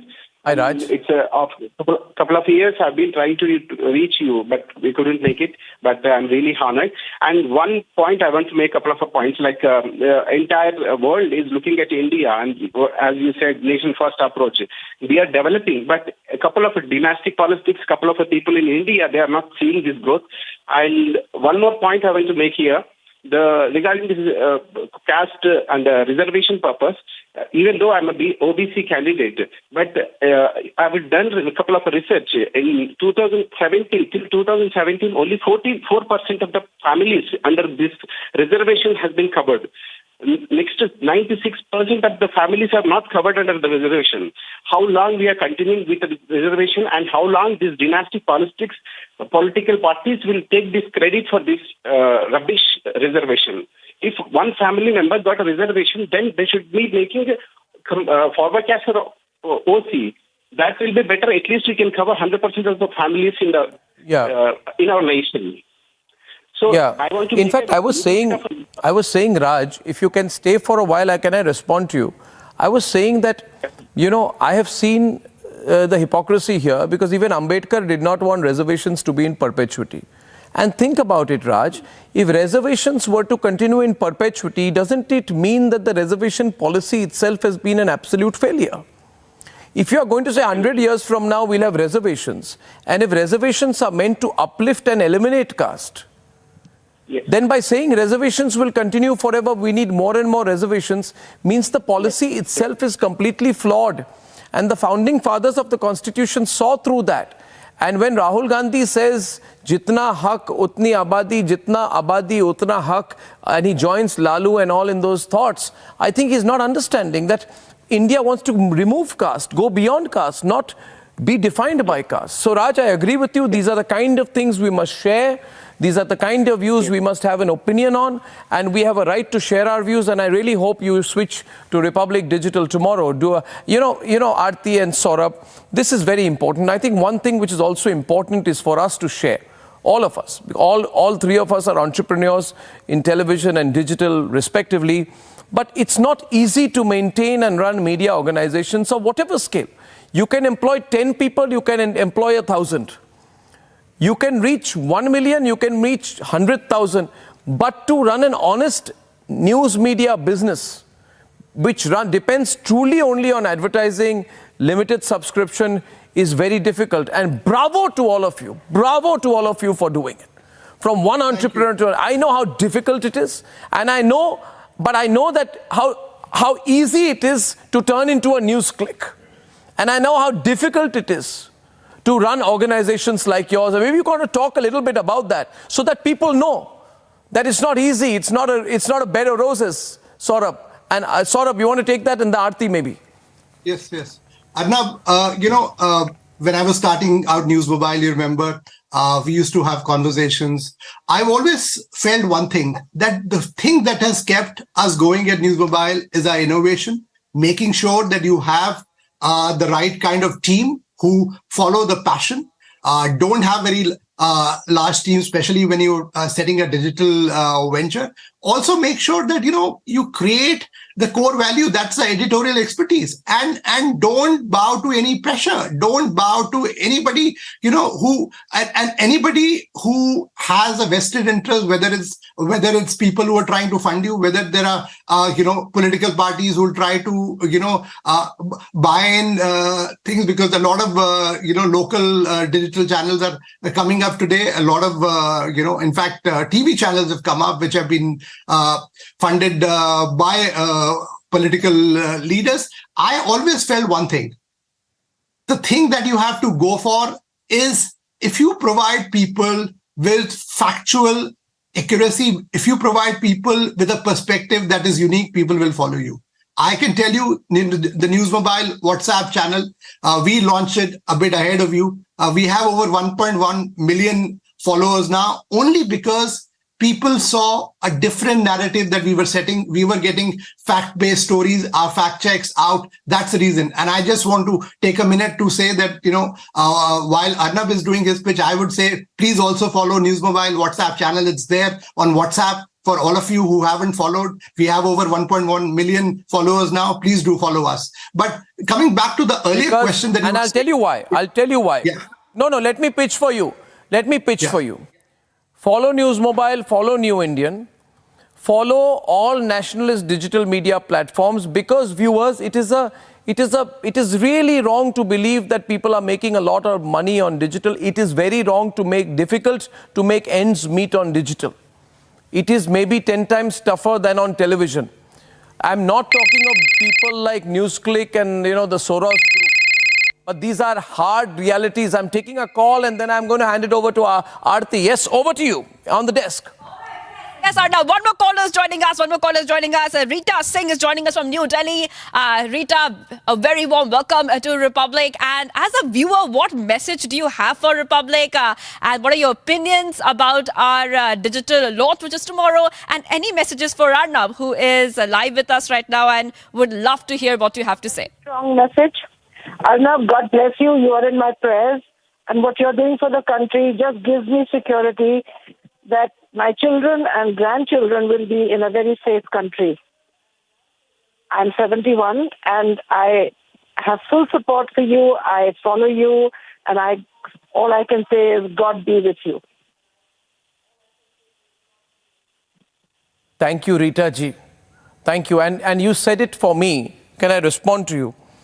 I believe that whatever we have been through, the last 13 to 14 years of struggle and sacrifice, 2008 to 2023. I keep asking one thing, Rita ji, when people said in 2020, when people came together, Rita ji, and said, let's destroy Republic once and for all, let's finish it off, let's put the founder in jail, let's put fake charges, and let's take the opportunity to finish off their advertising base. And it was very ruthless. I just asked one question, Rita ji, and I said this. Let's assume you're able to finish Republic, which you can't, but would we be a better country? Would that make us a better country or a worse country? I had that one question. And what you've said today is also what I believe in for our next generation, for the younger generation. It's very important. Yes. I'm 71 and I don't know how long I'm going to be around. But for every day that I live, I thank my Almighty for a republic on our viewership of this country. We need it. We need it never as before. And you have blessings of the whole world. Thank you. Arnab. You have it. God bless you. That's all I'd like to say. We are a great country. Next time that you come to Delhi or you're in Delhi, maybe we'll extend you an invitation and invite you to our studio, because what you've said has really touched my heart. Thank you, Rita ji. Maybe meet soon. May we meet soon. Aarti, it is this sentiment which drives us. And it's the beauty of the digital medium that you get such a good response, immediate response sometimes. You don't get it on television as much, but you get it on digital. So at the end of it, this emotion binds us all. It's not any theory, is it? It's this emotion that binds us all. Absolutely.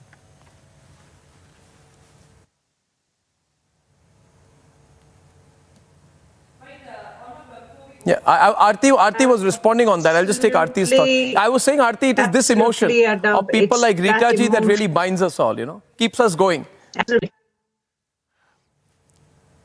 Absolutely. Absolutely. It's people like Rita ji, and there are millions and millions of Indians, Bharatiya people, who really appreciate the fact that there are journalists who are working, not perhaps selflessly, because at the end of the day we also need a little bit of livelihood, but in the last 2 years of running the New Indian, I have realized that there is so much support from public.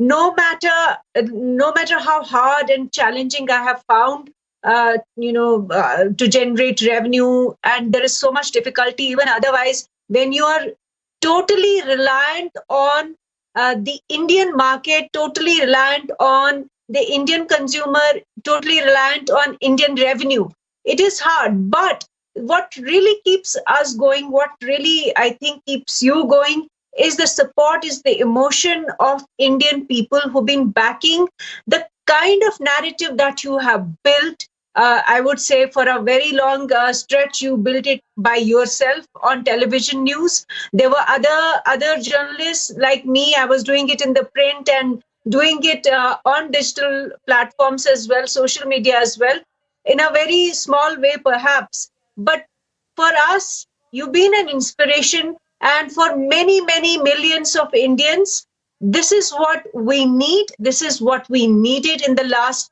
2 decades, 1 decade, where you have been, changing the public discourse. I think it's a great initiative that you have taken, that you have not fallen for the trap that many platforms, digital platforms actually fell for.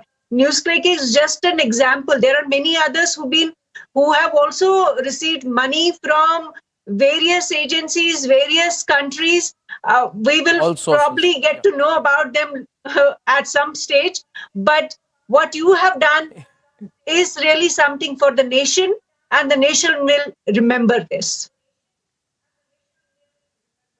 Well, thank you very much, Aarti. Thank you very much, Saurabh. I'm grateful to you for speaking and for joining us in your comradeship. Yes, Saurabh, briefly, yes. Yeah, you talk about, I'm glad you spoke about Rita ji. It's the support of people, the passionate support that they provide us, which keeps us going. Anybody, I'm sure you also respond to it. Every reader, every viewer who writes to me, writes to News Mobile, I make sure that we respond to them. And it's their love and outpouring of support which keeps us going. It's people support. It's people who are watching us today, their support, which keeps us going every day and every moment, Arnab. Yeah, absolutely. And we will have to work more closely together. I look forward to that. I'll take a short break. There's a lot of excitement. We're getting calls because Gurudev Sri Sri Ravi Shankar is coming to bless our initiative. On the other side of a very, very short break, he's been very busy with the World Culture Festival in Washington, but he's taking out time and joining us after a short break. Ladies and gentlemen, please come back.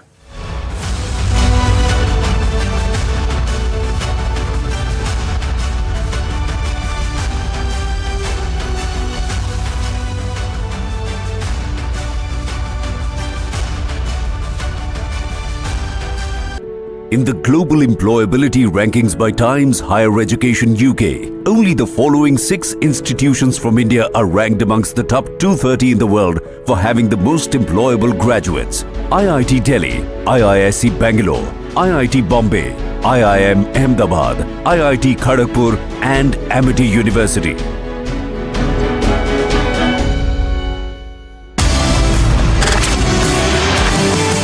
आपके साथ मैं Sucharita Kukreti Republic Bharat से। आपकी सोच, आपके विचार आपको Republic media platform पर नजर आते हैं, सुनाई देते हैं। आप जानते हैं कि रिपब्लिक के लिए राष्ट्र सर्वोपरि है। अब वही सोच और वही विचार आपको रिपब्लिक के डिजिटल प्लेटफॉर्म पर भी मिलेंगे। इसीलिए आपसे कह रहे हैं कि switch to Republic Digital on October 9. Hi everyone, as I told you some time back that we are going to be launching Republic Digital soon, and this is the platform on which I'll be giving you daily updates on how Republic Digital is preparing to launch. Why I feel there is a crying need for Republic to enter the digital medium in a big way. This time we are going all out. Video, text, streaming, various verticals. Every single subgenre of news is going to be looked at. I promise you one thing. Straightforward news, pro-nation content, breaking news, exclusives, and very clear opinion, very absolute clarity about where we stand on issues. So Republic Digital is launching on the 9th. Its heart, soul, and the belief that this country needs to live, swear by just one slogan: nation first.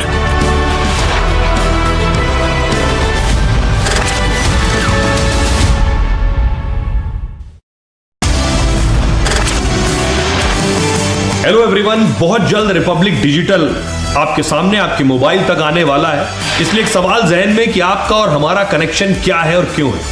आपका और हमारा connection इतना पक्का और मजबूत इसलिए है क्योंकि हम न इसकी न उसकी, न तेरा न मेरा, सिर्फ एक पक्ष की बात करते हैं और वो है राष्ट्र का पक्ष। ये राष्ट्र ही।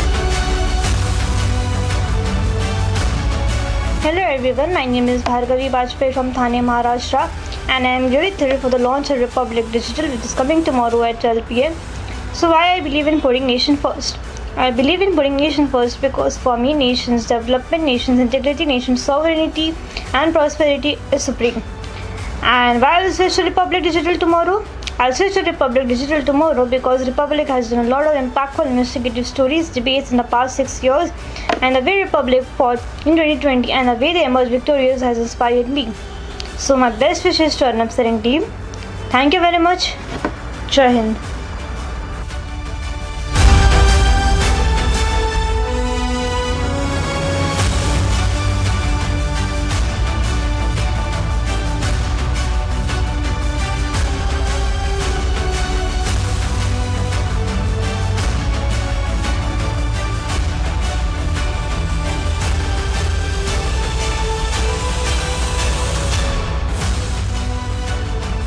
As we have our brave soldiers guarding our borders against the enemy, we as responsible citizens in the country have a duty to be vigilant and alert against those anti-nationals who are trying to break this country and create more chaotic situation for anybody to live in peace.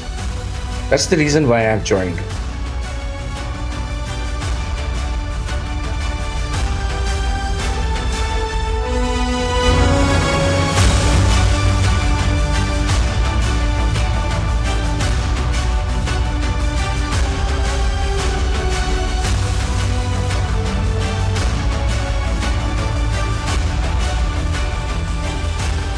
And ladies and gentlemen, thank you for your support leading up to the launch of Republic Digital. Many people are asking, what are you launching? Well, we are launching a completely new digital experience on text and video. So any Republic handle, any Republic site, any Republic video you pick up will feel and in terms of content be very, very superior to any existing product in the country starting tomorrow.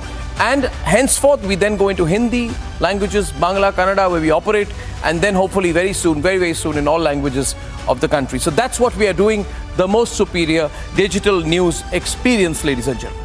Which takes me to various reasons. The first reason I give to you to switch to Republic Digital is because putting nation first and the cause of nationalism is our complete and only purpose. That is our fundamental belief.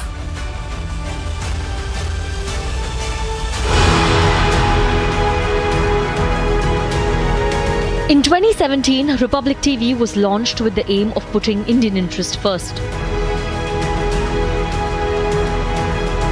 We are truly and completely proud to be Indian.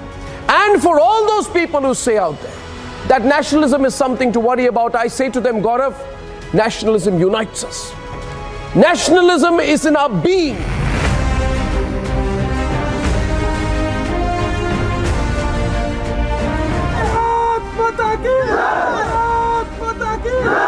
Republic has filled the void for a nationalistic voice in Indian media. voice that has united India. How is nationalism a problem? I believe in the context of this debate that the definition is anything that hurts India is anti-national.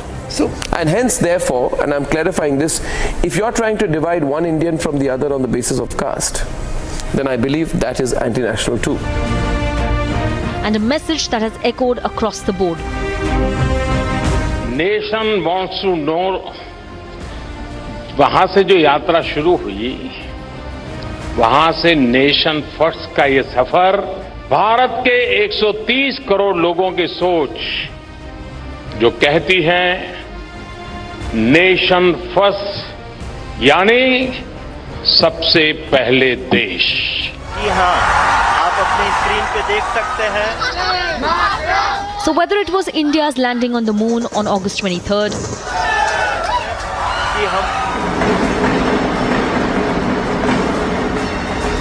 we are on the moon. This moment is about India's destined glory. It is about India's unstoppable spirit of perseverance and tenacity in difficulty that is in our ingrained DNA. Beyond the precision and the flawlessness in the execution of this mind-numbing mission to put India on the moon. or Indian athletes making India proud with 100 medals at Asian Games.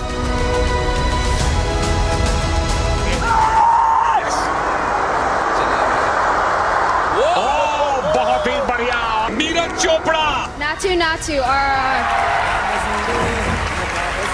Or the victory and celebration of true blue Indian cinema at the world stage.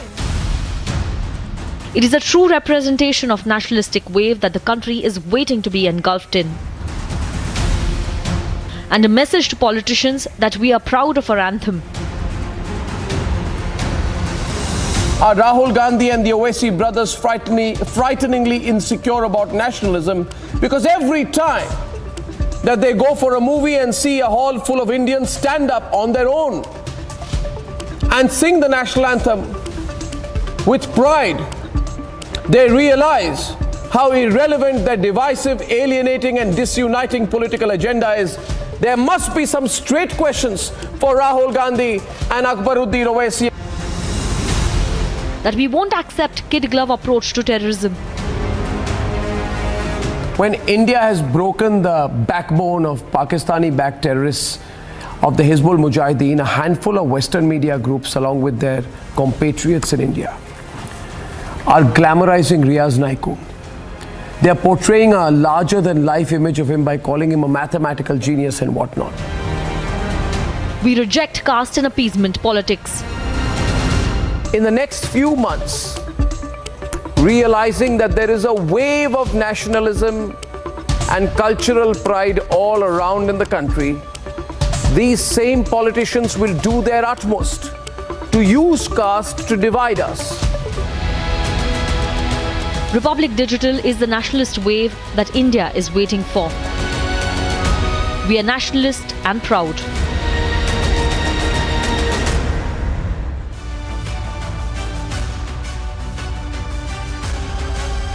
Ladies and gentlemen, I'm so proud to share with you that in a few minutes we will be joined by Gurudev Sri Sri Ravi Shankar, the founder of the Art of Living, but much, much more, a humanitarian, a spiritual leader, an ambassador of peace and human values.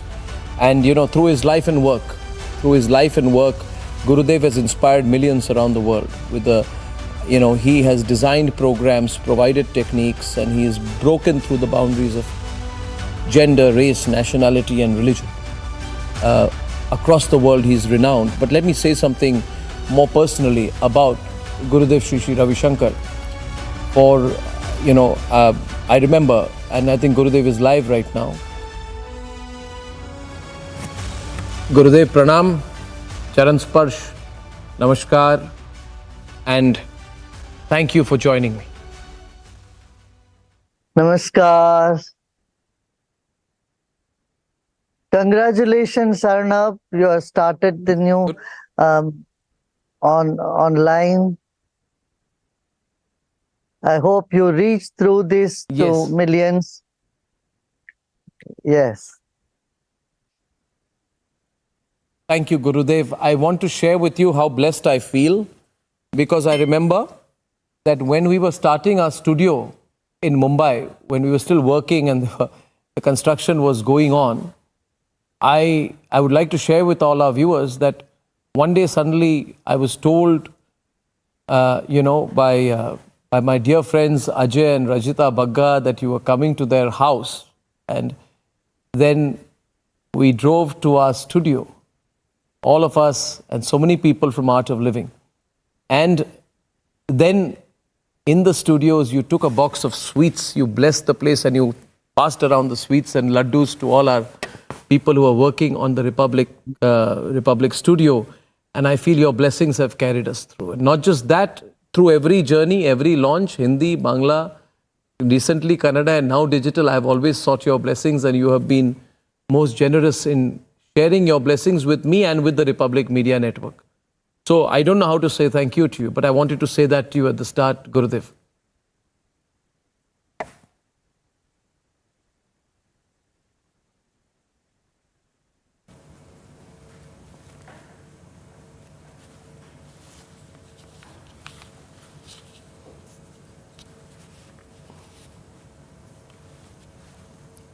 Gurudev, can you hear me?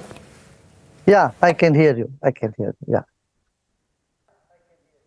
So I was just expressing my deep thanks to you for everything that you have done to bless us over the years. Yeah. Gurudev, we are starting Republic Digital. We are starting our digital journey. And I believe the media has a lot to contribute for the nation, to spread the force of nation-first nationalism and present the right picture of the country globally. I would like to just start with getting your views on your thoughts on Bharat and the role of the media.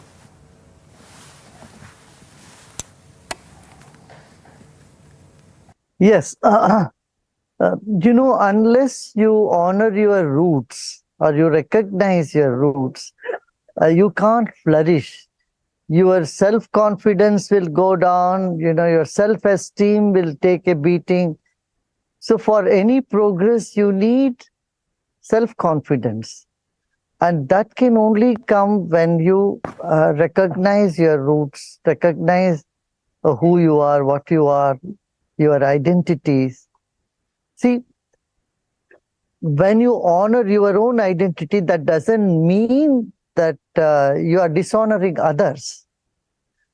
This narrative that, if you are too nationalistic, then you are eliminating people from other identity is a very erroneous notion. And I'm glad that, you have all taken this up to set it right. That's needed. In my tour now in America, about 40 different cities. Can you hear me?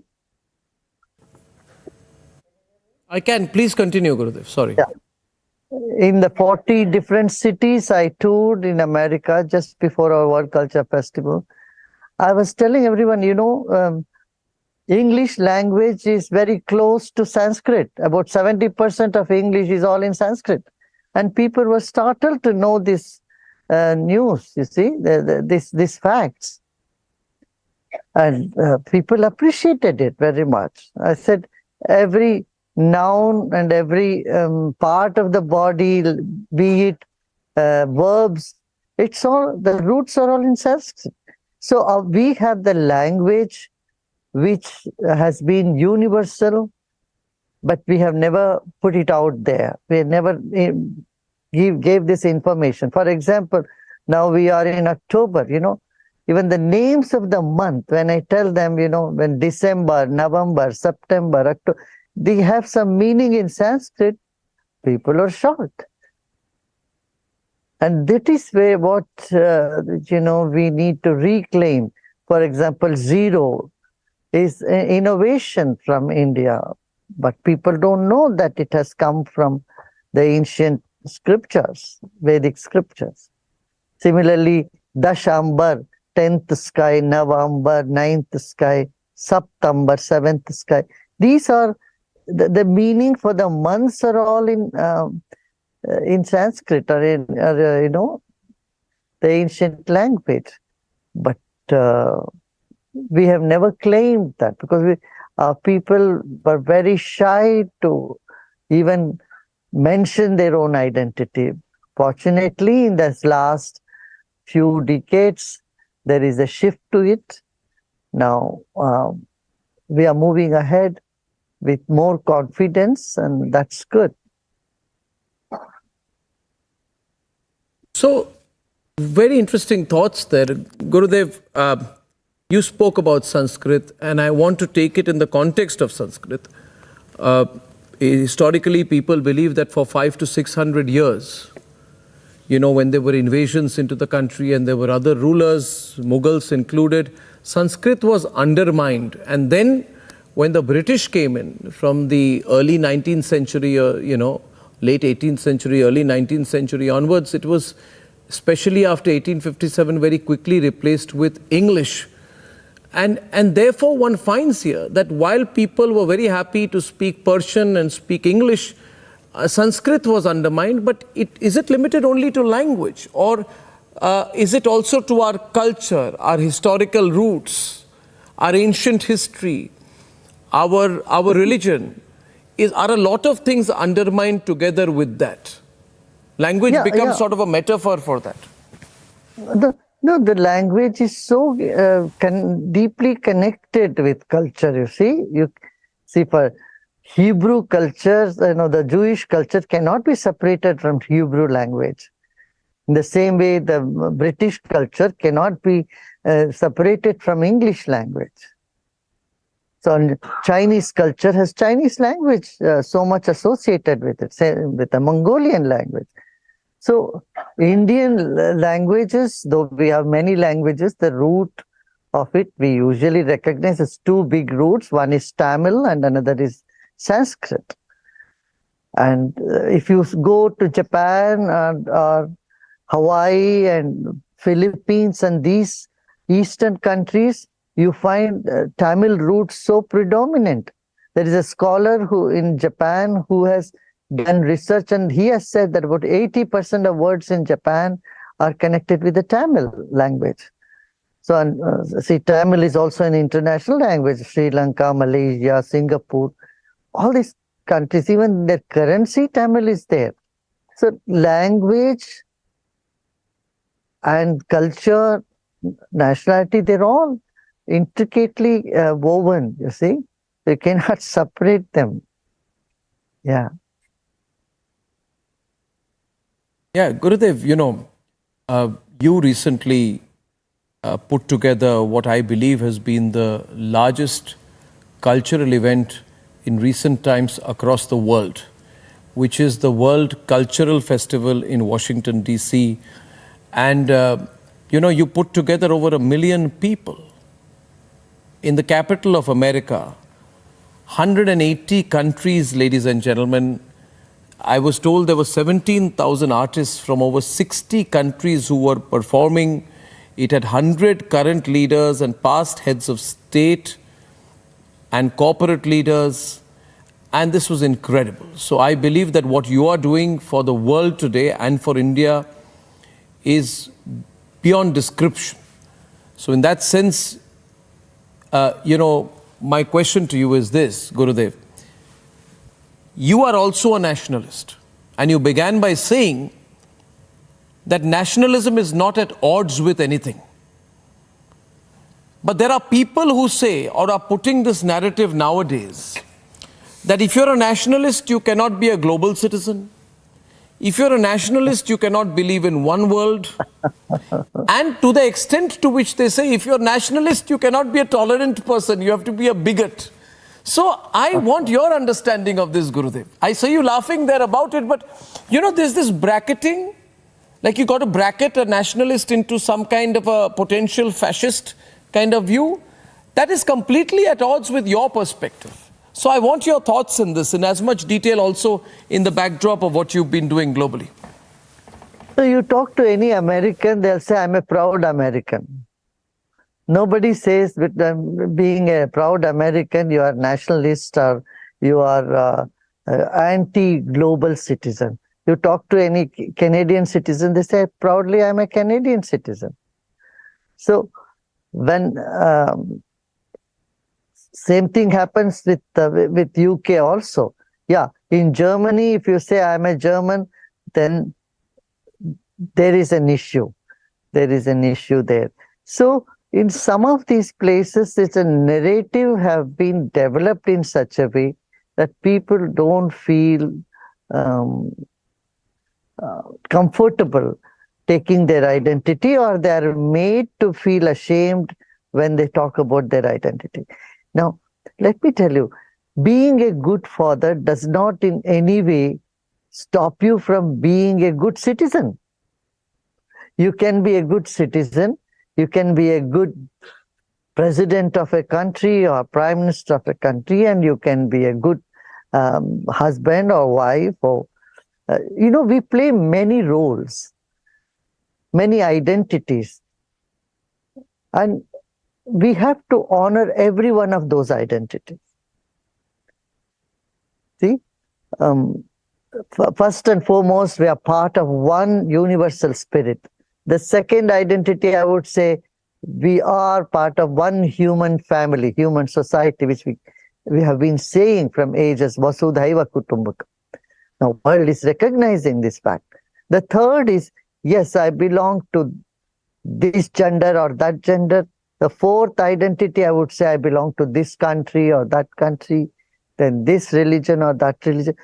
All these identities have their roles to play, and nationalism is one such identity which has to be honored.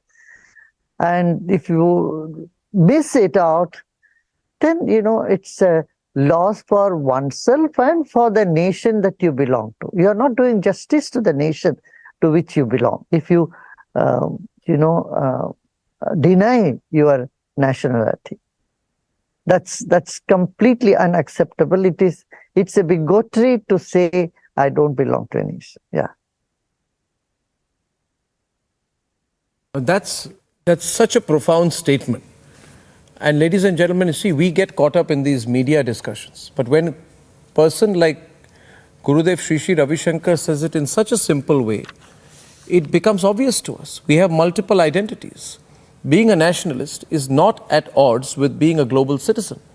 In fact, I believe that being a nationalist makes you a better journalist and will probably make you a better global citizen. And, because that's the fact. I mean, the wrong definitions of nationalism should not put nationalists on the back foot. That's the message I'm taking from Gurudev Sri Ravi Shankar, who, by the way, viewers, has built the most monumental global organization across the world. Gurudev, what you did last week was amazing. We put out 2 hours on our channel and people wanted to see more. And I think that is incredible. Now, my question is, you have ashrams all over the world. You have followers all over the world.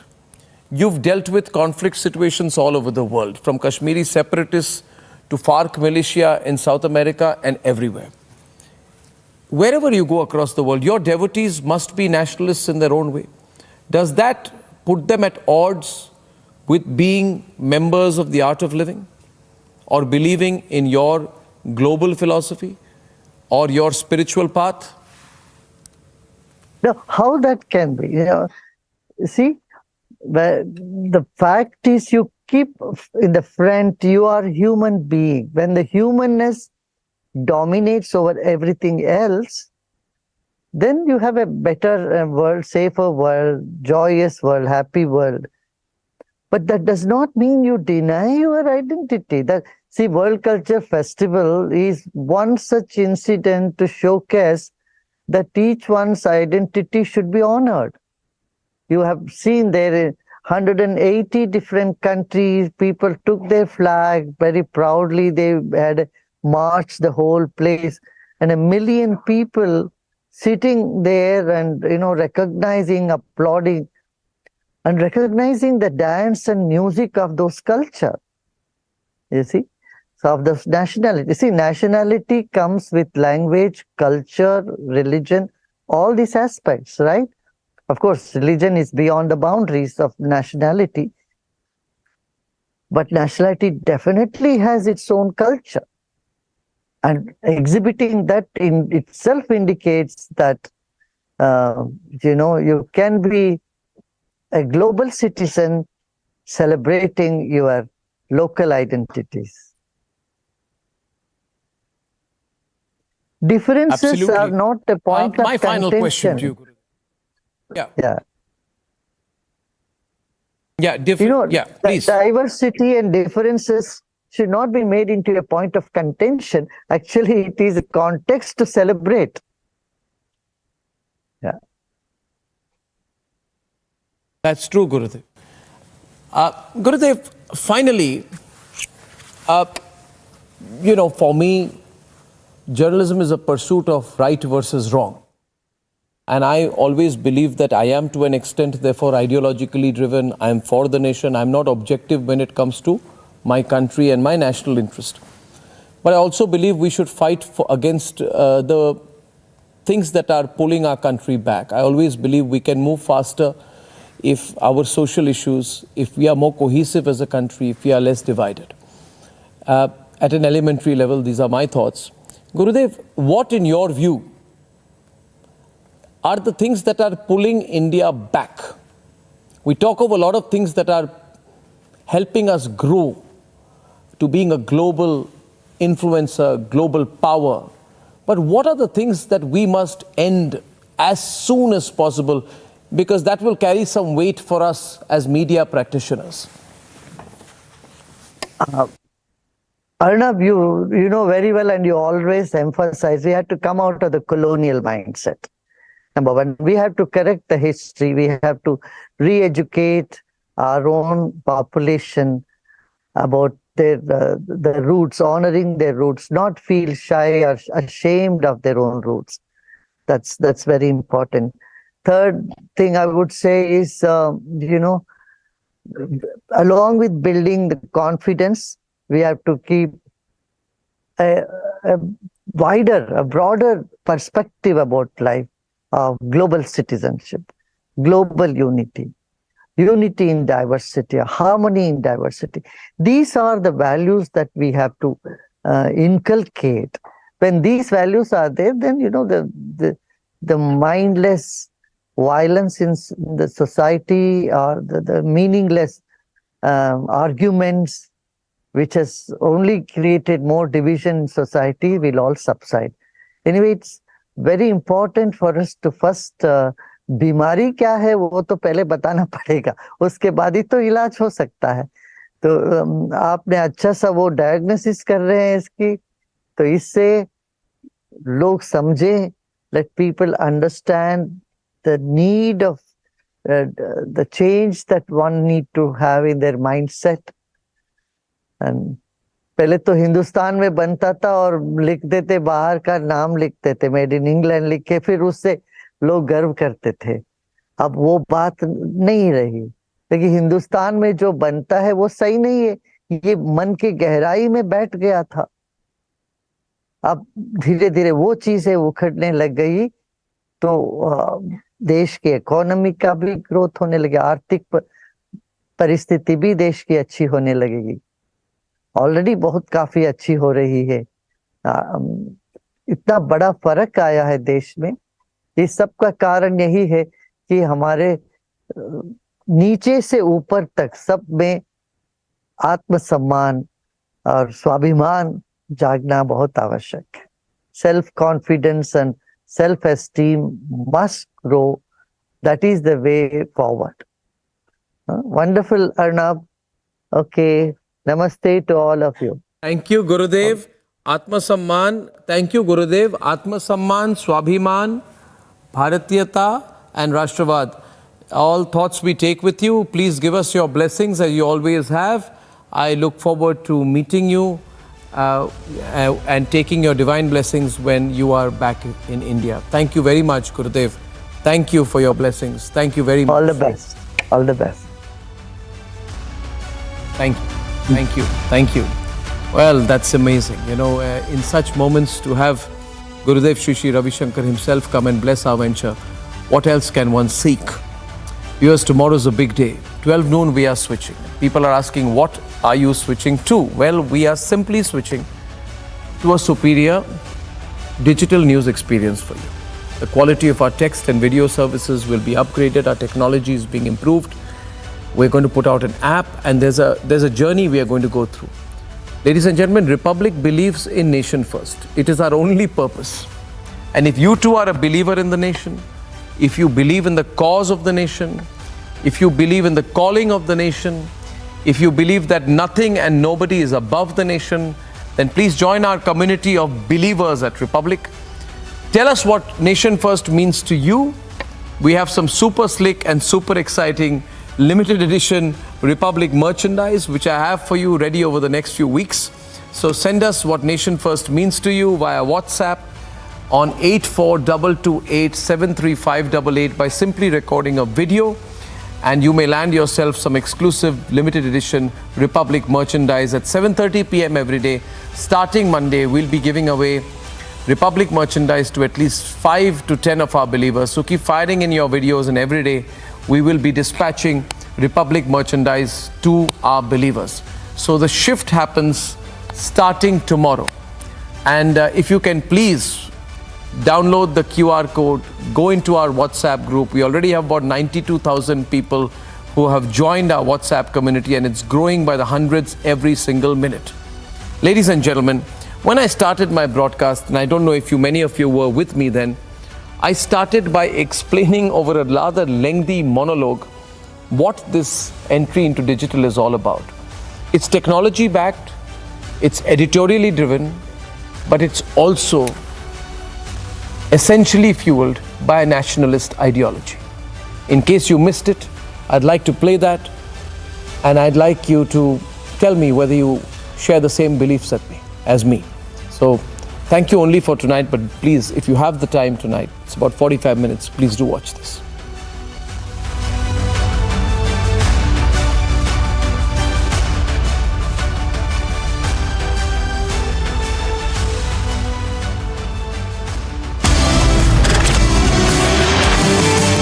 नमस्कार, आपके साथ मैं हूं Shweta Tripathi Republic Bharat से। आप सभी जानते हैं रिपब्लिक के लिए राष्ट्र सर्वोपरि है और अपनी उस जिम्मेदारियों को हम बखूबी पूरा भी करते आए हैं। सही और सटीक जानकारियां आपके सामने रखते आए हैं और आपका विश्वास भी हमें हासिल हुआ है। अब रिपब्लिक एक कदम आगे बढ़ रहा है और इसीलिए हम कह रहे हैं switch to Republic Digital on October 9th।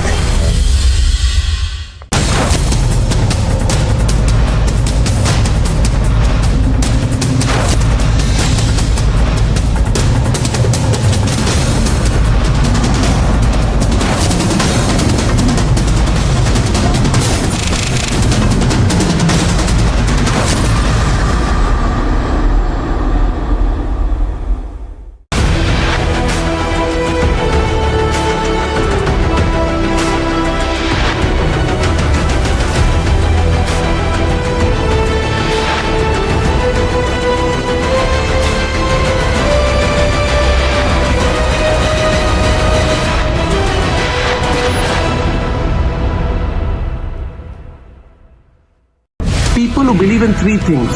If you believe that the digital news media has not served national interest well, then you believe in my ideology as well. Second, if you genuinely believe that the funding of some of these digital news companies is opaque, not clear, not transparent, that they are lying to you, that they say they have no money, but they have forms of foreign funding which make their editorial base and intent questionable. We must give it back to these groups, expose them, and therefore that's the kind of believer who I want on our side. And you and Republic believe in the same thing, and all of us believers must come together.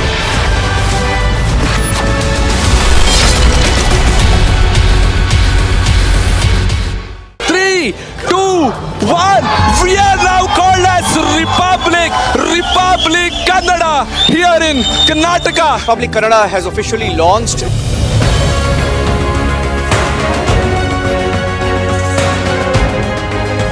Today we dedicate Republic Kannada to the people of Karnataka.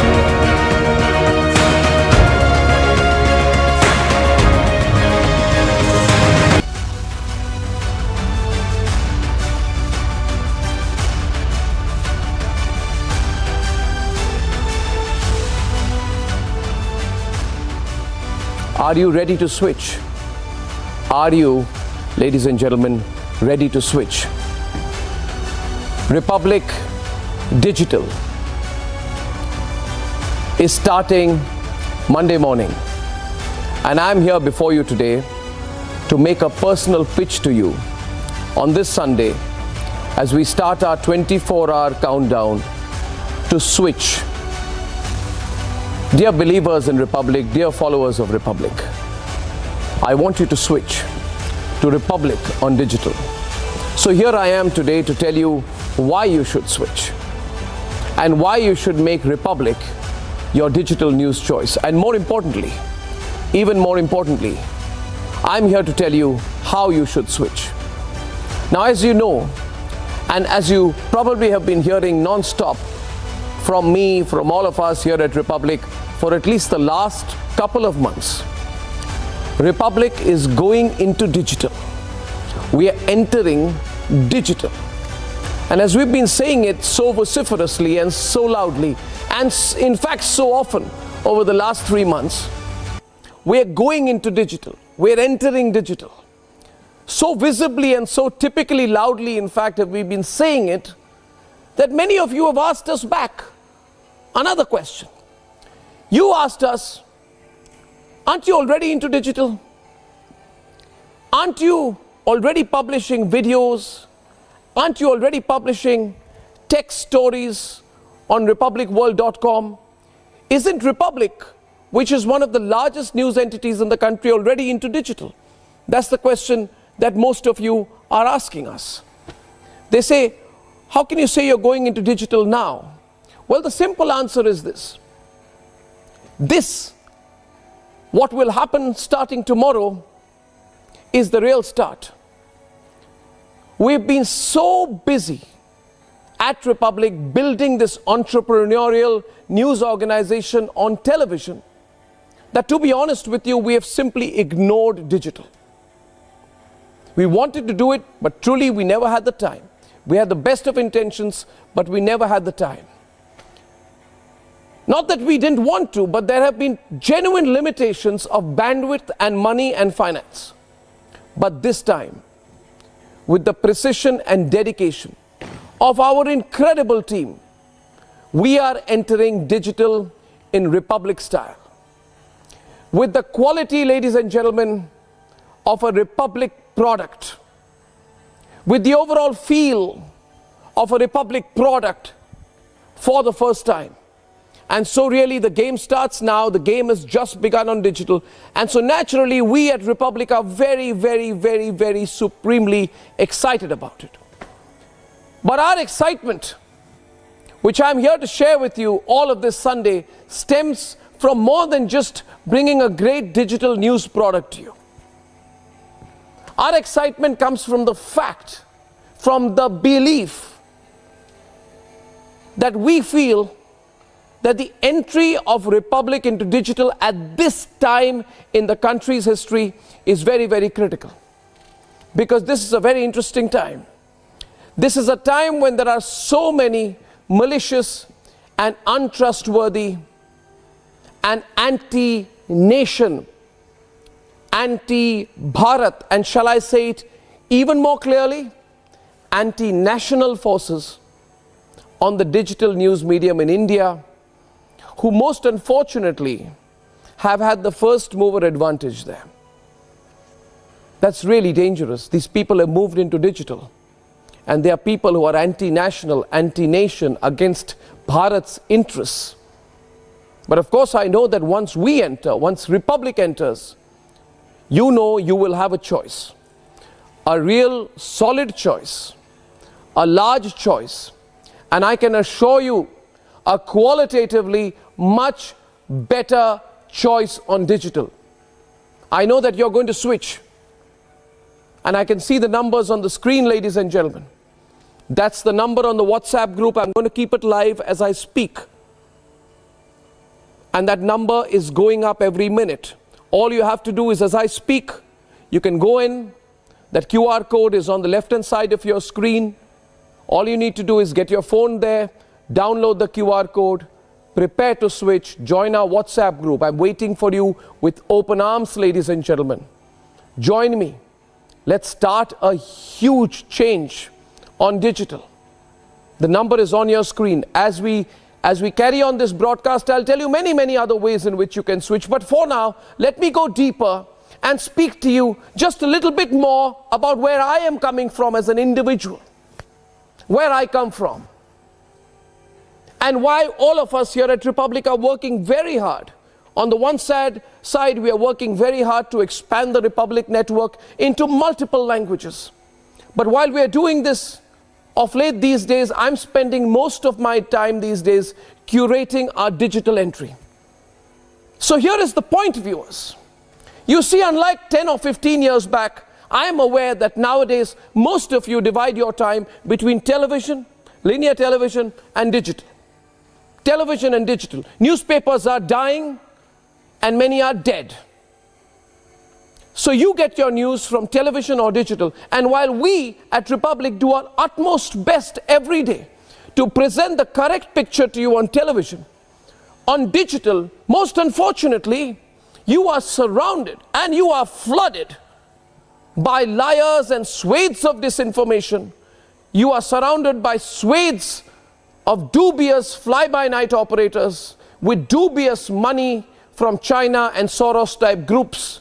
And these are people who, despite all the disguises that they can wear, the one thing common to all of these people is that generally they take an anti-India line, an anti-Bharat line, an anti-national line. And I believe that this is very dangerous, because if allowed unimpeded, the constant manipulation of our minds on digital, the constant and relentless attempted disinformation and manipulation of our minds on digital can hurt the resolve and weaken the faith of the nation. Remember many of these groups wear the camouflage of journalists. They don't say we are anti-India. They say, oh, we are only doing our journalism. They don't say they are pro-Maoist terrorists. They say, no, we are pro-Maoist terrorists because that is our right as journalists. They don't say we are working for Beijing. They say, well, supporting Beijing is part of our rights as a journalist in India's democracy. So what they do, and the reason why Republic is entering digital, is because these people who are ready to sell our national interest are hiding multiple other identities. What are these identities? Well, let me tell you some, you'll be shocked. Foreign citizenship, Chinese funding, Maoist links, the fact that most of these are not professional journalists. You look at their backgrounds, they're either comedians, satirists, but they are not reporters. You look into what they do and what their interests are, you will find out many of them have been accused of corporate blackmail. Corporate blackmail, and they say they are journalists. And very, very sinister, toxic foreign funding layered at multiple levels. So they can't be caught. Ladies and gentlemen, you can't allow this. And while we have watched, we know that once we enter, the free run to these groups, the free run that these groups have had so far will end. And I need to speak to you directly, so let's play down the music in the background, please, ladies and gentlemen. I want the free run to these people to end. Because the fact is that we are here to make a difference. We at Republic have complete and absolute ideological clarity. We here at Republic are completely clear about why we are entering digital. We have complete and total absolute clarity about what we stand for, which is why you're supporting us, which is why you're with me, which is why as of this minute, ladies and gentlemen, 80,048 people are already saying we are switching. The number is on your screen, and I can only say to all of you, thank you. Thank you for joining us, because you and I, together, we will say it clearly to them. We are against them. We are against them. This us and them narrative is not a demonization or attempted polarization by me. It is a reality. We are not them. We are nationalists. They are not nationalists. We are for the nation. They are not against the nation. They are not for the nation. In fact, they hate nationalism so much that, can you believe it? One of them said yesterday that in the given circumstances today, India should not win the ongoing Cricket World Cup, because if we win the Cricket World Cup, there will be an increase, a further increase in the nationalist sentiment in the country. Can you believe it? This was a stated objective of these groups. Therefore, it is us versus them. We are not them. We shall never be. We are for true secularism. They are for minorityism. We are for a very hard line on our enemies within and outside the country. They are for collaboration with the enemy. They are for joining hands towards a political purpose with anyone, Khalistanis or urban Naxals, as long as it helps bring back their out-of-power friends in politics back into the game. Ladies and gentlemen, we are at a very, very interesting, but at the same time, very decisive moment in our country's history. We have to think which direction we want to take. We have to think, ladies and gentlemen, which way do we want to go? We want to think, do we have clarity about where we want to go, ladies and gentlemen, as a country and as a people? And I'm here to tell you today, ladies and gentlemen, that Republic Digital is totally clear. In fact, Republic has always been ideologically clear. We are ideologically clear about what we stand for. Our entry into digital is backed by a belief in what we stand for. We stand for what is right. We stand for what we believe is right. Our perspective of this, the same feeling, the same sentiment that we will bring on digital, is as clear today as it was many, many years back when I told, ironically, a Wikipedia event in Mumbai that as a journalist, I reject the idea of fake neutrality in journalism. Journalism can never be neutral. Journalism must never pretend to be neutral. Journalism is a struggle between right and wrong. And by trying to present this struggle as a struggle between the right and the left, which it is not, these people are deliberately trying to muddy the waters. They are trying to confuse you. This battle is between right and wrong, not right and left. Because those who call themselves left today are completely wrong. They are anti-nation because of their political frustration that they cannot fight us and our ideological clarity. And therefore, to you and to the younger generation, I want to tell you what I stand for. And as we bring you Republic Digital today, I want to bring before you a clear charter of what we stand for. I'm standing before you today to tell you what I stand for, what I believe in, and what I have done, what we have done for the last 10 to 15 years as a news organization, as journalists.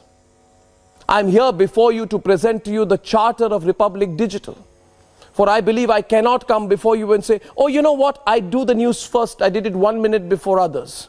That's not the point. What is our battle for? What are we hoping to achieve? What direction do we want to take this country? I am before you today to tell you to switch, ladies and gentlemen. Join me and switch. Switch. Make a change. The digital news medium can take the country higher or try to pull the country down. There are people on the digital news ecosystem, and you know what they've been doing. Haven't you heard of what happened with NewsClick in the last few days? Haven't you seen how dubious their background is, where they've been getting their money from? Therefore, I say it is us versus them. It's just a coincidence that till today, Republic has not been solidly on digital. But it's not as if we haven't been fighting. We've been fighting a relentless fight. We've been fighting an endless fight. We've been fighting for you. And we've been fighting for the nation. This battle, this entry into digital, the challenge I'm throwing on digital today, the fact that I'm coming on television, on Republic, and I'm saying, I'm going to fight them. And I want you to join me in fighting them. They're not good for the country. They're doing harm to the country. They're working against our national interests, against our forces, for the enemy, in different ways, and they're exploiting the word journalism. Ladies and gentlemen, we have fought the dirty corruption of the Sonia Gandhi time. What did they do? What did they do during the times of the dirty corruption of the Sonia Gandhi time? They supported it. We fought them. You may not remember, but I'm here to remind you today that they supported Suresh Kalmadi during the Commonwealth Games scam. They went soft on him. And we forced the Gandhis, the Vadra Gandhis, to sack Kalmadi. Yes, we've been fighting for a long time. Kalmadi was forced to quit. Turning point in our country, November 9th, 2010. What a day that was.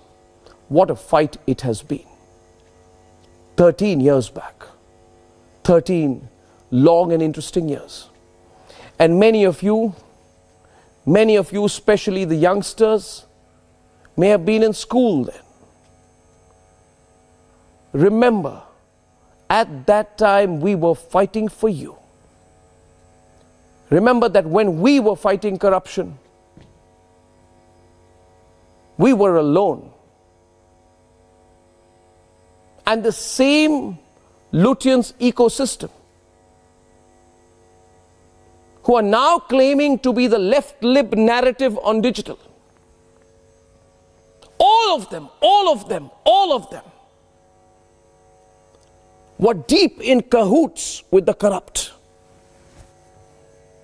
So let's remember the dates today as we start the journey on Republic Digital. 13 years back. 13 years back. Let's pull the clock back. These people say today, we hate the journalistic style of Republic. We hate Republic. We want to finish Republic. We want to destroy Republic.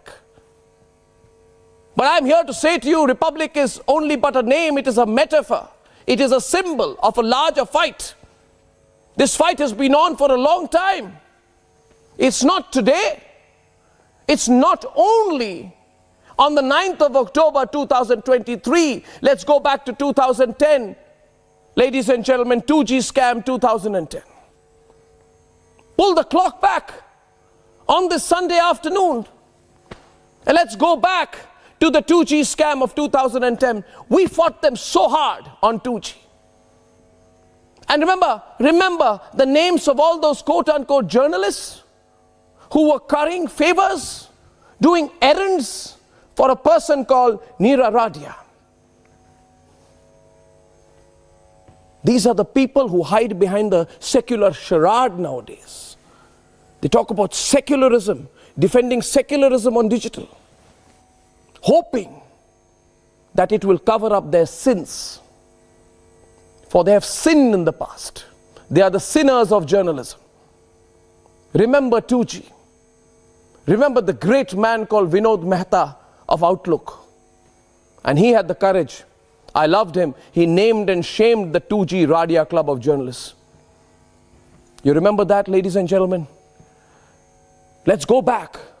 And I ask you today, remember that.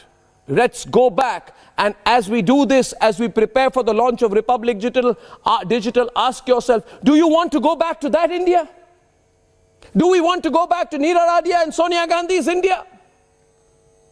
The journalists who were exposed by Vinod Mehta, one of them, a Neera Radia journalist, was later praised, almost given a gold medal by Hafiz Saeed. These are the sellouts of journalism. One of them, so exposed by the Neera Radia scam, lost interest in journalism and became a full-fledged food critic. Good for him. But remember today how hard we fought then. How Manmohan Singh was forced to make A. Raja resign 14th November 2010, not so long back to be honest, under 13 years. Remember Kani Modi, remember the dates, remember the images, remember where we came from, remember the battles we have had. Remember Kani Modi, who was a lead figure of the India Alliance. Now she's a lead figure of the India Alliance, speaks about journalistic rights. In Parliament, she was arrested May 20th, 2011. Why? Because of us, because of what we exposed, because the battles we fought against their corruption. And no wonder they hate us so hard. No wonder, no wonder. They're really scared that we're entering digital. They will hate us more as we succeed more and more on digital. It is us versus them. We are against corruption. They have, ladies and gentlemen, whether they accept it or not, they have benefited from it. We are against corruption. We're against the institutionalized rot of the system for private benefit. They have been for it. They want the old corrupt regime back. They want their free life back. And they hate us, and they will hate us more as more and more of you will switch on digital. And the QR code is on your screen, ladies and gentlemen. I appeal to you. Join me. Join me. This moment, tell me you're switching. They will hate us more and more and more and more and more as we make you switch on digital, for we are bringing you an excellent product. Text, video, streaming, live streaming, VODs. Ladies and gentlemen, it's going to be a superb global product. But as they hate us more and more, you must remember, and I'm here to tell you, please remember what we have stood for. Remember not just what Republic has stood for. Remember what you have stood for with Republic. And remember, it is national interest at stake, and without the slightest bit of circumspection or self-doubt, with complete conviction in my mind,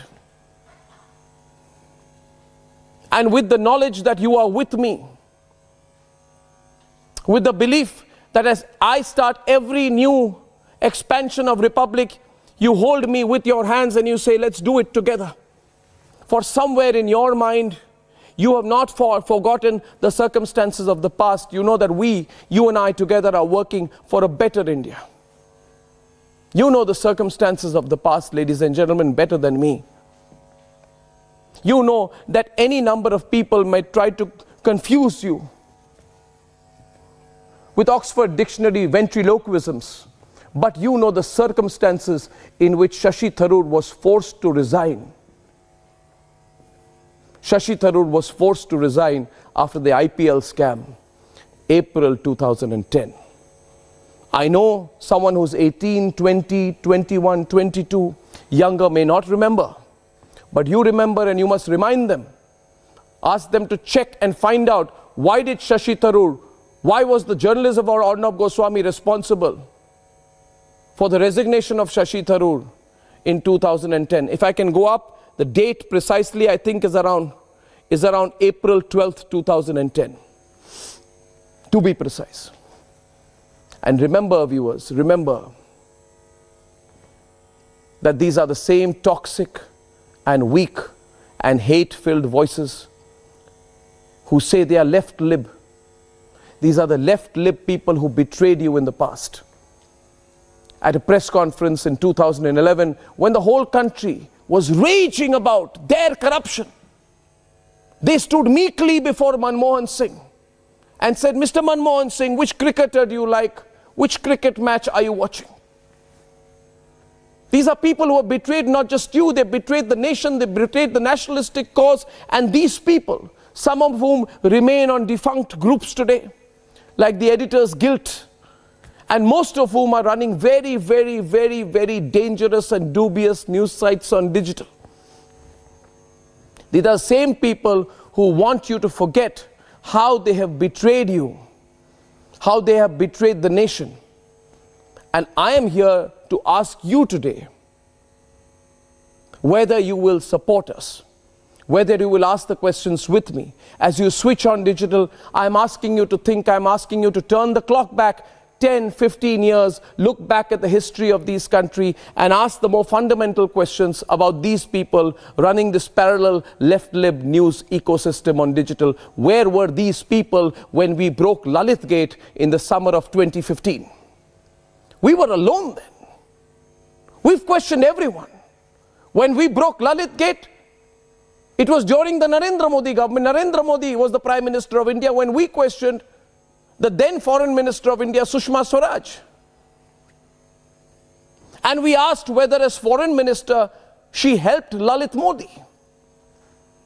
You see, Lalit Modi and the Lithuanian media ecosystem was hand in glove. Lalit Modi was a very wanted man then, he's a very wanted man now. But these people, paradoxically, are the same people who supported Lalit Modi then. Ladies and gentlemen, these people who are going to enter into a big fight with Republic Digital were very, very, very close to Lalit Modi and went absolutely soft on him, even flying down to holiday destinations to do shameful paid plugs of a fugitive of the law. Why am I telling you all of this today? And I'll take a pause. Why am I telling you all of this today? I'm telling you all of this today because it is in our hands. The media that we seek is the media that we want, is the media that we get. There is a group of people who are toxically corrupt journalists, and they're a cabal and a caucus along with a very, very rotten political ecosystem with no vision for the country. A 20% commission empire that has ruined India for decades. And that is why it is undisputably us versus them. When push comes to shove, we take a stand, they don't.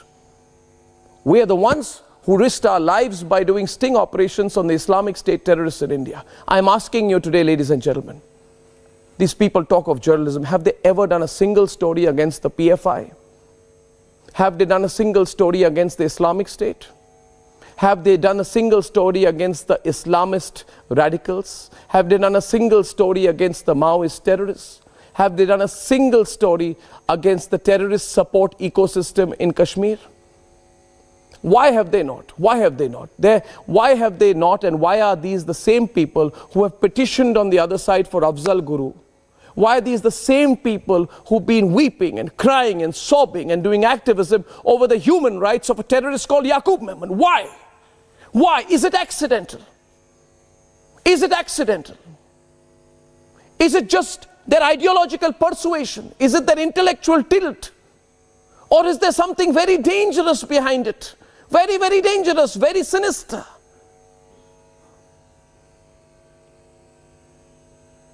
Ladies and gentlemen, this us versus them divide is very, very clear because we know, ladies and gentlemen, what we stand for. And I believe these forces who have penetrated, unfortunately, the digital media ecosystem in the country cannot be allowed a free run anymore on digital. And that is why I'm asking you here to switch. Switch, ladies and gentlemen. You have a choice now.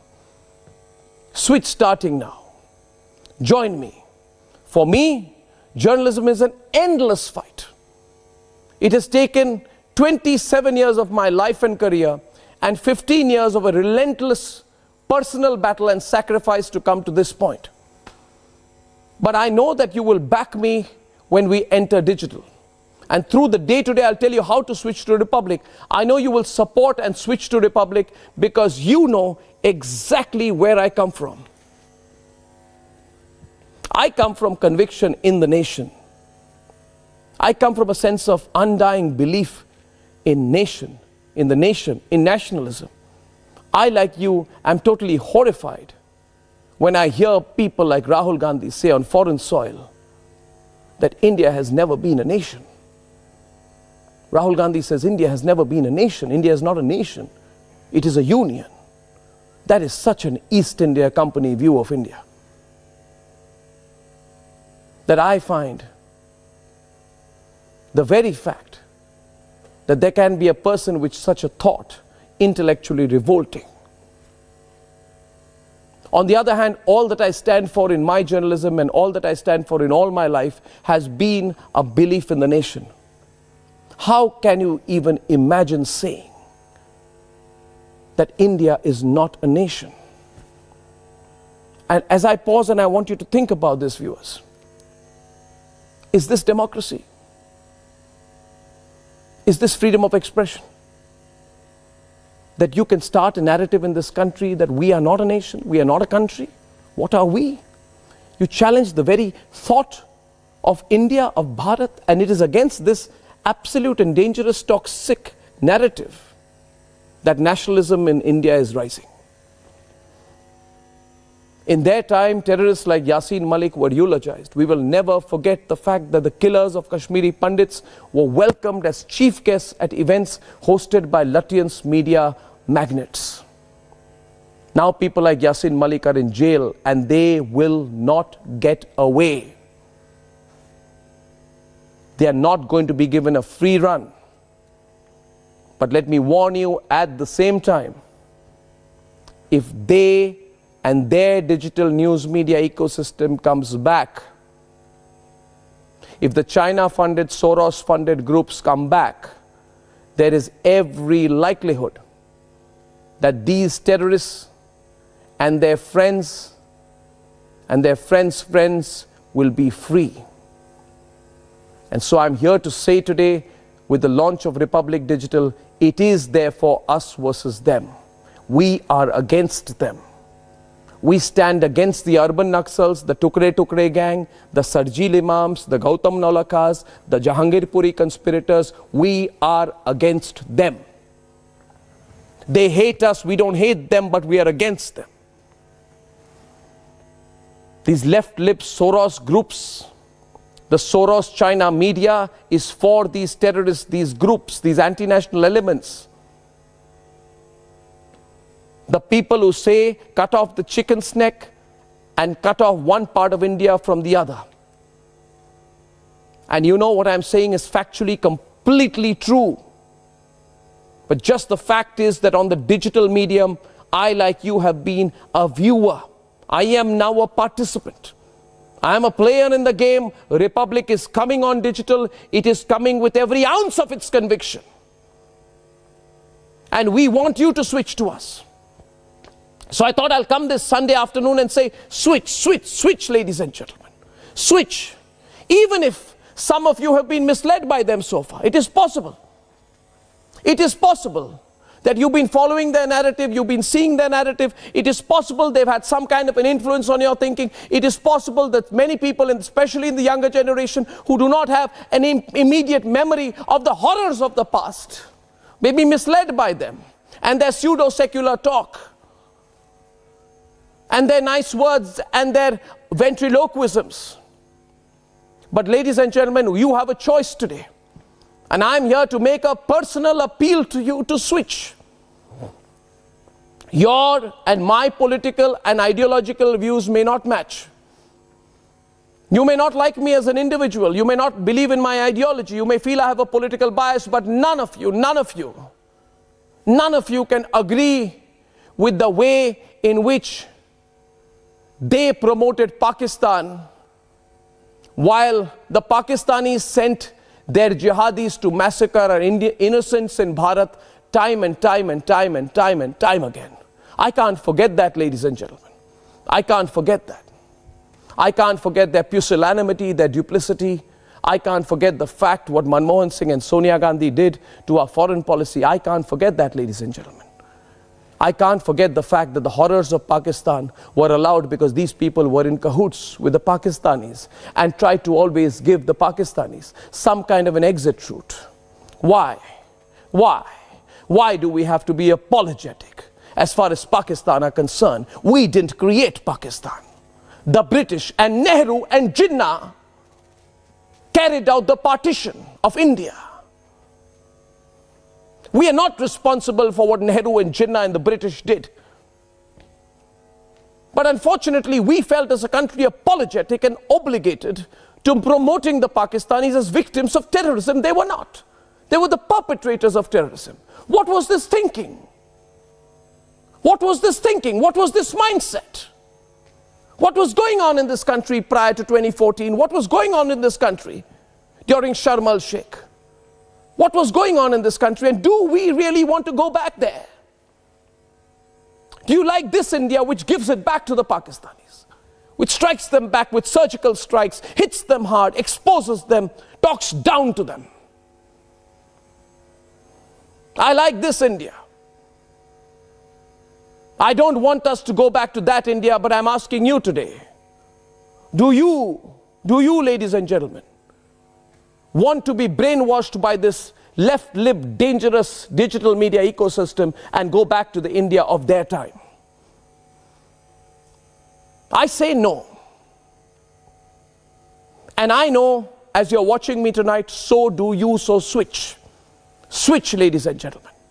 Let's fight an ideological battle in this country. This mindset must be fought.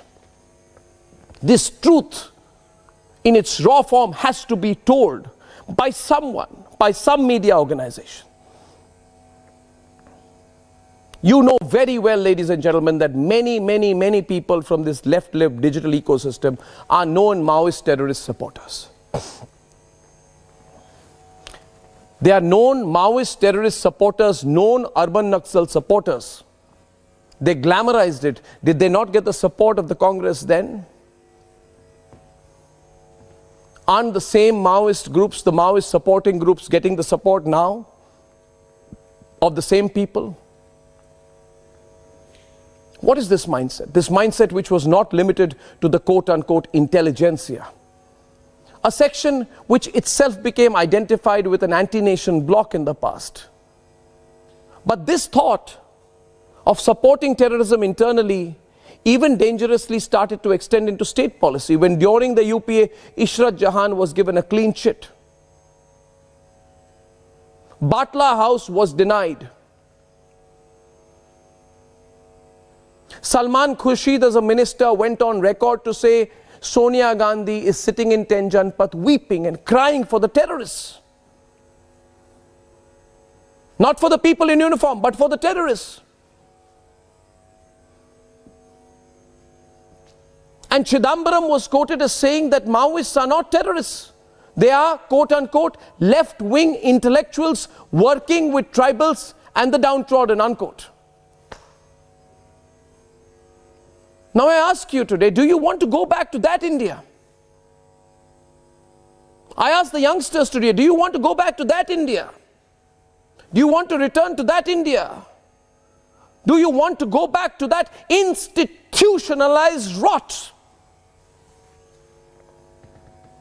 That is the question I put before you as Republic enters digital. Why are we entering digital? We are not just entering digital to be another digital news player. No, we want to make sure that the narrative is straightened. We want to make sure that the institutionalized rot does not come back. And I promise you, if you join me in the Switch campaign, if you believe in what I'm saying, if you followed me as an individual, if you've seen my struggles, if you believe in the clarity of our vision, if you're even slightly close to our thinking, then promise me that you will switch and that together you will never let that rot come back. There is a problem though that many of the people in the younger generation have no memory of just how terrible things were earlier in India.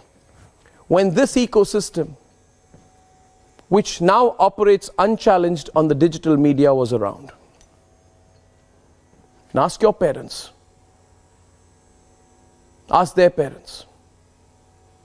There is a world today in the left-lib ecosystem which will tell you that everything since 2014 is bad.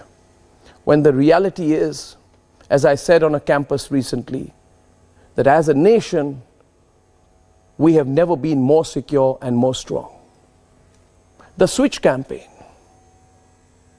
the Switch to Republic campaign, is my personal appeal to you to join us in this endless fight, never to go back to the way things were in India. It's my personal appeal to you to join hands with me to move to create a new Bharat, where that institutionalized rot, the corruption, the danger, the pro-terrorist line, the pro-Pakistani line, the soft on China line, the keep the poor poor line, in the name of Garibi Hatao, the weaken the infrastructure of the country, weaken defense infrastructure of the country, destroy India's external intelligence systems, where the Mir Jafars are never allowed to return. I'm clear about where we stand, viewers, today. And that's why I'm asking you to switch. And as the day progresses, I promise you I'm opening up the phone lines today. I'm going to be on air all day. I really want to speak to you. The phone lines will be open. I'll get you on video, text, messages. I'll interact with you. But I'm here to tell you on this Sunday afternoon that, as you very well know, we at Republic are not just a news network.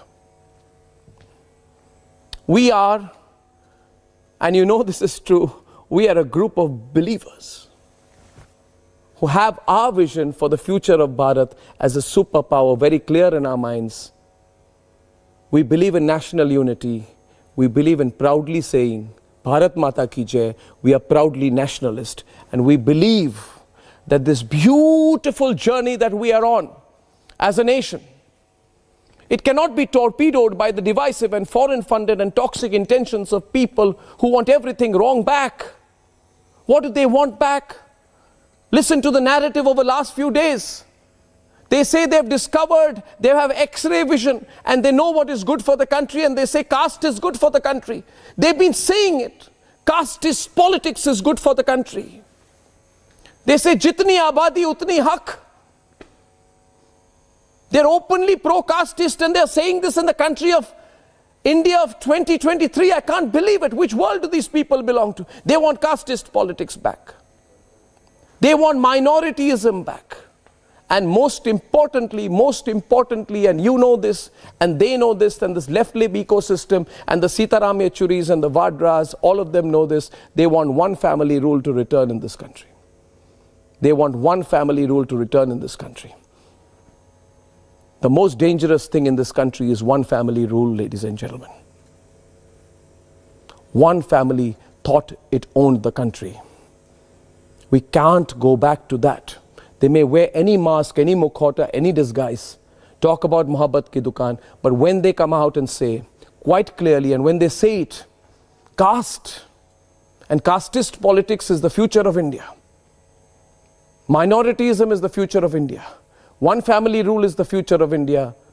Being pro-China is the future of India.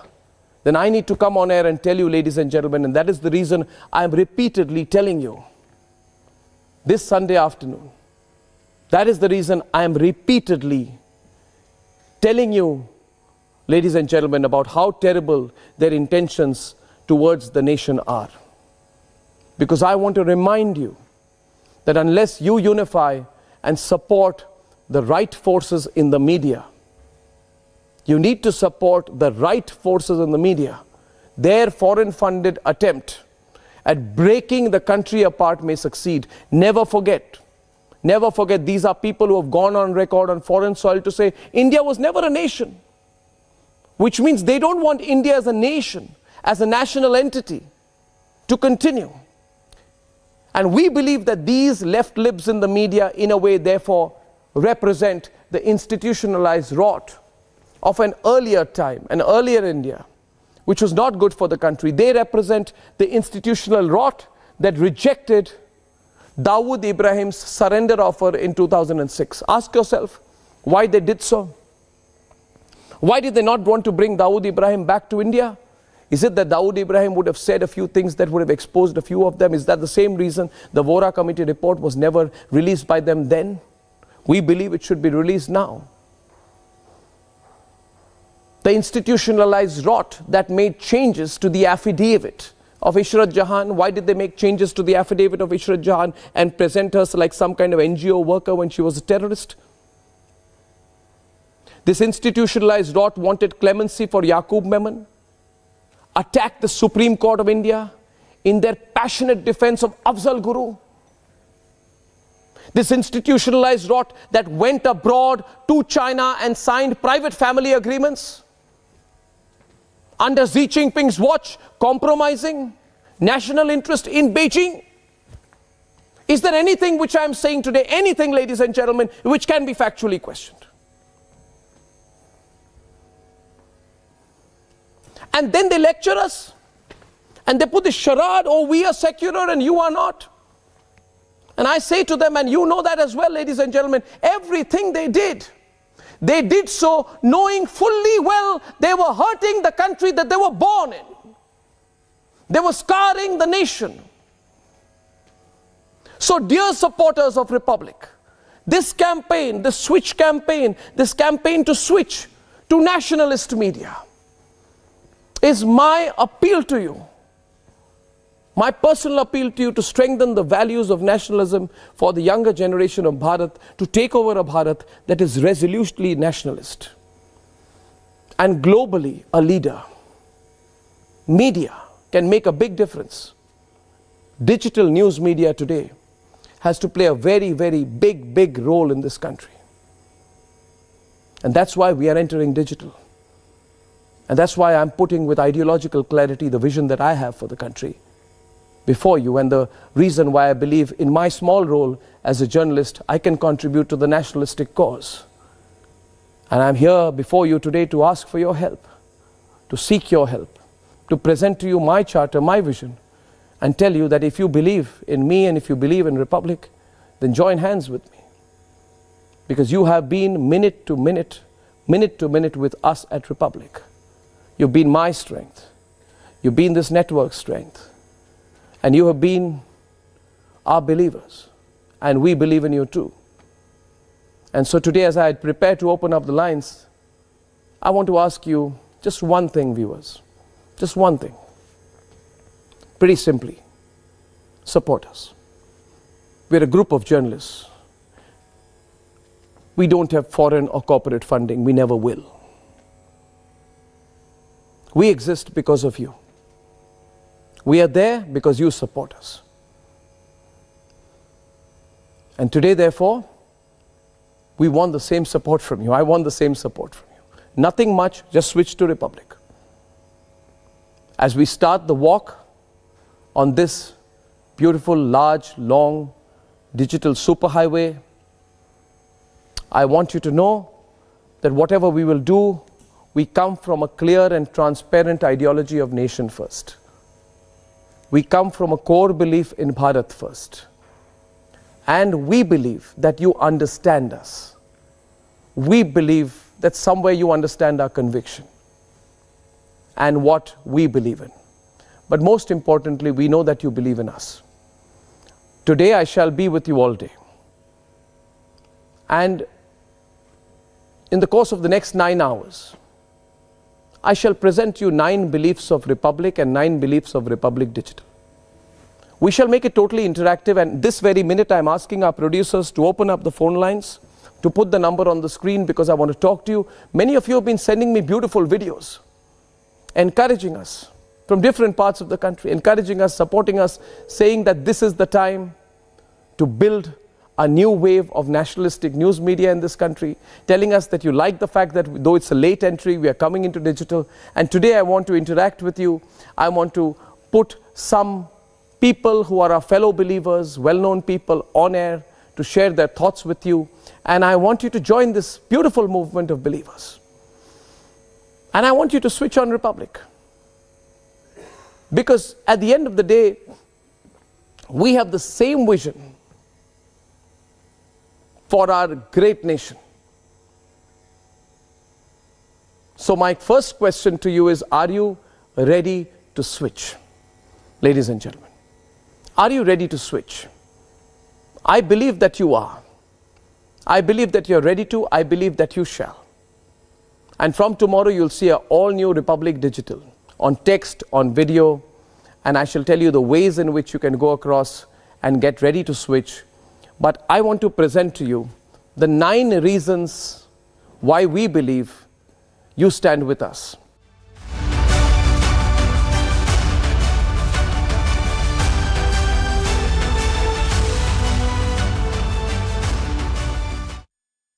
In the global employability rankings by Times Higher Education UK, only the following 6 institutions from India are ranked amongst the top 230 in the world for having the most employable graduates. IIT Delhi, IISc Bangalore, IIT Bombay, IIM Ahmedabad, IIT Kharagpur and Amity University.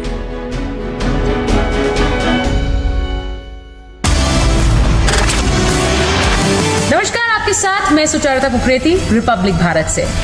आपकी सोच, आपके विचार आपको Republic media platform पर नजर आते हैं, सुनाई देते हैं। आप जानते हैं कि रिपब्लिक के लिए राष्ट्र सर्वोपरि है। अब वही सोच और वही विचार आपको रिपब्लिक के डिजिटल प्लेटफॉर्म पर भी मिलेंगे। इसीलिए आपसे कह रहे हैं कि switch to Republic Digital on October 9th। Hi everyone, as I told you some time back that we are going to be launching Republic Digital soon, and this is the platform on which I'll be giving you daily updates on how Republic Digital is preparing to launch. Why I feel there is a crying need for Republic to enter the digital medium in a big way. This time we are going all out. Video, text, streaming, various verticals. Every single subgenre of news is going to be looked at. I promise you one thing: straightforward news, pro-nation content, breaking news, exclusives, and very clear opinion, very absolute clarity about where we stand on issues. So Republic Digital is launching on the 9th. Its heart, soul, and the belief that this country needs to live, swear by just one slogan: nation first.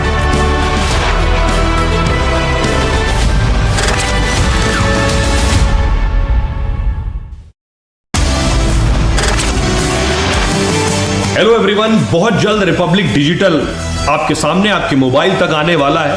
इसलिए एक सवाल जहन में कि आपका और हमारा connection क्या है और क्यों है। आपका और हमारा कनेक्शन इतना पक्का और मजबूत इसलिए है क्योंकि हम न इसकी न उसकी, न तेरा न मेरा, सिर्फ एक पक्ष की बात करते हैं और वो है राष्ट्र का पक्ष। ये राष्ट्र ही हम सबको एक सूत्र में जोड़ता है। इसलिए रिपब्लिक कंट्री फर्स्ट की बात करता है। ये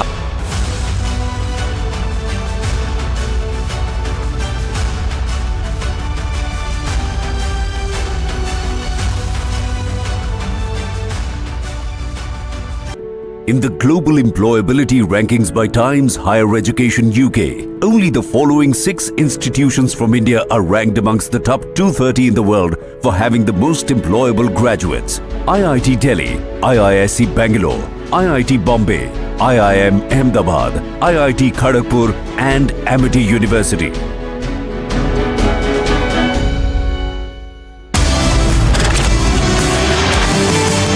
नमस्कार, आपके साथ मैं हूं श्वेता त्रिपाठी, रिपब्लिक भारत से। आप सभी जानते हैं रिपब्लिक के लिए राष्ट्र सर्वोपरि है और अपनी उस जिम्मेदारियों को हम बखूबी पूरा भी करते आए हैं। सही और सटीक जानकारियां आपके सामने रखते आए हैं और आपका विश्वास भी हमें हासिल हुआ है। अब रिपब्लिक एक कदम आगे बढ़ रहा है और इसीलिए हम कह रहे हैं switch to Republic Digital on October 9th।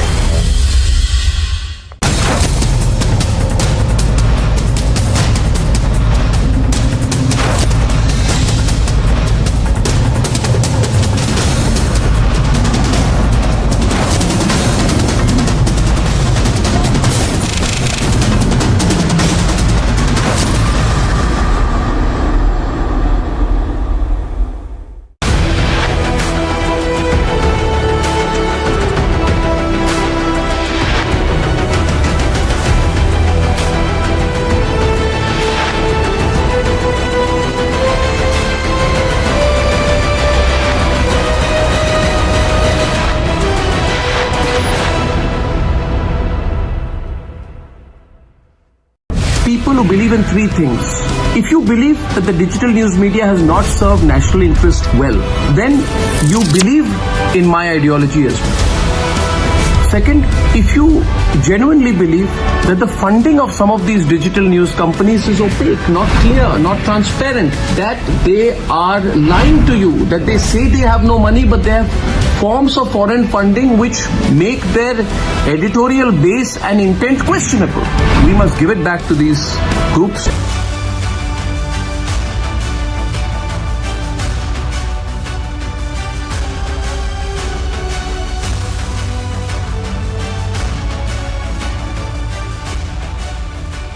Ladies and gentlemen, I'm going to give you many reasons why I think you should switch to Republic Digital. The first reason that I give to you to switch to Republic Digital is because putting nation first and the cause of nationalism is our complete purpose, your and my purpose. As Indians, it is my belief that working for our national calling is our only purpose. As Indians, it is my belief that the calling of nation first has been our DNA. As an India that went from "Tum mujhe khoon do, main tumhe azadi dunga" slogans of Netaji Subhash Chandra Bose to recently the shocking justification of Bharat Tere Tukde Honge slogans in the name of thriving for intelligentsia, there was not a corrosion of nationalism in my view. There was a corruption of the narrative. This corruption of the narrative stemmed from the perennial guilt some people felt of being Bharatiya, of being Indian. They were apologetic about nationalism by default because they were the same lobby that felt so utterly responsible for Pakistan's decision on partition that every consequent moment through history, by the lathering of political opportunism, anti-nation apologists came to be, and this thought of against the nation made them detest almost every national slogan. From Jai Hind to Vande Mataram to Bharat Mata Ki Jai, everything became an issue. From standing up for the national anthem to saluting our forces, they kept saying, why? Why should we stand up for the national anthem? This was ideological corruption. This ideological corruption attempted to constantly antagonize the state that is our motherland, our Bharat. For decades, they have traded national interest for personal and political benefit, to be accepted, to play to Western galleries and self-serving constructs of liberalism. For them, being liberal was not the bringing of the women's reservation bill or abolishing triple talaq or ensuring the right to pray and fighting against corruption. For them, liberalism was the concerted systemic attempt to erase all symbols of Bharatiyata and then get along with them a coterie of taint, a system of favors, an ingrained organization of corruption in the name of journalism, activism, and conscientious citizenry. Ladies and gentlemen, what came to be was this entire anti-nation ecosystem to proliferate, to amplify, not the interest of the nation, but actively corroborate against it, to work against the country. And that is why today in 2023, yes, we are late to the party, but we are the need of the hour. We are the nationalist answer to the anti-nation forces. And that is why you need to switch tomorrow, because it's time for nationalists to unite and have a right digital ecosystem of their own. Republic Digital, I have no doubt, will be that ecosystem. A digital ecosystem that puts nation first, for nationalists and by nationalists. Join us if you believe in our ideology of nation first.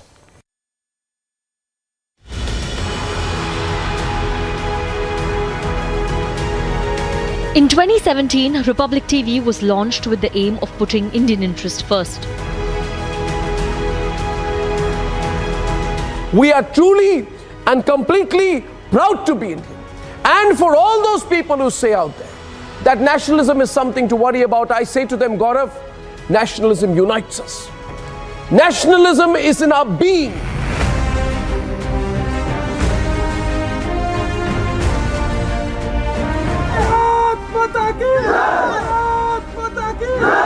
Republic has filled the void for a nationalistic voice in Indian media. A voice that has united India.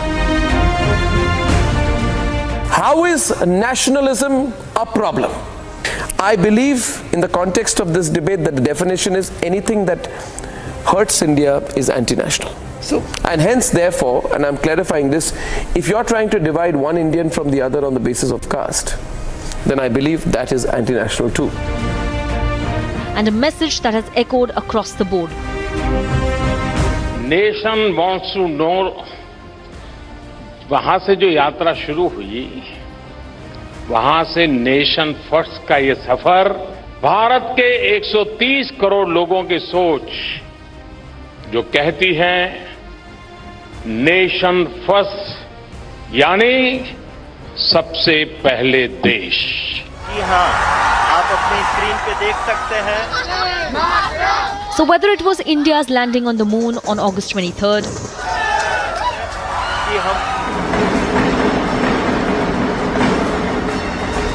we are on the moon. This moment is about India's destined glory. It is about India's unstoppable spirit of perseverance and tenacity in difficulty that is in our ingrained DNA. Beyond the precision and the flawlessness in the execution of this mind-numbing mission to put India on the moon. Or Indian athletes making India proud with 100 medals at Asian Games.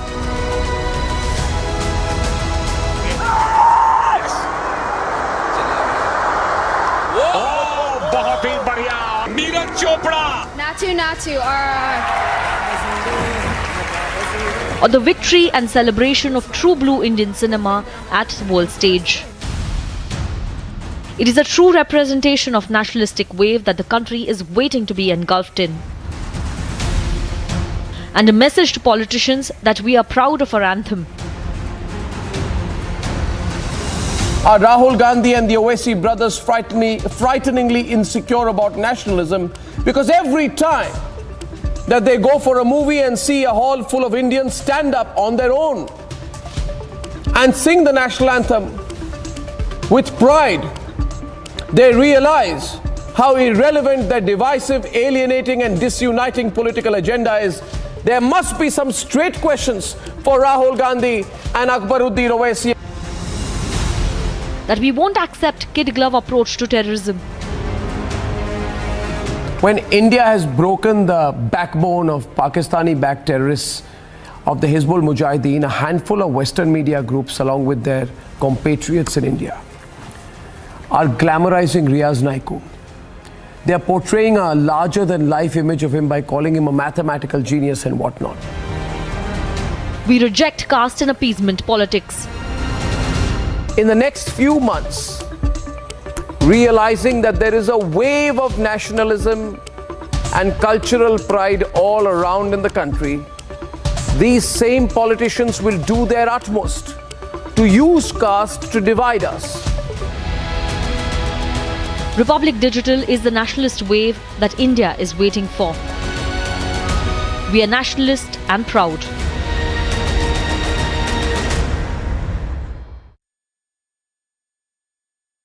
Is that for us, internal security is paramount. Our journalism takes pride in exposing the Tukde Tukde gang. This phrase Tukde Tukde gang was first used as a hashtag by me. I'm proud of being its author. We are against the Tukde Tukde gang, we are against the Sarjil Imam, we are against the modern day Charles Sobrages who exist in our politics and our activist space. Because we are in an India today where there is a small group of people who used to hold a lot of clout in the corridors of power, South Block, North Block, dining rooms of governors, Hyderabad House, because the air of influence against the nation was seemed to bind many. This was an anti-nation policy. And there were propagandists in the media who amplified it. Now you cut to today. Today, on the back of what is a clear nationalistic wave in this country that is only growing, these anti-nation blocs are not just irrelevant, but they are meeting their fate, because picking up arms against the state is not a Gandhian movement anymore. No longer are those people who justified stone pelting. Every Friday in Srinagar, stone pelting. Right? It was seen that the victims against the state are stone pelting, and it was celebrated. They have no audience today. They have no relevance today. More so, more than all this narrative, ladies and gentlemen, we are about those who will never allow those who compromise on national security to continue to rule the nation. We cannot have ideological barters anymore in this country. This is not about freedom of expression. This is about standing up for the security of the nation within. That is all that this is about. So this is reason number 2 why you should join and switch to Republic Digital.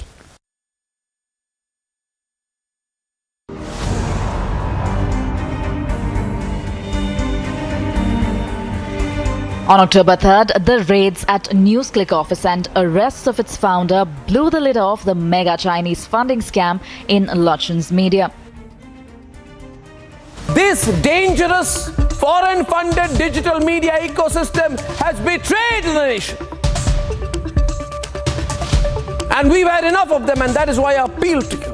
Switch to Republic Digital to defeat this anti-India gang. It's ironic, in a bittersweet way, that as the free run of these anti-India forces ends, as their real agenda, their real face and their real funding comes out in the open.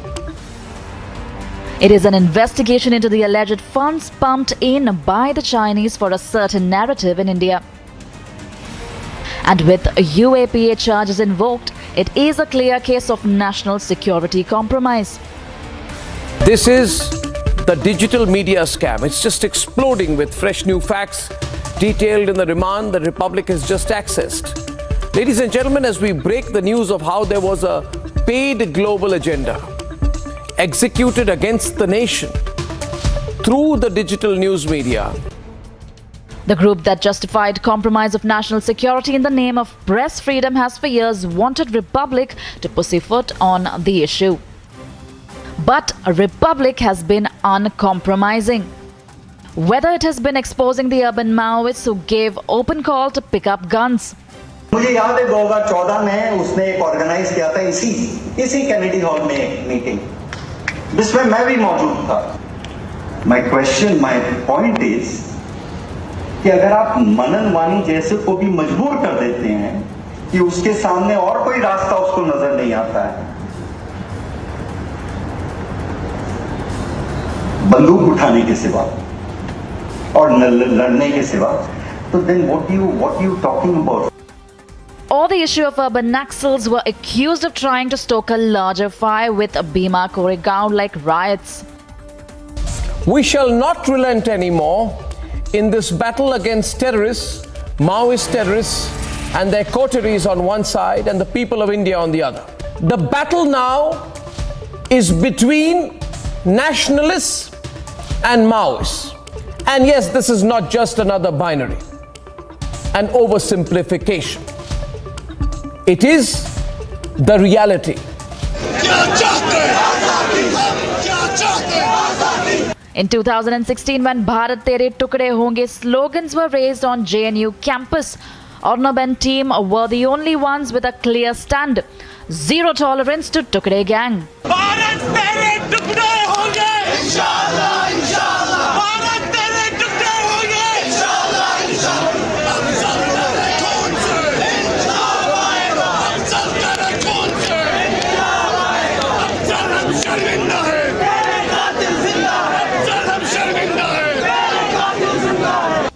During Shaheen Bagh provocation, Republic was unafraid to call the protests what it really was. We at the Republic Media Network are absolutely convinced that the protest in Shaheen Bagh is anything but a people's movement. It's a sham. It's all been bought out. Tonight, more videos have emerged. More politicians have used Shaheen Bagh in their campaign speeches. This has become part of the Delhi elections, and more questions are being raised about the funding angle. Republic was the first channel to unmask Sharjeel Imam's reality.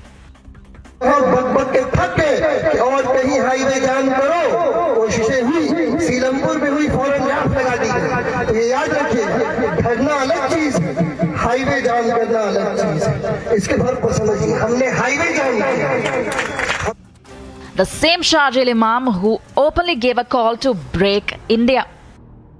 फौज के लिए और जितने भी जो भी यहाँ से सप्लाई जा रहा है बंद करो, और वो बंद कर सकते हैं क्योंकि चिकन नेक्स्ट मुसलमानों का है, वो जो इलाका है मुस्लिम अक्सरियत है. Post the 2020 Delhi riots, Republic did not mince any words to call out the masterminds.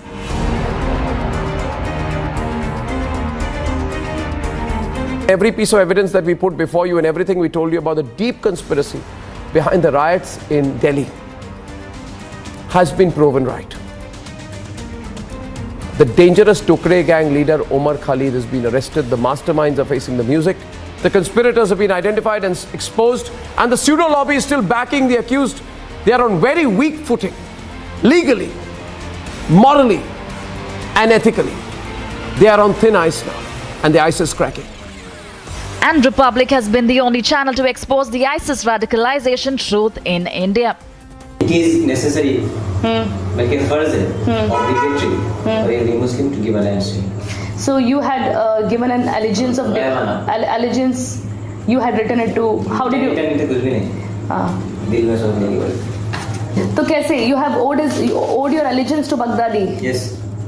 Because I didn't want giving allegiance to Baghdadi the one who is the head of ISIS. It's not like किसी को WhatsApp करके assign. तो वो allegiance अभी खत्म हो गया. You've taken it back. हाँ, किसी को बोले तो खत्म ऐसे कर लिया. Because when it comes to internal security, there can be no compromise. Internal security is paramount.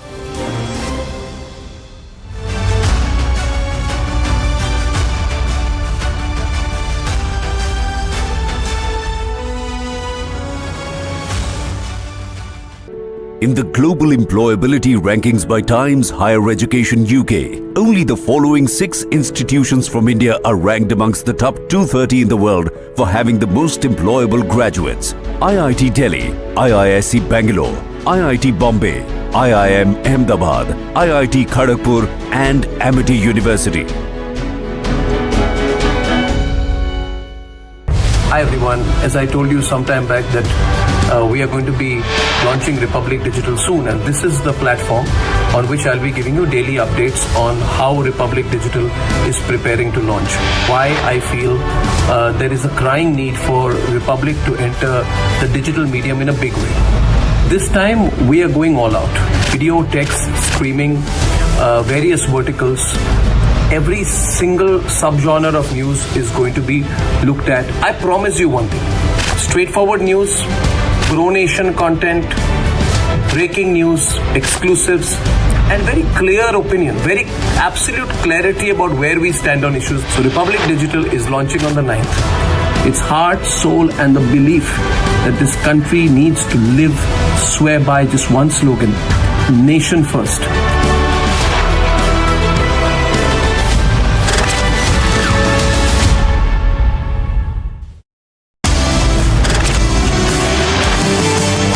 প্রথম থেকে মানুষের কণ্ঠস্বর হয়ে আপনাদের কণ্ঠস্বর হয়ে আপনাদের ব্যথা বেদনা যন্ত্রণা বঞ্চনা আপনাদের নিপীড়ন নিয়ে আমরা প্রশ্ন করে যাচ্ছি চোখে চোখ রেখে। সে প্রশ্ন তো করে যাবই রিপাবলিক নেটওয়ার্কের কাছে দেশ সর্বোপরি। তাই দেশের কথা, দেশের স্বার্থের কথা, দেশের মানুষ আর তাদের স্বার্থের কথা আরো জোরদারভাবে আমাদের মুখ থেকে শুনবার জন্য switch to Republic Digital from 9th October.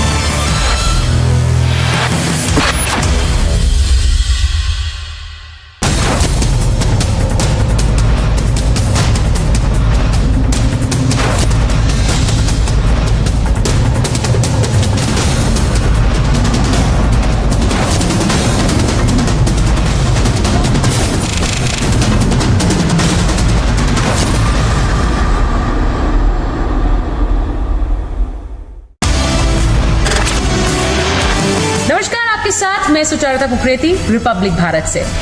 आपकी सोच, आपके विचार आपको रिपब्लिक मीडिया प्लेटफॉर्म पर नजर आते हैं, सुनाई देते हैं। आप जानते हैं कि रिपब्लिक के लिए राष्ट्र सर्वोपरि है। अब वही सोच और वही विचार आपको रिपब्लिक के डिजिटल प्लेटफॉर्म पर भी मिलेंगे। इसीलिए आपसे कह रहे हैं कि switch to Republic Digital on October 9th।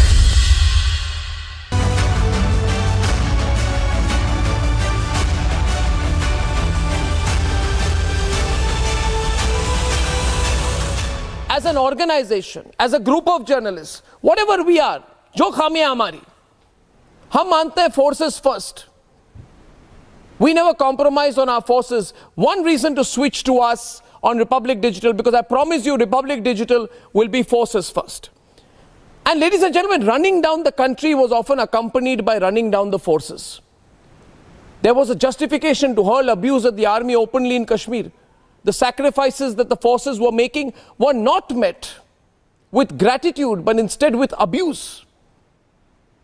They said Sarak ka gunda was the kind of language used for our army chief. Ladies and gentlemen, I don't have to go back to the filthiest of words these anti-nationals used against General Bipin Rawat. But I do know, ladies and gentlemen, for every strike back that General Rawat and our forces gave to the enemy nation, for every killing avenged, there was the alienation of the anti-India bloc. We can't be silent about them. We can't be a silent majority. Today, when they have been thrust into an existential crisis, if not lost the battle already, things are changing, and that is why the force of Republic Digital will come tomorrow with the promise of forces first.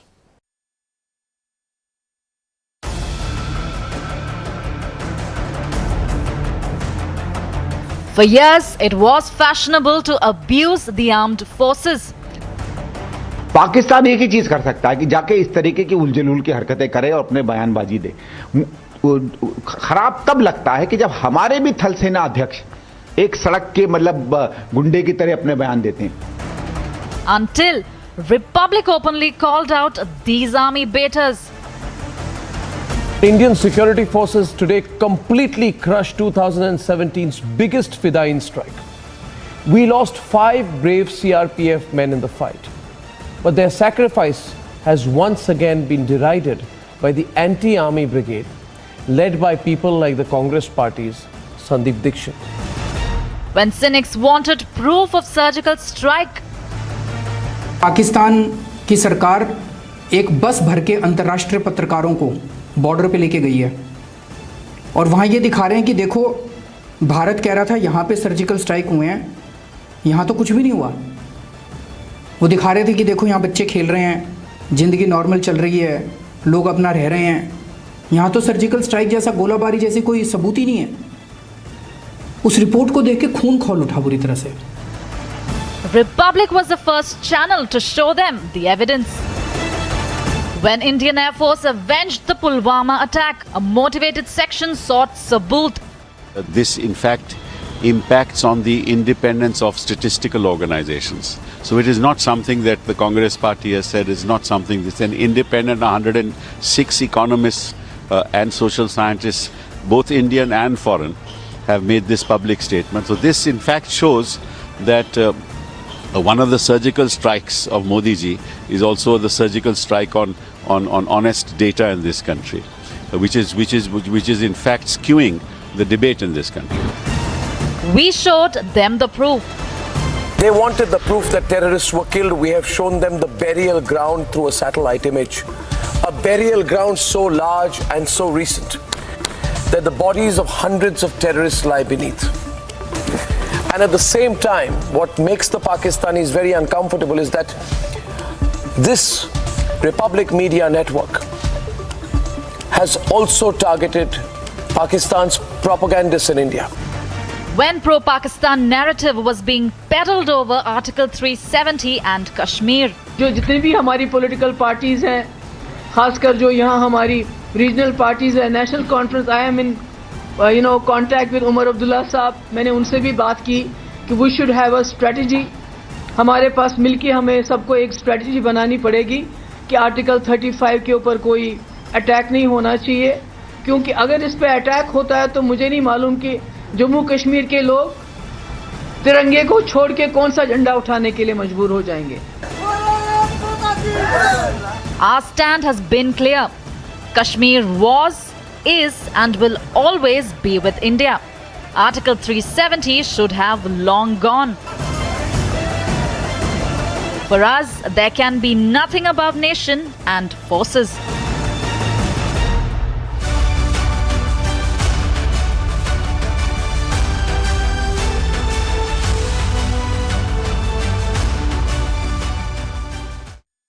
In the global employability rankings by Times Higher Education UK, only the following 6 institutions from India are ranked amongst the top 230 in the world for having the most employable graduates. IIT Delhi, IISc Bangalore, IIT Bombay, IIM Ahmedabad, IIT Kharagpur and Amity University.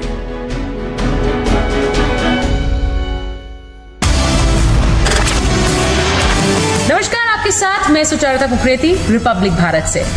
आपकी सोच, आपके विचार आपको Republic media platform पर नजर आते हैं, सुनाई देते हैं। आप जानते हैं कि रिपब्लिक के लिए राष्ट्र सर्वोपरि है। अब वही सोच और वही विचार आपको रिपब्लिक के डिजिटल प्लेटफॉर्म पर भी मिलेंगे। इसीलिए आपसे कह रहे हैं कि switch to Republic Digital on October 9th. Hi everyone, as I told you some time back that we are going to be launching Republic Digital soon, and this is the platform on which I'll be giving you daily updates on how Republic Digital is preparing to launch.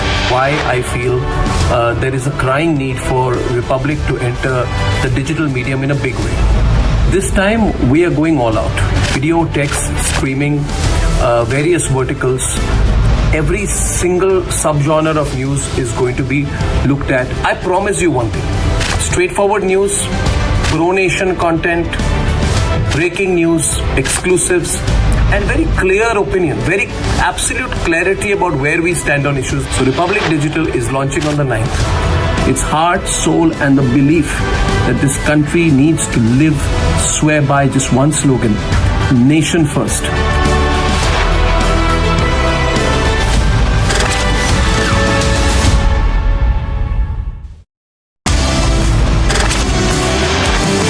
Hello everyone, बहुत जल्द Republic digital आपके सामने, आपके mobile तक आने वाला है। इसलिए एक सवाल जहन में कि आपका और हमारा कनेक्शन क्या है और क्यों है।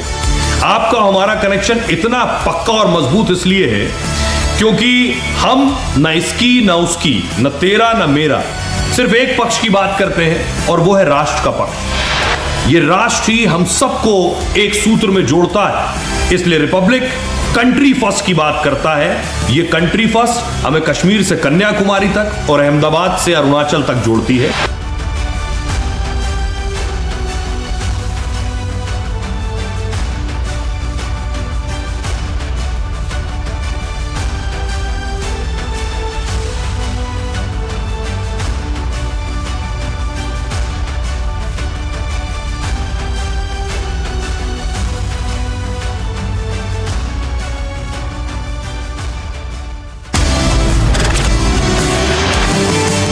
नमस्कार, आपके साथ मैं हूं श्वेता त्रिपाठी, रिपब्लिक भारत से। आप सभी जानते हैं रिपब्लिक के लिए राष्ट्र सर्वोपरि है और अपनी उस जिम्मेदारियों को हम बखूबी पूरा भी करते आए हैं। सही और सटीक जानकारियां आपके सामने रखते आए हैं और आपका विश्वास भी हमें हासिल हुआ है। अब रिपब्लिक एक कदम आगे बढ़ रहा है और इसीलिए हम कह रहे हैं switch to Republic Digital on October 9th।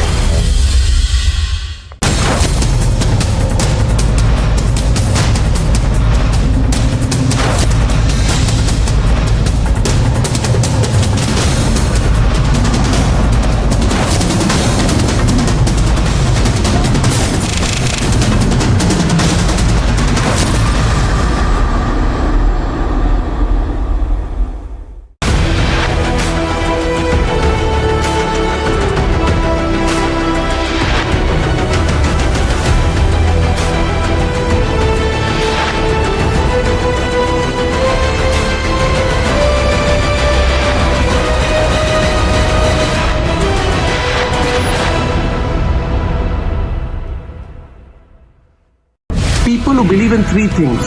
If you believe that the digital news media has not served national interest well, then you believe in my ideology as well. Second, if you genuinely believe that the funding of some of these digital news companies is opaque, not clear, not transparent, that they are lying to you, that they say they have no money but they have forms of foreign funding which make their editorial base and intent questionable. We must give it back to these groups, expose them, and therefore that's the kind of believer who I want on our side. And you and Republic believe in the same thing, and all of us believers must come together.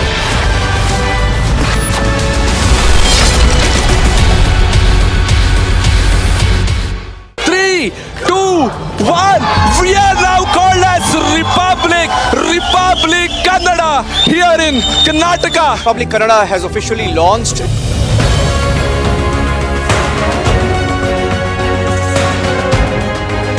So today we dedicate Republic Kannada to the people of Karnataka.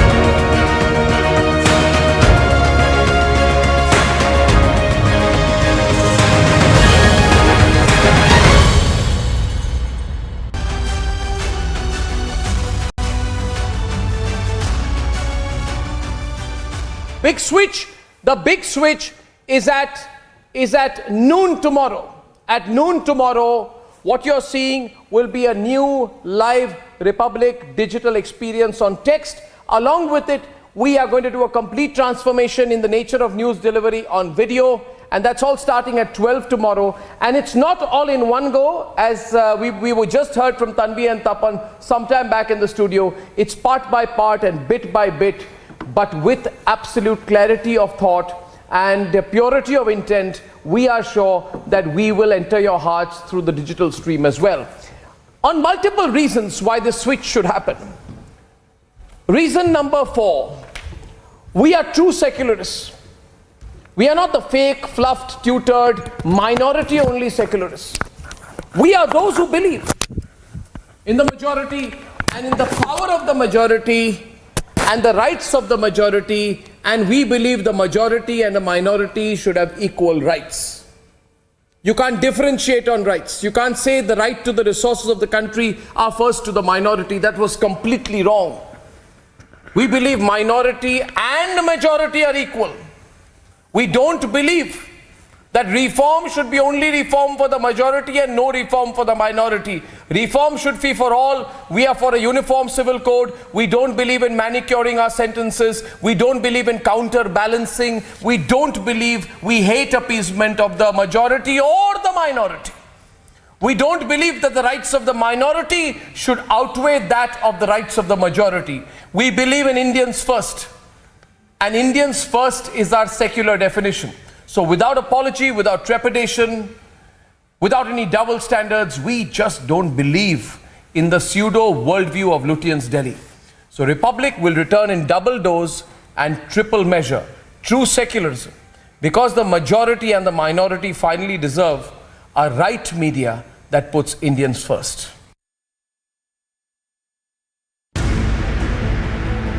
For long, the majority in this country was subdued. Minority appeasement had taken precedence. We will have to devise innovative plans to ensure that minorities, particularly the Muslim minority, are empowered to share equitably in the fruits of development. They must have the first claim on our resources. A group that believes in abusing Sanatan Dharma. இந்த மாநாட்டுடைய தலைப்பே மிகவும் சிறப்பாக அமைந்திருக்கின்றது. சனாதன எதிர்ப்பு மாநாடு என்று போடாமல் சனாதன ஒழிப்பு மாநாடு என்று நீங்கள் இதை போட்டிருக்கிறீர்கள், இதை அழைத்திருக்கிறீர்கள், இந்த நிகழ்ச்சிக்கு பெயரிட்டீர்கள். அதற்கு என்னுடைய வாழ்த்துக்கள். சிலவற்றை நாம் ஒழிக்கத்தான் வேண்டும், எதிர்க்க முடியாது. கொசு, டெங்கு காய்ச்சல், மலேரியா, கொரோனா இதையெல்லாம் நம்ம எதிர்க்கக்கூடாது, ஒழித்து கட்ட வேண்டும். அப்படிதான் இந்த சனாதனம். A motivated section that mocks Hindu traditions. I think the Parliament House, these are distractions. The real issues in India are unemployment, price rise. These are the real issues. BJP can't really discuss them, so then they have to do the whole scepter thing. Lying down and doing all that. Republic has raised its voice against the attack on majority in India. Hinduism has been compared to dengue and COVID. There are calls being made to eradicate Hinduism. And if this really is the intent, even if the intent is subterranean, not visible, the fact is the intent has come out in the open. We demand an apology. We say you can't abuse Sanatan and get away. Not just in India, anywhere in the world. Republic believes in true secularism. We raised our voice when Bilkis rapists were let off and honored. The rapists of Bilkis Bano, who committed the most horrifying of crimes, have been freed. Everything that India fought for has been undone. Why? Is it because elections are around the corner in Gujarat? We raised our voice when lynch mob was garlanded by the then minister. The BJP's Jayant Sinha. Jayant Sinha is at the heart and center of the most burning controversy in the country on lynchings. With the entire opposition now saying things like a Hindu Taliban has gone berserk, lynching people in India. To a ruling party which responds by saying that the opposition should not celebrate every act of lynching. Because we believe in true secularism. Not the secularism that believes in abusing and deriding the other religion. Targeting Hinduism become a pattern for a certain woke brigade? An NYT journalist anti-Navratri tweet has triggered and should trigger a massive social media storm exposing the prejudice of this woke so-called media against Hinduism. On Republic, it is true secularism, no appeasement.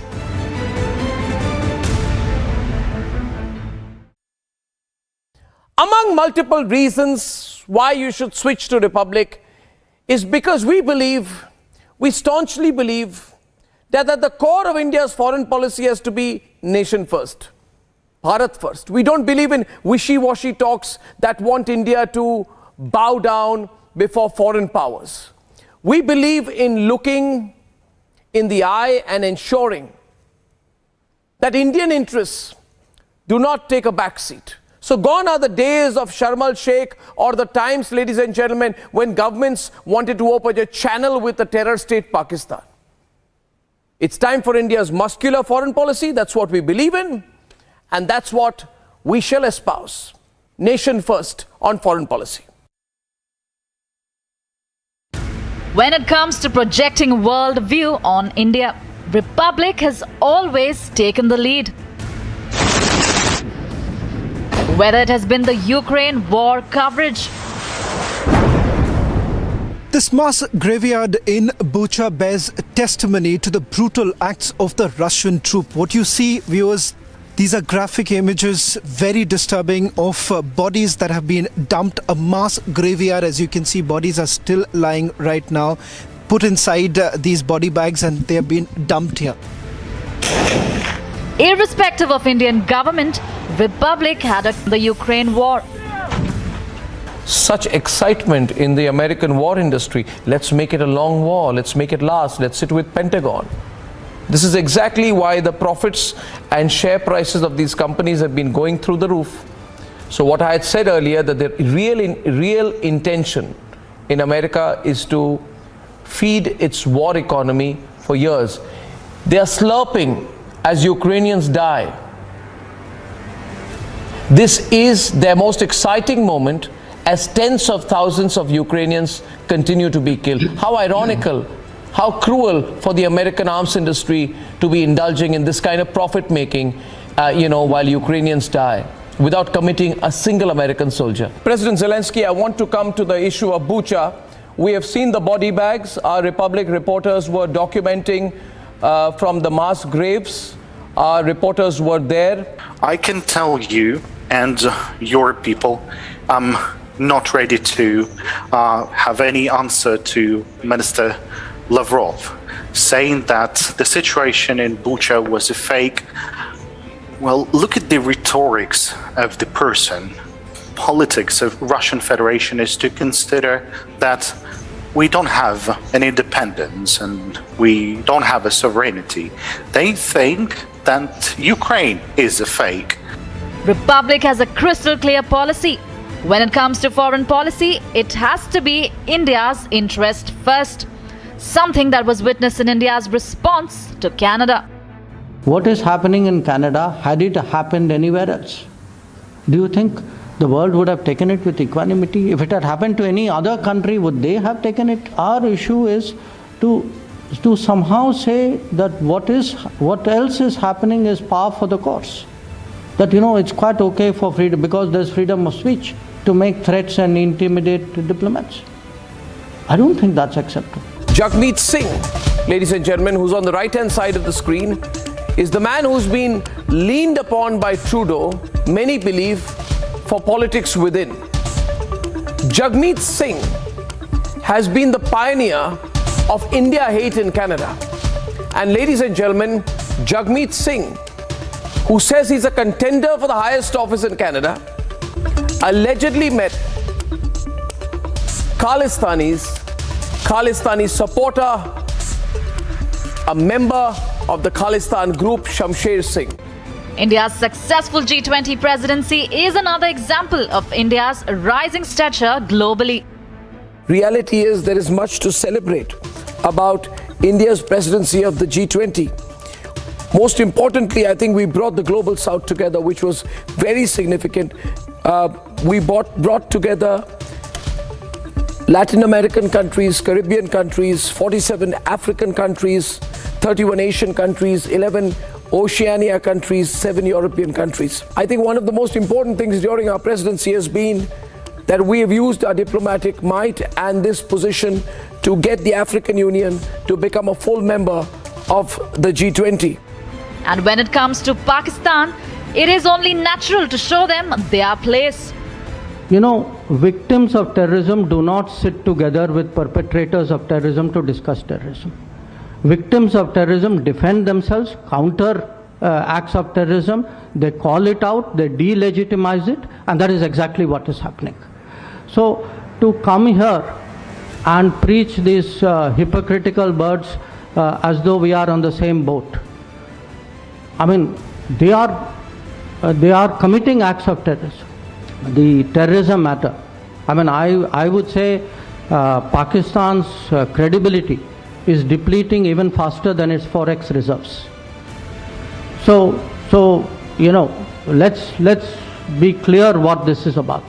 Well, often it's said that I'm a big migraine for Pakistan. I take on the Pakistanis a lot. I'm biased and prejudiced against Pakistan. In fact, in the United Kingdom, they accused me of hate speech against Pakistan.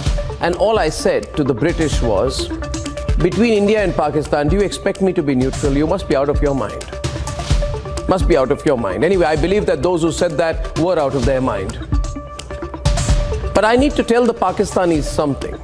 Viewers, 2 years back, the Pakistanis kept telling us, we have a forever relationship with China. We are all-weather allies. I don't know what the weather is in Karachi anymore or in Rawalpindi. But let me tell you, the Chinese have closed down the consulate. That means something. That's why I believe it is the end of Pakistan. There can't be any kid glove approach when it comes to Pakistan or India's foreign policy. It's Indians first, no compromise. India is the 5th largest economy in the world, and there is no stopping us. We're going to be top 3. Moody's, IMF, World Bank, every international body has pinned its hopes on India and called us the fastest growing economy in the world. And Republic is a staunch believer that a rising economy, India will very soon be 5 trillion, will be 10 trillion, will be the 3rd largest economy in the next 5 years or less. And we will be a developed nation much, much before 2047. We are going to see it in our lifetimes. The doomsday brigade that is predicting doom and gloom for the Indian economy needs to take a chill pill, a backseat. And that is the reason why you must switch to Republic Digital to get the right narrative on the Indian economy and on business as well. आने वाले 5 साल में मोदी का guarantee है देश पहले 3 वैश्विक economy में अपना जगह ले लेगा, ये पक्का जगह ले लेगा. Prime Minister Modi's vision is clear. India is a rising economy, and by 2047 we will be a developed nation. And Republic is a believer that India will become a great economy. There are no two ways about it. So viewers, when we talk about building a negative climate, we have to ask, if there is negativity, talk about negativity, expose the government. But you cannot manufacture 7.8% GDP growth. Economics is the basis of my debate today. And on my debate, as the first day ends of the I.N.D.I.A alliance meeting in Mumbai, we have to talk about whether they are bringing an alternative agenda to a country with a galloping growth of 7.8%. When a motivated section predicted gloom and doom for the economy. The growth is going to slow in the world more generally. People are raising interest rates, that brings down growth. India is also going to be hit. Indian interest rates have also gone up, but Indian exports have been slowing quite a bit. So I think that we would be lucky if we do 5%. Republic gave them a reality check. They said India is on the brink of collapse. They said inflation, recession will eat up the Indian economy. India is over. Modi's policies have run the Indian economy to the ground. What is the fact? The World Bank says it is improving India's growth forecast. from 6.4 to almost 7%, 6.9%. Republic has been at the forefront in busting the anti-India and anti-Indian economy narrative. So these kind of things are narratives which have been very carefully planted outside by our own people who may not like these wonderful work, wonderful in the sense, amidst challenges, great achievements being done, achieved by people of India, they don't want to recognize it only because they don't like one person who's leading the country in these troubled times. That voice of derision is what is being sold abroad to some forces who repeat that to you. India is marching ahead. There are no two views about this. Indian economy is unstoppable.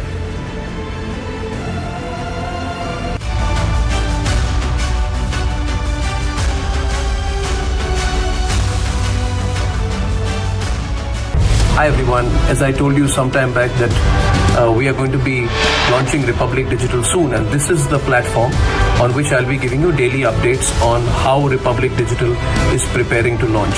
Why I feel there is a crying need for Republic to enter the digital medium in a big way. This time we are going all out. Video, text, streaming, various verticals. Every single subgenre of news is going to be looked at. I promise you one thing. Straightforward news, pro-nation content, breaking news, exclusives, and very clear opinion, very absolute clarity about where we stand on issues. So Republic Digital is launching on the 9th. Its heart, soul, and the belief that this country needs to live, swear by just one slogan: nation first.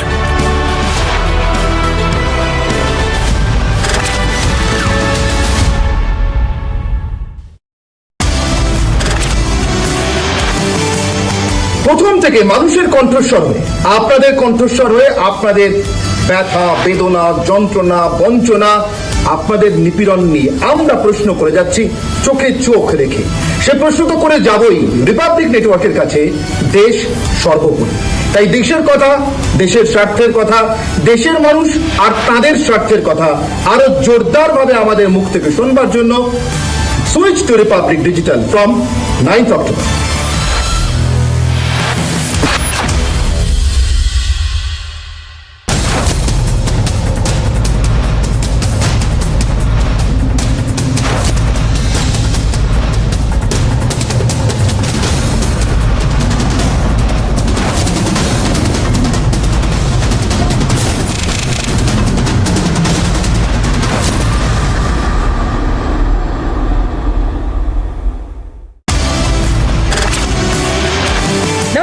साथ मैं Sucharita Kukreti, Republic Bharat से।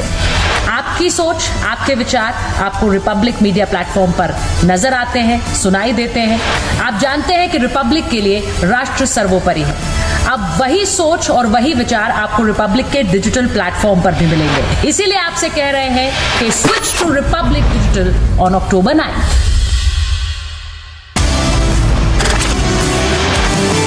Hello everyone, बहुत जल्द Republic digital आपके सामने, आपके mobile तक आने वाला है।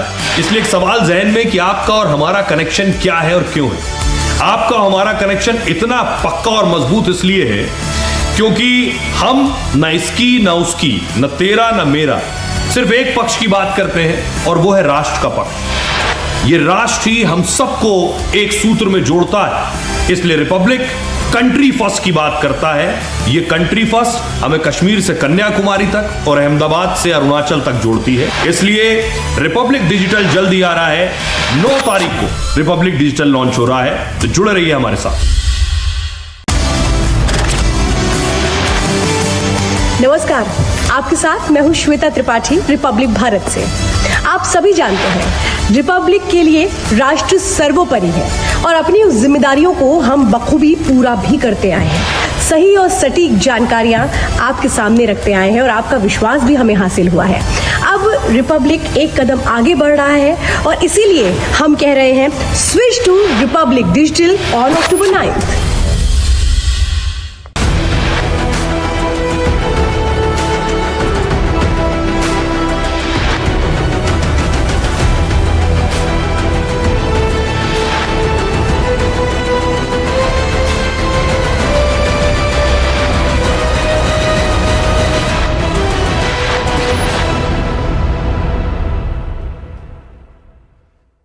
people who believe in three things. If you believe that the digital news media has not served national interest well, then you believe in my ideology as well. Second, if you genuinely believe that the funding of some of these digital news companies is opaque, not clear, not transparent, that they are lying to you, that they say they have no money but they have forms of foreign funding which make their editorial base and intent questionable. We must give it back to these groups.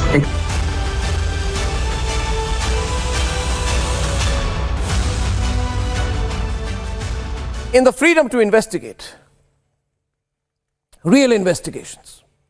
No other news organization has done a sting operation on ISIS operatives and exposed the level of jihadi radicalization. No other news network has exposed and done sting operations on Khalistani terrorists like we have.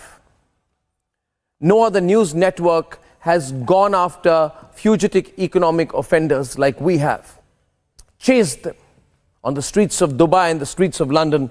When it comes to investigative journalism, we have set the agenda and set the benchmark that others find very hard to match up to. Because we have India's interest at our core when we lead investigations. We have people's issues and the fight for justice at the very heart of our news narrative. So tomorrow when Republic Digital launches, we renew our promise to you on true investigative journalism.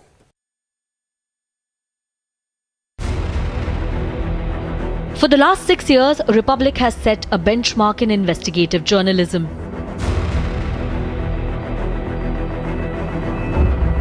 So when people are frustrated and they don't have any way, then what happens? This happens. What? They plan terror attacks in the country. Basically, killing it. From exposing the ISIS radicalization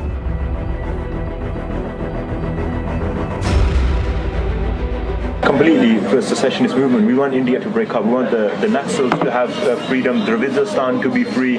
We want the Maoists to be free because our enemy is the same. Our enemy is Delhi. Our enemy is the Brahmin in Delhi. It's Brahmanism as an ideology. It's the enemy of all the peoples of India, except for the Brahmins, of course, because they enjoy the benefit of that.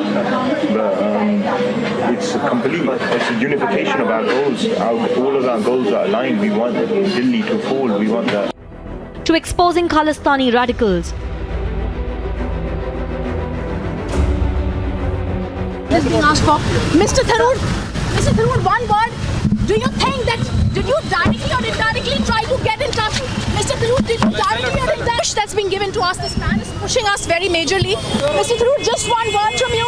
I'm not letting him ask the question. Mr. Tharoor, just one word. Did you directly or indirectly try to contact Sunanda Pushkar's, the person who tried to do the autopsy on Sunanda Pushkar? To closely following the Sunanda case. Indirectly tried to contact Sunanda. Persistently, we're asking you only one question. Mr. Malia, why did you escape in 2015? Why did you walk out? Why did you rush out of India? Mr. Malia, why the question is bothering you when I'm not getting a single answer? Just answer one question. To following the Malia case in London. Malia, why did you escape in 2015? And the biggest investigation has been the investigation in Sushant Singh Rajput death case. Where were you on the 14th of June? Arnab, I was at home because of Corona and this thing. And as soon as I heard the news, I got a call from Mahesh Shetty. And he said he's coming to pick me up. And we both were just shocked. We still were. It was around 2:15 or 2 o'clock. Okay. And immediately he came below my building because we stay very close by. And we were shocked. We were still thinking it's not true. And we straight went to his house. And once we went there, it was media outside the gate. And when we tried entering the building and we went inside, there were police who stopped us and they did not allow us to enter the flat. When did you meet Sushant last? Few months back, maybe because Mahesh Shetty and me had gone to his Lonavala house. So you had not met him for months? And we all were there. We were discussing about the film. You had not met him for months? He was not in touch with any of us. An investigation we're unapologetic about and will continue to fight for. We have done nothing wrong in raising the SSR case. SSRians, as they call themselves, I'm proud of them. I'm deeply proud of them because they fought for what they believe in. And they gave me the opportunity of fighting with them. Fighting for your beliefs, I want to tell you, my dear SSRians as you call yourself, fighting for your beliefs is not illegal. Even if the whole political class comes and tells you. And I want to tell you, my dear friends, especially those who call themselves SSRians, that there was an attempt to make an example of Republic because we did not change our line. I'm not naming anyone, but you know, viewers, there was a channel which was asking questions on SSR's case and suddenly did a 180-degree turn. We don't do those things. Maybe that's why we are told we'll pay a price, but today we are here, we paid the price, we move on, we don't lose. Republic has led investigations because we believe in the freedom to report. We believe in the right to investigate.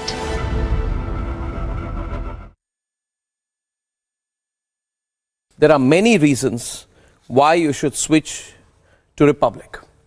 The 8th reason why you should switch to Republic Digital tomorrow onwards is because we are a team of editorial fighters. We believe that we have the right to be right. When we fought for justice for Palghar sadhus, we were threatened with FIRs, we were dragged to courts, we were attacked.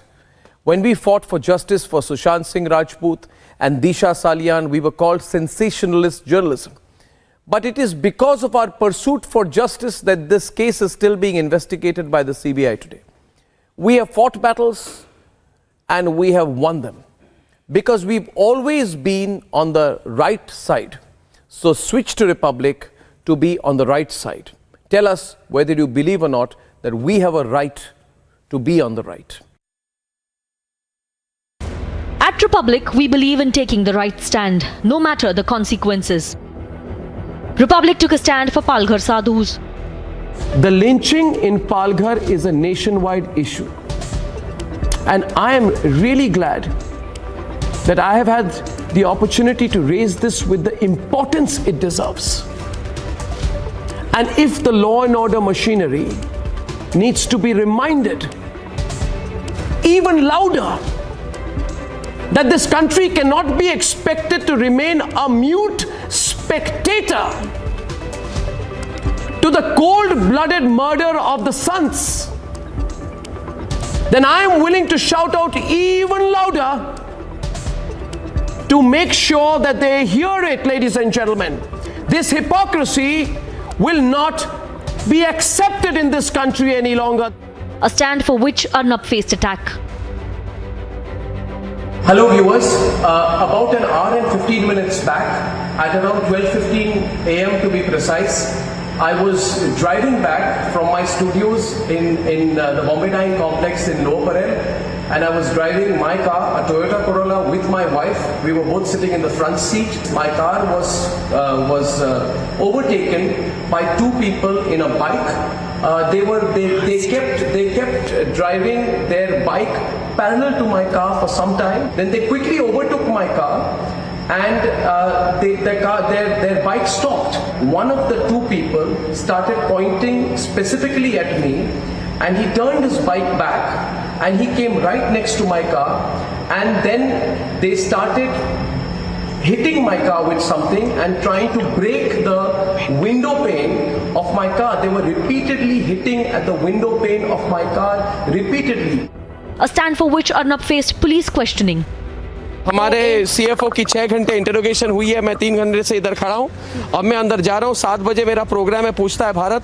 मुझे नहीं पता मैं कर पाऊंगा कि नहीं. संदीप जी ने कहा कि उनसे एक भी सवाल एडिटोरियल को लेके नहीं हुआ, उनसे पार्टनरशिप और स्टेक को लेके. देखिए उन्होंने सारे सवाल जो मुझे पता चला है, उन्होंने सवाल पूछे हैं कि अर्नब गोस्वामी कंपनी का मालिक कैसे है, शेयर होल्डिंग क्या है वगैरह. इसका कोई रिलेशन नहीं है केस के साथ. इसी से पता चलता है कि पूरी साजिश है. मगर मैं इससे ज़्यादा कमेंट नहीं करना चाहता. अंदर जाके मैं सवाल करूंगा. बाहर आके मैं ज़रूर आप सब लोगों से बात करूंगा. नमस्ते. When Republic fought for justice for Sushant, the government let off the state agencies after Republic with a fake TRP case. BARC ने जो अपनी एनालिटिकल रिपोर्ट सबमिट की है, उसमें जो नाम सामने आया है वो है रिपब्लिक टेलीविजन का, जिसमें के सस्पिशन स्ट्रेंथ टीआरपी के देखे गए. Interrogating Republic TV members, putting Republic TV's core member Ghanshyam behind bars, filing FIR against the entire newsroom, and even arresting Arnab in an old case. You will have to know, you came at 7, people will have to get ready. Standing outside your residence. You will have to, because you serve, you have to get ready. You have physically assaulted me, I still problem. Nobody has assaulted me. You have to cooperate. Assaulted me. Yeah. And I need to make arrangements with my family. Mr. Singh, Mr. Parambir Singh. But Republic fought on and ensured vendetta campaign against us is trumped. I have with me in my hand the Government of Maharashtra Home Department order. And the first point that I want to make tonight is this, and let the people of this country know that there is a media in this country which colluded and conspired with Parambir Singh, and that media is doing everything possible to hide as of this moment, Shawan. Let it be clear to them, and I'm saying it from the Republic newsroom, to that media which colluded with Parambir Singh, to that media which glamorized Sachin Waze, to that media which conspired with individuals who misused the uniform, to that media which let down the people of this country, to that media which felt it could use linchpins in the police service for their own ends and therefore achieve a common target, to that media, the people of this country want to hear them for the first time report this news tonight. To that media, Shawan, Rhythm, to that media which said that it has stolen my shoes. To that media we say tonight, report the news that your very own Parambir Singh. We are editorial fighters who will fight on. We believe in the right to be right. ये भारत के लोगों की जीत है. वंदे वंदे वंदे वंदे.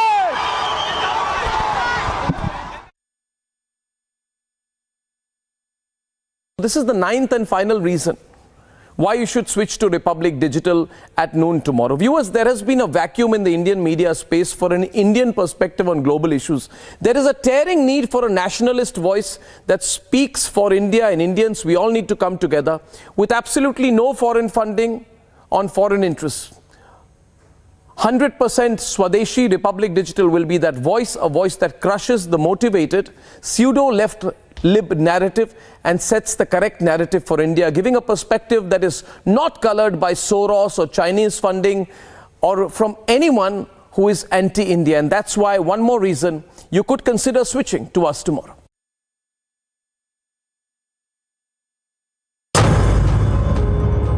A left-leaning, pseudo-liberal digital media portal is facing action for alleged Chinese funding of over rupees 100 crore. The real questions that people like Paranjoy Guwatakurta must answer is what is the position of people like Paranjoy Guwatakurta and the others and Prabir Purkayast on the issue of paid media. That also when the payoffs are made by China. Now they say we are not the owners of the website, but you got a lot of money. Therefore you were paid and the payments were from China. A Western media house is facing investigation for alleged tax evasion. The BBC has put out a confession. It seems the BBC has confessed that it has been indulging in open tax evasion for years in India. And thereby the BBC has confessed that it has broken Indian law. And the BBC has confessed that it has been committing, most shockingly, for years and years and years, an act of clear financial illegality. Shame on the BBC. The left digital ecosystem is running on Soros funding. We need to corner this Soros media. We need to make them declare themselves. And I want to tell you, viewers, just start by not giving them 1 rupee. If you have it in the past, viewers, take it back unless they declare why they took the money from Uncle Soros. At a time when foreign-funded anti-India organizations are trying to dominate the narrative in digital space, Republic is ready to storm into the digital market with the promise of nationalism. We are absolutely excited to bring Republic Digital to you in phases, starting with English, and our launch date, my dear supporters and co-believers, is the 9th of October. For long, there has been a vacuum in media to take India's voice at a global stage. India will be the next media capital of the world. And I want to share with this audience why I think so. We have 99,000 publications in India. We have 13,761 registered newspapers in India. We have 404 news channels in India which run 24/7, and we don't have one single global news network. Republic Digital is truly Indian and independent, a complete Swadeshi product, setting the right narrative for Bharat.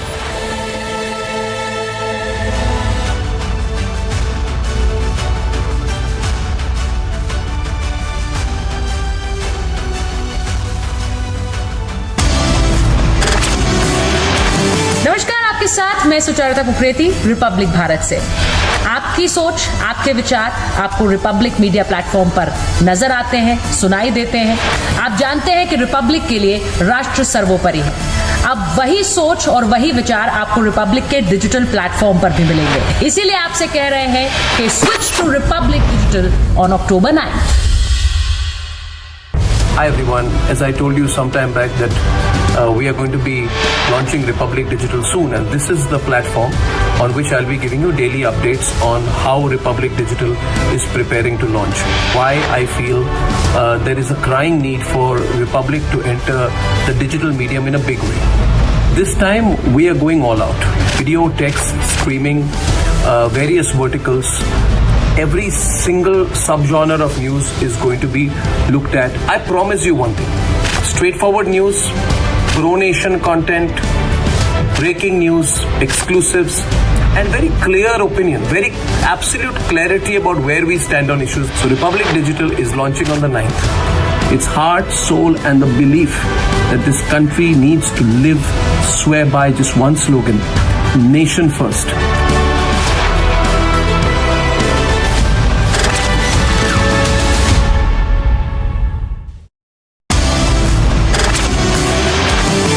Hello everyone, बहुत जल्द Republic digital आपके सामने आपके mobile तक आने वाला है। इसलिए एक सवाल जहन में कि आपका और हमारा कनेक्शन क्या है और क्यों है। आपका और हमारा कनेक्शन इतना पक्का और मजबूत इसलिए है क्योंकि हम न इसकी न उसकी, न तेरा न मेरा, सिर्फ एक पक्ष की बात करते हैं और वो है राष्ट्र का पक्ष। ये राष्ट्र ही हम सबको एक सूत्र में जोड़ता है। इसलिए रिपब्लिक कंट्री फर्स्ट की बात करता है। ये कंट्री फर्स्ट हमें कश्मीर से कन्याकुमारी तक और अहमदाबाद से अरुणाचल तक जोड़ती है। इसलिए रिपब्लिक डिजिटल जल्द ही आ रहा है। 9 तारीख को रिपब्लिक डिजिटल लॉन्च हो रहा है, तो जुड़े रहिए हमारे साथ।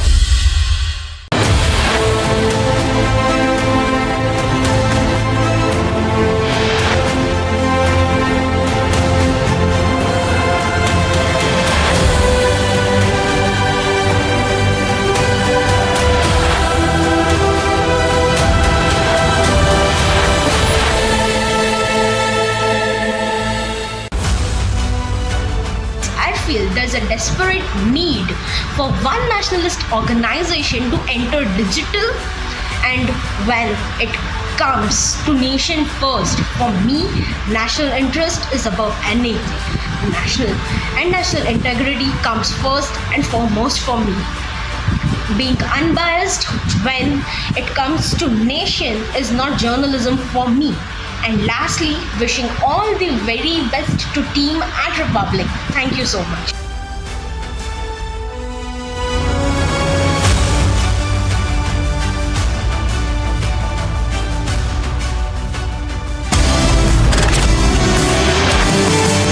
नमस्कार, आपके साथ मैं हूं श्वेता त्रिपाठी, रिपब्लिक भारत से। आप सभी जानते हैं रिपब्लिक के लिए राष्ट्र सर्वोपरि है और अपनी उस जिम्मेदारियों को हम बखूबी पूरा भी करते आए हैं। सही और सटीक जानकारियां आपके सामने रखते आए हैं और आपका विश्वास भी हमें हासिल हुआ है। अब रिपब्लिक एक कदम आगे बढ़ रहा है और इसीलिए हम कह रहे हैं switch to Republic Digital on October 9th।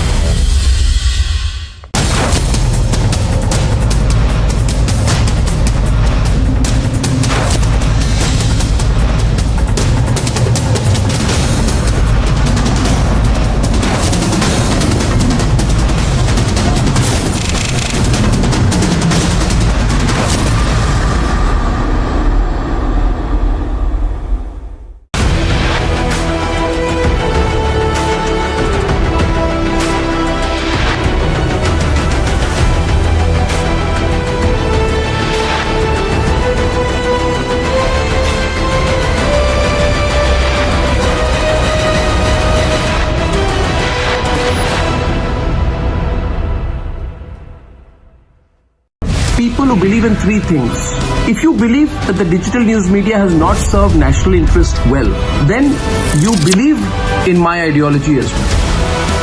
Second, if you genuinely believe that the funding of some of these digital news companies is opaque, not clear, not transparent, that they are lying to you, that they say they have no money but they have forms of foreign funding which make their editorial base and intent questionable.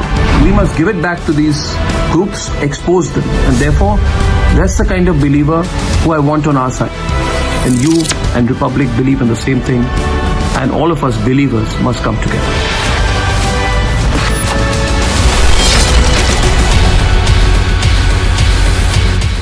Three, two, one. We are now called as Republic Kannada here in Karnataka. Republic Kannada has officially launched.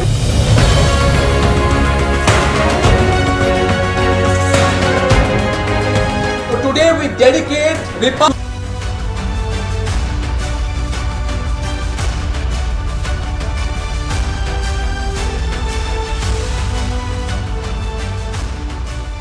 Are you ready to switch? Are you, ladies and gentlemen, ready to switch? Republic Digital is starting Monday morning, and I'm here before you today to make a personal pitch to you on this Sunday as we start our 24-hour countdown to switch. Dear believers in Republic, dear followers of Republic, I want you to switch to Republic on digital. So here I am today to tell you why you should switch and why you should make Republic your digital news choice. And more importantly, even more importantly, I'm here to tell you how you should switch. Now, as you know, and as you probably have been hearing non-stop from me, from all of us here at Republic for at least the last couple of months, Republic is going into digital. We are entering digital. And as we've been saying it so vociferously and so loudly, and in fact so often over the last 3 months, we are going into digital. We are entering digital. So visibly and so typically loudly, in fact, have we been saying it, that many of you have asked us back another question. You asked us, aren't you already into digital? Aren't you already publishing videos? Aren't you already publishing text stories on republicworld.com? Isn't Republic, which is one of the largest news entities in the country, already into digital? That's the question that most of you are asking us. They say, how can you say you're going into digital now? Well, the simple answer is this. What will happen starting tomorrow, is the real start. We've been so busy at Republic building this entrepreneurial news organization on television that, to be honest with you, we have simply ignored digital. We wanted to do it, but truly we never had the time. We had the best of intentions, but we never had the time. Not that we didn't want to, but there have been genuine limitations of bandwidth and money and finance.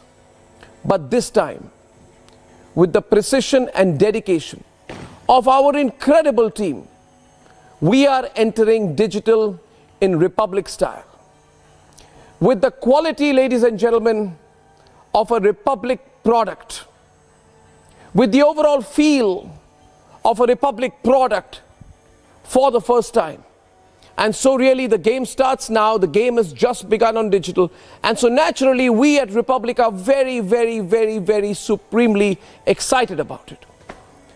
But our excitement, which I'm here to share with you all of this Sunday, stems from more than just bringing a great digital news product to you.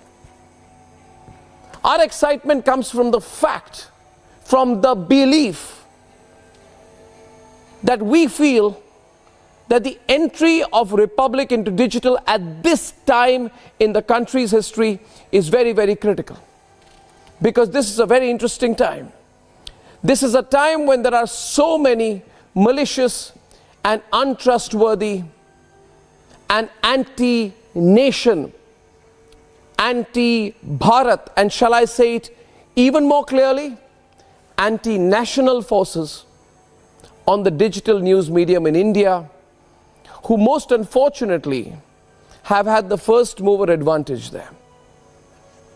That's really dangerous. These people have moved into digital, and they are people who are anti-national, anti-nation, against Bharat's interests. But of course I know that once we enter, once Republic enters, you know you will have a choice. A real solid choice.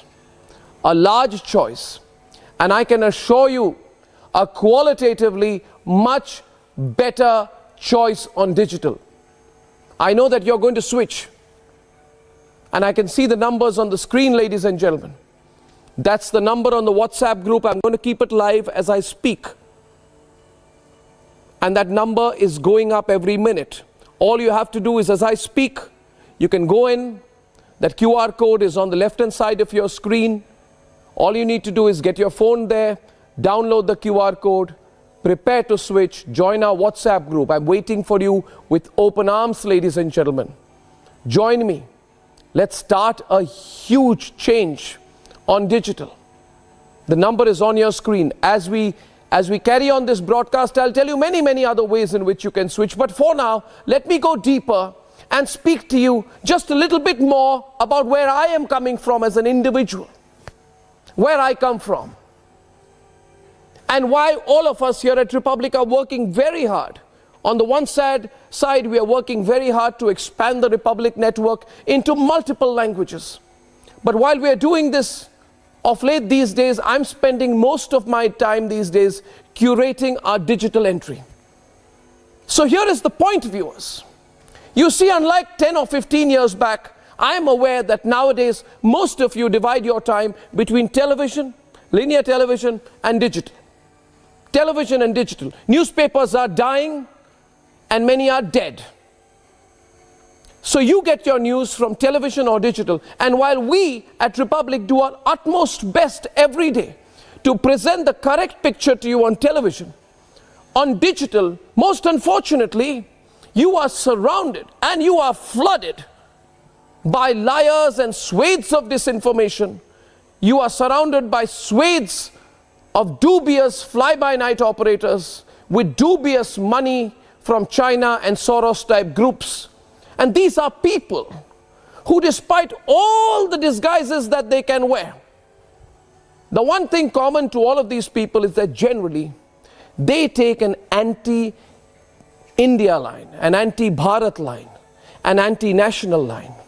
And I believe that this is very dangerous, because if allowed unimpeded, the constant manipulation of our minds on digital, the constant and relentless attempted disinformation and manipulation of our minds on digital can hurt the resolve and weaken the faith of the nation. Remember many of these groups wear the camouflage of journalists. They don't say we are anti-India. They say, oh, we are only doing our journalism. They don't say they are pro-Maoist terrorists. They say, no, we are pro-Maoist terrorists because that is our right as journalists. They don't say we are working for Beijing. They say, well, supporting Beijing is part of our rights as a journalist in India's democracy. So what they do, and the reason why Republic is entering digital, is because these people who are ready to sell our national interest are hiding multiple other identities. What are these identities? Well, let me tell you some, you'll be shocked. Foreign citizenship, Chinese funding, Maoist links, the fact that most of these are not professional journalists. You look at their backgrounds, they're either comedians, satirists, but they are not reporters. You look into what they do and what their interests are, you will find out many of them have been accused of corporate blackmail. Corporate blackmail, and they say they are journalists. And very, very sinister, toxic foreign funding layered at multiple levels. So they can't be caught. Ladies and gentlemen, you can't allow this. And while we have watched, we know that once we enter, the free run to these groups, the free run that these groups have had so far will end. And I need to speak to you directly, so let's play down the music in the background, please, ladies and gentlemen. I want the free run to these people to end. Because the fact is that we are here to make a difference. We at Republic have complete and absolute ideological clarity. We here at Republic are completely clear about why we are entering digital. We have complete and total absolute clarity about what we stand for, which is why you're supporting us, which is why you're with me, which is why as of this minute, ladies and gentlemen, 80,048 people are already saying we are switching. The number is on your screen, and I can only say to all of you, thank you. Thank you for joining us, because you and I together, we will say it clearly to them. We are against them. We are against them. This us and them narrative is not a demonization or attempted polarization by me. It is a reality. We are not them. We are nationalists. They are not nationalists. We are for the nation. They are not against the nation. They are not for the nation. In fact, they hate nationalism so much, that can you believe it? One of them said yesterday that in the given circumstances today, India should not win the ongoing Cricket World Cup, because if we win the Cricket World Cup, there will be an increase, a further increase in the nationalist sentiment in the country. Can you believe it? This was a stated objective of these groups. Therefore, it is us versus them. We are not them. We shall never be. We are for true secularism. They are for minorityism. We are for a very hard line on our enemies within and outside the country. They are for collaboration with the enemy. They are for joining hands towards a political purpose with anyone, Khalistanis or urban Naxals, as long as it helps bring back their out-of-power friends in politics back into the game. Ladies and gentlemen, we are at a very, very interesting, but at the same time, very decisive moment in our country's history. We have to think which direction we want to take. We have to think, ladies and gentlemen, which way do we want to go? We want to think, do we have clarity about where we want to go, ladies and gentlemen, as a country and as a people? And I'm here to tell you today, ladies and gentlemen, that Republic Digital is totally clear. In fact, Republic has always been ideologically clear. We are ideologically clear about what we stand for. Our entry into digital is backed by a belief in what we stand for. We stand for what is right. We stand for what we believe is right.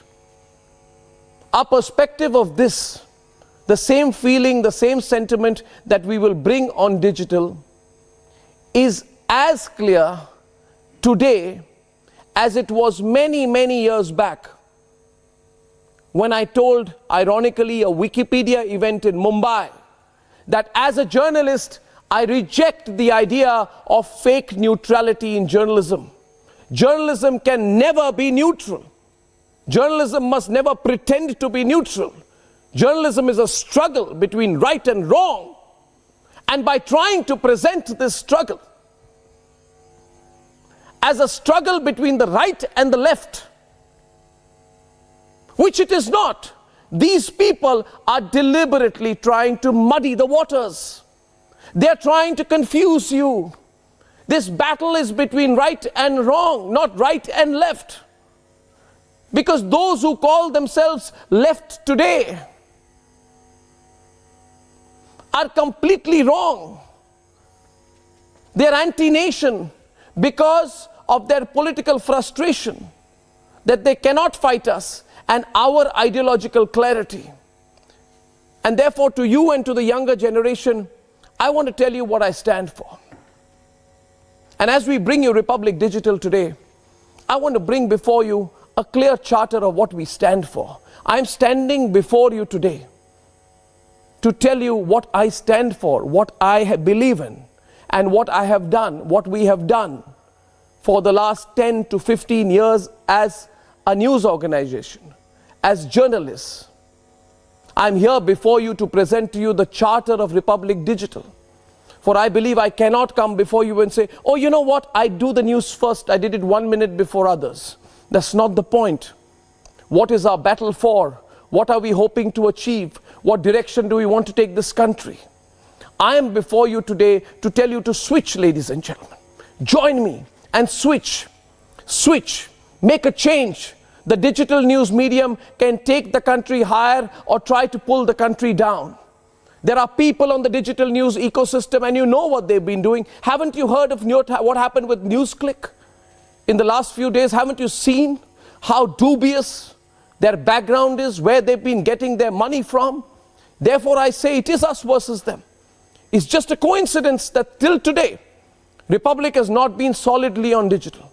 But it's not as if we haven't been fighting. We've been fighting a relentless fight. We've been fighting an endless fight. We've been fighting for you. And we've been fighting for the nation. This battle, this entry into digital, the challenge I'm throwing on digital today, the fact that I'm coming on television, on Republic, and I'm saying, I'm going to fight them. And I want you to join me in fighting them. They're not good for the country. They're doing harm to the country. They're working against our national interests, against our forces, for the enemy, in different ways, and they're exploiting the word journalism. Ladies and gentlemen, we have fought the dirty, dirty, dirty, dirty corruption of the Sonia Gandhi time. What did they do? What did they do during the times of the dirty corruption of the Sonia Gandhi time? They supported it. We fought them. You may not remember, but I'm here to remind you today that they supported Suresh Kalmadi during the Commonwealth Games scam. They went soft on him. And we forced the Gandhis, the Vadra Gandhis, to sack Kalmadi. Yes, we've been fighting for a long time. Kalmadi was forced to quit. Turning point in our country, November 9th, 2010. What a day that was. What a fight it has been. 13 years back. 13 long and interesting years. And many of you, especially the youngsters, may have been in school then. Remember, at that time we were fighting for you. Remember that when we were fighting corruption, we were alone. And the same Lutyens ecosystem, who are now claiming to be the left-lib narrative on digital, all of them were deep in cahoots with the corrupt. So let's remember the dates today as we start the journey on Republic Digital. 13 years back. 13 years back. Let's pull the clock back. These people say today, we hate the journalistic style of Republic. We hate Republic. We want to finish Republic. We want to destroy Republic. But I'm here to say to you, Republic is only but a name. It is a metaphor. It is a symbol of a larger fight. This fight has been on for a long time. It's not today. It's not only on the 9th of October 2023. Let's go back to 2010. Ladies and gentlemen, 2G scam 2010. Pull the clock back on this Sunday afternoon. And let's go back to the 2G scam of 2010. We fought them so hard on 2G. And remember the names of all those quote-unquote journalists who were currying favors, doing errands for a person called Neera Radia.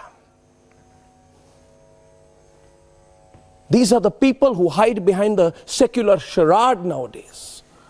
They talk about secularism, defending secularism on digital, hoping that it will cover up their sins. For they have sinned in the past. They are the sinners of journalism. Remember 2G. Remember the great man called Vinod Mehta of Outlook. And he had the courage. I loved him. He named and shamed the 2G Radia Club of Journalists. You remember that, ladies and gentlemen? Let's go back. And I ask you today, remember that. Let's go back. And as we do this, as we prepare for the launch of Republic Digital, ask yourself, do you want to go back to that India?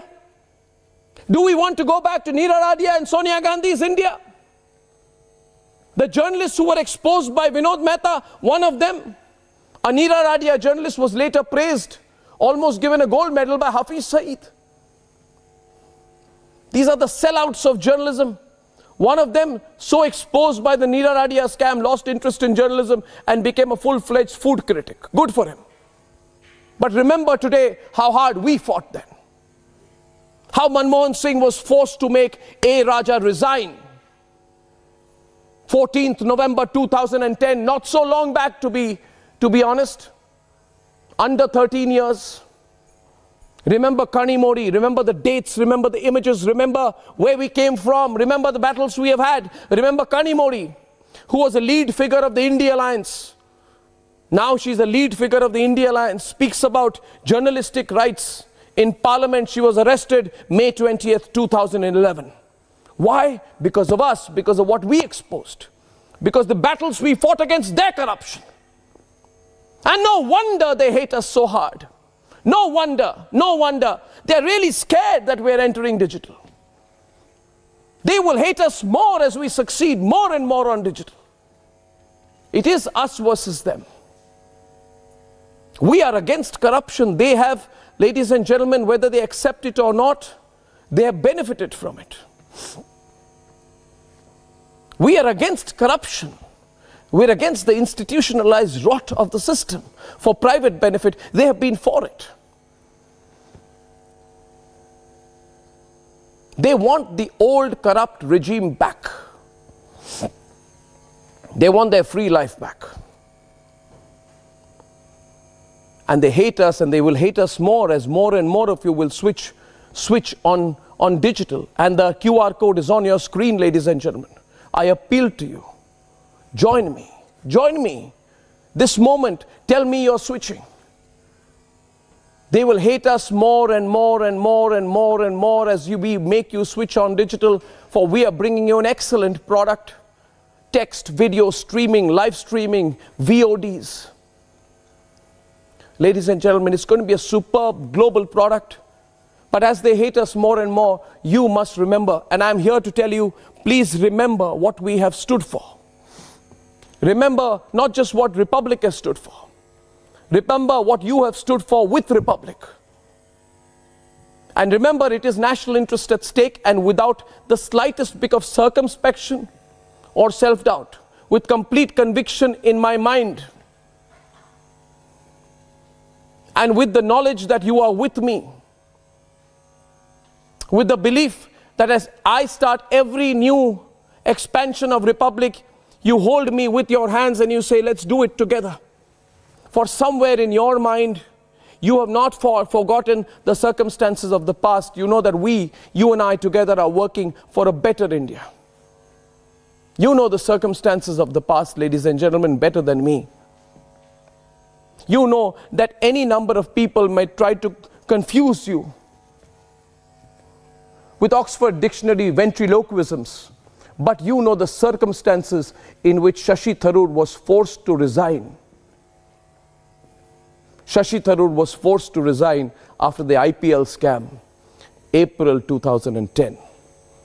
I know someone who's 18, 20, 21, 22, younger may not remember. But you remember and you must remind them.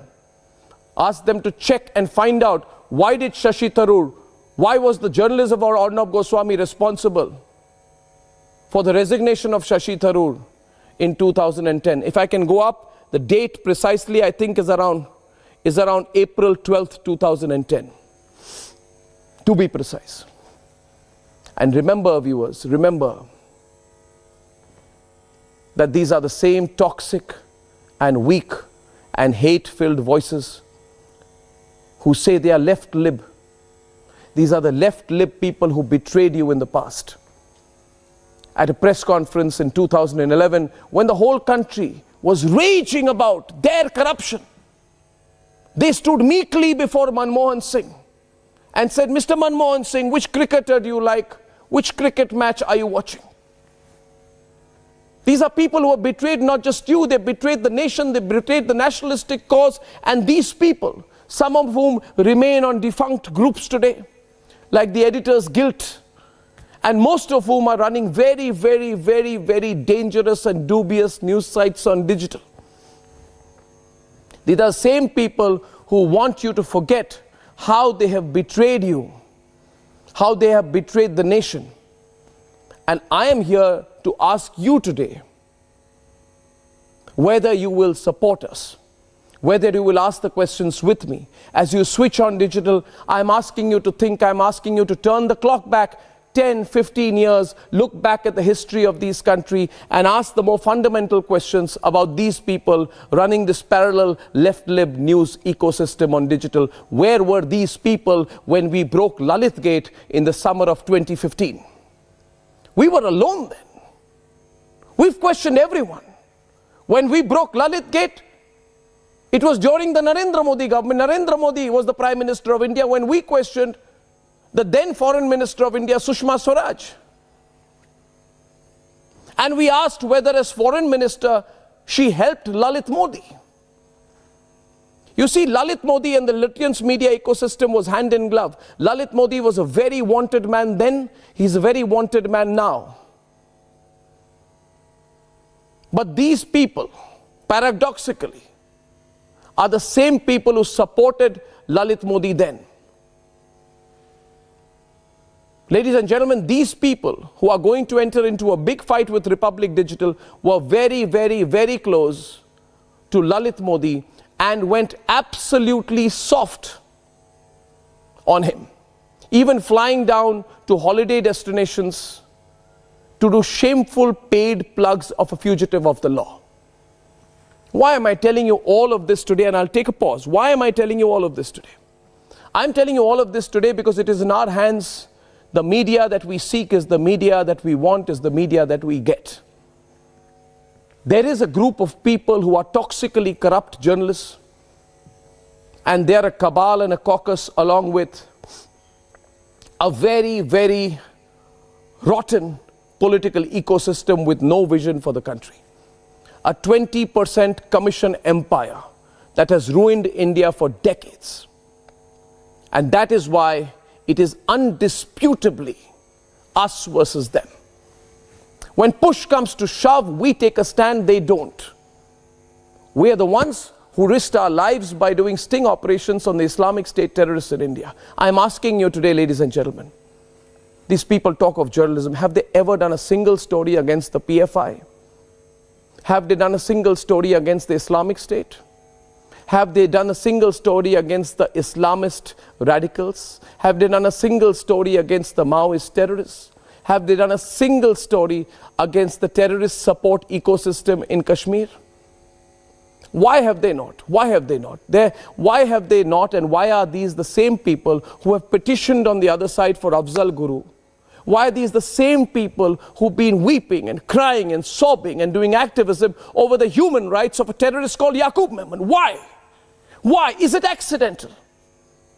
Is it accidental? Is it just their ideological persuasion? Is it their intellectual tilt?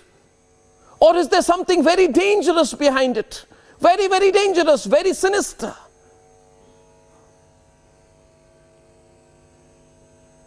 Ladies and gentlemen, this us versus them divide is very, very clear because we know, ladies and gentlemen, what we stand for. And I believe these forces who have penetrated, unfortunately, the digital media ecosystem in the country cannot be allowed a free run anymore on digital. And that is why I'm asking you here to switch. Switch, ladies and gentlemen. You have a choice now. Switch starting now. Join me. For me, journalism is an endless fight. It has taken 27 years of my life and career and 15 years of a relentless personal battle and sacrifice to come to this point. But I know that you will back me when we enter digital. And through the day-to-day, I'll tell you how to switch to Republic. I know you will support and switch to Republic because you know exactly where I come from. I come from conviction in the nation. I come from a sense of undying belief in nation, in the nation, in nationalism. I, like you, am totally horrified when I hear people like Rahul Gandhi say on foreign soil that India has never been a nation. Rahul Gandhi says India has never been a nation. India is not a nation. It is a union. That is such an East India Company view of India that I find the very fact that there can be a person with such a thought intellectually revolting. On the other hand, all that I stand for in my journalism and all that I stand for in all my life has been a belief in the nation. How can you even imagine saying that India is not a nation? And as I pause and I want you to think about this, viewers, is this democracy? Is this freedom of expression? That you can start a narrative in this country that we are not a nation, we are not a country. What are we? You challenge the very thought of India, of Bharat, and it is against this absolute and dangerous toxic narrative that nationalism in India is rising. In their time, terrorists like Yasin Malik were eulogized. We will never forget the fact that the killers of Kashmiri Pandits were welcomed as chief guests at events hosted by Lutyens media magnates. Now people like Yasin Malik are in jail and they will not get away. They are not going to be given a free run. But let me warn you at the same time, if they and their digital news media ecosystem comes back, if the China-funded, Soros-funded groups come back, there is every likelihood that these terrorists and their friends and their friends' friends will be free. And so I'm here to say today, with the launch of Republic Digital, it is therefore us versus them. We are against them. We stand against the urban Naxals, the Tukre Tukre gang, the Sarjil Imams, the Gautam Naulakas, the Jahangirpuri conspirators. We are against them. They hate us, we don't hate them, but we are against them. These left-lip Soros groups, the Soros China media is for these terrorists, these groups, these anti-national elements. The people who say cut off the chicken's neck and cut off one part of India from the other. And you know what I'm saying is factually completely true. But just the fact is that on the digital medium, I, like you, have been a viewer, I am now a participant. I am a player in the game. Republic is coming on digital. It is coming with every ounce of its conviction. And we want you to switch to us. So I thought I'll come this Sunday afternoon and say, switch, switch, switch, ladies and gentlemen. Switch. Even if some of you have been misled by them so far, it is possible. It is possible that you've been following their narrative, you've been seeing their narrative. It is possible they've had some kind of an influence on your thinking. It is possible that many people, especially in the younger generation, who do not have an immediate memory of the horrors of the past, may be misled by them.